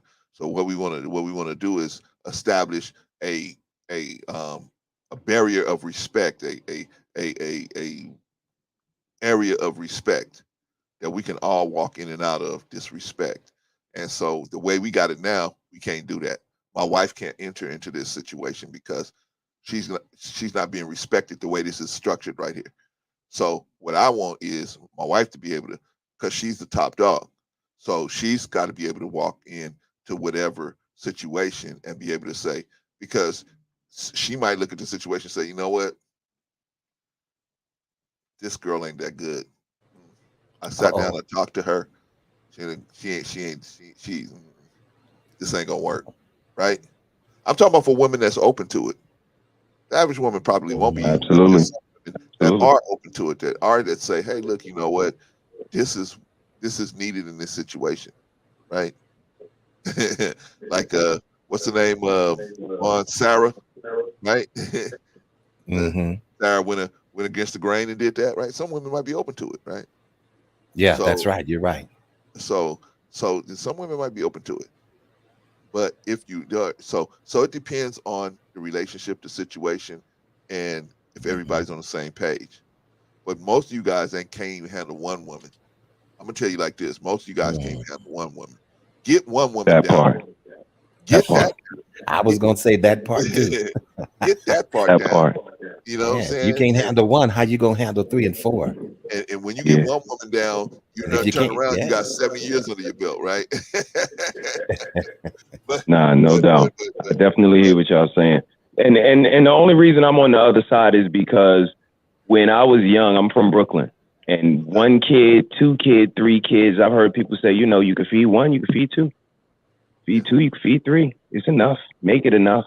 Split it up, whatever the case may be. And that's why I said, if it's a secret thing and my wife knows nothing about it, it's probably going to be a no-go. And that's because I think that the wife should be the person that picks this said woman. If this woman doesn't, that's what I was getting to, Mr. He said.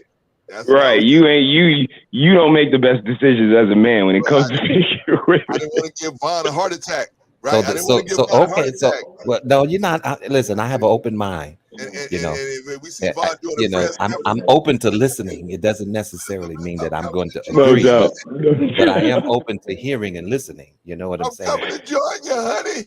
But yeah, and I'm with you, brother Vaughn. I have been with my wife. I've been completely monogamous. I've never cheated. I said I wanted to do this the right way, and I've been. But at the same time, I look at women, man. We've had women, ask us if we can, inseminate for a baby to be carried.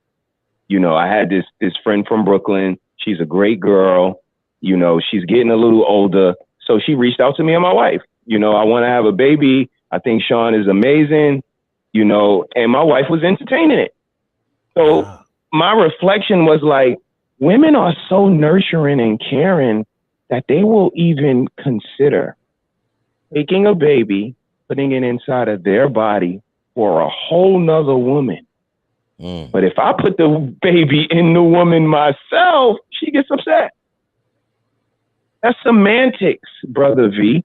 And like you said, the way I've been brought up, and Brother C, the way I've been brought up, the way my motherboard is programmed, they gotta go. Yeah. And like I said, the woman is probably gonna pick. That would probably be the best choice. Okay, so now let me ask the question. Oh, I'm sorry. Am I back? You're back now. Sure. But let me just ask the question, because we're talking about the side chick and how we can condone it. So what happens when the woman wants a side dude? What about your chick wanting a side dude? What woman wants a side dude? That never happens, right? That never happens. That's not. No. It's not about that never happens. I know it happens, but you said when your woman wants a side dude, and my question was, what woman wants a side dude? Well, okay, so we're talking about relationships and we're talking about guys who have a side chick, right? Okay, so I'm just asking the question. I'm just putting it out there to just flip the script just a little bit. Right. What about if she wants somebody on Right. the side? Which happens quite often because the women do cheat. They cheat quite often, by the way. Right. But those type of women are very unique, Brother V. The only reason I say that is because Mr. He said, let me cut in real quick, Yeah. because I want to get a clear definition. Sure. Okay, so Vaughn, are you saying a side dude, or are you saying a brother husband? Wow. Which one are you now we're really getting deep with the conversation, because the way that we're living on this earth now, all things seems to be possible. Nothing is out. You see what I'm saying? The woman can sleep with another woman. The man can sleep with another man. The woman can have a side dude. The man can have a side chick. I mean, we've become a perverse nation, in my opinion. So I'm just saying, if it's lawful and legal, and it's acceptable for the man to have a woman on the side, is it lawful and acceptable for the woman to have a man on the side? As No, long it is as the not. man fixes it. I Okay. say no too. No, it is not, brother V. We not the same. Are we equal? Are men and women equal? And let me just prove my point real quick, brother Vaughn, because if I got Sister Nikki and another sister, and let's say I get intimate with both of them in the same month, and I blank inside both of them, they both get pregnant, I know that those babies are mine. Now let's go to your sister that got two brother husbands in the house, and we both blank inside of her. It is no way she knows which one it is until we start to get real scientific. That's because women ain't supposed to be dealing and built to be doing like that. We can go blank whatever we want in 30 days, brother V. It just is what it is. It's a double standard. We didn't write it. It just is. And that's my point. It's very much a double standard.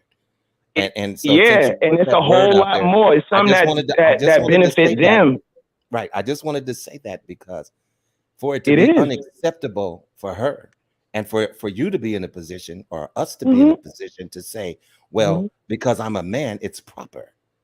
And because you're a woman, science. No, it's not because I'm a man. Science says it's possible, brother V. Why are you overlooking that again? If she gets pregnant within that month and me and him both were with her, who baby is it, brother V? We don't know. We got to look deeper. And that's why they're not supposed to be designed and do things like that. That's why. And again, it is a double standard, but there are a lot of double standards. Wait a minute, but we are designed to do things like that. Is that correct? We're designed. Say that again.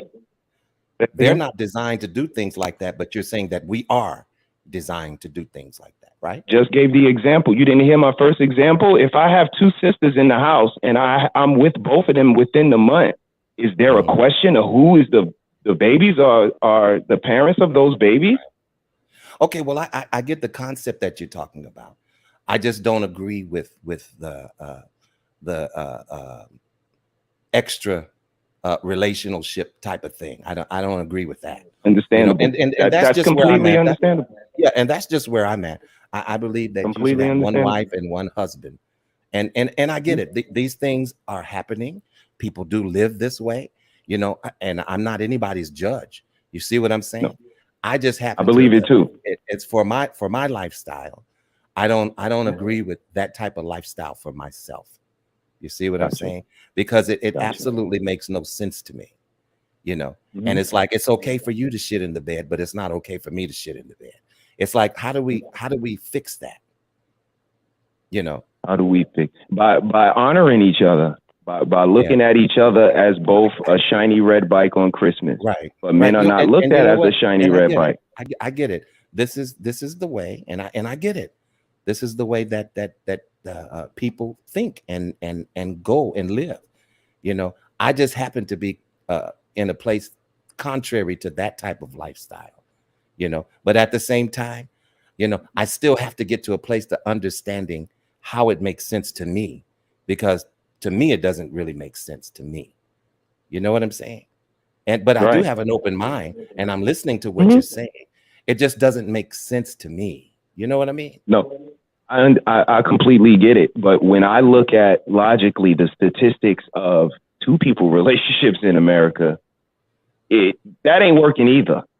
So we have to start to acquiesce to at least start thinking outside of the box, because what we've been traditionally taught and what we're doing now is not working. And these internet spaces right now prove that not only is it not working, it's not even going to be a thing in about 20 years. Yeah. So if we got to throw another person in here to get people to start to act a little bit better, if we have to, you know, consider same sex, or we got to consider something different than what we've been doing, which is what we're doing right now, because the world, like you said, is very unique and a lot of things are being considered. Yeah. But what we've been doing is not working. And the way people are receiving and perceiving marriage now, you absolutely are going to have to make it a little more shiny and flashy and something worth doing to them, because right now being with somebody for 60 years and then that person leave and you got to continue on another 10 or 11 years without them, they ain't even built for that. And that's why they don't do it. Self-preservation is the first rule of nature. And I know I love the missus. And me and her being together right now, almost 30, probably another 30 more. And if one of us leave, it's going to be hard for the other person to carry on and keep on with the bills and keep on like, That's yeah. right. That's how And life these is people, at times, though. That's but how life simple is. That's people why are not built for it. that's why we get insurance policies and we make sure that we keep them up to date. So that when our loved one leaves, then not only can we take care of their funeral expenses, but whatever debt is left over, and then there's some money that we can have to the side. So, and listen, I hear what you're saying. I hear what you're saying. It's just that's not the way that I was brought up to live, and I'm more of a traditional type of marital marriage type of person, so I believe in marriage this particular type of way. Now, if some people say, well, hey, no, I need 10 wives, I need the fifth wife to help the third wife and the third wife to help the first wife, and however you fix it and blend it, you know what I'm saying? I don't believe in that. Okay, let I me just ask don't y'all a believe question. it. Let me ask y'all a question. Marriage, can we all agree that marriage, a monogamous marriage, is a social construct? Can we agree to that, or not? Yeah, I believe that. Yeah, I believe I that. agree. It's I a agree. social construct that I happen to go by. Okay. That's the standard for me. Okay. Anything outside that standard is unacceptable to me.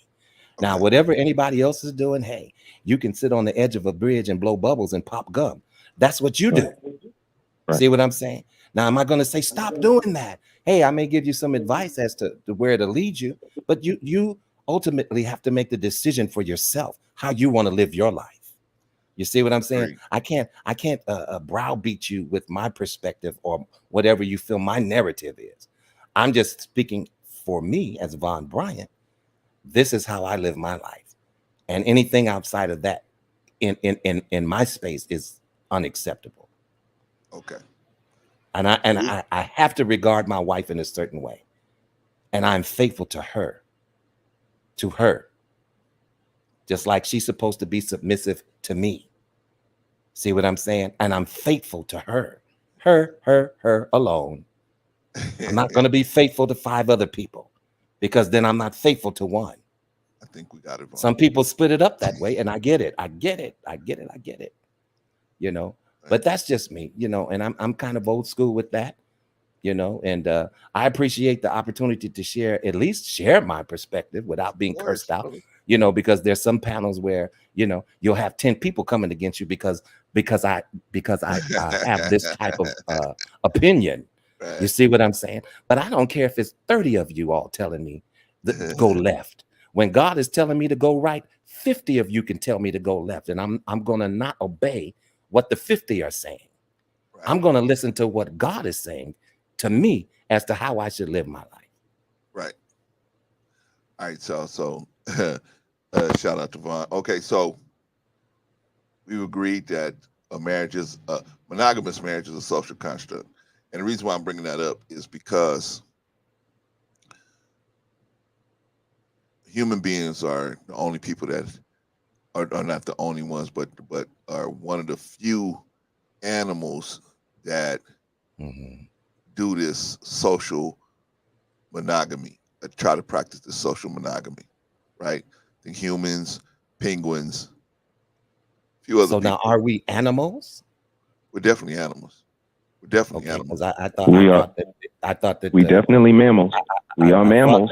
That I heard that God made us a little higher than the animals. Well. When it comes to I just going by no. I'm just talking about nature, natural. We have survival instinct like animals. Yeah, just in regards to us being mammals, right? Exactly. Okay, I get it. Perfect. And left alone, Vaughn, is what I'm talking about. Yeah, left alone, we will probably go to our own devices if we don't get taught in some manner that is higher than the animals, right? Because what's the animal's way? Might makes right. If I'm bigger than you and I'm faster than you my dinner, right? Bombs away. I'm gonna get you. Thank you, Jill. We got to get this 125, y'all, before the day is out. All right, so So, but marriage is a social construct, and having us being animals left alone, because if you look at other animals, they do not have this one-on-one type of situation for life type situation. They typically don't. The female releases pheromones when she's in the mood to mate. The pheromones, the male is not even looking to mate, but once he smells those pheromones, that changes the chemistry in his brain to make him want to mate, and now he's looking for that female that he smelled from a mile away, 2 miles away, right? Most of these females let's use the lions and bears, they mate with whoever is around, right? And if it's 2 or 3 bears around, they mate with the 2 or 3 guys, right?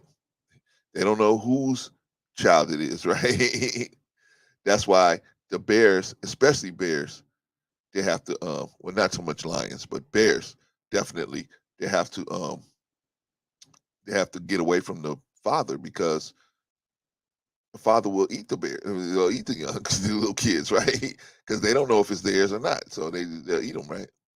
And lions definitely, first thing that a new lion would do when he comes into a pride, first thing he's gonna do is kill the other cubs, right? Kill the other lion's cubs, right? So as animals, we have a desire to push our own gene line, right? We have a desire to push our own gene line. Now, also as animals, there's no there's no constructs to stop us from how we gonna do it. We don't get these social constructs until we start being taught these social constructs. Hey, you should only have one woman. You should only be married. You should only be this. You should only do that. People will teach us how they want, to how we could best get along with the overall society. If you follow these rules, you should get along with everybody. Have one wife, have a house with a picket fence, 2.1 kids, right? So on and so forth. You'll get along with everybody, right? But now if we do things outside of that, maybe things might be different. Now I'm gonna show you. Females in any other animal category, they don't compete with each other. The human female is the only female that competes with the other females. You don't see female lions competing with other female lions for lions' attention. They get what they get. Same thing with the bears, same thing with the beavers and everything else. They get what they get, right? They get the man that's closest to them to bed down with them. And then if there's another man comes around after that, okay. So now because of the competition, so now monogamy is going to bring competition. Why? Because the monogamy is going to make men say, okay, if I have to choose one, then I got to find the best one. And I need a way to separate these women from each other. So what do we use? Most of us use is the beauty appearance. You don't see lions with a beauty appearance. Oh, I'm gonna go be with this lion because it's more beautiful than that lion. I'm gonna be with this bear because it's more beautiful. Nobody else uses the beauty appearance except for the human female. Why? Because they are in competition with each other to be with the men. Would you guys agree with that? Or not? Wow. Yeah, absolutely. Absolutely. Just, like you said, just a realistic approach. There is certain programming that was put into us as far as monogamy. I said monogamy was a choice when I first came up here because it is. And I absolutely understand. And I have the astuteness to, like I said, I wanted to do it right the first time. But at the same time, I am not unaware and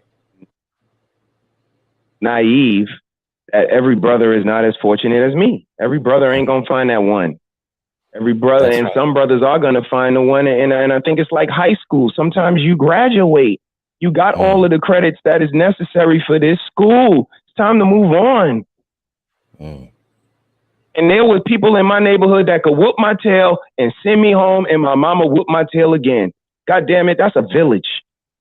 And now we just want to do like Americans do. McDonald's don't tip, Applebee's tip, but they both give us food. So the village can raise, Miss Johnson could beat me. The village can raise me. Everybody can tell my mama what I'm doing, but her sister can't. It's a problem because she got another woman in the house so she can go to work. Daddy can go to work. They got a damn 2-income family and still another person in the house raising the kids. No, we rather live out this fairy tale. Me and you, like you said, 2.5 kids, picket fence, me and you for 100 years, but we sending our kids to daycare at 3 years old, indoctrinate them into the system early. 5 years old, kindergarten, all the way through 12th grade. But if it was sister, we could have sister in the house homeschooling the baby, giving them nutritious lunches, raising them like they should be raised, teaching them what we want them to learn at the time we want them to learn it. But nope, it's only 2 of us. We got to make this money. So put them in daycare where they neglecting them and feeding them crap, not giving them what they need, not teaching them, indoctrinating them into their history, their knowledge. And we keep on going. Send them to 1st grade, send them to 3rd grade, send them to 12th grade, eating horrible food, getting bullied, getting labeled, getting ridiculed, not liking it, don't like the teachers, don't like social studies because they teaching them a bunch of lies, but your mama could have been teaching you if you stayed home. But again, we get so caught up in who's sleeping with who, and my body belongs to my significant and only them. And that's, come on, B, stop it. We don't need to be on it like that because we are grown. We all were at the grown-up meeting and got our grown-up card. And if we can't operate with charm and attractiveness, and I guess when we met our wives, we just cut that off. There's never going to be another woman attracted to us that catch our eye from across the room, and then vice versa. They did not just cut the switch off of attractiveness when we got married. Right. So again, if there is a woman with enough guts and enough audacity and intelligence to know that there is an amazing family around them and she wants to be a part of it, young lady, you need to approach them, because based on the numbers, and especially if he's an amazing man and they are an amazing couple, you better go over to them and tell them, if y'all would have me, I'd love to be a part of this. I mean, you just blew Von's glasses off his face, man. Oh no, Yeah. they're still on. They're still on. They're still on. Because it's But 1 in 4 of them is gonna get married. The rest of them is gonna be out here blowing in the wind with no covering. And it ain't nobody out here that don't need covering. We all need covering. And I know you might not agree. I completely understand your perspective. Like I said, I'm a married man, been monogamous, but at the same time, I am realistic. And if there is some latchkey woman out there that's about to get beat, that's about to get murdered, that's about to get whatever, and if she needs to come over here for community, it's not just about jumping up and down on a woman like a bouncy house. Okay. If you need community, you can get it here, because we are love in abundance. And that's what that means. Whether you are thrown out, you are, what do they say? Disowned. There's so many people out here that don't get love. We just want to be here for them. So, kudos to you, Brother V. We might not agree. We can always respectfully agree to disagree, but I absolutely appreciate what you said. And I appreciate your love and admiration for your union. Yeah, I appreciate your perspective as well. Let me ask you a question, Ron. It's just as for me, again, I don't subscribe to that. Let me ask you a question. I appreciate being with one woman, and that I'm accustomed to that. You know what I'm saying? I don't need other personalities and different things in and out of my house. I like to concentrate on, I just like to concentrate on one thing versus 5 other things, So, but yeah, listen, I respect your perspective, and hey, I learned a lot from listening to what you were saying. You see what I'm saying? Because you gave me a better understanding about that way of thinking. You see what I mean? So now I have a better understanding of why individuals believe this way or think this way. And so for that, I appreciate it. Okay, so can I ask you a question, Ron? Yes, sir. Okay. we have in America an abundance of women. We have an abundance. Okay. So women outnumber men. Okay. Let's say you had a friend, not you, as you already made your stance clear. Yeah. You had a friend, and the friend was married, and the friend came to you and said, Vaughn, I don't know what I should do. This friend of my wife's wants to join our family. She said she's tired of living out there by herself. And she said she'd just play her position. My wife is okay with it, but I don't know. What should I do? And my question to you, Vaughn, is do you think that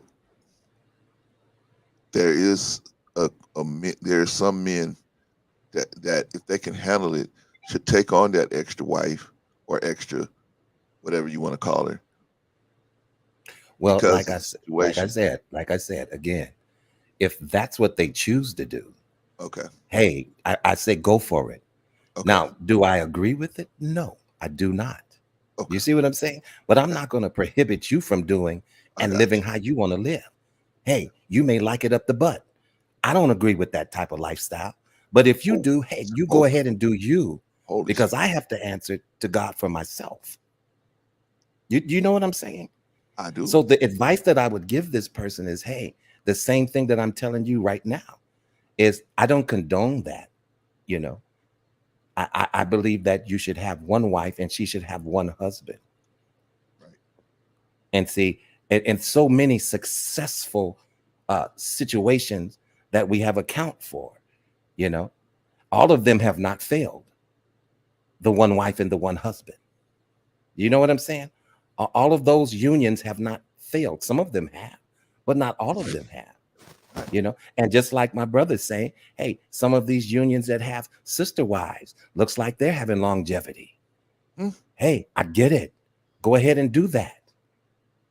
But I'm not going to teach my daughter to sit with the man that has several women. Not doing it. Well, let me ask Mr. He said. That's just where I'm at with that. Okay, Mr. He I'm said, not doing that one. Would you if one of your daughters came in and said, hey, there's a great family up the street.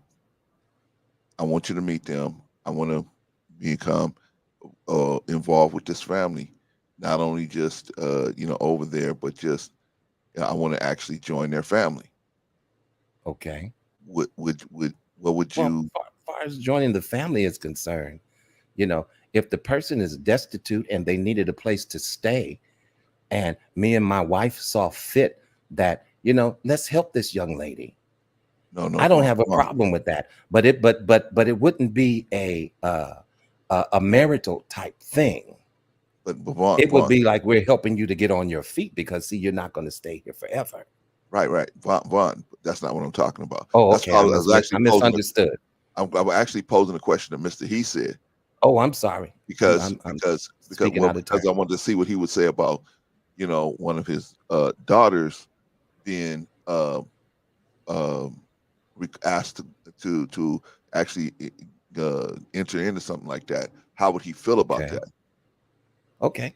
Oh yeah, I'm telling her run over there. I'm going over there to meet that family, and if that family is dope, I'm sending her ass over there. And this is how we used to be. We used to have arranged marriages where fathers had to be the determining factor, and that's when marriages worked. Funny how now we get to pick ourselves, and marriages don't work no more. So yeah, I would absolutely thrust her into that situation, especially if the situation is good. But even more reason than that, Brother C, is because any other animal on earth would get that consideration. If it was a cat and he ain't had nowhere to go, we would bring his ass in. If it was a bird with a broke wing, we would come and nurse his ass to health. If it was a dog, an alligator, like people are so crazy to me. We give everything to consideration except other people. Okay. Yeah. All lives matter, though. All lives do not matter. Yeah. But me, I'm accepting these people into the community, and I'm pushing my daughter into a community because a community is better than being single. When you fall in that shower and you ain't got no medical alert bracelet, your ass is out.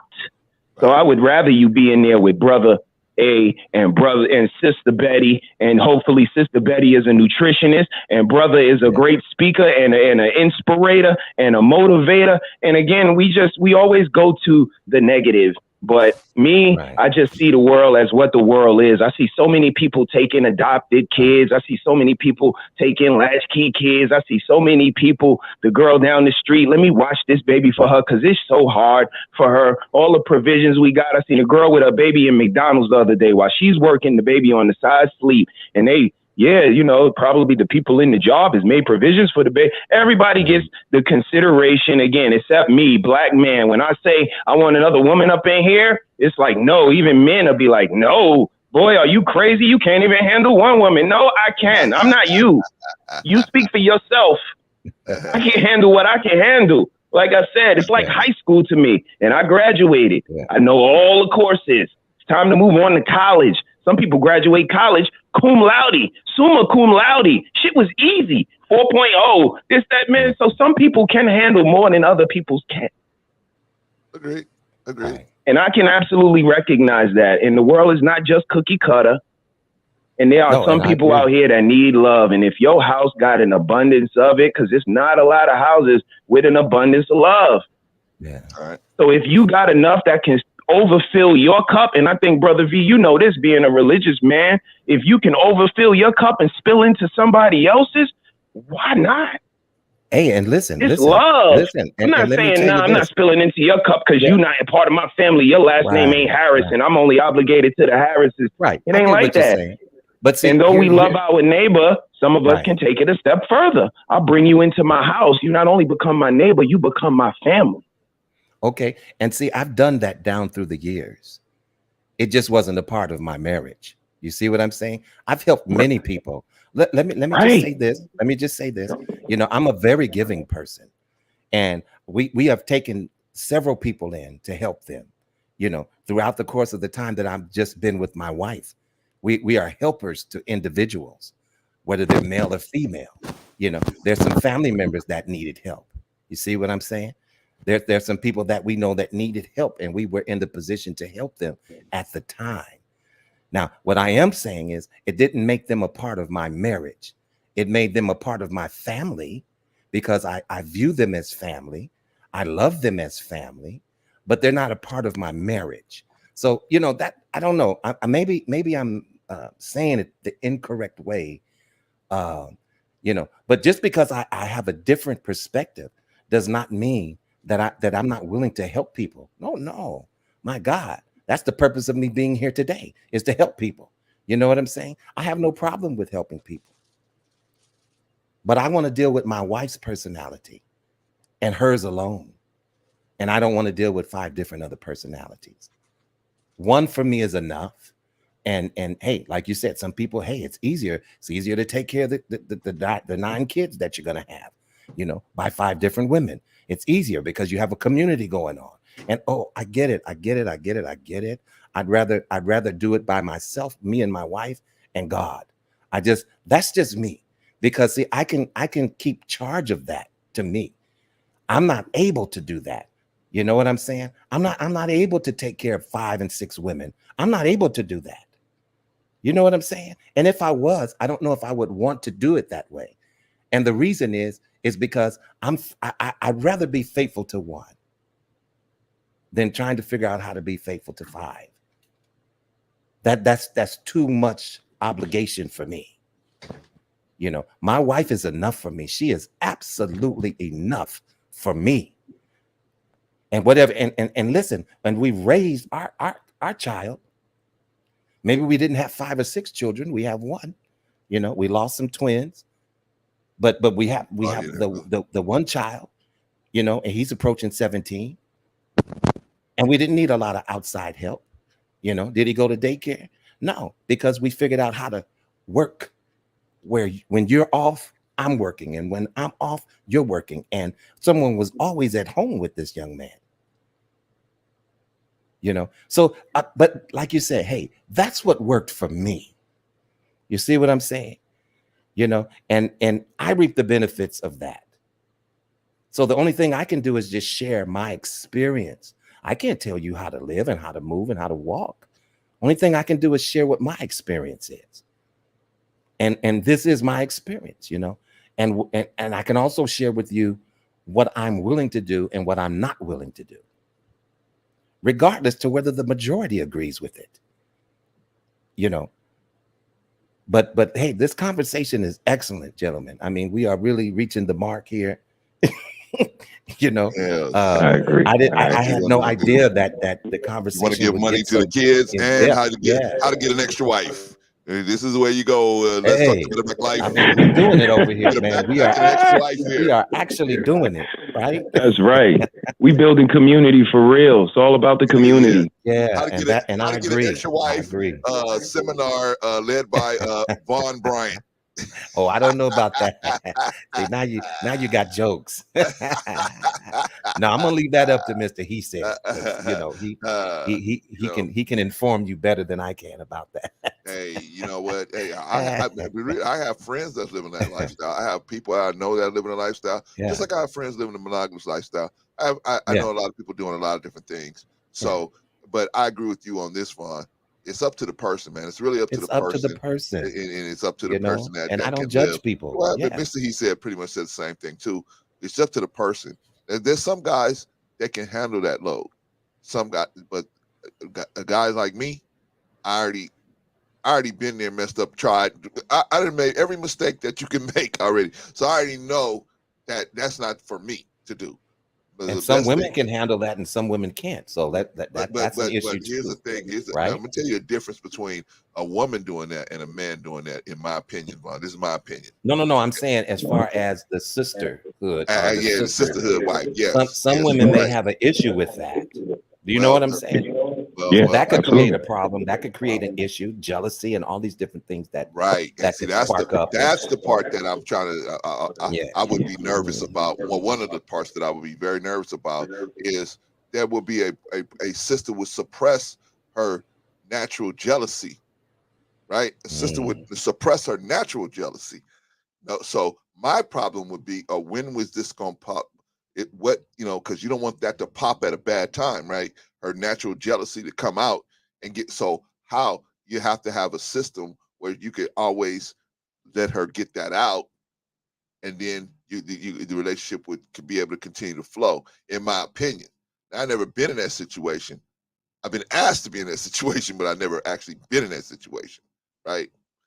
But I don't know how you would keep the natural, because there's only, in my opinion, the woman is going to have a natural reaction to not being the number one person on the scene if she is thinks enough of herself, right? Just like a normal person think of themselves, they're going to say, why aren't I the number one person on the scene? Especially they've been socialized into monogamy. They're going to say, why and they're walking away from monogamy into that lifestyle. They're going to say, so they're going to have to suppress that natural jealousy. So that's the part that I would say, okay, you'd have to have a system for that. Would you agree, Mr. He said? Or what do you think? Yeah, absolutely. Just like high school to college, brother C. When you was in high school, you was the big fish in a small pond. And when you got to college, you had to look around and see it was a lot of talented people from different states that brought a lot to the table, and you had to get in where you fit in. Again, it just comes back to the same shit I was saying about two people relationships. It's you. You have to be an awesome person. And again, there are some awesome people that are enough to make it work within a unique dynamic. Not to say that is completely like I'm leaning on the side of the fence of just having multiple. Like, that's not me. Again, brother V, I'm just realistic. I know that every brother ain't as lucky as me to have that one woman that they can walk through life with. Some brothers are going to have to make some adjustments. Some sisters are going to have to acquiesce. I believe some sisters are going to have to definitely make some adjustments, in my opinion. All I'm saying, especially with the passport brothers is going on, like, it's just some considerations are going to have to be made. And if we keep looking at, one person and one person, y'all are married for probably 5 years, the woman is going to file for divorce. Like, we know how this story goes. And all I'm saying is, at least don't be insane. Because insanity is doing the same thing over and over, expecting different results. And if people are getting married in 2022 saying, me and you are going to be together forever with a picket fence and 2.5 kids, it's not likely. It's not probable. Yeah, it's possible. But based on what we've been watching, and I don't know if it's going to end up like that. And kudos to you. I hope it does. Good luck to you guys. But me, I like Married at First Sight more than the traditional shit.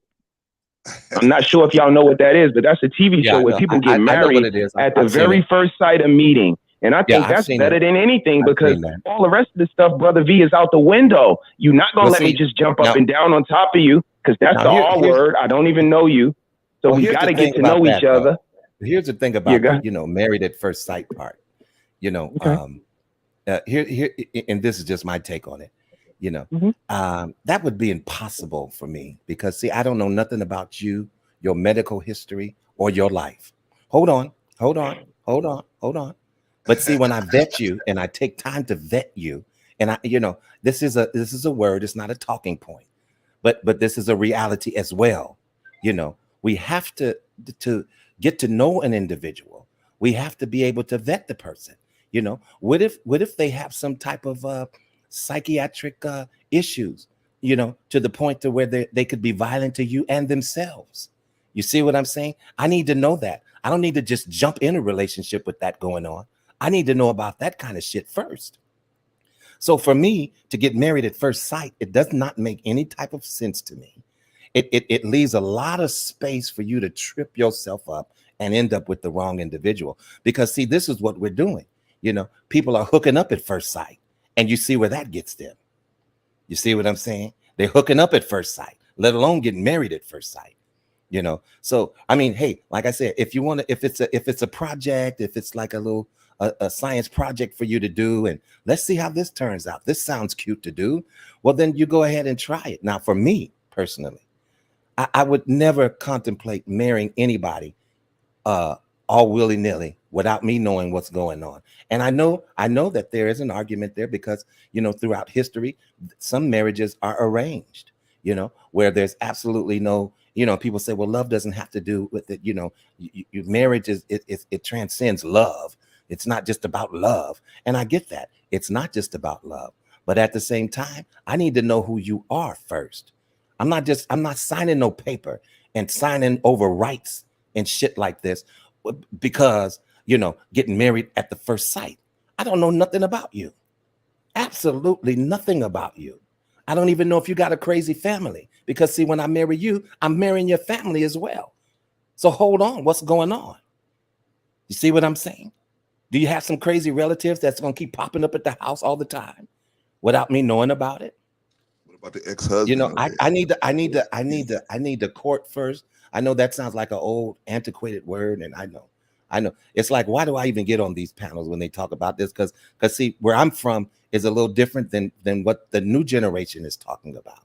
You see what I'm saying? I can understand what they're saying, but at the same time, I just don't see. I could never see me doing that, and I wouldn't suggest my son, my only child, for him to just hop in a relationship with somebody that he knows absolutely nothing about.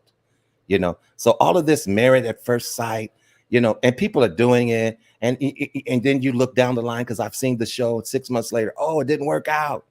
She found out he was a homosexual, or he found out she was a lesbian, or they found out that so and so had a criminal background. Hold on. Just a second. Hold on 1 second. Let me let Wally know what we're doing. Wally, we are doing a kid backpack fundraiser. You can cash out or pledge. Cash goal is $3,100. Cash we raised so far is $875. Okay? We've been doing Wally, good today. I'm glad you're in the building, man, because I want to show you something real quick. How do we come to our $3,100 figure? Here we go. This is the backpacks. The backpacks. Uh-oh. Wait a minute here. I done did something where I don't. Oh, here we go. The backpacks, $456.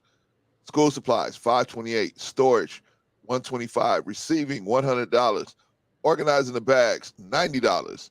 Alerting the kids and families, $200. So staging, $375. Video work. Somebody's got to film this thing, right?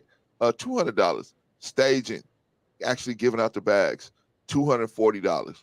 And we're gonna raffle off a laptop in the name of you remember Sister Sophia from the Knowledge and Relationships the other night. I think I saw you there, Wally. We're gonna raffle off a computer in her name, a laptop. So, brother, if you can help us in any way you can help us, man. Whether you can pledge, or whether you can cash app. If you got the money today, if you don't got the money today, you can pledge and pledge it. And as long as we're gonna get it in the next 2 weeks, hey, no problem, no problem. Awesome. So anyway, I'm sorry to interrupt you, Vaughn. I just wanted to let anybody walking through the door know what's happening. No, So and please, and I'm all for it, you know. And I also I just want to say too to anybody that's listening, you know, we're doing this for a reason. You know, we're not just doing this to collect money, to look good and you know, look better than anybody else on YouTube.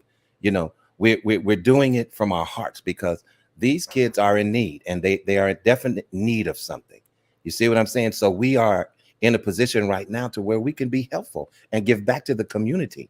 So I'm just asking everyone else to, yeah, I'm just asking everyone else also to, you know, support the situation. And, you know, I believe that these children are going to be so grateful. And then the great part about it is that the transparency of it all, you know, you're not just giving your money away. See, we're showing you where it's going and we're going to show you exactly what's being done with it. It's all gonna be documented, and you're gonna be able to see exactly. We're not doing like Umar. We're gonna show you exactly where all the money's going. Shout out to Dr. Dr. Got to get this school. We got to get this school going. Yeah, and you know, shout out to Umar. I don't know the brother, but shout out to him. But that is not how you. When you're doing business with the people's money, man, you have to show them where that money's going, man. You have to. You know what I mean? So, because the people will say, well, if I gave you money and it's unaccounted for, I know you're gonna do what you said you're gonna do this time. You know what I mean? So you have to say no. This, and then when you get the money, then you got to say, okay, this is what happened. When we get all the money together, I'm gonna show you. I'm gonna buy the book, the backpacks. I'm gonna show y'all the receipt. Y'all can call down there and see if this was a real receipt. If this is a real number. If we ordered those backpacks and where they going, y'all can see exactly what's happening. I'm not gonna take nothing away from y'all. Y'all gonna be able to see everything. All right, so we just keep all the transparency, like Vaughn was saying. I'm sorry to interrupt you, Vaughn, but I had to do it, man. No, hey man, interrupt me anytime for this type of break. Hey, that's the reason why we're here. You know what I'm saying? Yeah, man. So that's all I just want to do. But please continue the thought you were on if you remember where you was at, brother. Well, you know, I didn't take all my ginkgo today, so I may have forgot where I left off. You were talking about how you know the lifestyle of having two wives was not something that you would teach your son. Oh, that's right. That's right. About the married at first sight. Yeah. You know, and hey, you know, that may work for some people. You know what I'm saying? I'm not gonna knock it and say that it's impossible for, you know, someone to do that and be successful. I'm not going to say that. I believe the odds are very slim, in my opinion. You know, I think you do better by getting to know the person, getting to know what they're about, learning a little bit about their history. You know what I'm saying? Learning a little bit about their families. You see what I'm saying? You're marrying into another family. You see? Are you marrying into the cartel? See what I'm saying? Where your life is going to be at stake? You know, so just don't hop up and do things all willy-nilly, just on the spur of the moment. A wise man doesn't just make decisions on the spur of the moment. He weighs and he thinks things out. You know what I'm saying? And it may sound strange for me to say that, but you know, that's just kind of the way that I see it. You know, I need to be I need to be in a position, and I teach this to my son. You know, you need to be in a position to where you can legitimately make the right choice and the right decision. Vaughn, not to say that things. Go ahead. I'm sorry. I'm gonna interrupt you. Sorry, one more time. No, go ahead, man. Anytime. Brother Wally has a question. Brother, see how long this fundraiser going on for? It's going on until we get this money, man. We might gonna end it in the next hour or so for today. But don't think it's over, man. We're gonna continue. We'll be back again on next Saturday until we raise the money. We raise the money, then we're gonna buy the stuff. Right. When I buy the backpacks, I'm gonna show you the receipt. You can call down there and say, "Did Brother Clarence order these backpacks? Is this a real company? Is it on there? Is it on its way?" You guys can do that. So I'm going to document everything, brother. I wouldn't take a dime from any of you. Yeah, and we believe that. We know that, Brother Clarence. Man, we know you that. know, man, but some anybody that doesn't know that doesn't really know you very. They don't know you very well. Thank you, brother. I appreciate all of you guys that do have confidence in me. But some people, man, they just real, and they got a right to be suspicious about situations. It's no I problem. understand that. So Same that's why I thing. keep telling That's them. right. That's why I tell you, hey, no, brother, when I do this, trust me, you guys gonna be able to call. You guys gonna see the receipts. You guys gonna see everything, man. Well, you guys know me, man. I pretty much tell. I'm just gonna show you everything, man. So if you can do it, Brother Wally, that's why I said you can pledge, man. You don't have to. You can say, okay, well, I don't have it today, but I got $20 2 weeks from now. I'll be able to have that $20 in 2 weeks. So you can pledge it, brother. You can do whatever you want to do, but I understand, Wally. Do what you can do. Do what's best for you, brother. If you can, and you can pledge. Wait, you can pledge through the email, right? Yeah, you can pledge through the email. I'm gonna post that in the chat. Yeah, I'm gonna put it in. Okay, thank you, Vaughn. But if you want to cash app it later, and so you have a receipt of what's going on, hey man, go ahead and cash app it and do it. But and you want to wait till later, fine. Do your thing, man. Sister Inya, I appreciate you. And we've been going through everything, Sister Inya. So I don't know if you saw, but here, we put everything up. Wait a minute, hold on. Okay, there we go. All right, we put everything up so everybody can see. You know what I mean? Everything is up there. So I want y'all, if y'all want to do the math on it, and you say, hey, Clarence, wait a minute, this don't add up. Y'all can do the math and add it up. I'm told y'all all what everything is for, what's going on, what's happening, and I'm gonna document everything. Every purchase I make, I'm gonna give you a receipt. You guys can go back and check it for yourselves, right? That's how you do business. That is how you do business when you're doing business with people's money. But shout out, Sister Inya. Anytime you guys can do something, let's make it happen. Oh, you saw it? Okay, cool. All right, so let's get back to it, man. I'm sorry, Vaughn. I had to keep interrupting. You know what? It's perfectly fine, man. It's okay. Anytime you need to interrupt me, just say, "Hold on, Vaughn," and I'm I can do that. I don't have to just make a point. Talk over you. But yeah. So yeah, I just think that some effort and of research should be put into it before you just hop into things. You know what I'm saying? And then I'll on this note, I'll just leave that part of the conversation and let my brother speak. But I really appreciate the way that Mr. He said is able to conversate, because even though we may be in disagreements on a particular topic or a subject or whatever, the respect is definitely there. Always there. You see what I'm saying? Which allows me to hear his perspective more. Right. You see what I'm saying?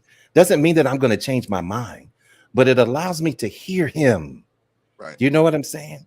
Because he's not being belligerent and talking over me, and I'm talking over him. And so this is a practice that we need to get better at, gentlemen, in these spaces. And I'm sure you all can attest to that, because we've seen some conversations just go thoroughly to the left, But I do want you to know, brother, I hear what you're saying. I appreciate your perspective. I respect your opinion, and at the same time, just because I don't agree with it does not mean that I can't learn from your perspective. I can still gain something from your perspective. So I just wanted to say that. Okay, can I talk? Absolutely. Now? Vaughn, can I talk now? I'm going to be quiet now, man. I can say something, Vaughn? This is your show, man. I just want to ask you. All right. Let me say this. Mr. He said, now on this one, I'm riding with Vaughn, man. There is no way that married at first sight. Come on, man. Come on. Make that. Mr. He said, make that work for me, man. Make that work for me. I got you. Again, for me, I'm a little bit of a cynical thinker as well. So I think that, like I said, the way things are going now just doesn't work for me. Looking at the numbers, the way relationships are and the way marriage is revered and the way it's looked at. But I think that marriage at first sight eliminates a lot of the BS that Western American dating and courting and getting to know, like the brother Vaughn said, the problems that it presents. Because number one, we don't really know anybody till we live with them. That's cohabitation. Okay. So you can try to word it as dating, courting, getting to know, but they can tell us nothing but lies sitting across the table from us at that dinner table. They could say they this, they could say they that, and we don't know organically and wholeheartedly if they're being honest with us. Right. So we always go into these relationships with a level of unknowing, whether you may agree or not, but we can never know what's inside somebody's head and inside somebody's heart. Now, we can get to know them and think we know them good enough, but again, it's not, 100%. When you do sign on to marry at first sight, all of that stuff is out the window. Like I said, I'm not just jumping up and down on you like a bouncy house because I don't know you. That would be the R word, and we definitely not doing that. So now we're forced to get to know each other. We got to start to talk and conversate and build as husband and wife. And we can't just walk away that easy because it's a divorce or an annulment or whatever, but we're invested. When people start dating and courting, they're not invested. So when they hear something they don't like, when they feel something that they don't like, they don't agree with, things might look like it might go left down the road. Let me go ahead and jump out of this now, or let me get him before he gets me. Or so, I hear when the brother says, you might be marrying their family. You might, but you'll be laying next to them. Family gonna be in Ohio somewhere.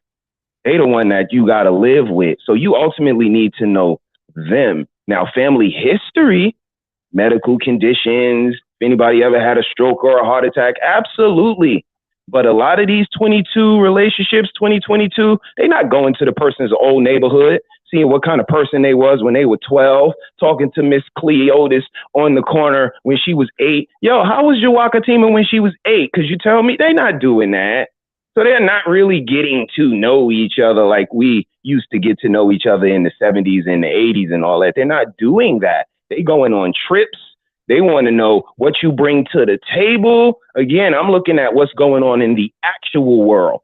And with that, I'd much rather get to know somebody, be completely invested, and have to start and build organically like we used to do in the 70s. And that's what Married at First Sight forces them to do. Forces them to build. We ain't focusing on the cars and the trips and who feels good. And no, because marriage is not about love. I think I heard y'all say marriage was about love. That's not what I was told. Honor, duty, and responsibility. And I was just at a wedding. Yeah, no. And he say nothing about no love. She said this man is supposed to protect and provide, and that woman is supposed to submit to his vision. She ain't say nothing about no love. Now, love will be acquired. I didn't always like Guinness Stout, but I love it now because I acquired the taste. But if you would have told me, oh, you going to like Guinness Stout, like, no, I'm not. Because sometimes love ain't something that is just going to be this rosy, fuzzy, sparkly, rainbowy, unicorny thing. It's going to be work. It's going to be honor, duty. I have a duty to these children. I have a responsibility to you. I made you an honest woman when I married you, and I am going to adhere to that honor. Not about no love, because like you said, we don't always love. We don't always like. We on a roller coaster. It goes up, it goes down. Emotions change. We change. Taste buds change. Bodies change. Attitude change. Change. Right. So we absolutely have to be a little more realistic that this fairy tale that we were sold, this Disney, this Prince Charming's coming to wake you up and get you home before 12 for you turn into a pumpkin. That ain't gonna work for everybody. It works for Brother Vaughn and Sister Vaughn. It works for Brother He Said, Sister She Said. It works for Brother C. But some of y'all gonna have to do it another way. And some of y'all need to get married at first sight. Y'all are just straight, no covering and no structure. But brother, and people need it. out here running willy nilly, and I absolutely, respect you guys' point of view, but I see so much done wrong. I want to see do it a little different. Maybe we can get it done right. Agreed. And maybe it should be done differently. But don't you think that the marriage would, in that show in particular, don't you think they leave a lot out of the equation as opposed to in relationship to getting to know the other person and what's going on in their situation? I'm sure they do some type of background and health check or something. Yeah, like that. see, that's the thing. They set up by experts. They go through the algorithms and they set them up with somebody based on their profile that they would be amazing with. And again, we know that it's not a perfect world. Sometimes it's not going to work out. But again, arranged marriages worked better. Sometimes you need somebody on the outside looking in to give you a better view. We're not the best pickers. Women are not the best pickers. More than two choices creates confusion for them. Agreed, brother. But what I'm saying is the purpose in an engagement is to dig deeper into the soul of the person as you're going out with them, but at the same time maintaining a safe enough distance where if you find something that's a deal breaker, you're able to maneuver out of the situation for your own safety. And so that's what I'm saying. I'm in the married with at first sight situation. You don't have that option of being able to have that self-preservation we were talking about earlier. You just jump in with both feet, right? Because like you said, they did some algorithms on a computer and they said Joe Blow, he's the best match for you. And if you find him physically attractive, you say, well, let's just do it, right? But there may be some traumatizations down there. There may be some desires. There may be some wicked desires.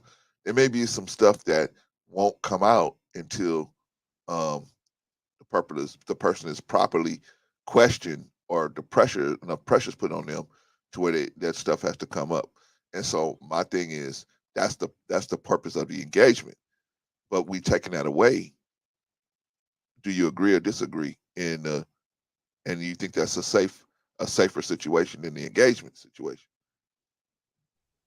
Yeah, I would only disagree to a point, only because, and respectfully, of course, only because if we're engaged but we're not living together, again, what does that prove? You don't know somebody until you're cohabitating.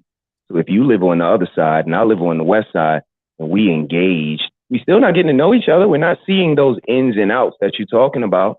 And even if we court, it still might come out later. Even if we married at first sight, it still might come out later. This is the thing. We always think that the things that the person that is telling us on the other side of that table is just actual and factual. And it's not necessarily so. Just because, love is blind and it'll take over your mind. Okay. And this is why relationships end up the way they end up. When he first meet her, he like, yo, brother, see, she is so cute and her kids are good and her house is always clean. She is just so nice. But by the end of 9 months, that girl is, she's the worst decision I made, brother. See, right. And all of that stuff I told you, not true. And nigga, I knew it wasn't true. But I know love is blind, and this is what Americans do when they meet somebody. Oh, good, key, honeymoon phase. Nah, let's just jump right to the honeymoon. Let's get into this for real. I can't walk down that street with you, bro. I don't know. Understandable. Listen, hey, it's understandable. I love you. I completely understand, fellas. With you, brother. I had to throw your hand to the side. In a perfect world, that may be all right. In a perfect world. You know what I'm saying? Right. But we live in a society that it just does not, that type of thinking is not feasible for everyone. You know what I'm saying? And I get it. I get what you're saying, but it's like, why jump into something unaware? I don't believe that God intends us to respond and react that way. I think that he's given us an intellect for a reason. You know what I'm saying? Well, was the stove on? Is it hot or is it not hot? Well, let me just test it and see. You see what I'm saying? Oh, I burnt my hand. I didn't know. If I had known before, what precautions did you take to make sure that the oven wasn't hot? Did you feel around it first to see if you felt heat? Huh? You know what I'm saying? Or did you just open it up and grab the pan because you thought that the oven was off? So, we can't make blind decisions, brother. Do you know how much calamity we have fallen in because of blind decisions? We can't just make blind decisions. I know we go on blind dates. Now, I don't have a problem with that because you can still make a decision, at whether you want to leave her at the restaurant or whether you want to drop her off at her house, or whether you want her to come back to your place, But something as serious as a legal tie as marriage, with the certificate and legal ramifications that are involved with that. No. I don't need to give you half of anything. You see what I'm saying? If your character did not suggest that I should do so. So, but again, hey, I get it. I've watched the show before and I've been very intrigued by it because I want to see how it turns out. I've watched a few episodes of that. You know what I'm saying? So I'm not ignorant to the fact. I'm into it. I actually, really cool. Keep up with it. It's a lot of marriages came out of that show, man. If you do a deep dive, you'll see a lot of people still married, from that show. Yeah, and I saw it. I've seen some episodes and I've seen some things how they just turned awry and blah blah blah. Now me on the other hand, because see my time and my effort is worth something to me. You see what I'm saying? And I don't want to squander that. I don't want to gamble because see to me that's a gamble. That's how I look at it. It's like Russian roulette. It definitely can be like Russian roulette. Man, you get with the wrong woman. And it's just about like Russian roulette. But that's what you do when you just jump in haphazardly. I think you should take time to vet the woman, to get to know her, know some things about her character, actually know some things about her relatives, her families. Hey, what if you get in a relationship, but then she has a boyfriend named Pookie that's getting out in 7 months and he don't know nothing about you or the marriage? Yeah, but she's your wife now. Oh, okay, she may be your wife. Again, now, you see how we want to jump in and out of scenarios and paint them. Wait a minute, I'm just giving scenarios. Right? No, you did. You gave a scenario about Pookie in jail, but that's my wife now. So Pookie. I hope Pookie is built to be able to defend someone's honor because this is my wife's honor we're talking about now. I get what you're saying, and I agree with that. But see, me personally, I need to know all of these things beforehand. I need to know these things up front. I don't want to learn these things about you later on because see, now I got with you under false pretenses. See, that's why I want to ask you every question possible. Do you have HIV? Let's do a blood test before we sit down and try to have a union. I'm not just going to marry you at first sight. Let's go to the doctor first. We're jumping in, just blind into stuff. When we need to think about what we're doing, not to say that this person may be a good person for you, may be a good person, but all I'm saying is take precautions. You know what I mean? And I don't see anything wrong with taking your time to figure out who an individual is. And like I'm telling my son, I'm teaching him. You don't rush into a relationship. You get to know who that young lady is.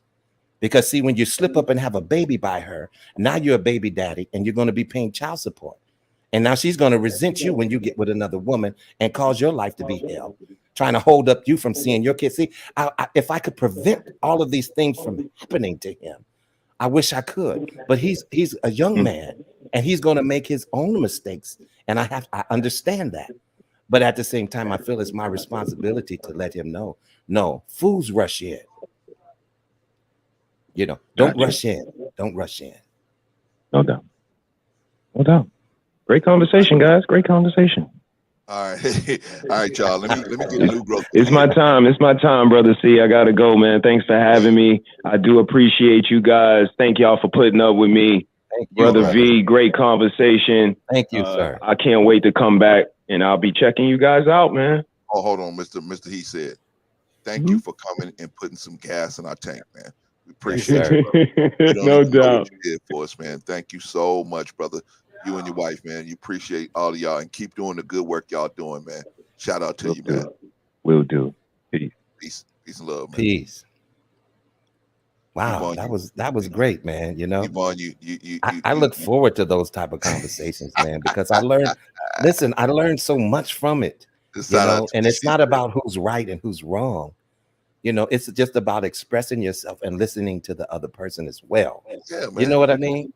Yeah, wow, that was trying to great. get your point across and trying to get somebody to understand where you come from. Yeah, man, it's the skill of it, man. It's the skill of it, and brother's very skilled. Very respectful young man. Because I he really had me appreciate until him he and had his me wife. into the Married with First Sight, and I was like, oh man, I can't walk with him with that Yeah, one. I can't do the Married at First Sight, but listen, but I'm listening. I'm listening to his perspective because hey, you know, like he said, And it I could like a work for brother some that can people. break it down and make it make sense. Exactly. We can break it down, man. At least I can understand what he's talking about. But I got brother New Growth here. Shout out to Mr. He said, I got brother New Growth here. Brother New Growth. Peace. I just wanted to say to Vaughn, if I'm taking her out for dinner, she definitely coming back to the crib. Okay, see, now here we go. Now, what is this? Pick on Vaughn Day? Hey, man. No, I'm just playing. Brother New Clarence Growth. been up But here wait, all day. but New Growth. It depends on what side of the menu she picks from, right? Right. If she's supersizing it, oh yeah, she definitely coming back. Is she coming back to the crib? Oh man. I'm just what if you messing. get her? What if you bring her there, New Growth, and you get her all the way up to the, get her up to your room and everything. You got her, everything's going, and she said, "Hey, wait a minute, what kind of girl you think I am?" Right. I came over here to listen to records. Brother Clarence, man, I woke up this morning, man, and I was on my way to work my shit. I said, Clarence is still on in my lunch break. Took a little 15 minutes for Clarence. So now I'm coming home. I said, I gotta holler at my big bro. Thank you, brother. And I appreciate it so much, man. Appreciate you too, man. Appreciate wow, you. man. Thank you for that pledge you gave. It was very generous, brother. Thank you so much, man. Yes, sir. The integrity, the selflessness, right? Yeah. That you out here and you doing this all day, and it's just for a good cause, man. That's something that we all should be inspired by, man. I really appreciate that. Hey, man, don't forget my co-host, Von Bryan, too, man. Oh yeah, he been here for a minute. Okay, He put the whole thing, man. But he wasn't speaking that much, but I heard him. Peace. I just listening to y'all conversation right there, man, and I think it's a scripture in the Bible or something that say your purpose will make something for you, like what? Help me out. It says your gift will make room for you. Your gift will make room for you. Yeah. Yeah. Right. And I'm thinking, like, if we started to move, like in our purpose, and know our gift, I think all the other things will fall into place. Like, we'll get that woman. It won't be such a hard journey, because if you moving, things will be placed there. Your intuition, all of these things, your ability to pick out and say this is the one. Because I remember my grandma saying, my grandfather, it wasn't no long courtship. You know what I'm saying? They were working hard. They knew where they were at. They was, segregation and all of these things and Jim Crow. They knew they needed each other, right? And they knew they fit the bill, and they were going in the same direction. Were they perfect for each other? Who knows? But they had a purpose, right? And 7 kids and 20 grandkids, all of this later, the legacy continues. They became immortal, right? And it's just like, we have to think about beyond just this moment of how she gonna make me feel. I like how she cooked all those things can be changed. It's like, what can we build under the purpose of our creator? How can we make our creator proud, right? So we have children, and even if you don't like this girl, like, so like he said, you get with her, she does all of this. I didn't never put that much stake in that with my wife. In the beginning, I never really went all out. I honestly kind of was penny pinching, because women have a saying that my dad used to tell me that what you do in the beginning, you better keep up, or you got to top it. You got to keep going higher and higher and higher. So if you take out for steak on the first date, it gotta be lobster and steak the second day. It gotta be this, right? So I tried to give her me and my vision of myself and what I wanted to do in life, and just And that's how we connected. And the things didn't matter because we was on that same page. We connected there. I don't know, and I think it's just a big community thing. So if I break up with my wife just because, hey, she getting on my nerves, or I see another little fine thing out there, I'm thinking now, how am I affecting my community? Not just my kids, not just us. Not how am I affecting our community as Black people, as our way to, to better ourselves in our situation. So if we see it from a broader sense, it'll get a little easier. I'm not gonna say it's gonna be perfect, but that's just me. Yeah. You know, yeah, I think it like I said, it just depends on the way people look at the situation, man. It just depends on the way people look at the situation. And some people, like the brother said, they are going to be open and be able to live that kind of lifestyle, and some people not. You know what I'm saying? So it just depends on where you at in your life and what your goals are. Now, as far as are people having goals, see, New Growth, this is a different time. When your grandparents got together, there wasn't a lot of options for men to go get a lot of different women. I mean, if you're going out there, pretty much segregation made you have to stick with Black women. So you leave this one Black woman, you have to go to another Black woman. Now, this world has um, monetized women, period. And they say, if you can afford it, we don't care what color you are. If you can afford her, you can get you one of these women, right? And so, right, and so they say to you, and they telling you, hey, a woman with this long hair, she's more beautiful than a woman with short hair, right? And then what your woman got? She got nappy short hair, right? So you saying to yourself, hey, I need to get one of these women. Or your woman goes out there into the wig place and get a wig place, $700 for one of these wigs, right? Mm-hmm. That, I mean, it's so crazy because you can see the naps right in front, you can see the naps right in back, right? I mean, Right. you The just, beautiful nap, huh? beautiful naps, right? Yeah, The I'd beautiful rather nap. see your naps, I love them. right? I mean, I'd rather see your naps, right? But You but know, you know, listen, man, let me just tell you one thing. I remember growing up. I don't know, y'all probably was teenagers then, but I was real young. And your great uncle or somebody had that picture of the Black female with the little, nude, but down. I'm not gonna get too. It was nappy, right? Yeah, yeah, with the afro, that I've been in love ever since. So right? I don't want The nothing but velvet, nappy. right? Go Are ahead, you man. talking about those the black light pictures? Yeah, you remember them old school pictures? She might have Oh the yeah, gloves and yeah. I know what you're talking it's about. like what I mean, that's what I was raised on. So I think a lot of times we've been raised on other things now, and those things become more appealing. I mean, everything I like a little, everybody likes variety, but your main courses. So I hear what you're saying, but I think in the same term, brothers who had money for a long time could always get whatever woman they wanted.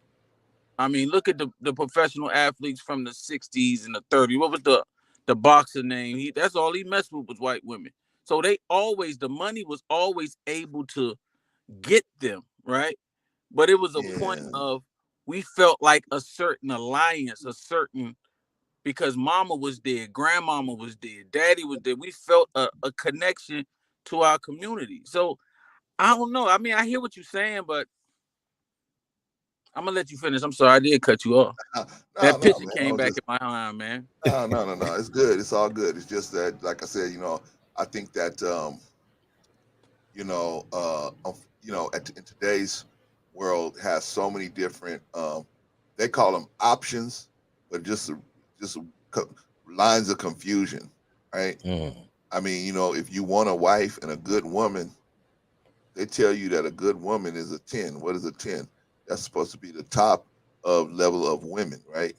But a lot of those women mm, have mental issues, got problems, right? They've been taken advantage of, unfortunately. They have problems. But they tell you that's the mm, kind of woman you're supposed to go after. So they setting you up already for failure, right? Instead of telling you you should check a woman's character out, then mm, if you and then if her beauty appearance is up mhm. to your standards and all of that goes together, then you should proceed. But But what then, but then again, though, brother Clarence, you know, what may be a 10 to Right. brother New Growth may be a 2 or 3 to me. So, beauty is really in the eye of the person that's beholding it, from their perspective of what beauty and attractiveness is. You see what I'm saying? And so that's why I never go by this number system. I think it's ridiculous. You're a 2, you're a 10, you're a 6. But Vaughn, here's the point. What I'm trying to make here. You're right. You're right. Beauty is subjective. But what I'm saying is that the main problem is that is what they focus on, the beauty. Right. Whether instead of the character. You're talking exactly. about the Right. No, I hear what you're saying. I hear what you're saying.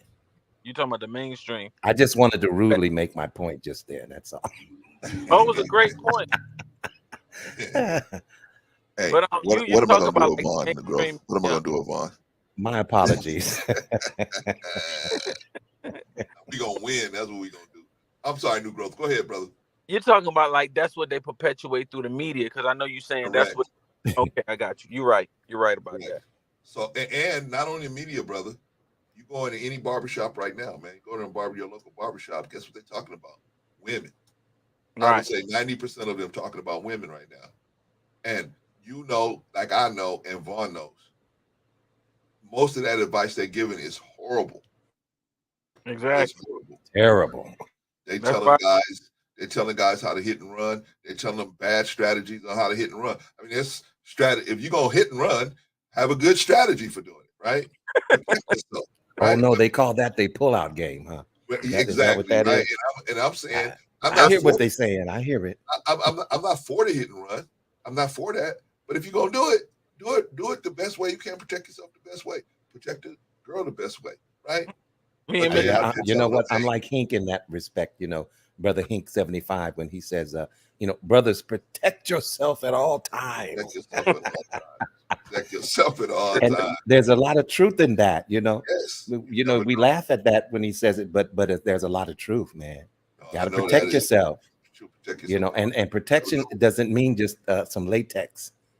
Right. There's other ways you need to protect yourself as well. Right. And see, that's one of the things that I had an issue with the brother about that show Married at First Sight, because I think there should be a level of I don't know what's the word I would use. I don't know if the word is protection, but it should be a level of comfort while you getting to know the person. And if you see something that can't be dealt with, for example, something that comes up that cannot be addressed in a proper way, in a way that's going to make sense for the relationship to survive, then unfortunately you're going to have to pull the trigger on that relationship, right? You can't do that if you do a married at first sight, in my opinion. So, Brother Clarence, let me ask you this. Like, what a lot of countries, like I have been meeting a lot of Pakistani and like Indian females and stuff like that, and they've been talking to me, and a lot of this stuff is married at first sight. I'm not saying all of them are going perfectly, but the majority of them work out, and it continues to that's their culture, right? So what would make that different? Why is our culture so, like, if we did that, it would be a total disaster at this point. It would be a fiasco. Like 90% of those first sight marriages would be in the garbage. Right. Why is that? What is it that they are instilling, or what is it that they have a connection to? Because it obviously has to be beyond just the two of them. I think ours is so based on me and the female, right? Me and the woman I'm with. It doesn't have anything about the mother's parents or the community outlook or the future or all this. So we have a lot of selfishness going on. That's it. See, on this TV show, TV show, there's no when they set up them arranged marriages, those people love you. They love you. That's why they arranging this marriage for you. They love you. So they are going to inspect the boy's family. They're going to inspect the now see, they're not doing it all willy-nilly. Yeah, exactly. So they love you. And then if something happened to their daughter, they know exactly where to go. Right. Nothing better happened to my daughter. Right. I had two friends, two brothers that worked with me from Saudi Arabia. They said, we don't have no police. I said, what do you mean the police? We don't have no police. We grew up in a village. We don't have no police. Right. He said, everybody know everybody.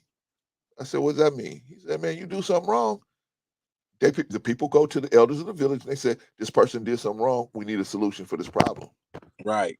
And if they don't give you that solution, they go to your house. They go to your family and they kick your Right. family out, right? Right. See, but we don't have that power here, right? If somebody do you wrong, they do you wrong. But at one point, didn't we have like shotgun weddings and Definitely. We had shotgun right. weddings. Yeah, So definitely they did. we had Oh yeah. that mentality to a certain degree because we knew a failure amongst two could either spread out and become an epidemic, or it can just look bad on the situation that you're trying to build. Because it was like, I remember my grandma was telling me a story about when she was a kid. Them sharecroppers, they had the more kids, them kids had to have an ethic. They had to have a mindset. If they got married, they better marry somebody who was willing to work too to help get you all. They couldn't be a burden and all of these things. And it's like you said, I think our society now, and it's a thing that a lot of people say, and I kind of hate it when they say black people aren't a monolithic people.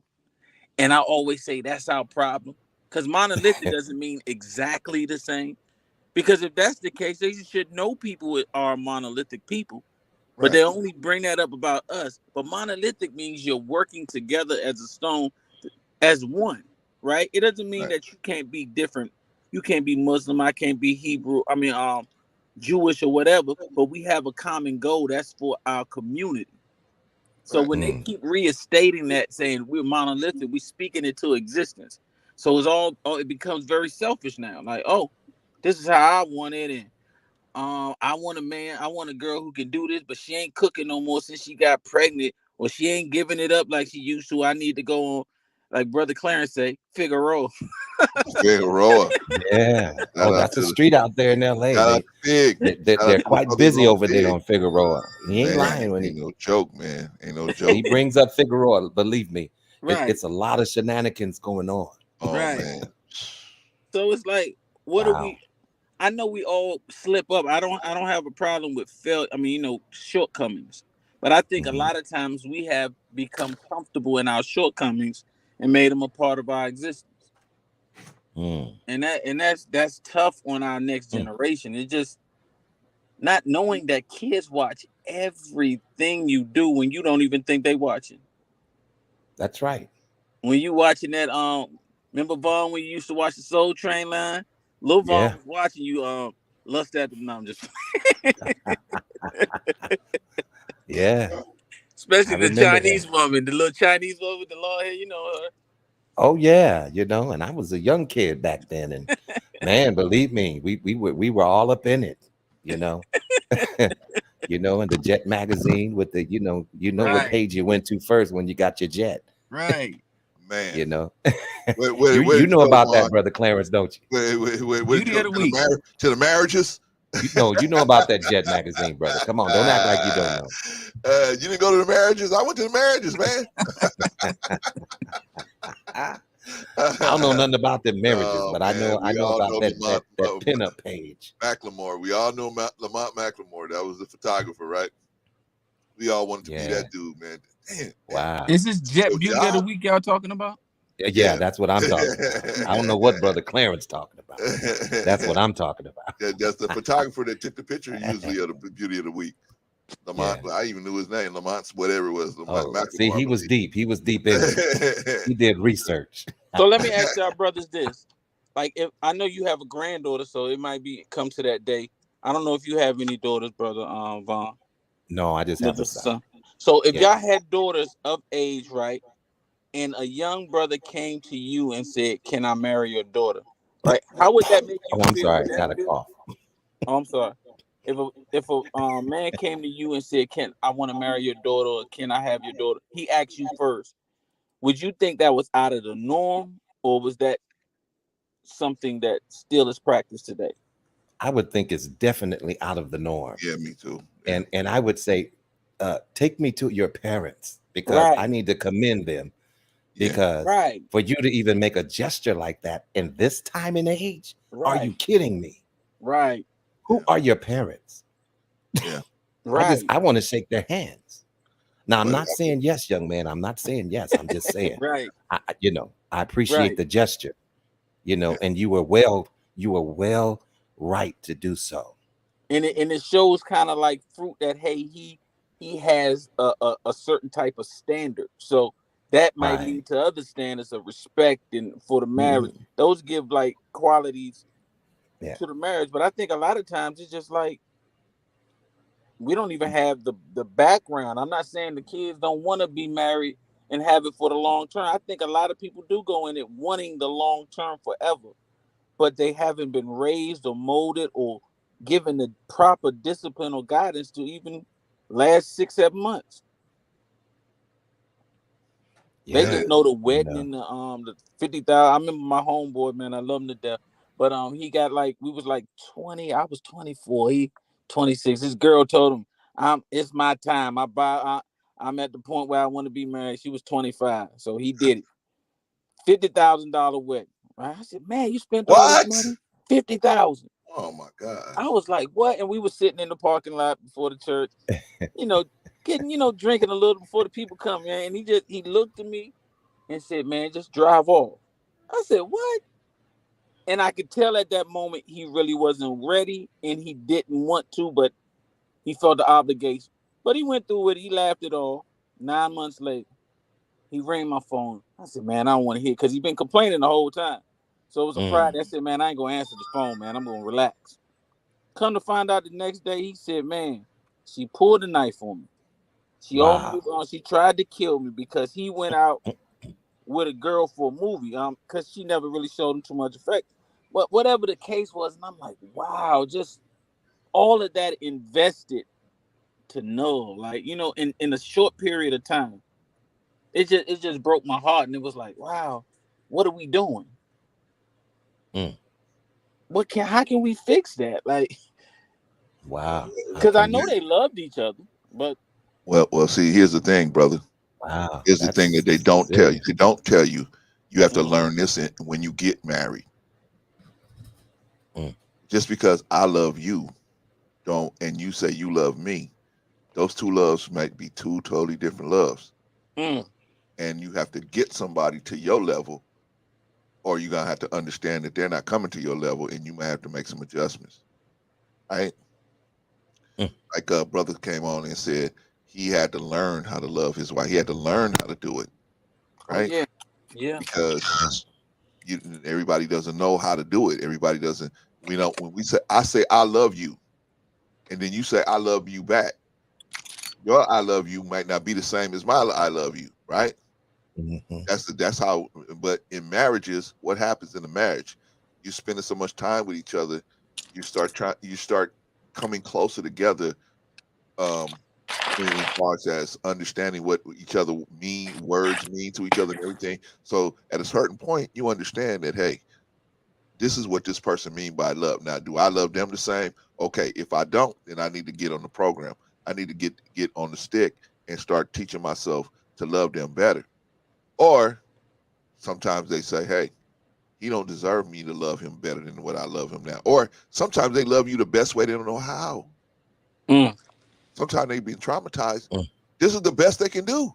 Right. Right. Yeah. But you don't find out until you in this situation. Right? Because they sell you a dream. A lot of these brothers been sold a dream. Hey, when we get when I marry you, that's when I'm gonna start cooking. When I Right. marry you, that's when I'm gonna start Right. cleaning. When I No, marry no, you, no, that's when I no. start Wait a doing minute. I need to know how that tastes before then. right. Listen, I tell my wife all the time, listen, how do you feel, honey? Yeah, oh, I'm okay. Okay, because I don't want no angry food now. Angry Man, food don't taste the same. let me When they tell make y'all a angry story. food for you, Brother Clarence, I know you know what I'm talking about. Let me tell y'all a I don't story. know if you ever had angry food before, but I I have have. had angry food. Let me tell y'all a story about some angry food. Let me tell y'all a story. Y'all And you gonna know the laugh. difference. You know the difference. So me and my wife had got into an argument or something before I left and went to work, right? So she called me later on that day, right? And she was like, "Hey, let's clear this up or whatever before you come home." And I said, "Hey, there ain't nothing to clear up. I'm the man. I'm the man around here. Ain't nothing to clear up. I told you how it's gonna be. This how it's gonna be. That's it." Oh, okay. Click. I should have knew I was in trouble right then, right? I come in the house, New Growth on. I come in the house. I smell chicken. I said, "Oh man, it's just chicken." But I said, "It Right. smell kind of funny." I'm like, "Go in there, man." She fixed me a plate. She fixed me a plate. Chicken all burnt up. The peas all Wow. nasty. I was like, "Oh And man." then you know she's a good cook. Well, I knew So you I already know she know. could cook, right? So That was you her already know, favorite. like what yeah, That was what are my you trying son's to favorite say dish here? when You're she trying to made make a chicken for us. statement. So I was like, "Oh man," but she burnt all this chicken. Right? I was like, Yeah, "Oh and, man." and that's very hurtful, especially when Hey, you hey, mess hey, up the hey, hey, chicken. watch this, Vaughn. I ain't even finished. Watch this. Now that She really stood over hurts. me. She stood over me and watched me eat it. I had to eat it. She stood over me and watched me eat this burnt chicken. Man. Oh Made man, you sure it got went me down over my here throat. cracking up. Hey, after I ate that burnt chicken, I said, "You know what?" Oh I Lord said, have mercy. maybe we need to talk. Maybe you were right, right? Is it something that I've done, She starved you out. Man. Hey, bruh, you know what? But hey, you know what? Sometimes, you know, sometimes you got to take, you know, exotic measures because you got somebody that's not listening to you, right? Got to take exotic measures, man. You gotta, That's right. do some things where they can understand where you're coming from, man. Not nothing where you're trying to, hurt the person or nothing, but you're just trying to let them know, hey, trying to open their eyes. Hey, bro. Yeah, it's little signals you can give, you know what I'm saying? Exactly, man. Especially if you're in tune with each other. And so me and my wife are very affectionate. We're very, when we're around each other, we're constantly touching each other and trying to say nice things to each other, man. We're very affectionate, right?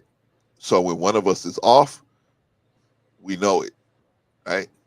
I'm not getting no affection from this person. Oh man, the other person Yeah. is like, what's going on? And something's going on, right? Man, either Yeah, me you or know her. when there's something off, definitely. Yeah. See, you gotta get there, You do. brother. New Growth. You gotta get there, and you there. Yeah. I mean, you've been Yeah. married a long time yourself. Yeah. But you gotta get there. But that's why, in my opinion, the reason why most marriages don't work is because it's you by yourself trying to select a person, and we got our families out of that business, and Yeah. we got our friends into that business, and our friends don't love us. Our Single friends, friends. exactly, they don't love you Yeah, like you're that. right. I mean, they may love you as you are funny and you the guy that they want to have. You a barrel of laughs in the bar, but they don't love you like because you are because what if your friend help you get married to a good person. First of all, they're gonna be jealous of you. Why he get to have a good woman like that? I should have a good woman like that. Second of all, this woman is taking away our Oh our yeah. play, Yeah. right? Yeah. My life is gonna change because he ain't here no more, Right. right? No more Magic City every Thursday and Right, Friday and man, Saturday night. man. And New, see, that's New Growth right, used to because take you Only got to come Friday and out from Saturday among now. that. Yeah. New Growth used to take us to Magic Yeah. City every That's weekend, right. and he would pay. He Wasn't would I Right. talking pay, about that earlier, Brother Clarence? I'm telling you, right? I was telling you about it earlier. You was telling us about it earlier, Vaughn. Absolutely, man. Yes, sir. Absolutely. So we got our family out of that business, and we put our friends and these doctors who don't love us, and these computers in our business. And we go to a computer, where you could call it your cell phone, but we go to your little supercomputer, and you let your supercomputer decide. And all you gotta do is punch in your height, your weight, your where you live, and all of that stuff, right? Whatever else they ask you for, and then Post you a nice push pic. and post a good picture, and then whoop, you got all these people hitting you Swipe, up. swipe, swipe. You just swipe, swipe, swipe, right? Your Swiper, quit family's not swiping. involved. You ain't have no idea, and what everybody tries to put their best foot forward, right? Right. I'm this way, and it wasn't my fault. I'm divorced, but it's not my fault. I had nothing to do with it, right? That would be my suspicious right there. Wait a minute, you had nothing to do with it. I could see you. Okay, I had played my part. He played his part. I learned from that experience, so now I'm a better person. No, you don't Yeah. get that, right? You get that it was just him. Right? And sometimes it is. I can't say it's not, but I'm just saying you're not gonna get the whole story. You're not really getting the whole story, man. You're getting portions of the story, and you can't really identify. Whereas if your family was involved, your dad talked to the dad, your mom talked to the mom, your brother talked to the oldest brother, right? Right. That big family, the oldest brother is the critical person, man. That is a critical person in the family. That is a critical person because that person needs to be have the father's best. He's the second in command, right? If the father goes down, the oldest son has to be the one to step in, right? Right. If you talk to the oldest, but you don't talk to the oldest son, right? We don't talk. So in my position, if somebody asked my granddaughter to come, he said, "Hey, I want to ask your granddaughter out." I would say, "Okay, son, that I can see that, and I'm glad you came to me. But if you don't mind, I got some questions for you, man, because I want to make sure my granddaughter's going to spend time with somebody. And no offense, I don't know you, but I would like to get to know you if that's all right with you. But I'm definitely gonna have to get to know you if you're taking out my granddaughter." Right. And Right. that's that. You know what I mean? But we got to get back in there, man. We got to figure out a way to get back in there, New Growth. That's all, Right. man. In my And opinion. I was thinking like my wife, I was blessed to have a wife that was raised around a mother and a father, right? Because like I was talking about the little incidents when, y'all get in the argument. Contrary to belief, I'm not the teddy bear, soft, lovable guy that y'all got to know. Sometimes at home, I'm on it. I'm quintessential Sagittarius. Like I need it done, and then and what she do is she'll just sit there and just look at me, right? And I'm like, you ain't gonna break me with that, because sometimes she's just as wrong, but you ain't gonna break me with that. So I go out the house, blah. And I'm telling you, there's something about her that just makes me call back 5 minutes. Look, I'm sorry that I said, and it's just her humbleness and her what. Because I believe if I had a woman who went at me, I'm very stubborn, so it would go to a whole, and I probably would be one of these guys on divorce courts or something like that. But it was just her, and I can tell it's from her upbringing. Right. So when we talk to our daughters, she does a lot, and we trying to prepare them not only to be wives and be the mothers, and I'm thinking like, okay, and then it just dawned on me like, I got to do more for these boys out here who don't have fathers, because who they gonna marry? Right. Who they gonna marry? And I was just thinking of that scenario. Which one of these guys, these boys out here who's going through this out with fathers? I mean, good boys, but if we don't, like you doing right now, brother Clarence, getting together donations and doing this and stuff, if we don't step in, we're gonna leave a whole bunch of girls, your granddaughters. This is a beautiful generation, the alpha generation. That's such a powerful word. That's the beginning. This is a new beginning. So this generation that we can really invoke change. They really have a lot of things, and I just feel passionate about our boys. That's what I sent to you, brother Vaughn, about I just want to sit down with all the positive brothers, Vaughn, Clarence, Rico, all fathers, all husbands, and just ask y'all a few questions, and just get a viewpoint of how can we make it better for our kids, our sons, because without us, they blind. They going into a game or a war already that we engaged in, and they not gonna be able to survive. You know what? You're right, and yeah, I've been looking for that email, brother, and I don't see it. Are you spelling my name correctly? You got me in your spam folder, man. I know that's. Now listen. Now look, I don't have you in my I spam. don't know. But let me What? say this though: if you are, it's by accident. Okay, it ain't no big deal. But no, I don't believe that. Maybe something's going wrong with the way Right. you're sending it. I know my first name is spelled very weird, so you really got to be careful with the OUA, We GHN. definitely gonna make it happen. I mean, Yeah, I'm make gonna it do happen, it. man, because I want to be a part of that. I could possibly have something to share that could be helpful. Oh, you And definitely. I just listen to the way you talk about your son on here, and just you were just talking to the brother the other day about your son, and how you want him to choose, and knowing he's gonna yeah, make his own mistake. That's so deep. That's so powerful. yeah, And a you lot know, of kids, a lot of our boys just don't have a clue. They're out here running with with no vision, right? yeah. No understanding of whatever's going on. This like I'll give you a clue. Like the name of the book is gonna be called Decapitation. It's like we the head of the Wow. household. So they get rid Oh, of us, the body gonna fall, right? isn't that something? Right. So it's Wow. like we need us to really get our stuff together. That's why I come here so often. I love the ladies, but I come here to hear the older elders, man, and y'all just talking. Y'all have such a humbleness and a grace and a certain demeanor that I'm striving to, but it can't just be for my personal thing. I'm getting it now, so I got to Thank spread you. it to somebody else. Yeah. So, Sometimes the more you're around the thing, the better it rubs off on you. You know what I'm saying? right, If you want to be successful, like they say, you know, that old cliche, hang around successful people. See how they move, see how they walk and talk. See how they respond when they get angry. See how they respond when they're under pressure. You know right, what I'm saying? And so this is what helped me. I grew up without a father. right, And my mother did the best that she could, you know, and she didn't have enough in her to make sure that I was around good men. right, You know what I'm saying?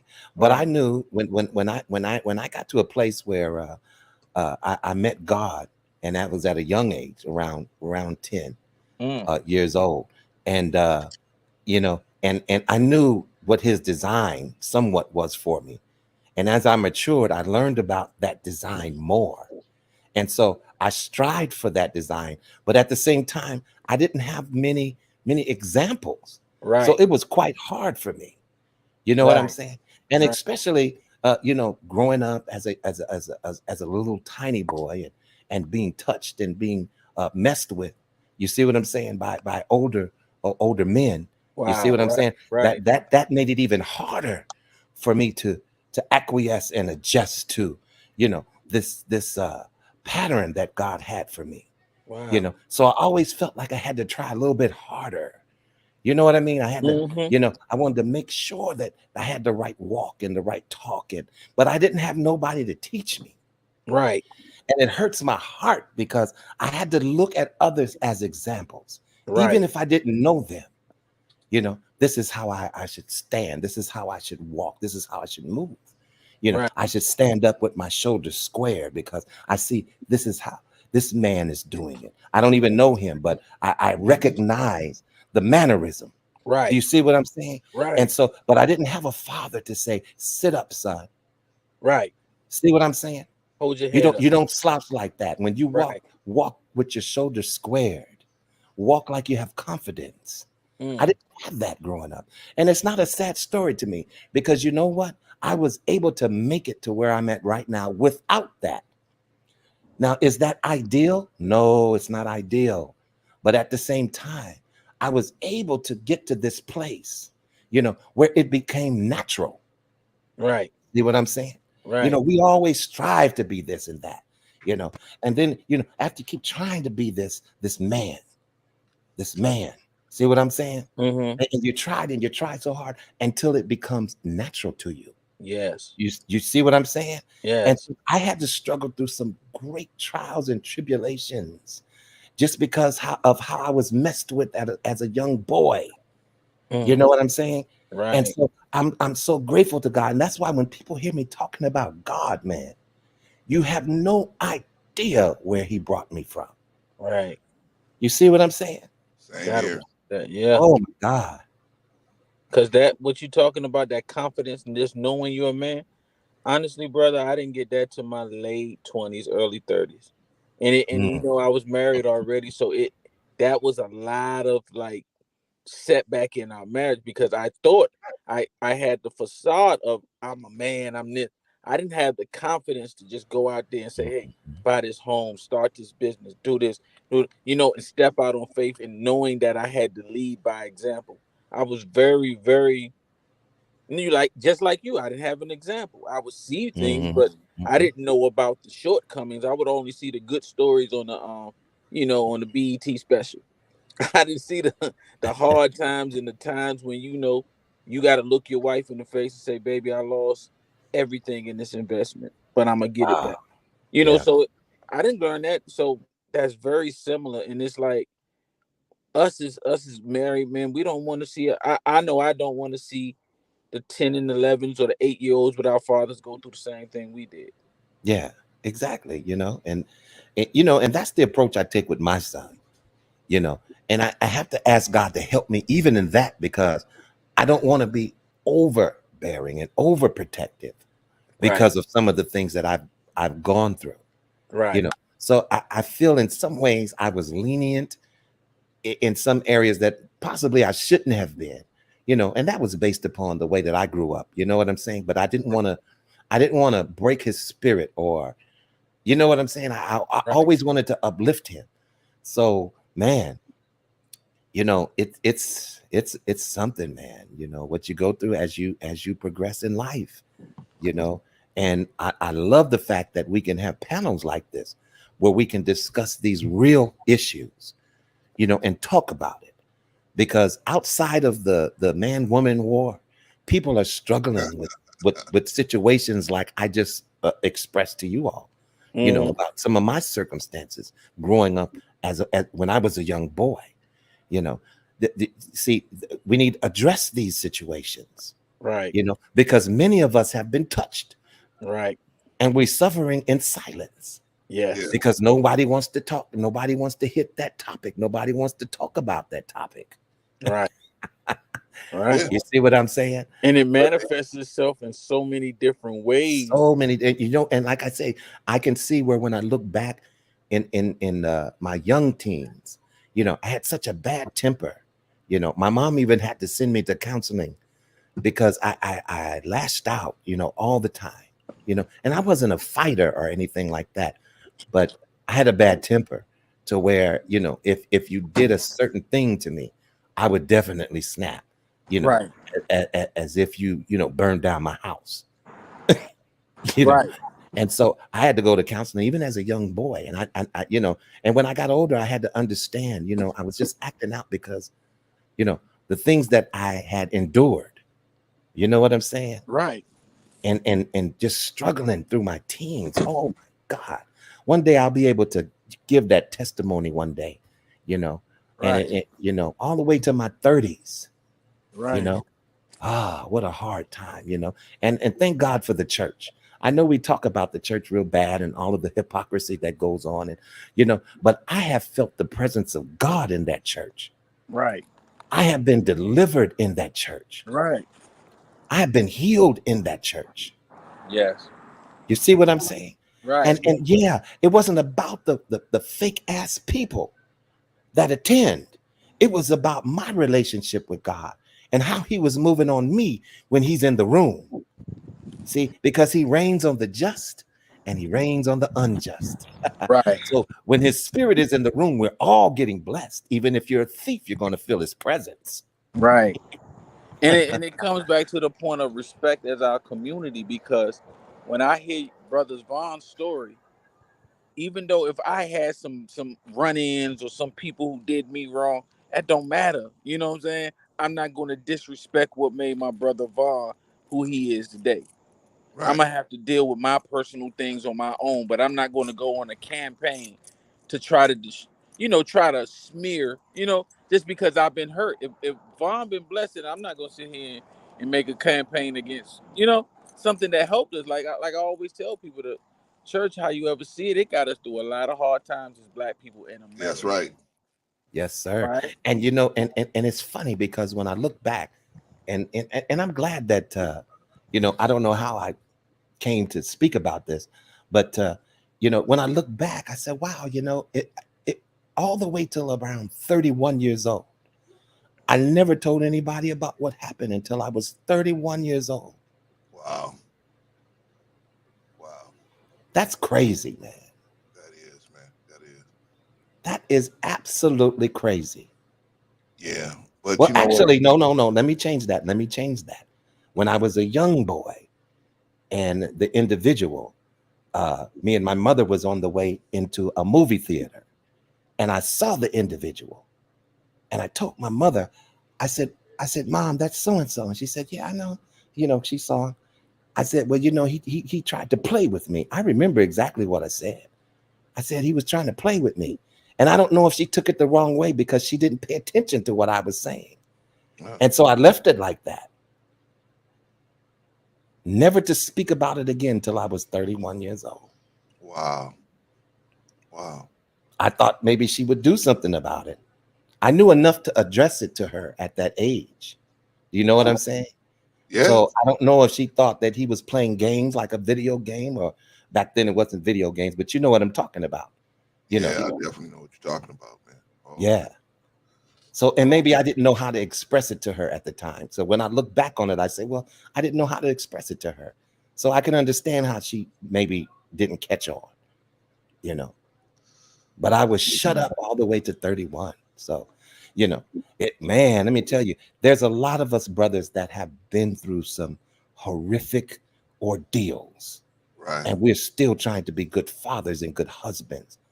And we have issues and things that we have come through in the past, you know. Right. And so, man, you know, I just want to be transparent, you know. Maybe my story can help someone else.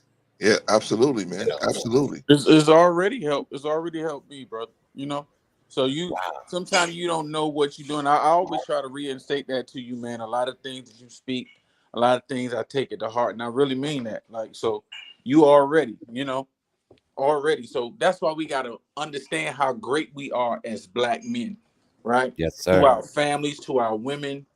And I was trying to tell like little guys, you know, like 20 or something, they see a girl, she acting stuck up. I said, brother, just smile at her and open the door and say hi. No expectations, and watch how I move. You don't know what you talking about, You know, I feel funny being called but I'm up there now. But But they that's all do it right. after a while. They say, no, you talk. Women, a lot of times they're scared too, you know? There's a lot of people scared to get hurt. And it's like you said, Vaughn, they may have been through things. They may have, but we have to take the initiative. Don't sit back and cry because a woman ain't smiling at us. Smile at her and give her that smile and wave and Yeah. no expectations. And life is going to open up. I just think we don't love ourselves enough to understand that we've been through a lot of trauma. So I'm not going to take it so personal if I Yeah, open the door exactly. for a female and she don't say nothing. That's Right? right. I'm just Just do say, it because that's what you yeah, do. That's what you do. right. And we're helping changing that Part of your one-sided character. viewpoint in her mind. Yeah, it's part of your character. Right. You know, Like I and was we're joking earlier, Mhm. like, you know, when I used to buy a girl a drink in the club, she's staying with me the whole night. I'm following. I I'm know, just and, playing. and it depends on what side of that menu she ordering from. I know, I get you, Right. brother. I But know about it. sometimes you just buy because hey, that's the sister that she's beautiful, but hey, just buy for a move on with life and give like this right here today. You give not to get a reward, like not to get a post on the just give because that's a part of our life. That's tithing to me as well. Just giving Wow. things. It could be financially. It could be, hey, you look beautiful today. I tell women that all. I said, baby, don't take it the wrong way, but black women are beautiful. So if I see a black woman with a frown on her face, looking at her, I said, why are you looking so mean? She said, oh, I said, I just look. I see a beautiful black woman. You have a beautiful day, right? That's it, and that'll resonate. I'm not saying, hey, what's your number? I'm not. You beautiful, and That's we right. got You to know, let our women know. We got to let our because I say and that with my little yes, daughters. sir, you are so right about it. You know, it's got to be more than, hey, shorty. Right. Come on now. I wish I would have a That's how daughter. If I had a Von daughter, used to do, man. listen. If That's my how Von daughter, used to do New Growth. He used to say, Right. "Hey, I know. shorty." all right, look, see, I'm telling It must be stories, jelly right? because jam don't shake like that. But see, we have to teach our daughters. You don't answer to that. Right. See what I'm saying? Yeah. And don't even turn your neck. Don't even respond to it. Number Yeah. one. See, because no, that's Well. First of all, gentlemen, this is what I know. I think a lot of us as black men, we don't get this part. We got to be the guy that we want her to want to be with. Yeah. She's going exactly. to We want to have to be be with that example. exactly because she's going to look at us and say, "I want a man that cares about me as much as my father does," right? And so she's gonna try to judge everybody else's love off of based on us. And if we don't present well, they Right. can't decide well, unfortunately, right? Mm, Now, what should happen is, right, everything should run through us, right? Everything should run through the father and the mother. Okay, mom and dad, I'm interested in this young man. and I invited him over for dinner tonight, so you guys can meet him, and you come in and you eat dinner, and he comes in and he eats dinner with the family, and then you can question him, right? Right, son, what's your intentions around here? Son, what's going on? Son, what do you have planned for my daughter? Oh no. Oh, okay. Yeah, I don't son, know. son, what do you have planned for my daughter? Well, sir, you know, I really want to us to get our own home. I want us to build a family. You know, if you know, after we get our education, or you know, I'm pursuing my education now because I want to take care of her. I don't want the quality of care that you're giving her to drop when and if she was to be married and came into my full covering. See that something like that, you know, this dude might be a keeper. You know, he either got good Wow. game or he might be a Brother keeper, right? Clarence, you listen, Good you game. onto something, brother. Listen, you're onto something. I see a whole show about this topic right here. And it should be called Meet the Parents. Meet the I parents. And we should talk to Done. the young man. We should speak to the young man about, okay, so now you've met this young woman, and you're interested. You all been dating and blah blah blah blah We're gonna tell blah. him how the And court parts. you're planning to get married, you know. So how do you go and meet the parents? What's the etiquette? What's the etiquette? What does it look like? Are you chewing gum at the table? Yeah, See what I'm saying? Do you fire up your blunt while you're talking? I mean, come on, let's talk about it. right, right. Do you call the father pops, right, or you know, That or part Mr. right Bryant, there. right? Right. Yeah. How do If you? you say what's your intention for my daughter, you can't say, we just kicking it. Yeah, You we just Yeah, kicking it. yeah, exactly. You know, exactly. We just kicking it.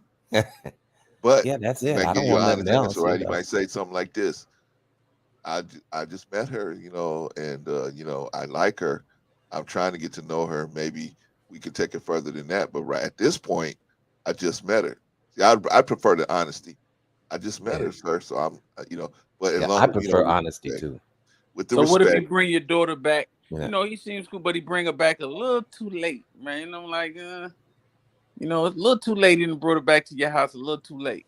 Yeah, see, Do now we that's do that's we gonna check be an him issue. privately, or do we try to talk to our yes, daughter?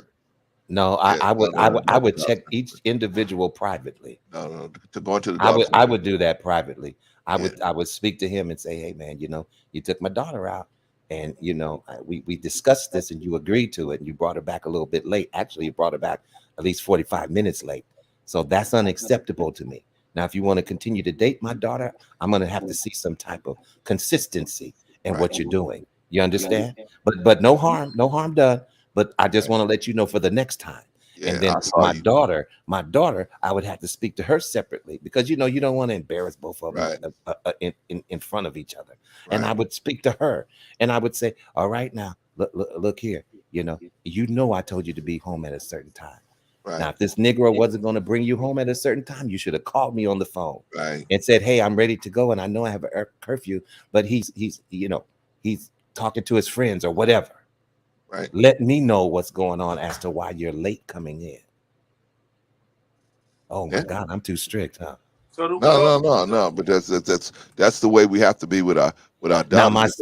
my son, on the other hand, he can stay out long. No, I'm just kidding. You know, man. I better quit that one. We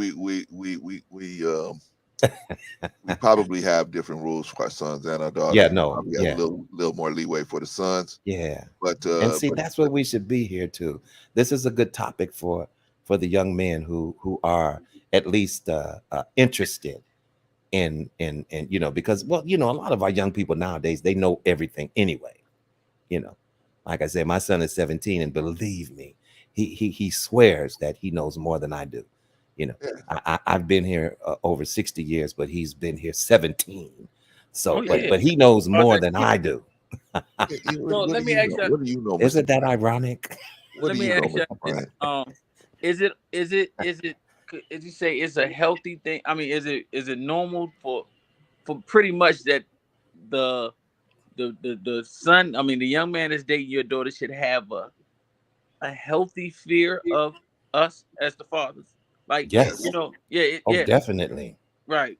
Listen, Because I the think that, beginning, the beginning of wisdom like they say, is the fear of God. That's the beginning of wisdom, is to fear God. Not fear God like, oh, I'm scared of him, but just to know what his presence means. Right. Do you know what I'm saying? Right. And so, yeah, they should have a definite amount of reverence. I just want to say that, Right. if I can put it that way. Because one day, Brother Clarence, granddaughter or my daughter might be out there and feeling a little hot in the pants for this. I want to say, nah, I respect your dad and family, to a certain, to not like, oh, she, I don't know. Maybe I'm dreaming. Maybe that's the fan. Maybe I watch too much Cosby Show. But it should No, have. man. Well, in You a know what? perfect world, that's the Cosby Show. In a perfect world. No, man. You know what? It's just we gotta. Only thing with new growth we can do is try to raise them the best way we can. And they're going to do what they're going to do when they get to a certain point anyway, right? But if we raise them a certain way, at least they got a framework to work inside to realize, oh, Right. okay, this is why my dad said that. This is why my grandfather said that. Right. Okay, I got a framework to work in. If there's no framework, that's when they get out there and they, because all girls get hot in the pants. So I'm not going to, what I'm saying? They're going to get Right, hot in of the course, pants. right. Yeah, exactly. But, Come but, on. Yeah. but the thing Not is, my daughter. No. yeah, not my Yeah, daughter, right? and we would all want to think that, but no, come on now. Right? Come And a on. lot of That dudes flesh, when sitting it in the gets a maternity certain ward age, saying the it same starts. thing, right? Yeah. How dare you? So they all gonna have curiosity, and that's what I really mean. They're gonna have Mhm. curiosity about these different feelings that they have and urges and stuff like Mhm. that they haven't experienced, right? And so stuff comes over them, hormonally come over them. They're gonna have a natural curiosity to what is this? What is it? What's going on with me, right? And can this person, do something about it, right? So they're gonna have that curiosity. The thing that we have to have in the men is we got to go to the guy, in my opinion, and have him realize that I know that you got urges, you got feelings. I know I've been your age, but this is my baby, and if you deflower my baby, there ain't nothing gonna stop me from coming to see you. Nothing, right? Nothing's gonna stop me from seeing you, man. And it is not gonna be a good visit. Papa Bear, Yes, we sir. don't want Yes, sir. him to show up. Right. So, Papa don't but take that's no healthy, mess. right? Mhm. That's healthy. That's like, Yeah, my that's wife's family. reality. Yeah. My wife's family hated me. They hated me. Why did they hate me? Because they didn't even give me a chance. They was so fixated on the fact that I was taking a baby away from them. Mhm. Yeah. They didn't realize they was pushing a baby into my arms. It wasn't me taking her away. She was They trying was to so hurry up strict and on get her. out, huh? They were so strict on her that Mhm. when I came into her, when we got together, she was just like breaking away from the whole situation because she was just tired of them, being that controlling over her, and so she was running. So from their perspective, it was me yanking her away. The Mm. reality was they was pushing her into my arms, Mm. but they didn't see it that way. Right. So it took me time to win them over, brother. It took them time. But once I got them, man, I had them. You know what I'm saying? I'm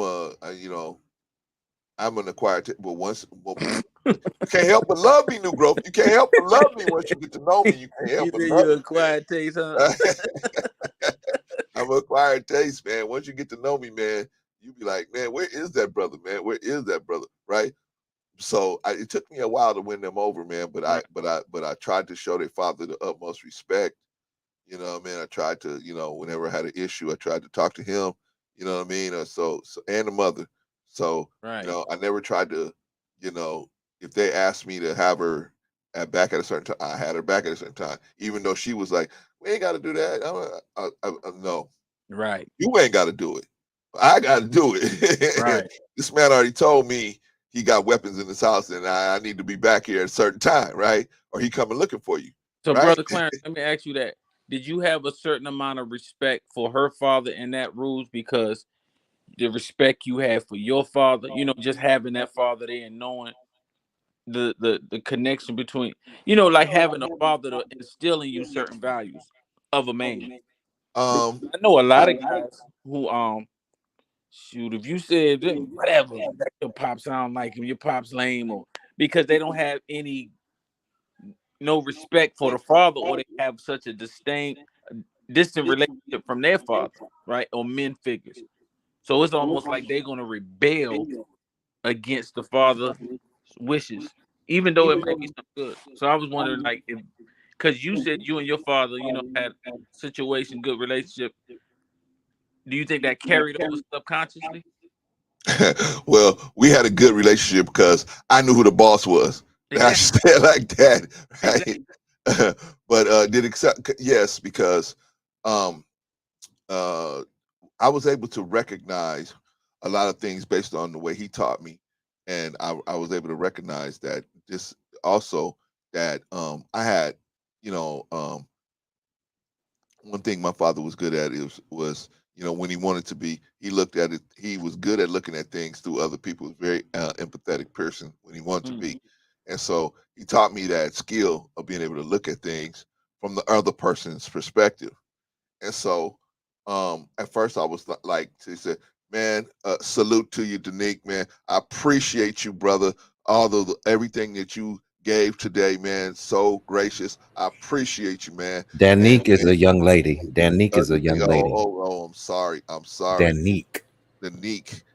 Yeah. You know what? I heard an argument about that, so I never got to end point of that. But Danique, shout out to you.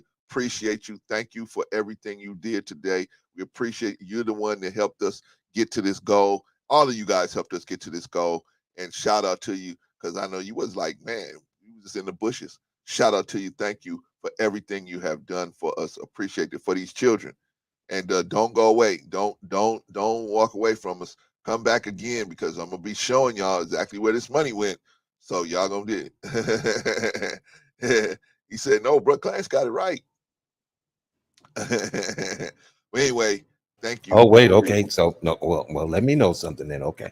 Okay, yeah, because I thought that's what I was listening to the argument Okay. over. Well, Okay, brother, so brother anyway, Clarence got it right. Okay. Okay. I can move from there. I'm good. but shout out to Danique. Appreciate you. Shout out to all the everything that you gave today. Appreciate you. Don't go away, because I want you to see where your money went. I'm gonna show you where this money is going, man. So don't leave. Don't I mean, you can leave now, but I'm saying you can you're gonna come back and check in with us periodically to see what's happening with this money. Trust me, man. We're gonna do it. We're gonna do it. We've been out 10 hours, 44 minutes. We're gonna probably shut it down in another maybe 15 minutes or so.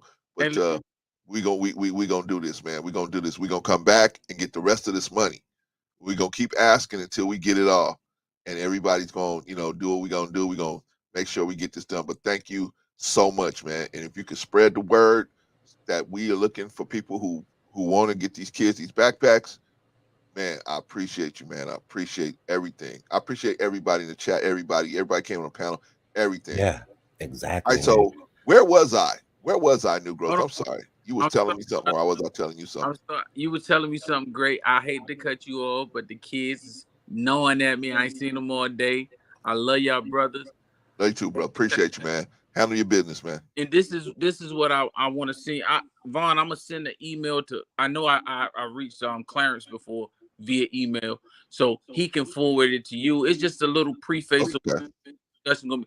This is the kind of stuff I want to talk about, and it's just like real life experience from real black men, right? So I want to Yeah. put this down, and so save the stories, or if you're gonna keep talking about it, I'm gonna listen, because I'm already cooking right here from what y'all saying now. So Yes, sir. I Yes, sir. look, I'm go down here. My daughter said they want to donate.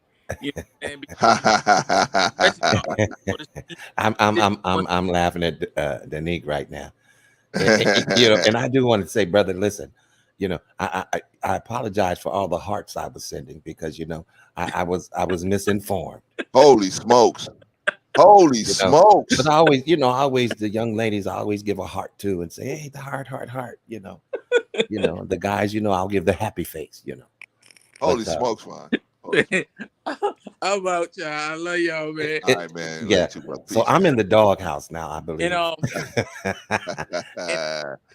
Shout out to Brother New Growth, man. Shout out to you, man. Yeah, but my daughter's gonna donate. They talking about they want to donate, so I'm gonna go down and see what they gonna do. All right. oh wow, man, man, what a blessing. we appreciate him, man. We All right. appreciate him. Much love, y'all. All right, man. Yes, All right, sir. man. God Peace. bless, man. Man. That is a good brother Wow. right there. That is Brother a good brother Clarence. right there, man. Good brother, nice young brother, good family. Vaughn, how come these people ain't asking New Growth about marriage and about raising children? How come they don't go to a brother like that?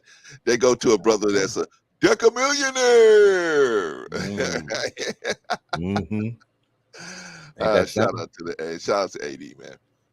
But yeah, man. I mean, this is the thing, man. We have been up here, Vaughn, all day. Yeah, 10 wow. How did hours, we do 47 that? minutes. Bruh, we got to shut it down, brother. We got to shut it down. We got $875. I'm Can you motivated, believe that, man. man? I Can need you to get see that? what's going to happen. But you tired now? You don't want to see? Oh man, You nah, might get another I'm $100. actually, I could stay. We I was just, I was we trying might to get help you another out. 100. Listen, I'm We here get for the another long 100. haul. I Okay, listen. so I know how to stay up and go to bed okay, so safely. let's get another 100. Let's get another 100, right? Yeah, but look, Make look, some, look where we're at right now. 875. Come on, did you let me do imagine some that? text. Let me do Yeah. some text because I know some people, brother. Vaughn, I know some people, man. That's I know all right. That's all right. Let's see if I can. Let's see if we can get some people on the line here, man. Let's see if we can get some people on the line. Let's see. Man, better yet, I got this thing. Oh my gosh, 16 donations, man. 16 cash apps. Wow. All right, I haven't taken none of that money yet. I wanted to take it all at the same time. Okay, man. Let's see. Here we go, man. Doing a fundraiser. You can come over and donate or pledge. Yes, sir. Or pledge. Pledge, man. Pledge the kids. Wow. All right. All right. So just text that person. Let me do Wow. it. You know what? I can't believe the way the conversation, we man, from I think I got on around 10 a.m. And wow, we've been talking and moving and doing and receiving donations, which is awesome. We're at 875, and man, and then we end up in this deep conversation. Wow, Yeah, man. A Mr. bunch of them, Heath right? Mr. Heath I so appreciate that brother, man.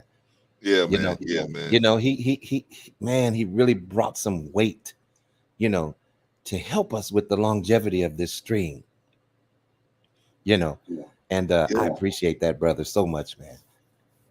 Man, I appreciate that, brother. Appreciate Mr. He said, she and Mrs. C said. I mean, appreciate everybody. But you see how things go, Vaughn, man. See, it takes time, man. But once you get to the point where you got certain type of people, man, they're not coming. You're not having them come. You just got good people coming through, man. Good people. Denise, Jill, New Growth, all these people, man. Anderson, we got people coming through, man. That's just good people, man. We're just good people. And we ain't got to, if they got it, they got it. If they don't, they don't. But even if they don't got it, they're here in spirit. And see, right? that's the good part too. It's not always that you have to donate something. Sometimes you can just be a part of the situation, and you can contribute your time, like, share, do whatever you need to do, just be here to support, what we're trying to do. And so that's a great contribution as well. You know what I'm saying? You're contributing. You don't necessarily have to give money to contribute. Man. But we would appreciate it because we do have a goal that we're trying to reach. We're trying to relieve you of that paper, like Richard Pryor said. We're trying to relieve you of that paper. take charge of that paper for you. You got to come up off of that paper. That part right there, But, right there. But I'm gonna show you where that paper is going. We're gonna show you exactly where it's going. Yeah, let's go over that again, man, because go over it again. Let's go over come it on, again, let's man. do Let's it. go over it again. All right, y'all. Let's do it again. First of all, we gotta buy the backpacks, right? We want to give away 45. Wait a minute, hold on. Are you able to make the screen just a little bigger for the people with the bad eyes? Okay, I think I could. People like Vaughn, they got the big glasses, the big TV screen glasses. Okay, here we go. Yeah, I got them HD glasses. So. All right, we got the backpacks. Backpacks. Shout out to Von Bryan. We got the backpacks, 48. We got to buy 48 of them to give away 45, right? So 4 times 12, they come in kit packs of 12. We get 4 times 12 at $10 a unit is $446. School supplies. Those I want to buy a couple of the extra things that are not in these backpack come with a little small thing of school supplies, but this doesn't have everything. I want to have everything else in there and these school supplies. So we got to buy that separately, right? So another pack of 48, right? 4 times 12 is 48 at $11 a unit, $528, right? We got to store this stuff, right? Sister that's going to help me carry this mission out on this end, on the physical end. That sister is going to store these bags in her office. She, of course, said to me, brother, I don't need to charge you nothing. I can do it. Wait, brother Clarence. Before you continue, I want you to read the chat right now of what New Growth just wrote there. Oh, I can't even see it. Let me. Oh, okay. Yeah, come on to do that. We can pick up where you left off, but that's okay. Brother New Growth says, my baby said, put them down for $10 a piece. So I wanted to shout out from my big homie. So $50 from me and 20 from them. Shout out to you, man. Shout out to you. Let me add that 20. Let me like they say out here in LA. Let me add that dub real quick. Let me put it out here, man.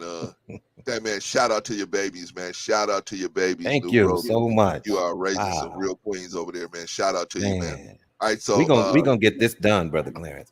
Come on. Now don't get too sleepy on me. You know you used to stay out late at night. Come on, don't forget them club days, brother. You can stay up a little bit. Let me do my okay. So New Growth got him down for 50, and I'm gonna put New Growth babies. Gotta put him down for 20. Gotta do New Growth girls. What happened to your sound? I don't know, man. Okay, I can hear you. Oh, can you hear me now? Yeah, I can hear you. Okay. I backed away from the mic so I could type for a little bit. Okay, let's see. $20. Okay. Pledge. Let's get a capital P. Pledge. All right, there we go. All right. It gives us a grand total of $895. Pew, pew, pew, pew, pew, pew, pew, pew, pew. Wow. Ding, ding, ding, ding, ding, ding, ding. That's what I'm talking about. See, sometimes you got to listen to somebody, man. Somebody else. Like, I was about to close up shop, and here we just got another $20. Thank you, New Growth and your girls, for the generous donation. Thank you so much. Wow. Thank you. Now you know what, brother Clarence. Yes. Now I don't know how YouTube works, but you know where are we? 10 hours and 55 minutes. 10 hours and 55 I think they only minutes, let you do let you do 11, right? I guess. Hey, Vaughn, I guess ain't nothing else worth watching his own, man, or they would have kicked us off by now, right? Yeah, but I think they cut you off at around 11 hours. I'm not sure. Oh, okay. All right. They might cut us off in a few minutes, y'all. So if you got something to give, let's do it. Brother Nuclear says, shout out to Miracle and Rochelle. Shout out to Miracle and Rochelle. Thank you, ladies. Smokes. We appreciate you so much. We appreciate you. Nuclear said, now my wife said, don't leave her out. You can't leave your wife out, brother. Put her down for another 30. Oh my God. $30. Wow. Come on, man. Brother Nuclear said, shout out to my baby Tawana. Shout out to that's what I'm talking about. Shout out to sister, man. Brother New Growth, man, got some real queens over there. All right, man. We appreciate. Wow, y'all make me want to give 10 more, but I know Brother Clarence said we have a limit, so yeah, we got a limit, man. I think I'm at my limit. You are at your limit, Vaughn. So don't touch their wallet, not just yet, not just yet. Shout out to you though, appreciate you, man. See, I gotta watch people like you and Patrice, man. You guys just give the whole thing, right? No. We gotta have unity, brothers. Gotta have unity. All right, so let's see. Pledge of how much she pledged? $30. $30, giving us a grand total $925. Wow! Vaughn, can we get Can we get this last 75, Vaughn? Pew pew Pew, pew. pew, pew, pew, pew, pew, pew. Shout out to New Growth's wife. Shout I'm out to all talking the friends about over there with New Growth, man. Shout out to him. Shout out to I him, mean, man. wow! Can we stop the stream and then restart it? Yeah, that's what we can do, huh? Okay, because but I'm just saying I don't know how that works. But if anybody that's listening could probably tell me. But I noticed that they don't let you go over 11 hours unless you have a certain package. I don't know what kind of package you have. Well, I don't know, brother. I don't know. That's a good question. Yeah, I don't see, know. that's what I'm talking about. They might cut us off at 11 hours.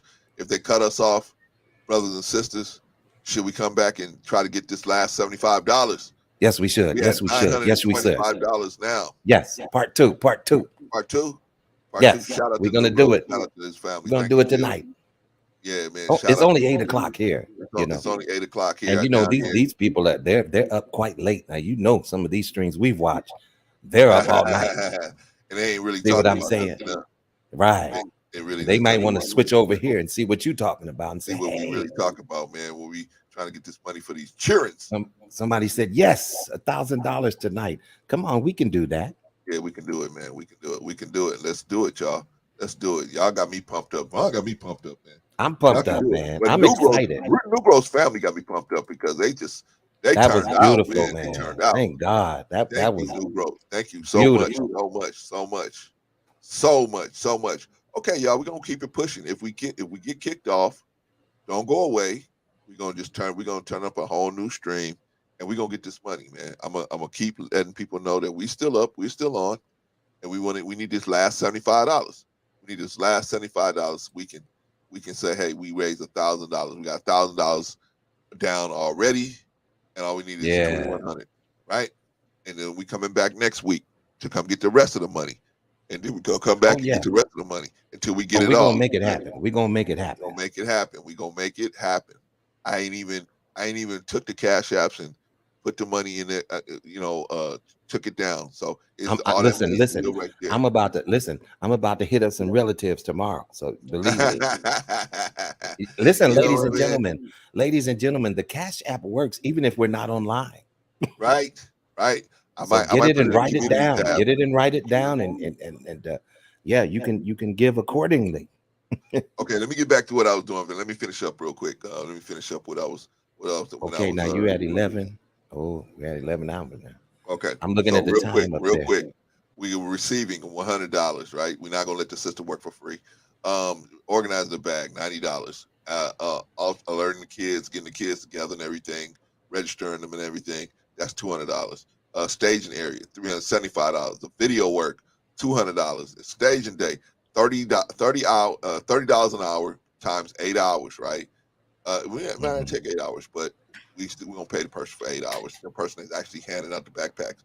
And there is a sister named Sophia that we are going to give a laptop in her name.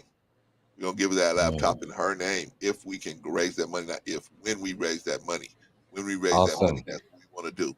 That's what we want to do, y'all. This is where your money is going. Brother Clarence ain't taking a dime from you, man. This is where your money is going. Your money is going right here to this right here, right? So this is what we're going to do. This is what we're going to do. And this is what we're going to say, hey, what we did over here, this is just a portion of what we can do if we really start working together. If we start really working together, man, we can hand out water.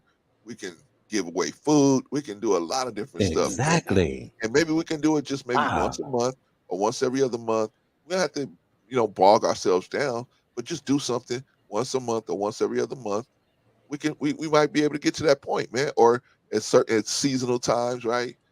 Thanksgiving, give away turkey, give away whatever, right? Food packages, right? So we're gonna see. Anyway, y'all, so far so good. We had 11 hours and we ain't got kicked off on. We had 11 I hours. see. They said, Yeah, hey. I don't know how that works, but we'll see. It we looks like we're still on. I hope that we're still on. Are we still on? If we're still on, put a 1 in the chat. We are still I've on. always wanted to say that, brother. That's my first time saying that. Now that made me feel good. Listen, I don't care if it's 2 people watching, but if you can still see and hear us, put a 1 in the chat. I see a 1. See a 1 in the chat, man. See a 1 in the chat. I'm excited. Shout out to you. Okay, man. So we shout out to Jill. Shout out to Jill, man. Jill been here all day too, man. She been here all day. Shout out to Jill, man. Thank you for being here. Chef's been here all day. Yeah, she has. Anderson been here all day. Like we got a lot of people that been here all day. New Growth popped in, popped out. New Growth whole family kicked in. Holy smokes! Wow. Holy smokes, New Growth. Holy smokes, man. I'm gonna see if my son has $10. Shout out to your family, man. Shout out to your family, man. Really, man. Really, really, very, very generous. Very generous donations, everybody. Very generous. Right? Man, well, I'm looking around, Vaughn. I'm looking around to see what other people are talking about. They're talking about nothing, man. What are they talking about, Brother Clarence? Okay, I wanted to do it, but I didn't want to change none of my screens because I'm so excited about what we've accomplished so far today. Man, brother. I don't know what these other streams have accomplished, but look what we did. Look what we accomplished today. Man. All right, these backpacks are practically almost there, man. All right, Man, so look at that. some of them were talking about the modern men ghosting entitled modern women. Oh, well, that's an issue. Now, wait a minute. Now, you know that's an issue, Brother Clarence. Now, what's the title? Say it again.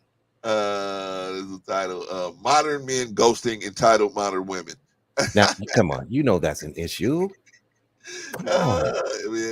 You know we can talk about that for about 8 hours if we really put our minds to it. You know what I realized, Vaughn? The reason why me and you and guys like me and you and New Growth have problems with stuff like that is because we can't relate. We can't relate to this stuff, man. I can't relate to that, right? I mean, I think it's okay for us to say that we don't relate.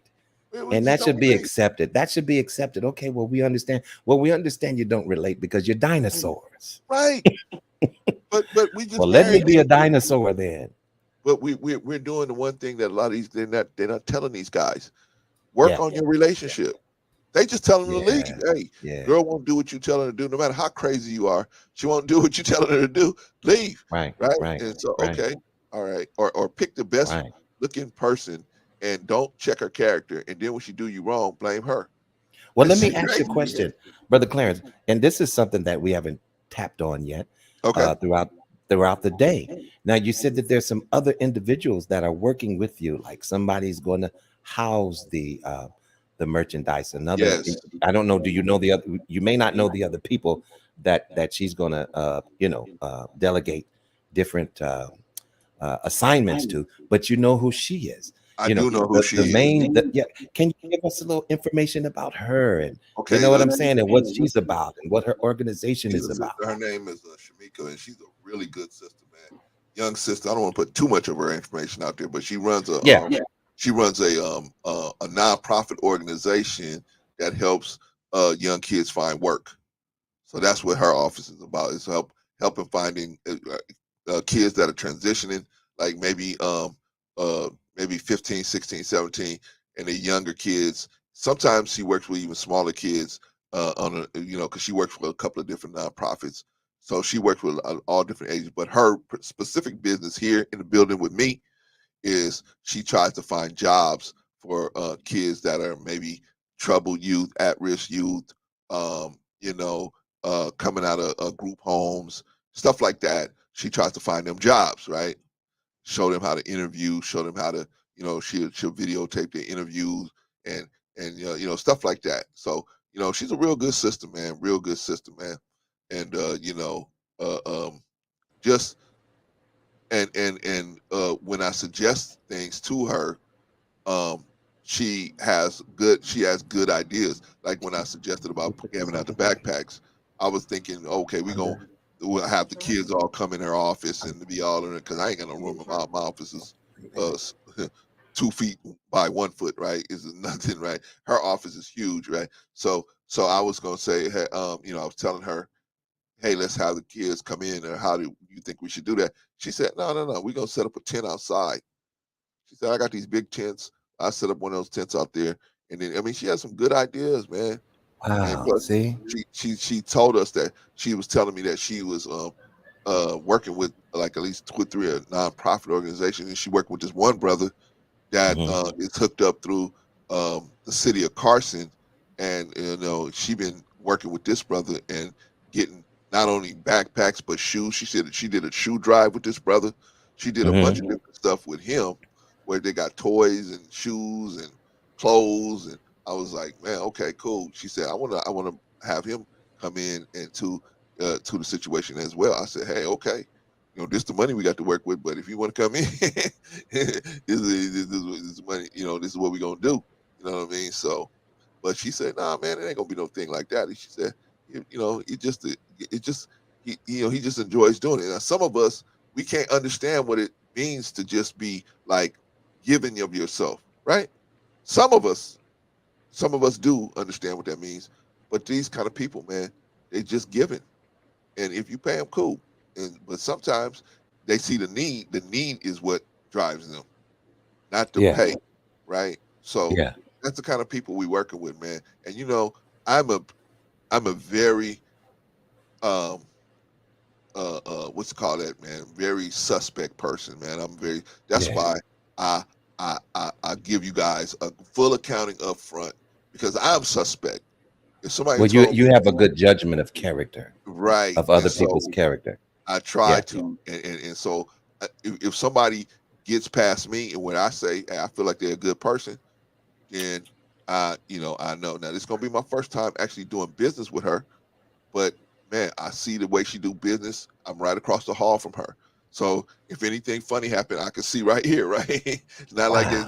no way. I'm right here to make it. And she said even if the situation even get thick, she would just give me a key to her place, her business, not her house, but her business, because Wow. she felt like, Awesome. hey, if you got your stuff in here, we might be able to do that as well, so you could check on it, whatever, right? Right. Just a Right. good-hearted sister, man. Good-hearted sister. Wow. So, and so we gonna do it. We're gonna work together, and we might have a hiccup here and there. We're gonna just work it out, right? We just gonna work it out. You know Yeah, what I'm well, saying? with every plan, you know what I'm saying? Yeah, Sometimes things may go awry. You may fall into some little obstacles, and yeah, you know what I'm saying? And that's normal. You know what I'm saying? right. But whatever the obstacle is that, or whatever, confronts us to try to hinder us from getting to our goal, we're gonna overcome those things. So, There you and go. I know that for a fact. I don't know why, but I can just say it. I know it for a fact, that we're We're gonna going push to it. raise this money and we're going to do this. We're gonna push it. We're gonna keep it pushing. We're gonna keep Yeah, it we're going pushing. to definitely do it. And I'm gonna show y'all every step of the way. I'm gonna show y'all every step of the way what's gonna happen Yeah, when I transparency is admit. is is Exactly, is man. And is yeah, if somebody, if you it's know the Brother best way to Umar, go about it. if you know Brother Umar, tell him, hey, is this brother giving a class on transparency? Go see him, because I can. I'm telling you, you got to tell people where this money is going so that they can feel like, okay, and then you give them the receipts. Get the receipts, get the receipts. You Wow, know what but I mean? did you ever imagine, Brother Clarence, did you ever imagine that you would see this number, this 925 No, today when no. you first started out? What did you know? When I That's first started out, I crazy. thought maybe we might get about $300 or $400, maybe, if I was lucky. If Wow. I was lucky. This Now, transcends luck.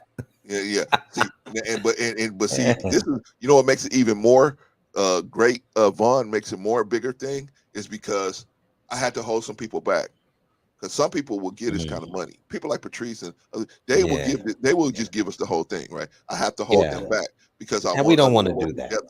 Yeah, Yeah. but I don't want nobody to do that. I We don't want want to one we person want to to do we this, want man. to Yeah, let people see, how we toil to get this money, what we're we going work through to together. get it, We struggled together. We how we're was in the putting our mud time in. together, Yeah, right? We was all in the mud together. We was all struggling together. We that's made it it. happen together, and we made it happen. There's people out there right now, they don't want to see this be successful. They mad because we got $925, right? They mad, right? They sit on they sit on their platforms and they either cash at me, cash at me, cash at me, cash at me, right? Yeah. And the people that cash apping them, the reason why there ain't only a certain amount of people cash apping them is because really they see that you getting the money. Well, if you tell them up front, hey, you cash apping me, this money's going in my pocket just for me.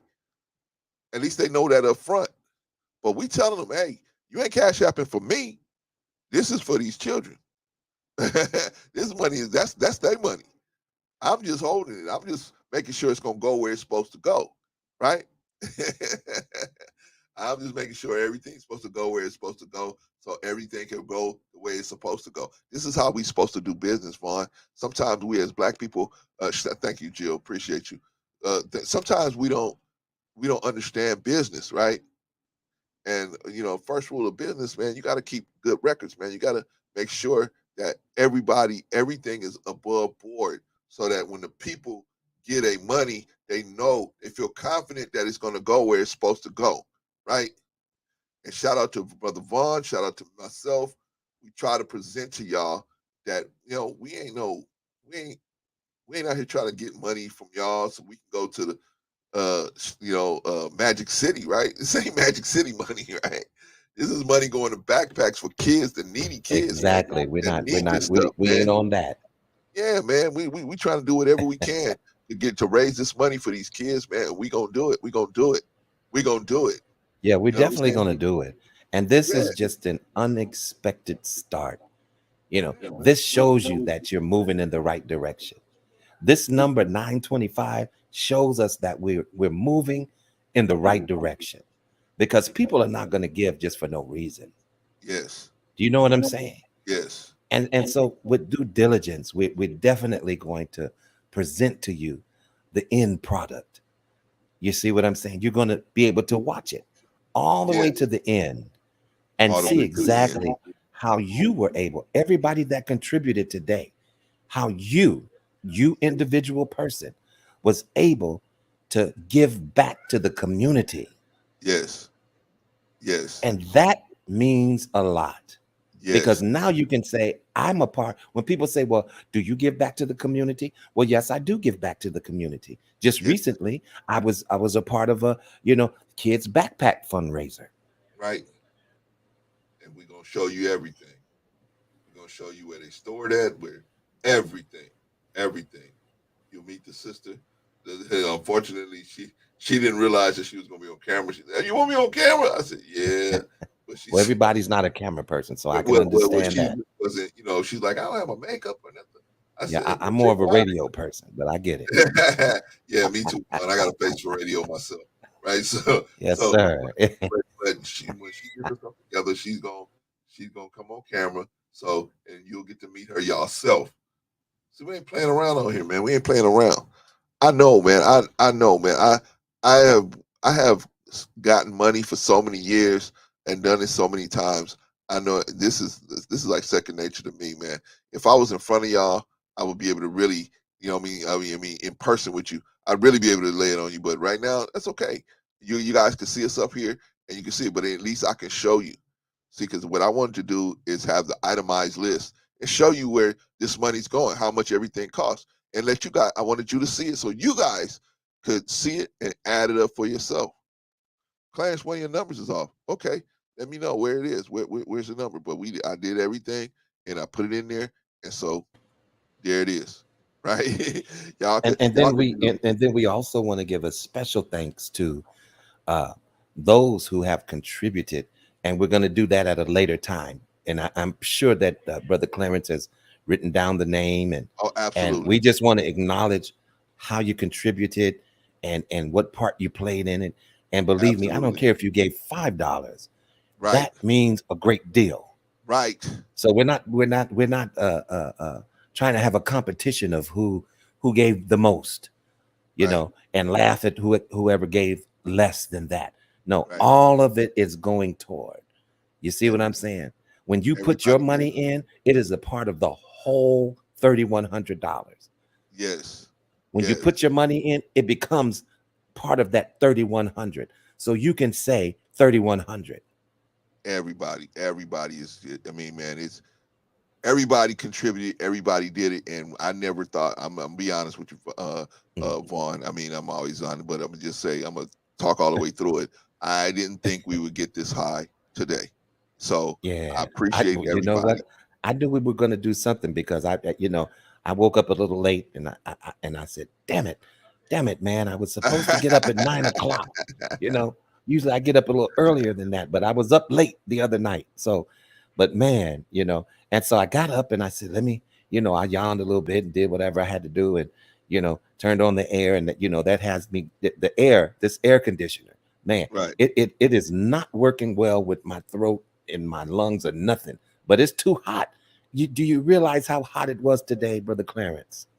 It was definitely very hot. I mean, believe me, I looked out the window and I saw the devil at the ice cream truck. It was hot. It was hot. Yeah, it was hot today, definitely. It was hot, man. And right now it's 82 degrees. I'm looking and at it's still 82 degrees, and it is almost 8:30 p.m. here. Yeah, this is in So Los Angeles. yeah, man. Right. Yeah, But man. yeah, so listen, this is awesome. When I got on, we were only at 300. Yeah, I remember when I got on, it was around 10 a.m. and you had only been on a couple of hours. Yeah. And you were at 300 at it. Let me say we. And when I say we, this includes everybody who has contributed. Yes. We doesn't just mean me and Brother Clarence. We means everybody that contributed to this $925. We were at, when he was 2 hours into the stream, and we were at around $300. And look at where we're at now. Yes. Yes. And that's everybody giving. That's just everybody giving. And like we said, Vaughn, you can cash app or you can pledge. That's right. If you want to pledge, new growth is people pledged, right? You can pledge. You're gonna have it to us in 2 or 3 weeks. Man, we got you. I can't believe Brother Clarence got me up here doing a fundraiser now. I didn't even know I could do something like this. See, look, you're bringing out other parts in me now, bro. Man, I like that. You have so many gifts, Vaughn. That's awesome, man. We gonna push them out of you, brother. Exactly, because I'm like, what in the world can I talk about for 11 hours? Wow, really? Me? Man. But we had other people that came in and helped the conversation along, and our little commercials that you were given, kind of expressing, where the funds are how they're gonna be distributed. Yes. Awesome, man. Awesome.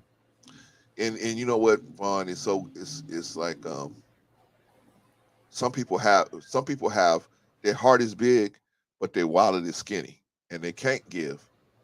Like, one brother came through. He said, "Brother, my money is funny right now." Okay, I understand, brother. I don't want you to give us your rent or your car note or nothing like that. You can pledge. Oh, I can't pledge because I don't know when I'm gonna get some. Okay, I understand. Just to point you in here and support us, we appreciate that. We appreciate that. Okay. You know what I'm saying? Because that's right. That's right. Hey, man, some people got it to give and ain't gonna give it, and some people got it. Some people don't got it to give, but wish they had it to give. That's right. I'd rather deal with the people that wish they had it to give. But you know what? Because you wanted to give and you had a desire to give, and you were unable to, but you had a desire to because you know what the cause is. See, God is going to bless you. He's going to bless you to either give or he's going to bless your financial situation. Right. Oh, I said that in Jesus' name. I'm sorry. Y'all don't like that name, but I'm going to say it. It's a good name over here, brother. Yes, sir. Yes, sir. And I mean that. I believe that. Yeah. He's going to put you in a financial situation, a better situation, because you had the heart toward giving, even though you didn't have it. That's how God moves, man.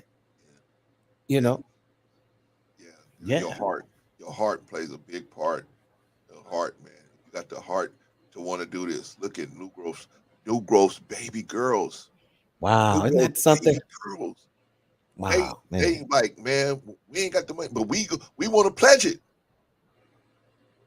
Now, what does that say? What does that say about him? They remind me of Isaac. Remember Isaac? The old man walks Isaac up that hill. Yeah. Yeah, Isaac he turns sure around. did. His father. Yeah, you're right. Isaac says, That's a story. That's a "Where's the story ram? right there. Where's the ram? Where's the lamb?" Yeah. And he was ready to do what God told him to Hey, do. And hey, he didn't understand why God told him to do that. And how could you? Me personally, I'd have been like, God, you tripping. You tripping, Lord. If you think that I'm gonna hey, take my son up here hey, and Vaughn, sacrifice my child, are you kidding me? Vaughn, the God, I old need man more sit, faith. I need more faith, God. I the need more old man faith. sitting there like this, man. The old man sitting there like this. And so Isaac, hey, where's the ram? Where's the lamb? Yeah, Where's the lamb? exactly. Right. There ain't Not no even lamb, son. knowing. In You the his lamb, innocence, right? not even knowing, right? The whole situation just flew right over the little boy's head. but Where's the ram?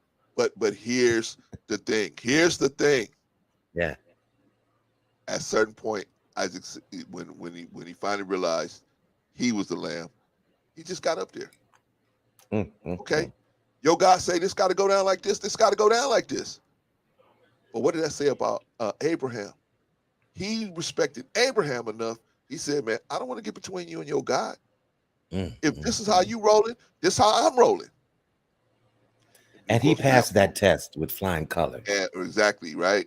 Because look over there. There's Yeah, a ram in that there's the bush. lamb over there, right? See what I'm saying? And God Right. spoke to him and said, hey, hold on. Hold on, right? He's like, Yeah, there's a ram over there. So let us get that and do our, back then they used to sacrifice animals. They had a ritual. right. But man, God is good tonight, bro. He's Yes, good. sir. But Yes, I made that analogy to how Isaac was so down with his father. He was so in love with his father that he was down for whatever the father's business was that he Yeah, felt was of right. And exactly. I'm saying that New Growth is blessed to have his family in the same position where Mm, they are they are mm, down with him, and they just look at mm. him's movements and they say, "Hey, if you with it, I'm with it.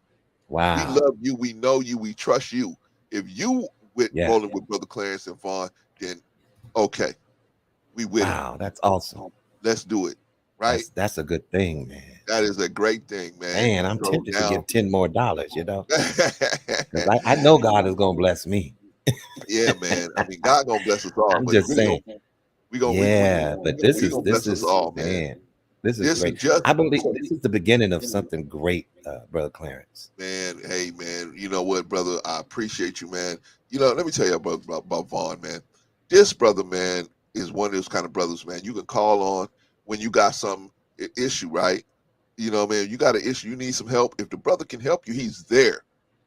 He's there. I told you about what he did on National Relationships. Talk to the sister, man. He know the sister from Adam, right? But he talking to the sister, trying to talk off the ledge. Sometimes with me. Sometimes with me. Check on me, Brother Clarence. You all right? Just checking on you, right? Yeah, Check yeah, on me. Check on, just check on people, man. And check on a bunch of people probably I don't even know. But I know that that's the type of brother he is. And this is a yeah, good brother, man. yeah, So if you see this brother in the streets, give him a little shout out, man, because the brother is doing some good work. Look at what he's doing with an old wreck like me, Brother Clarence, right? He trying to get some needy children, some backpacks, and some other supplies so that they can go and be the best person they can be. And you Who know what? It's knows? the least we could do. It's the least we could do. But who knows, Vaughn? We might be giving backpack to the next president of the United States. Hey, man, who you telling? You're right. We might You're be giving right. backpack to the mother of the next president of the United States, or the father of the next Yeah, president of the United States. exactly. Who knows? And you don't know how much hope that it's going to spread. Exactly, brother. Some people are taking and say, "Oh, I got a backpack." Some other people will be so appreciative, for that Yes, effort that it may spark something in them to give. and it See, makes sure yeah, they might be make sure they may be appreciative, and they say, "Wow, here these people don't even know me, and they gave me a backpack with school supplies." And then the yeah, person who even got that, who wins the laptop, I got a laptop in the yeah. We name of keep Sister leaving the Sophia. laptop part out, but that, yeah. In the name of Sister Sophia, right? Now, do you know? Do you have an idea of what type of laptop? Is it going to be a Chromebook? because those are pretty good for the kids, you know. I don't Or know. is it going to be a regular laptop? But you know what I'm saying? Probably won't be one of those real, with a lot of different features. It's probably just Yeah, the Chromebook is a good, you know. Chromebook or something like Yeah, nice that. Chromebook. Yeah. But I haven't checked all that out, man. I haven't checked it. I'm being upfront with you guys. Well, get But I'll something nice. 750 work. Yeah, I will make that work. get the best thing you can get for that amount of money. I will make that work. Exactly. But And I'm just saying I haven't checked out the exact device yet. But we're gonna get something that's gonna be worth it for the children, man. Something that they're gonna be able to use, and something they're gonna be able to, the parents gonna be able to deal with, and man, hopefully at 750 we can get the software on there and everything if we can. If we can't, we can't. But we gonna at least give them the device, right? But try to load up everything on there as much as we can. In the name of Sister Sophia, man. I hope that sister's all right, man. And that part right there is the part that I love about it, because that, to me, when she knows that is going to do her heart so well. Yeah. To know that we are dedicating a laptop to someone in her name, just to show her that, see, you definitely have significance here. Yeah. Definitely. And even though the young child won't know who you are, but they'll know your name. That's like and we know who you are. Yeah, exactly. I wasn't even in there. I didn't even bust out in there. I think I hit the chat maybe once, but she don't know me from nobody, right? But here we are. I'm trying to do something to help her in her name. Just like Danique, right? Danique come over here. I didn't even know he was even paying attention or whatever, right? But shout out, came through, dropped some cash on us. Thank you, and brother. like didn't say a word, man. Didn't say a word. And I'm like, you know what I mean? And I know many of these people are waiting for me to respond. I'm sorry, y'all. All of y'all that dropped cash apps, man, I haven't even collected the money yet. I haven't done that yet. So I will, and you'll get a response after I have collected all of the money. I just haven't done it yet because I want to do it all at the same time and just get it all out the way. Yeah, and take a picture of your, your phone with the amount on there on your Cash App, just so people know. See, it was on there. It was on there. You know what I'm saying? But I don't think that we should have to jump through hoops, though, Brother Clarence, to try to prove our honesty, though, at the same time. I don't think we need to do too much of trying to prove our honesty. Hey, we if either you're gonna ride with us or you're not. No, Ron. It's cool. We're gonna do everything above the board. Like I said, I'm gonna have document everything. Yeah, and that part is perfect, But I don't want us to get into where, we follow me home. We have to prove this everything to everyone and every step. It is what it is. Either you trust us or you don't. We don't need to do that. We don't need to do that. And if you ask for your money back, I will give it back to you. So it's not I'm not gonna hold it. I'm just like I said, I just got it here to do this business here. You know what I'm saying? So we're gonna do everything above and so that's why I learned a lot from Dr. Umar, man, because the brother really did business in a way where it led me to see why he had so many problems because of like I said, I don't have nothing against Dr. Umar. I really don't. I don't know the brother, but I just know business. And when you getting money from people, man, especially large amounts of money, and it's dedicated, it's supposed to be for this purpose, and that purpose is not getting accomplished, it's gonna be tough for you to get more money from people, man. Hey, listen, at that point it becomes like the building fund at church, Right? It's like, well, damn, I've been here 20 years giving to the building fund, and I ain't seen a building yet. Now hold on a minute. Something is wrong. we kind of with the building fund and the wing. You see what I'm saying? I've been here 13 years giving offerings for the building fund. Where's this building at? Where is it at? Man, they out there, right? So we trying to do this, y'all. So if you just stepped in, me and Vaughn, we up here, man. We trying to do this kids backpack fundraiser. Not only me and Vaughn, but the whole Let's Talk About Black Life family. We raised so far. Our goal is $3,100. So far, we have raised today $925 to go toward backpacks for kids. Let me ask you a question. Any of the YouTube pages you went to today raise any money for anybody but themselves? Talk to me. Talk back to me.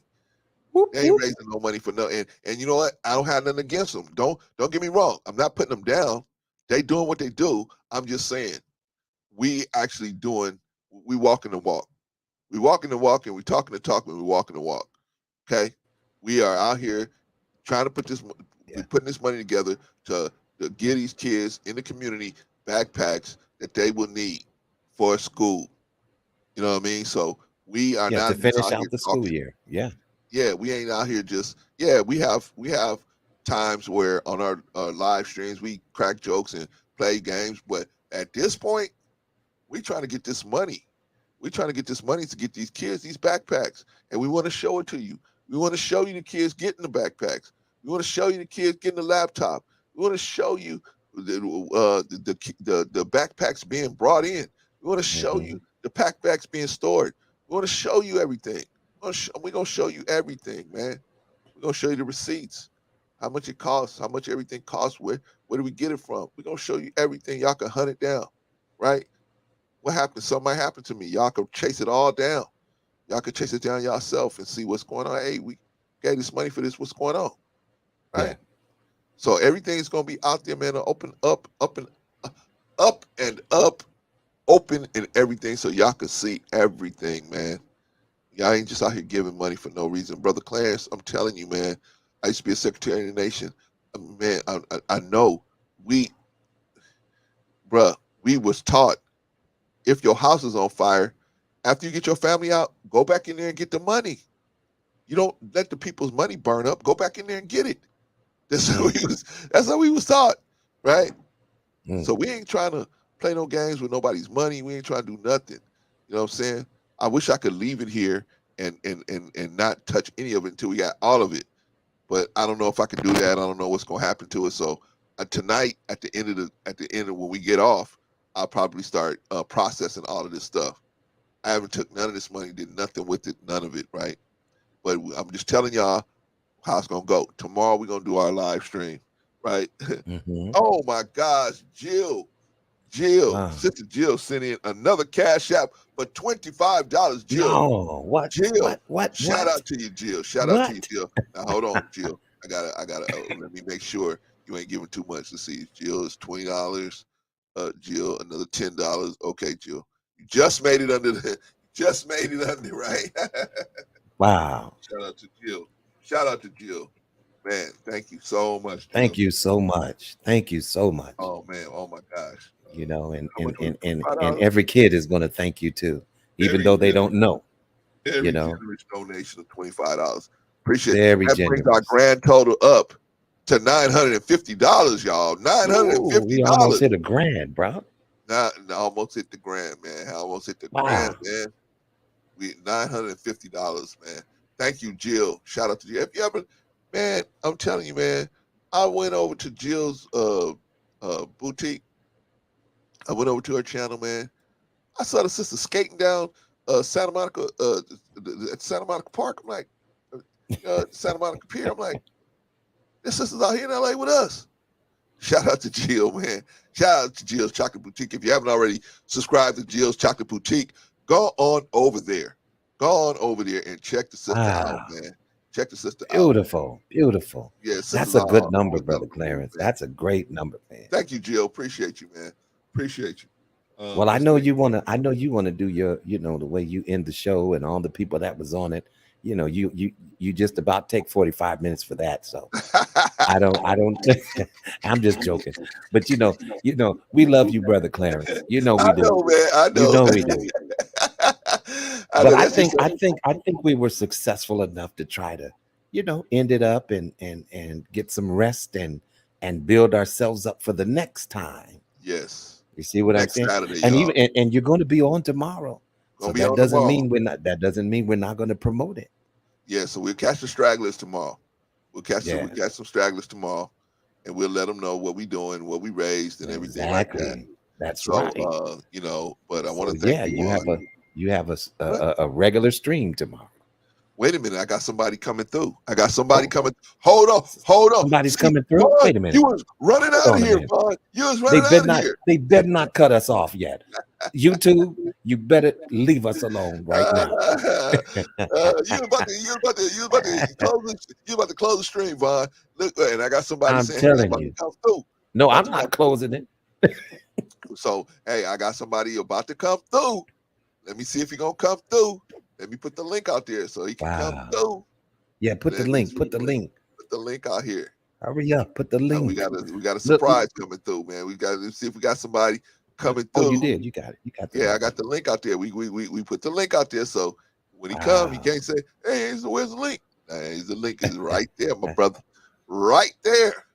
So what did I do? What did I do? I hit somebody. We $50 short, right? Wow.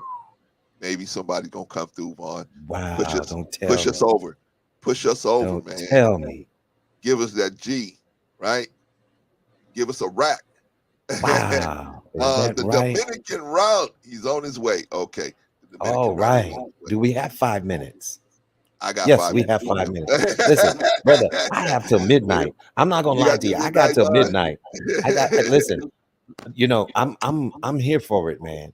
Because like I said, people, when it gets later, they want to see who's doing what. And when they go to this stream and they're talking about the same thing, and then they say, well, let me see what else somebody else doing. And when they see what we're doing, see, that's going to be the change and the difference. Yeah. That's it, man. That's it. That's Windows, man. Yeah, man. The brother said he's on his way. I'm excited, brother. I'm excited now. I done got excited all over again. Wow. And you know what, saying? Let me tell you about this brother at the Dominican route. This brother has done so many different things, man. You know, very educated brother, but especially he's a very giving brother, man. Has been involved with a lot of different nonprofits. You know, just give a lot of his time to kids, man, building them up and making them into men, especially young men, making them into men. You know, yes, sir. Dude is a good dude, man. Good dude. Used to play for the New York Yankees. You ever heard of them, Vaughn? Of course. You did? Oh, okay. I'm not a big sports fan, but at the same time, but come on, you definitely heard of the Yankees, right? Who doesn't know who? Yeah, exactly. Okay, so this brother used to play for the New York Yankees, man, and you know, he was credited as one of the fastest persons that ever played for the Yankees, man. It was quick, wow, right? All right, so you know, plus he's done a lot of different stuff, man. Does a lot of different stuff. I saw him on his stream tonight, but I was trying to get off of this one to get over there. We didn't raise the money, so I was like, okay, well let me stick with this, man, because you never know, somebody could come at the 11th hour. And at the 11th hour, and that's when we need to be there at the 11th hour. At the 11th hour, yes, right? Sir. Yes, sir. And yes, sir. And like the man said, that's right. You're gonna get the same praise as the person that came in the first hour. We gonna love you the same way you came if you came in the first hour as at the 11th hour. That's right. Amen. We gonna accept that donation, man. We accept that pledge or whatever, man. Wow. Here he is, brother. Here he is. Whatever. Oh man. What's going Greetings, on? My brother. Hello, my brother. She go bow. Oh, man. Brother. Man, you saying nothing but good things about me, man. We getting the echo, so you got to turn off let's that YouTube thing, man. Cut the YouTube thing off, and we won't have the echo. I got yeah, you got the echo because you got the YouTube page open. Cut the YouTube thing off. Okay, hold on one second. Just put it on pause because it's running. So just put it on pause and then YouTube. Hold on one second. Just put it on pause because it's running. So just put it on pause. And then... Okay. I think you got it. I think I got it. I think you got it.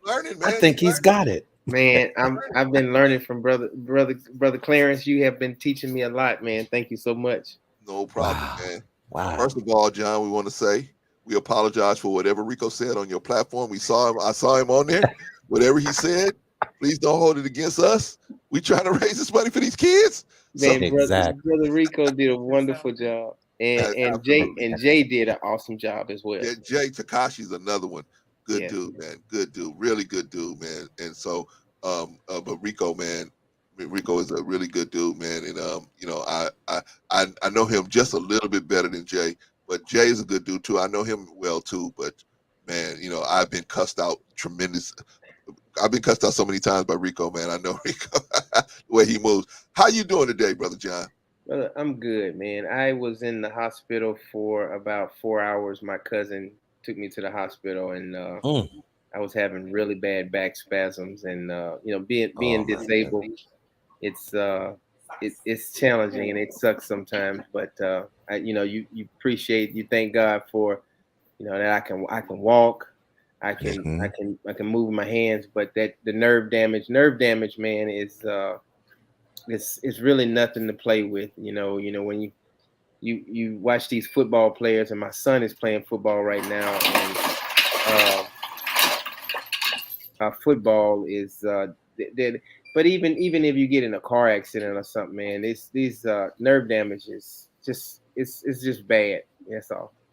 Yeah, I wouldn't wish it up. I wouldn't wish it on anybody, because the pain and the neuropathy and and believe me, I know exactly what you're going through, brother, because in 2020, I fell. I'm a surgical technician. Okay. And I fell on the job on my way into the operating room to do a surgery. And I haven't been back to work since then, because I have such severe back problems, and I don't talk about it a lot, but yeah. Are you disabled?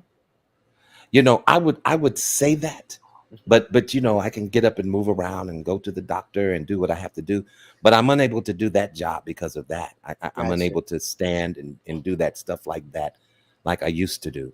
You know what I'm saying? But you don't receive a disability check or anything like that. Right now, I'm just still on workers' compensation. Workers' comp. Okay, yeah, I was on workers' and my long-term disability. How jobs do. I work for the county of Los Angeles. I got you. So, man, I know you go through a lot of pain. It's your back. Oh my God. It's your back. It's my back and my knee. And your knee. I mean, I fell, and I'm not a little guy. So, when listen, when big people fall, we don't bounce. We fall right down. Wow. And believe me, we stay down there. Wow, man. Brother, praying for you brothers, man. Praying for both of you brothers. Brother Clarence, I just want to say this. I'm not I'm eventually I'm gonna have funds, but I want to contribute $5 or $10 to you, because I'm disabled. Yes, and I'm on a budget. I'm on a budget, but I want to see how do I do that? What do I click on? Let me tell you. Let me explain to you what you can do, John. You can cash out me, the money now, or you can pledge for later. If you think you're gonna have it within the next 2 or 3 weeks. I'm gonna go ahead and cash app you $10 right now. Oh my gosh, you're doing great stuff for the kids, man. And my gosh, man, appreciate you, brother. I have it right in the chat, so all you have to do is tap the link. Well, if you look in the chat, I put it in there. Is it at just the top? recent? No. As soon as you get into the chat, you should see where it says Kids Backpack Fundraiser. It says, please like, share, subscribe, Cash App. Okay, and you can just touch on that link and it'll take you right to it. I wonder how I can. I want to see. I'm trying to see if I can. I guess I'll just type it up on my phone, because I have Cash App on my phone, so I'll type it up on my phone. Yeah, that's how I usually do it. I'd never do it on the computer. Do you do the H? Do you have to type up the HTTPS and the no? All you have to do is touch the app. I mean, touch the link in the chat. You see how it looks like it's blue? Just touch that blue part, and it'll take you right to the Cash App. Blue part. To where you can donate. I'm clicking on it. On your phone. On your phone, though. On my phone. Okay. Yeah. Okay. Yeah. Let me go to my phone.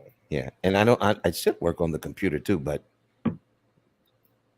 Yeah. So how's everything going? Tell me a little bit about the fundraiser, and is it for?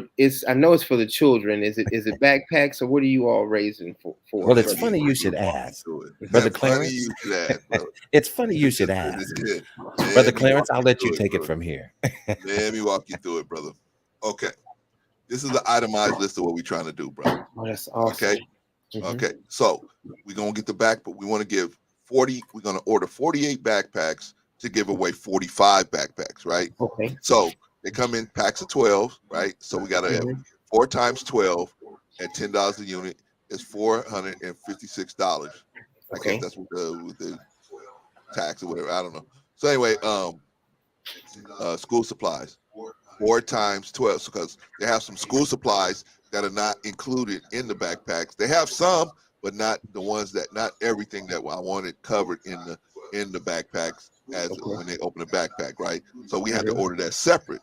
So that's 4 times 12, 12 kits each, because they come 12 kits. That's 48 kits at $11 a unit, $528. Okay. Storage, right? We got to store this stuff someplace when it actually comes through. So it's going to be stored at the lady across the hall from me. She has a nonprofit that I'm working with her because her job is to get the kids and store the stuff and set up the and actually set up the receiving tables. I'm gonna get into that in a minute. So she's gonna store the backpacks. Of course, she said, "Oh, I'll do it for free, brother. I don't have to." No, you're not working for free no more. We're gonna give her $125 for storing the backpacks, receiving the backpacks, $100, right? Because somebody has to be here to receive them, make sure that we got all 48 of them. Bust that down. It might not be me. It might not be her. It might be some of her team. Who knows? But we're gonna pay for that. Okay, organizing the bags, right? I said it's 2 different sets, right? It's backpacks and a separate set of school supplies. So there has to be somebody that actually puts these school supplies into the backpacks, right? The separate school. So that person, we're gonna pay them $30 an hour times 3 hours, $90, right? Might not take them 3 hours to do that, but we're gonna pay them for it anyway. Right. Alerting the kids and families, right? So this sister said, "Oh, I'll do that for free as well." No, we're gonna pay her for doing it. If she gets it done, we're gonna pay her, right? So we're gonna pay that $200 for her using her network to get the people in the families there because she's plugged into a lot of nonprofits. Okay, staging area. Now she the lady that I'm working with is going to in the building that I'm in now. She's going to set up the in the parking lot. We're going to set up a tent to where and some cones where people that's coming specifically for the backpacks are going to drive up to where we had a tent. We're going to hand the backpacks to them through the car. They're not going to come in. They're going to be able to stay in their car, right? Set up that staging area with the tables and the chairs and the tents. Set that up and a break. Set it up and bust it down. We're gonna get them $375 and the rental of the equipment. We're gonna get them. Thank you, brother. I just got your cash out. Thank you, brother. Appreciate you. Pew pew pew. All right, so all right, so yes, sir. staging area, right?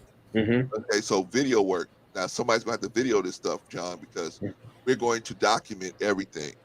I'm gonna document everything, brother. When we buy the backpacks, I'm gonna show you guys the receipt. You can go on the receipt and call. Hey, did Clarence actually order these backpacks? Yeah, you guys can check for yourself, right? Right. At every point, you're gonna be able to just see what's going on. That's good. Okay, so we doing the video work, right? It might be myself. It might be another cat. That's $200. Staging day. Okay, so maybe it might be me handing out backpacks. It might be her, but we gonna have one person for sure dedicated to handing out these backpacks because I might be one of them walking around videoing everything, right? Okay. So I can't be the one actually there giving out the backpacks, but we gonna have somebody dedicated to do that. So we're gonna pay them $30 an hour times 8 hours. That's $240, right? Not bad, right? Not bad. Then we're gonna raffle off a laptop, brother. We're gonna raffle off a laptop for $750. One of the kids is gonna win a laptop in the name of a beautiful sister named Sophia. That was having a rough time on another web page, another YouTube page. This sister was hurting real bad, and this brother right here that's sitting next to me, and a couple of other brothers, man, ministered to this sister, man, and got her back into a place in her head. That's awesome. Got her to a place in her head where she could think.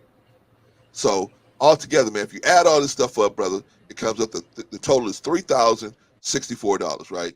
I just rounded it up to $3,100, right, brother? Gotcha. So what? Let me ask you this. I didn't mean to cut you off. How far are you to the mark? Are you close to the mark, or how's it going? Funny you should ask. Funny you should ask. Brother Brian, he's we okay. kind of decided that we should keep a track of that information, brother. And here it is. Here it is, right here. Cash gold 3,100. Okay, raised so far 960. With your generous donation, brother, we had $960, brother. Yes, sir. $960. Awesome. That's awesome. That's awesome. Man. So we trying to do it, man. We trying to do everything. And you know what we don't want, brother? We don't want one person to drop $33,000 because we got people that got that kind of money, but I want it to be the most you can do is $100. That's the most, because we want to work together in unity, right? That's right. Now, let me ask you something, brother. What other channel is up there at 9 o'clock at night on the West Coast trying to give away some backpacks, trying to raise money to give away some backpacks? You don't know too many, right? Right? So we appreciate you, just like we don't know too many cats down in the DR coaching, making men out of young boys, man. Sometimes now that's admirable. Yes, sir. Man, bro. Yes, it is. And you know, this cat has a lot of funny stories, man. So I'm watching him, right? He's talking about how, hey, this is a good mall. They got toilet seats and everything, right? I go, toilet seats? You mean they got toilet seats in the DR? Wait, John, you got to explain that one right now, man. So, they don't have toilet seats in the DR, man? Yes, they do. But the malls that are not, that's kind of like in the rough areas. Yeah. I think from what I hear, someone told me that they take the toilet seats and they sell the toilet seats, or they bring them home and they use them. So a lot of places in the Dominican Republic, not all places, but a lot of places in the Dominican Republic, when you you need to go to the toilet and you don't have a toilet seat, so you got to actually sit on the actual bowl itself. You don't man. no don't say that,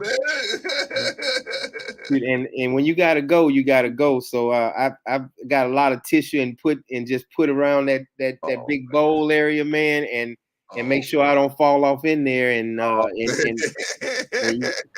when you gotta go, boy. When you gotta so do people carry around toilet seats or what? No, I've never seen anybody, but I'm pretty sure. I'm messing with you, brother. I know they don't. I know they don't. But could you imagine, though? You know, people walking down the street with their toilet seat. With a toilet seat on. But man, it's the way they live and the way they think in the Dominican Republic. Wow, Man, isn't that something? Yeah, they don't have like you go to a grocery store and some of those grocery stores don't have toilet seats, and you just you say, wow, hey, if you gotta go, you just gotta go. But you know, the people steal toilet seats. Wow, man.